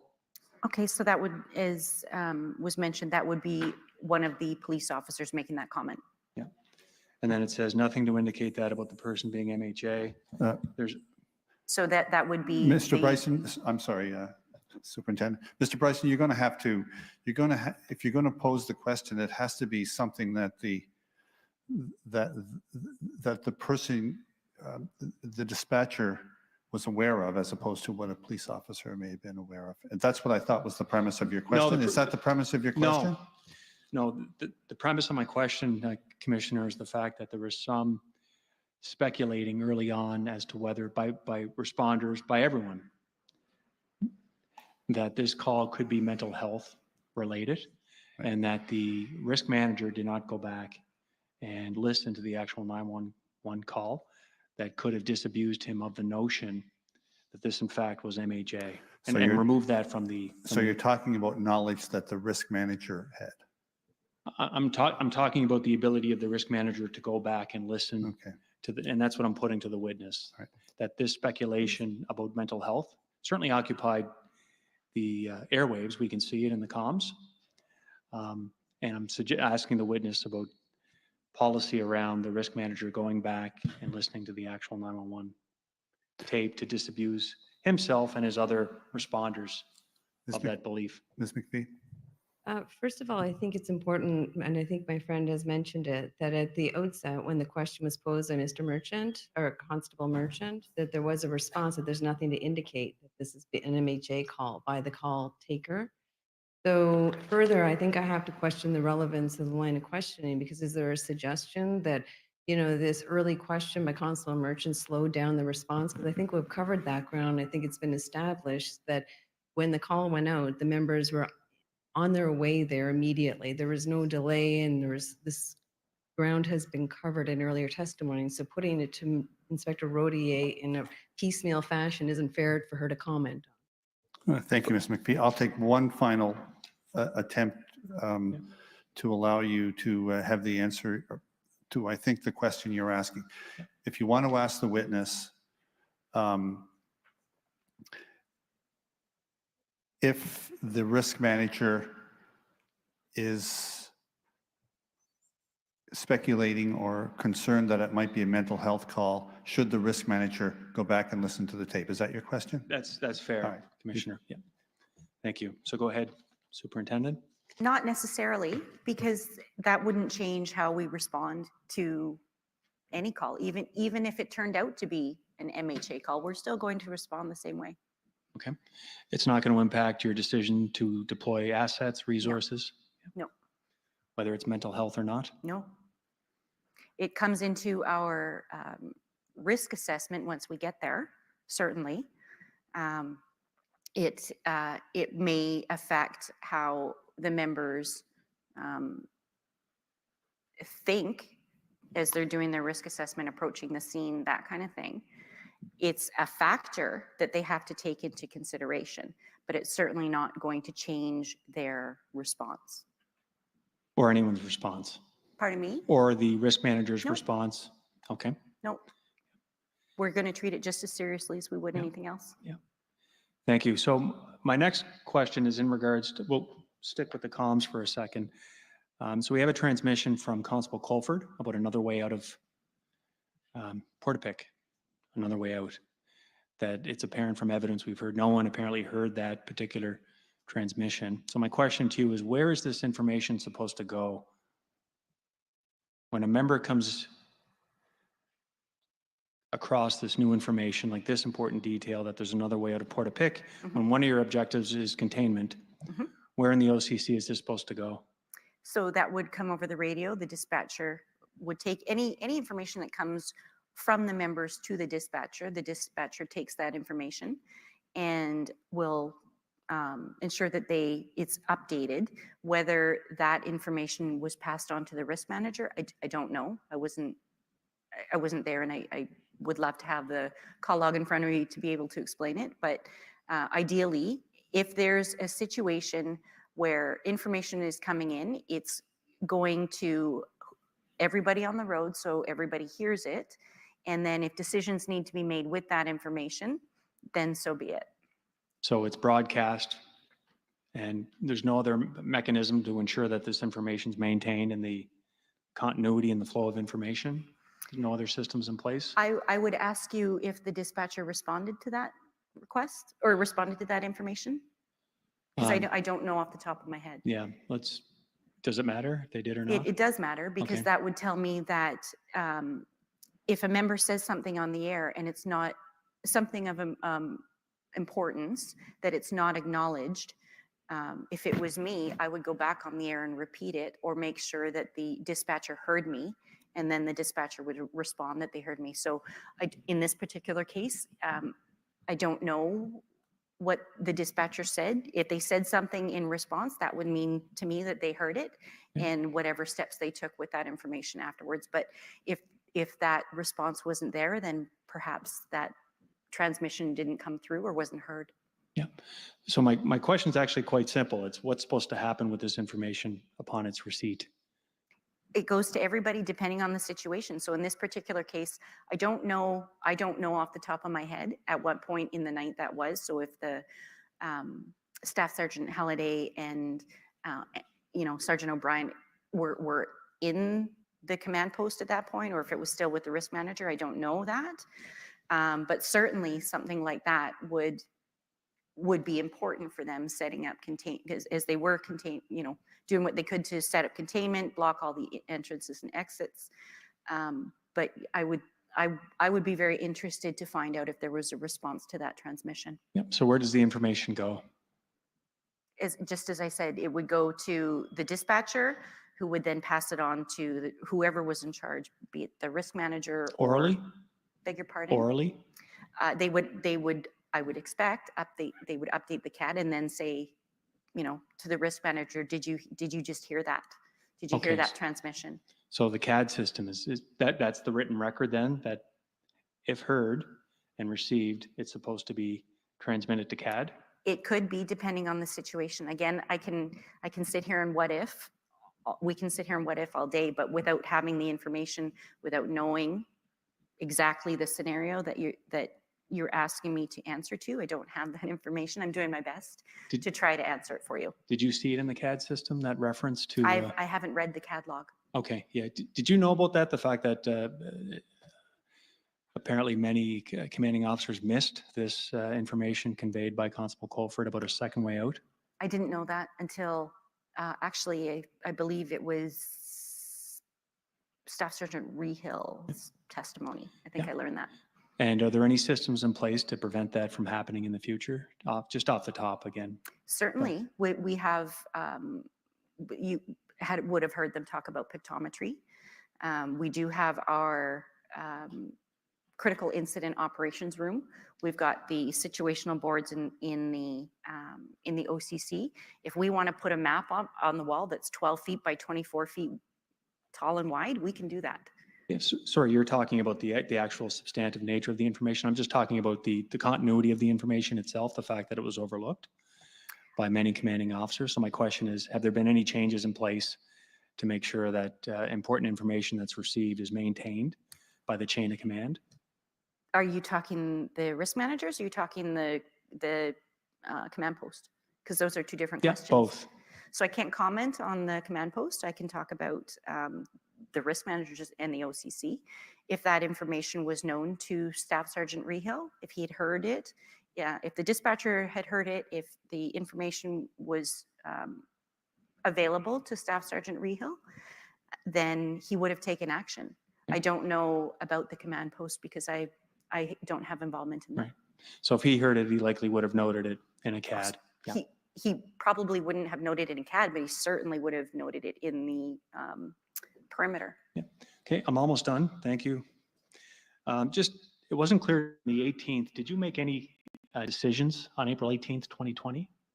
Operational decisions? Any decisions at all in regards to this mass casualty? No, I wasn't involved on the 18th. Okay, and what about the 19th? The 19th, I made the decision to go into the OCC myself. Yes. And then I made in consultation with the Support Services Officer to further attempts to try and get air support back up off the ground. And then also with... Sorry, what was that decision you made? With the Support Services Officer, it wasn't until I got there that I found out that the helicopter was no longer in the air. So once I got there and learned that, then it was working with the supervisor to see if we could get another option, JRCC, somebody to get a helicopter back up in the air for us. No, sorry, I'm actually, if you actually had to make any decisions though in your role, if you had to make any decisions in regards to this incident. The only decision would have been the call from across the room from Steve Ettinger about the alerting. And that was to go through support services? Is that the? Strategic communications. Strategic communications. Yeah. And just, I keep seeing the name Archie Thompson, it's superintendent? Retired. Retired, okay. Did you see him on the 18th or 19th? No. Okay. Was he supposed to be at the OCC or at the command center? There wouldn't be any reason for him to be at the OCC. As far as the command post, I don't know. I don't have any involvement with the command post. Was his absence noted by anyone that he should be here? I don't know. I wasn't there. Okay. You didn't hear that by anyone? No. Okay. And if he was there, do you know what his role would have been? Was the district policing officer. He would be there to support the Northeast Nova team. And that's all my questions. Thank you very much. Thank you, Mr. Bryson. Ms. Miller?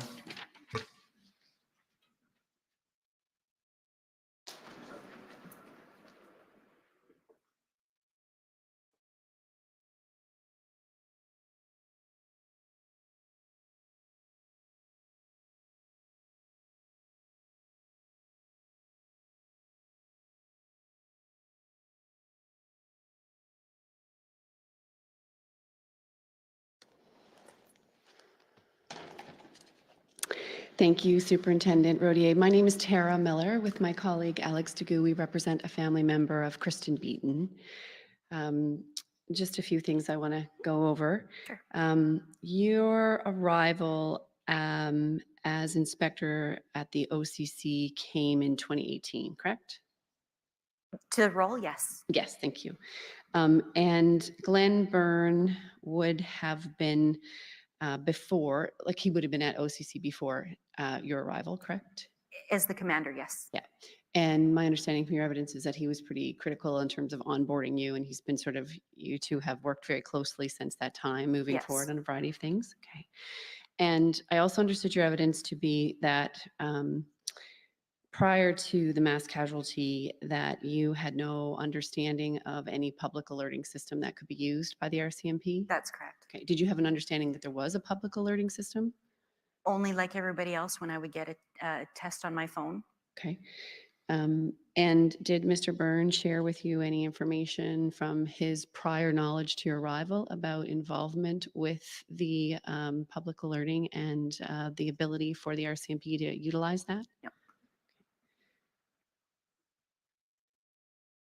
So I'm going to have Madam Register bring up an exhibit P1274.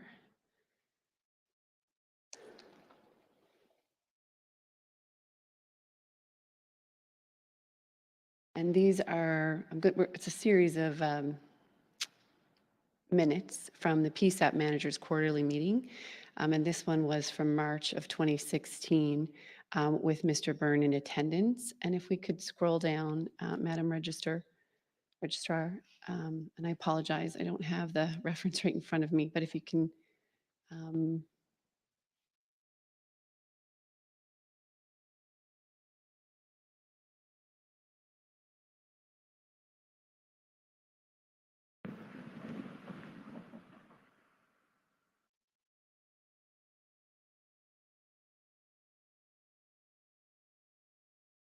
sorry.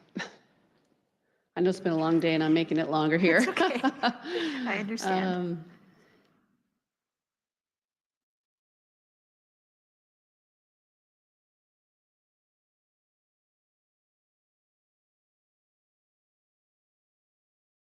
Okay.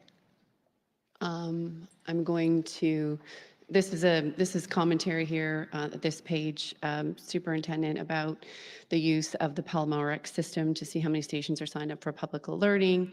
And then moving on to public alerting is moving forward. The CRTC is moving on fairly quickly. This feature will allow public alerts to be sent to cell phones in the event of. And then further down, EMO's emergency planning officers will be receiving public alert training on Thursday. So Mr. Byrne didn't share any of this information with you when you arrived in terms of information of the public alert system? We didn't have this conversation when I arrived in 2019, but I can tell you that since then, since April 18th, 19th, 2020, that was obviously top of mind for really everybody in the division. And Glenn and I did have I appreciate many that. conversations No, I about appreciate that, yeah. alerting. So prior to that, he, like all the rest of us, knew the only thing we knew about alerting had to do with emergency measures and weather alerts, fires, floods, that kind of thing. Okay. And then, Madam Registrar, if we could bring up P1273. And these are minutes from September of 2017. Now, in fairness, it does say that Mr. Byrne was sent his regrets in. Inspector Bill Long was also noted to send his regrets from the RCMP. Who is Inspector Bill Long? He was my predecessor. He was your predecessor as the OCC. inspector at OCC? Right. Okay, and if we can go to item number 9, Madam Registrar. And this is public alerting process, Rod Legg, with further detail about the public alerting. If you can scan down. Action, Paul Perry will check with supervisors to see if there's interest in having Rod Legg come to Cape Breton to give a presentation. And they talk about providing an overview to the HRM on public alerting. Are you aware from either Mr. Byrne or your predecessor that there was an offer to make a presentation to the RCMP with respect to this public alerting? No, not prior to April 2020. I had no knowledge of that. Okay. I don't know who Paul Perry is either. So. And then lastly, Madam Registrar, this is a document that has not been exhibited yet, but it is minutes from an October 17th, 2018 PSAP Manager's Quarterly Meeting Minutes. And Commissioners, this has been distributed to participants, and Madam Registrar has a copy of that to pull up. Oh, you can't pull it up on the screen. Thank you for the reminder. This is a Wednesday, October 17th, 2018 minutes. It says that Mr. Byrne and you yourself were in attendance at this quarterly meeting. Do you remember being in attendance at this meeting? I don't. Okay. I don't know what you're looking at, so I'd have to see. Oh, I'm going to give the witness apologies. I assume she has a copy? I don't believe she does. No, thank you, Commissioner Stanton. This, if you look at the first page, just that's your attendance noted with Mr. Byrne. And then on the second page, this is new business. There will be a public alerting test on November 28th, 2018 at 1:55. Is that what you had referred to earlier? Your only knowledge about the public alerting was that there would be alerts received in terms of testing? That's correct. Okay.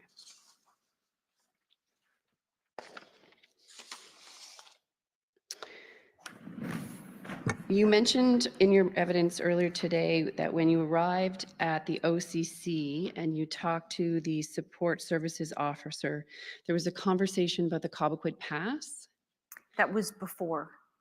That was before I got to the OCC. Okay, and can you, my notes recall that that you had spoken with Darren, who was the services support officer, and that there was a concern about the toll booths, but you learned that they had been addressed. Yes. And so my question for you was, why was there concern about the toll booths? Because it was an access point to the province. Okay, so you were. And up in that area, the Northeast Nova part of the province. So the toll booth was one of the areas of concern for the risk manager that day, in that if this person was able to get out of containment and head north, the toll booth would be the obvious blocking point. And so you were concerned about the Cobequid Pass and the toll booths for that reason, for containment going north, correct? Yes, and I believe they actually had police cars posted at the toll booth. Yeah, we understand that. And did you make any inquiries about other containment efforts to prevent access of the perpetrator from traveling south? Not at that time. My calls with Bruce Briers were the questions coming from support services officer. Mm-hmm. So once those were addressed, it was time for me to get into the OCC as soon as I could, to be able to facilitate any further inquiries. Sorry, I'm not sure if I understood why you weren't concerned with any access or containment on any access points traveling south. Is it because it wasn't raised with you, or you didn't raise it with them? Both. Okay. Both, yeah. And were you aware at that time that there had been a victim in Wentworth with a report that it was an RCMP vehicle that was heading towards Truro? I don't know if I knew about Wentworth, because I can't remember what time that was in relation to when I arrived. But I do remember the Truro concerns, because the Sobeys Truro, the false alarm at the Truro Sobeys was certainly being dealt with at the OCC. Okay. You also mentioned that I believe when you arrived at OCC, but again, it may have been in your conversations with the support services officer, that you were investigating the accessibility of a helicopter. I think you said you were looking to get in touch with JRCC. Why were you at that point investigating the accessibility of a helicopter? That was tasking the supervisor when I first got there. Yeah, and that was around 10:40 a.m.? I think so, yeah. Was it your understanding that there was no helicopter access at all? I hadn't been updated on that. I assumed that the helicopter was up in the air. And it wasn't until I got to the OCC and spoke with Superintendent Campbell that I realized that we didn't have that asset any longer. It was on the ground. So our focus then turned to, what other options do we have?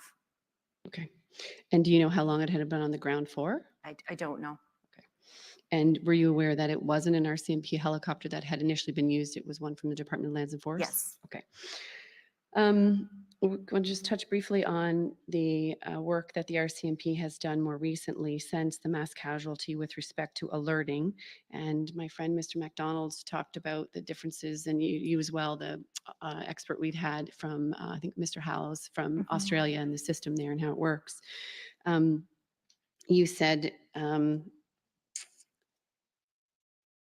what I wanted to ask you about was with respect to something that Mr. Hallows said was actually a cornerstone of making the public alerting system in Australia successful, and that being public education, starting really from grade school. And you had said, I think in response to my friend, it's not common knowledge in Nova Scotia. We're doing our best to change this. So what has the RCMP done to engage in that public education that Mr. Hallows talked about, that was critical for making sure that people weren't going to overload the system with, can I walk my dog? Those types of, I understand they're practical concerns, but his evidence seemed to suggest that there is actually an offset to this, and it comes with really concerted, focused public education. So what has the RCMP been doing to engage in that public education piece? Certainly, and as for the comments made by Mr. Hallows, I couldn't agree more. I think it has to be done. Unfortunately, the public education surrounding the 911 system and alerting, really it belongs to EMO. So we've been encouraging them as much as we can to follow through with that. And I know Paul Mason's team is looking at it. We've had a divisional working group, but then there's also the provincial working group. And on that working group was Paul Mason, Department of Justice, our leadership, Nova Scotia Chiefs of Police, and they went through 23, I think, recommendations to go to the province. One of those being a robust public alert awareness campaign. And out of that provincial working group, there's also a sub-working group that our strategic communications team, Halifax, I believe their communications team, and the communications team from EMO they were the sub-working group to action. What would that look like? So we had talked about a video campaign, commercials, getting into schools. We talked about social media. We talked about one of I believe it was Paul Mason suggested one of the things that they could do is actually hire a video crew to shoot like a public awareness or public service campaign, public service announcement, specifically on alerting.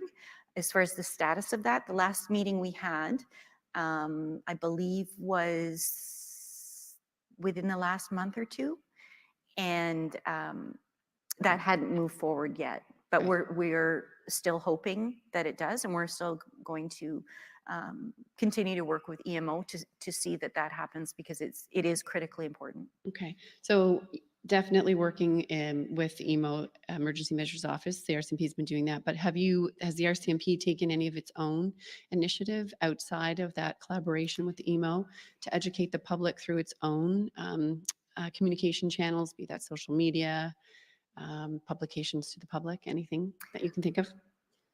So through social media, well, we've actually used the system, which, the more we use it, the more people become more used to it in what situations.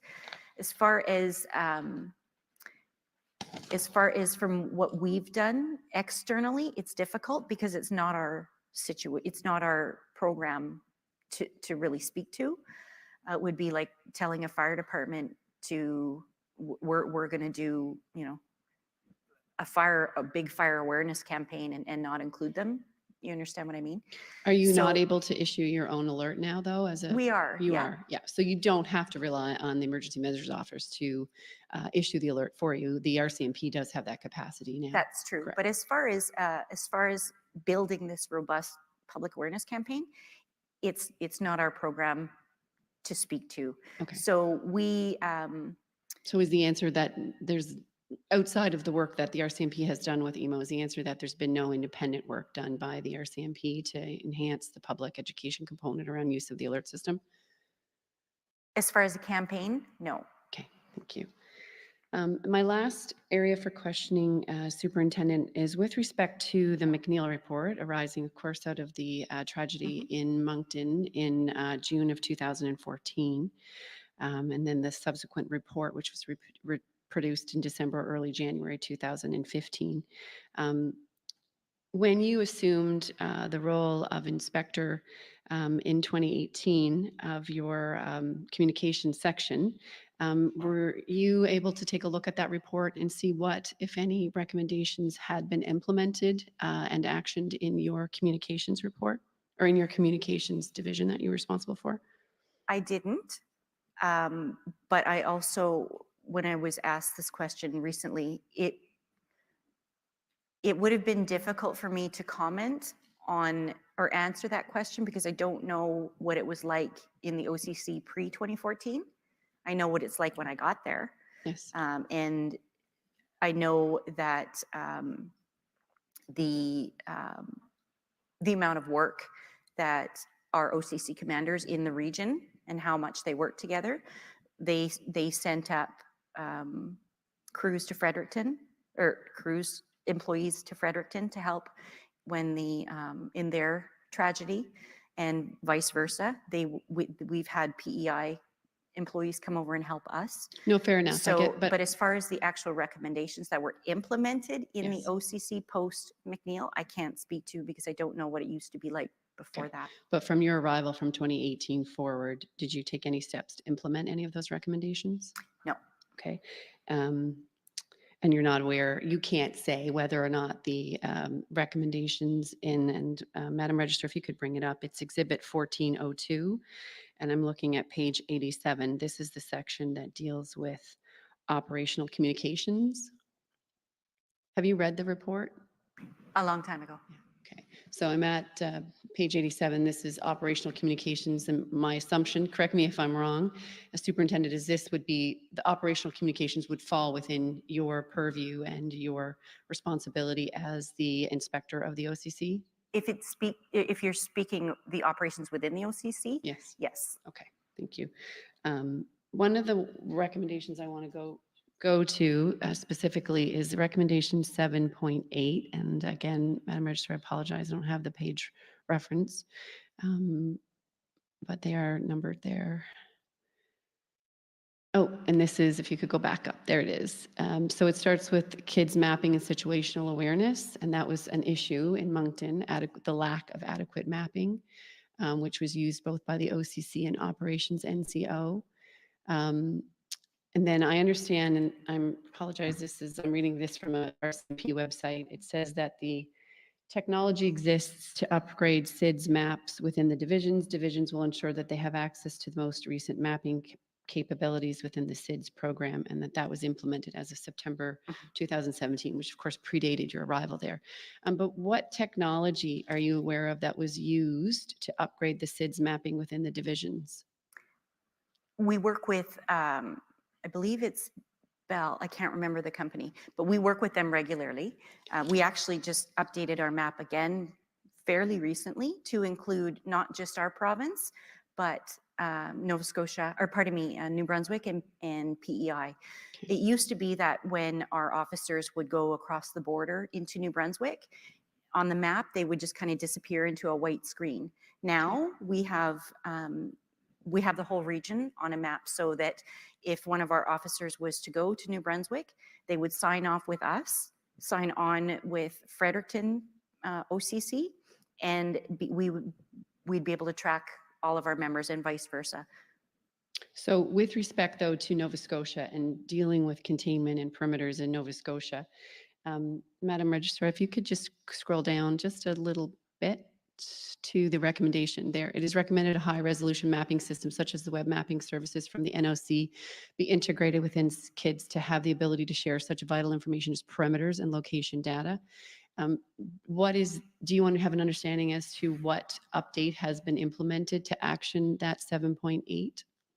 I don't know web mapping service from NOC. I don't know what exactly that's referring to. I know that our maps are kept up to date. It's expensive, but we see the absolute benefit in doing that. So we do keep our maps up to date, and we're trying to expand them. From what I understand, I spoke about the HRM earlier, and how we've got RCMP officers working in the HRM and that IES dispatches for them. They're on a different CAD than we are. So when they go into the HRM, they go, from what I understand, go off into that white blank. There's no map. But as far as the RCMP, we keep our maps up to date. Within the province, except for the HRM. We keep our maps up to date, and we work very closely with the other divisions to make sure that all our maps are interoperable. Okay. Well, we know from a number of people and the evidence before the commissioners that in April of 2020, there wasn't good mapping to allow for appropriate perimeter control and containment that would have been showed and certainly was accessible through the mapping tool called Pictometry. Were you familiar with Pictometry? I have seen it work. I don't have access to it, but I've seen it in action. Okay, so you're not able to tell us and the commissioners what the implementation was of this 7.8 mapping system that was recommended in the McNeil report and implemented according to the RCMP website by September of 2017. I don't know the answer to that. I do know that we use pictometry often, and that our risk managers are proficient in its use, as are our supervisors. And anytime there's an issue, pictometry is usually up on our big screen on the wall 24/7. We use it so often. And are you familiar with the evidence around the access of pictometry on the night of April 18th in Portapic? It wasn't until well after that I heard that pictometry wasn't working or wasn't accessible. I didn't know that at the time. Okay. All right. Thank you, Superintendent. Those are my questions. Thank you. Ms. McPhee?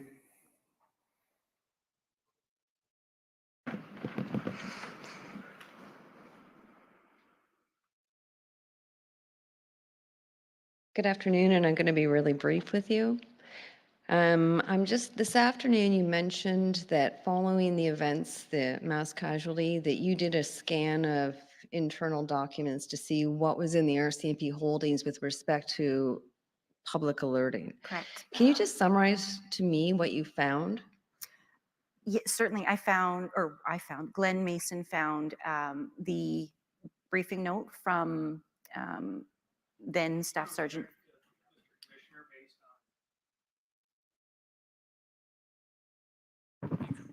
Yes, thank you. I'm going to object. This witness is now describing what another witness located. I don't know what relevance it would have. It's twice removed hearsay, and I object to this evidence on that basis. Thank you. In response? I can say that I think during these proceedings, we've been hearing a lot of people talk about what other people told them, what other people saw, and what other people did. So I'm simply asking in her position, I'll reframe the question perhaps, and maybe it'll appease my friend's concerns here. But in your position, did you direct anyone to do or to review the RCMP holdings to determine what information you had with respect to public alerting? Certainly. So I don't remember if the criminal operations officer tasked Glenn Mason himself or if that came through me, but I do recall going through the EMS holdings myself. I also contacted the OCC and had the OCC do a full scrub to see if there was any historical documentation from back then, however far we could go back. I recall one of the documents was it a briefing note, I think, signed by an inspector prior to me, 2 inspectors prior to me. And I wanted to know if there was anything else in the OCC that, would have had his signature on it or something from back then, but we couldn't find anything. Okay. And what did you learn about public alerting, or what the RCMP in each division knew about public alerting prior to the events of the mass casualty? Prior to, just from the documents that we were able to find, the few documents, in reviewing them, I learned that EMO had reached out to us and offered this as a tool. At the time, I believe it was 2012, I think, it was recognized as potentially something that we could use. There was I don't remember if it was that document or another one that said that we could look at this, perhaps at a time where we have more resources in the risk manager and OCC roles, that we would be able to support that operation. Okay. So did you find any documents that showed that there was some kind of policy or protocols in place for the use of public alerting for policing situations? There was nothing. We built that ourselves. Okay. And this work was done post mass casualty? Correct. Okay. And just one final question, and I'm just going to clarify something actually. My friend earlier today was talking about the key PMG report, and I'm not sure what the exhibit number is, but the COM number I think was 0058467. And I just want to clarify, because I think that she referred to it as a summary. It's not. This is the final report. Okay. There was Sorry, I missed that in what she said. No, this is the report. Okay. It's not a summary. Thank you very much. Those are my questions. Thank you. Ms. Mancini?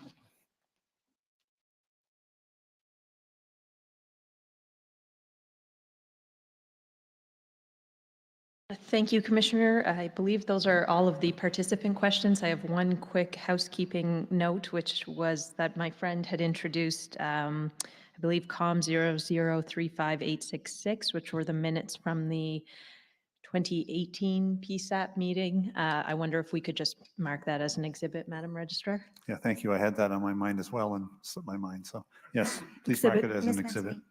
2041. Thank you. I believe the commissioners will have some questions now as well. Commissioner Fitch? Thank you very much. Thank you, Superintendent, for bearing with us today. I know it's been a long afternoon. Certainly. I have just a couple of short questions. One that is quite basic. But I want to draw on your experience as a former OCC operator, and then also as being in charge of OCC. And it pertains just to basic radio protocols. Can you describe for me, please, and for those that are listening, some of the basic radio protocols that both dispatchers and officers are trained in?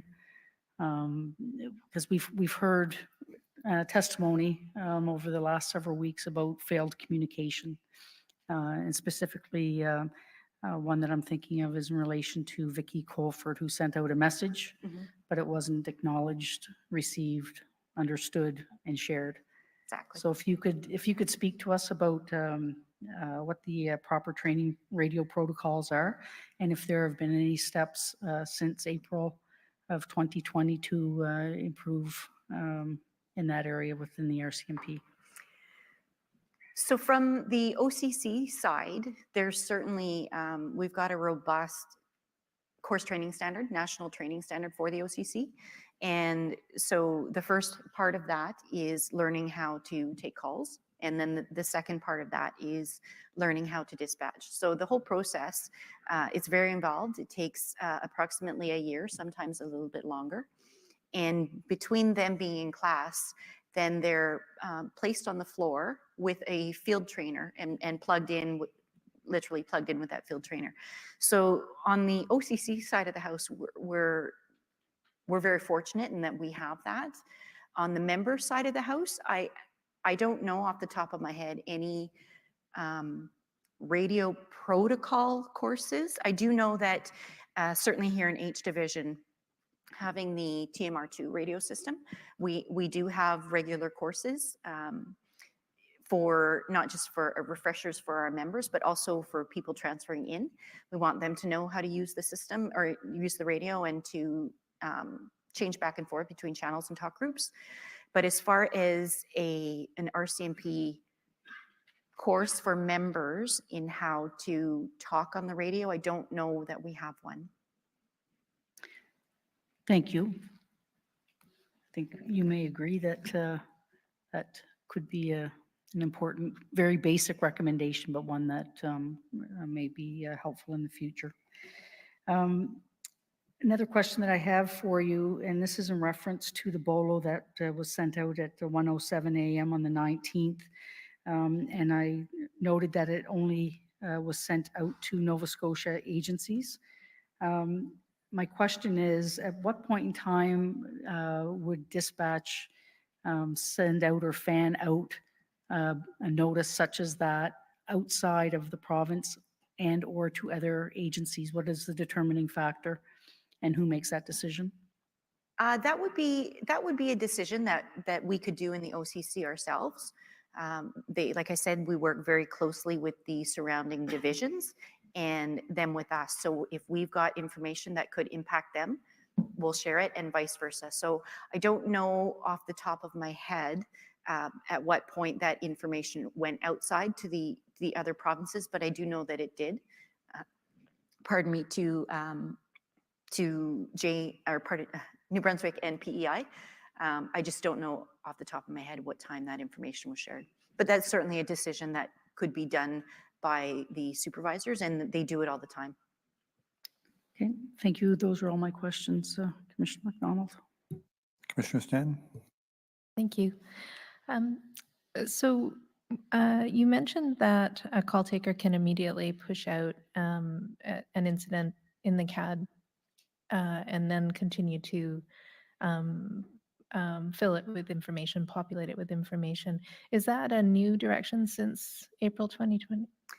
No, I believe that we've always been able to do that. I remember doing that way back when as a dispatcher myself. So that's the protocol, is to do that, and then If it's something, for example, a priority one, so that being the most serious of an event,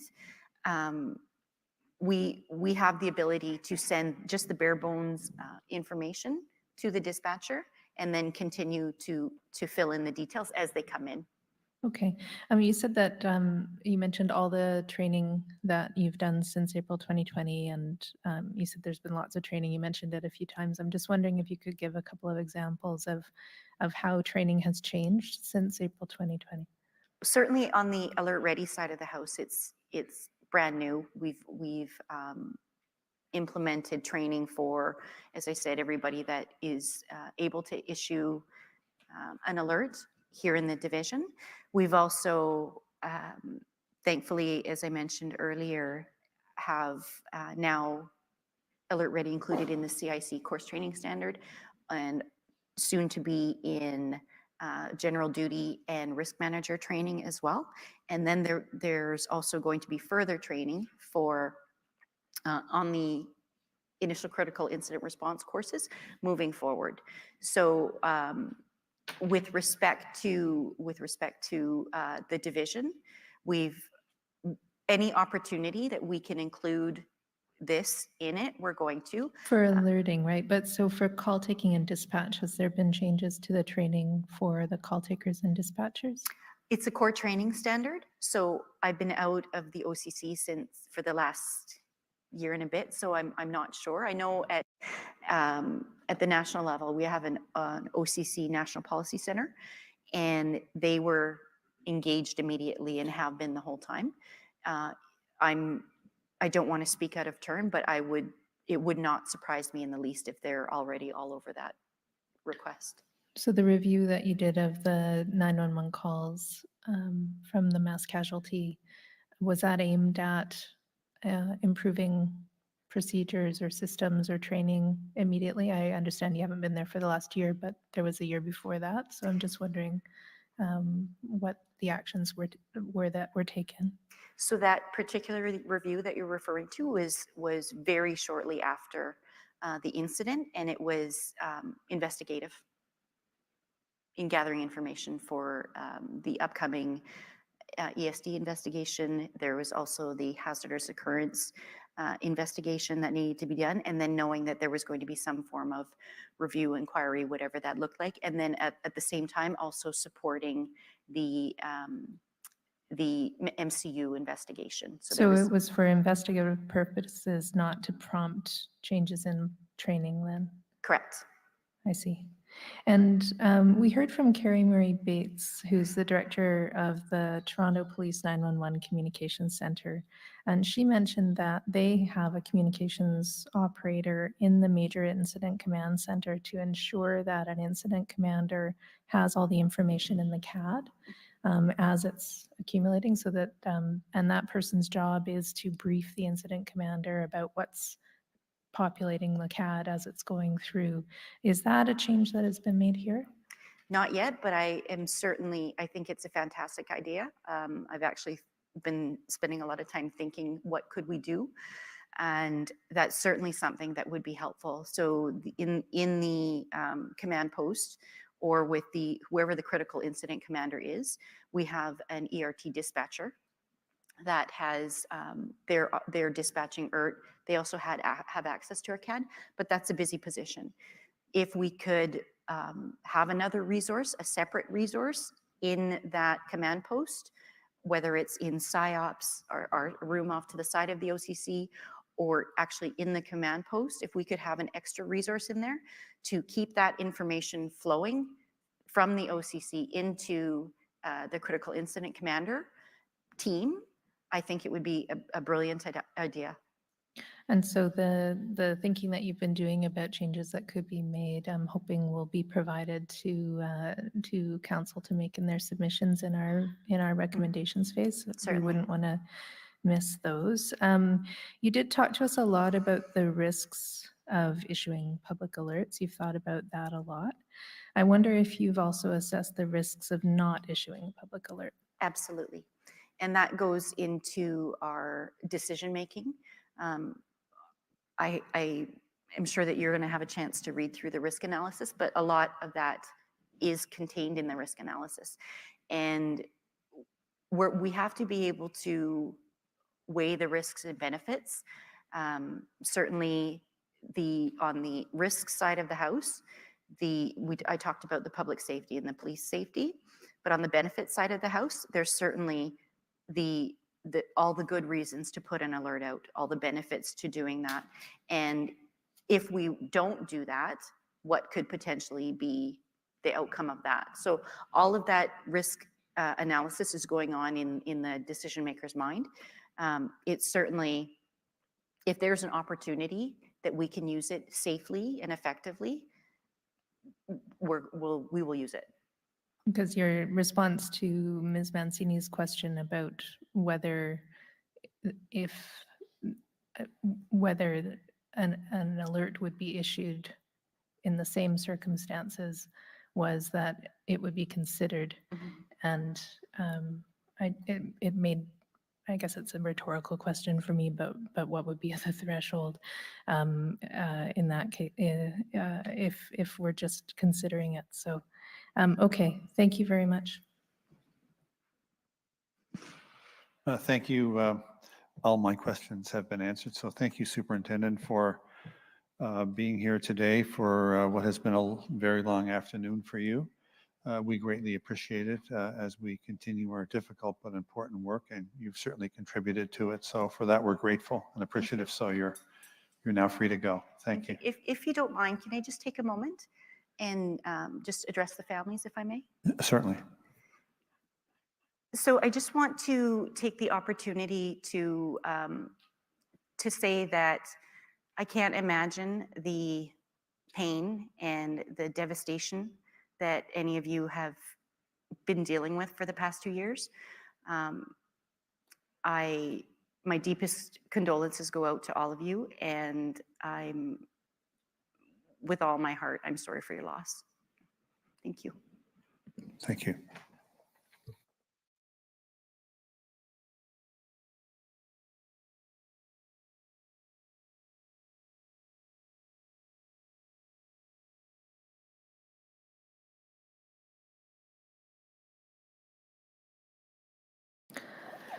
Very long day for everyone.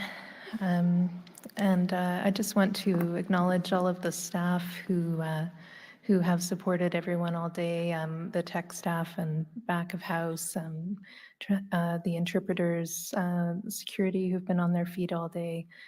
We recognize that it's a long day for all of you as well, and we're very appreciative. Just a reminder that the foundational documents are our understanding of the facts as of the date that our council submit those foundational documents. And of course, you can read them on the website. And you've seen today how witnesses assist us in illuminating some of the facts in the foundational documents. Certainly we have already, I think, thanked Corporal Jennifer Clarke, Glenn Mason, and Superintendent Dustine Rodier for being present today. Also thanks, of course, to Commission Council and to Participant Council for all of your questions, which help us in building our understanding. Tomorrow, we're going to continue our focus on the RCMP's public communications. We'll hear from witnesses Leah Scanlon, who's the RCMP's Director of Strategic Communications, and from Staff Sergeant Addie McCallum, who will take us back a bit to the Command Decisions foundational document material that we were covering just before last week. We do recognize and acknowledge that this inquiry, as we move forward, means that there are harms that are being suffered by people, that the harm is continuing as we're moving through this work. And it's a heavy burden for people as we work through this together. We just want to remind you that there are dedicated mental health support people in the room. There are resources here for those of you taking part in person. And there's a range of support service providers available on the website for anyone who does need help. We want to try and assist people with navigating those pathways. So thank you again for being here today, and we'll see you tomorrow at 9:30. Thank you. Thank you. The proceedings are adjourned until June the 8th, 2022 at 9:30 in the morning.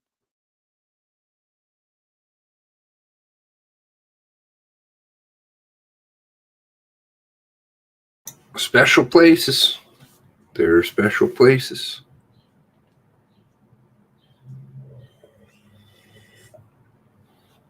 I'd love to hear family members comment down below, if you're feeling up to it, on Dustine's heartfelt apology there at the end. I'm sure you're feeling very satisfied.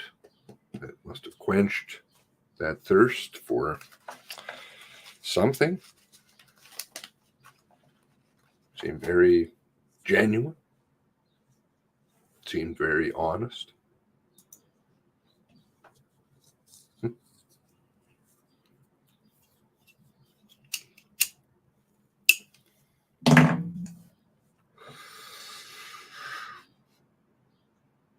Be careful of the garbage language too, because they just it does infect the mind, taints it. I think it's some kind of cancer almost, sadly.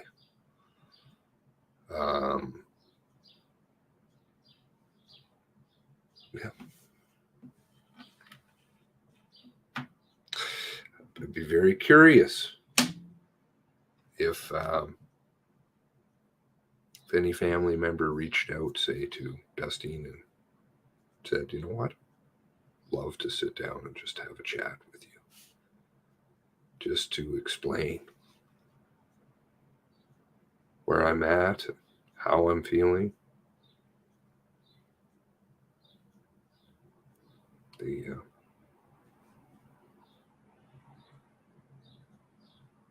things I'm going through.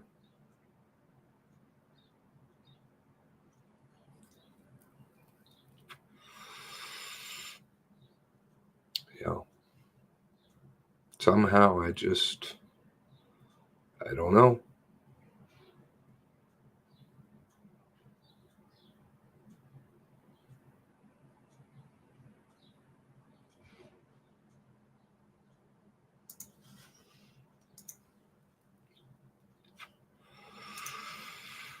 It's going to be a bumpy road. Real bumpy.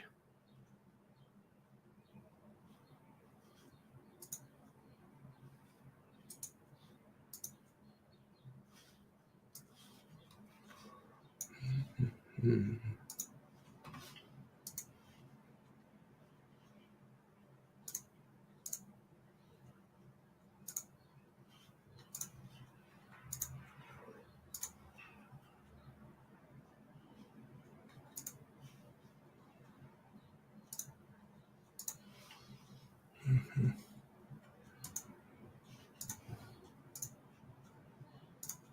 Real bumpy. The drama.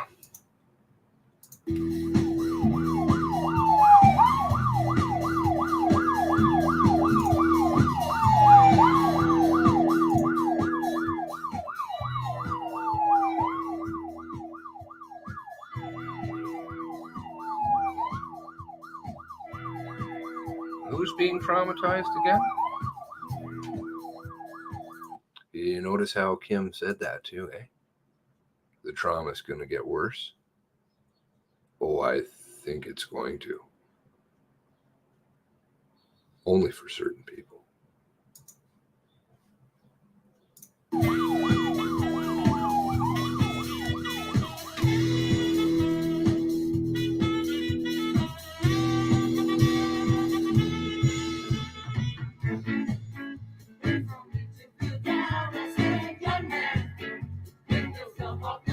Quite a crowd.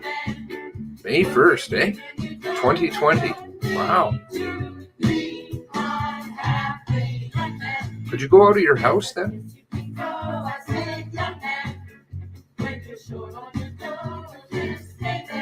Under the guise of mental health. Just relabel that. NPF propaganda. We're going to get kicked out of Nova Scotia. We better do something here.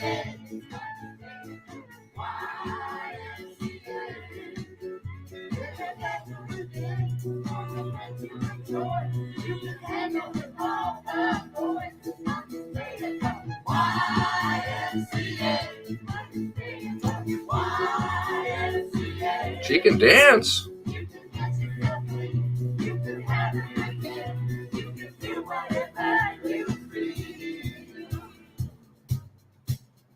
I dropped a few new tweets in my Twitter line. They might be maybe like those.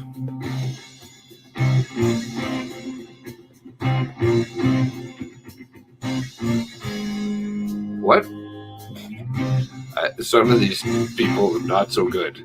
She's a little better.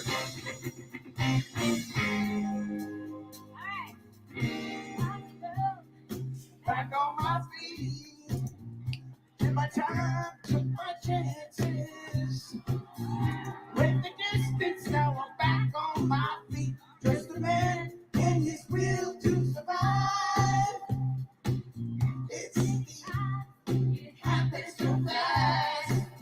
You take your passion for glory. Didn't memorize the script. Dreams of the past, you must fight just to keep them alive. It's me, I am the tiger, it's the thrill of the fight. Carefully chosen songs, too.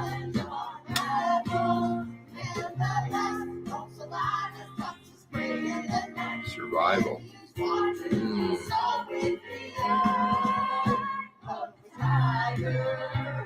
Of course they authorized it.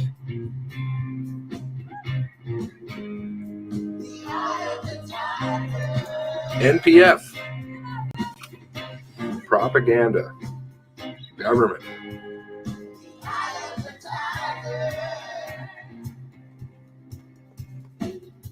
Here we go. Break it down. The trauma. Feeling very disheartened. Here we go.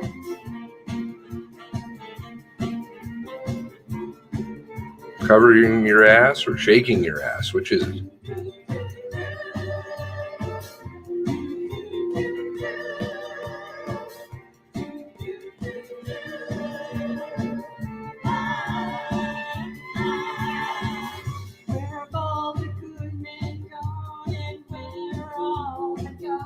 All the good men quitting.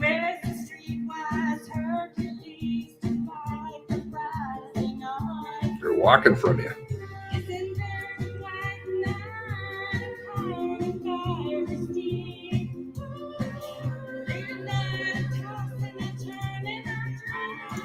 Oh, good to see you back, Porn.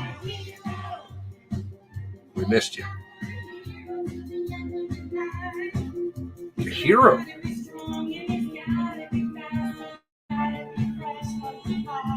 Sure, you feel like a hero. 23.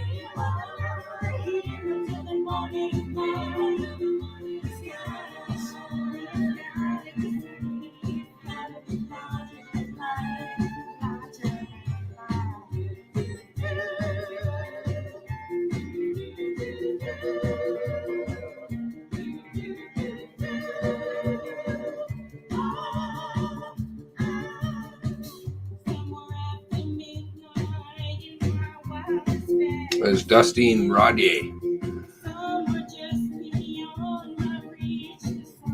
11 days after. What is it? 12 days after? April 19th.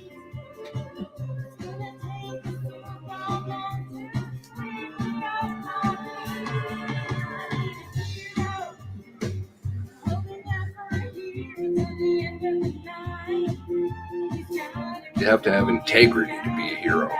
And real heroes don't brag about it. Absolutely. Absolutely they did.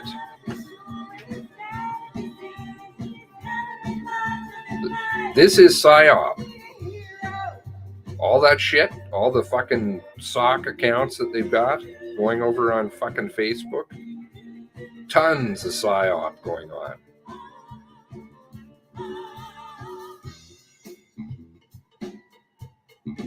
Break it down, Dustine.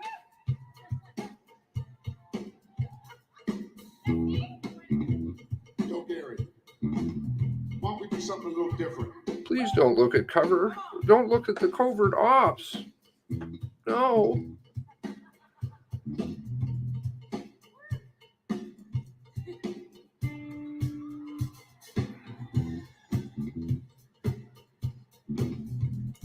Well, I don't even think it was a question. I said it hit, hit it, hit, you don't stop. I rock it up, baby, rock the boogity bang, I do the rhythm of boogity beat. Now what you hit, now what you hit, now what you hear is not a test. I'm rapping to the beat. Send me the group, and my friends are gonna try to move your feet. See, I am ENC, and I like to say hello to the black, to the white, the green, and the brown, the purple, and yellow. But first, I gotta bang, bang. All perceptions. You know that. You don't stop. I rock the rhythm that Peter's old school. Now, so far, you heard my voice about I brought 3 friends along. But they don't rap, and that's all right. So come on, please sing that song. I'm in the dip, the ladies beg, the women fight for my delight. Cause I'm a grand master with the 3 NCs that shop the house full of y'all ladies. And when you come inside to the front, we do the freak spank and do the bump. And when you suckin' MCs trying to prove I wonder how her discussions of COVID are going to look matched in this video. How she had to use the COVID, you know, couldn't do certain things because of the COVID. Everybody say it goes like this, go. What you gonna do today? Gonna get a fly girl, gonna get some spank and drive off in a death OJ. Everybody go. Hotel, holiday inn. It's all PSYOP. Snipping. Then you take his friend. Excuse me, we rock and Scooby-Doo. At the Health Foundation, we love you. We're gonna rock in a row with so much soul. We rock the 101 years old. Don't need to brag, I don't need to boast. The first responders you love most to bring it up. First responders you love most. Do we? So unique to the beat. So unique to the beat. So unique. Come on, everybody, just dance to the beat. I don't know about the first responders on the left. They failed badly. Oh, look, it's a round table.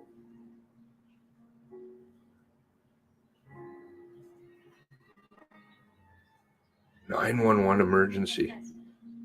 It's a mental health call. Be careful. We'll go to 200. We won't go to 123. Be sure to bring in the red surge." There we go. I swear I know her, too. Staff.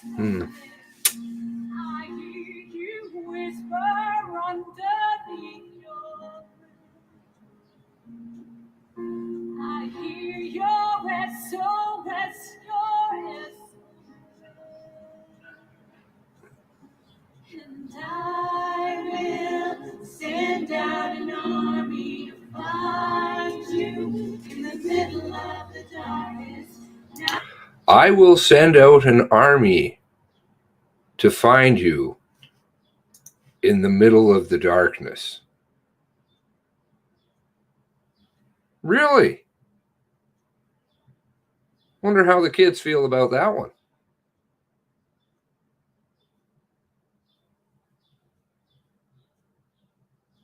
Wonder how the residents of Cobequid feel about that one.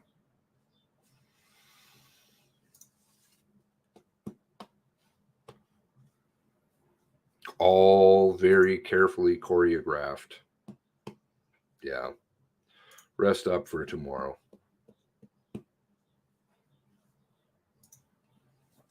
Good to see you guys all. Thank you for your support. Right? To say hello? Hello. Nova. Oh, she's a nice girl.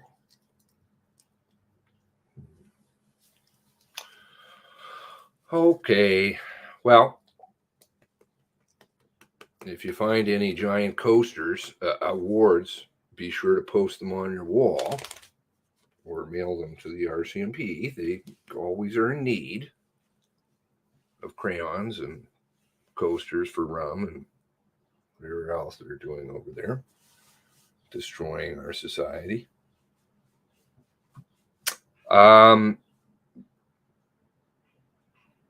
Yeah, I won't get into anything else. It's been 9 hours, 47 minutes.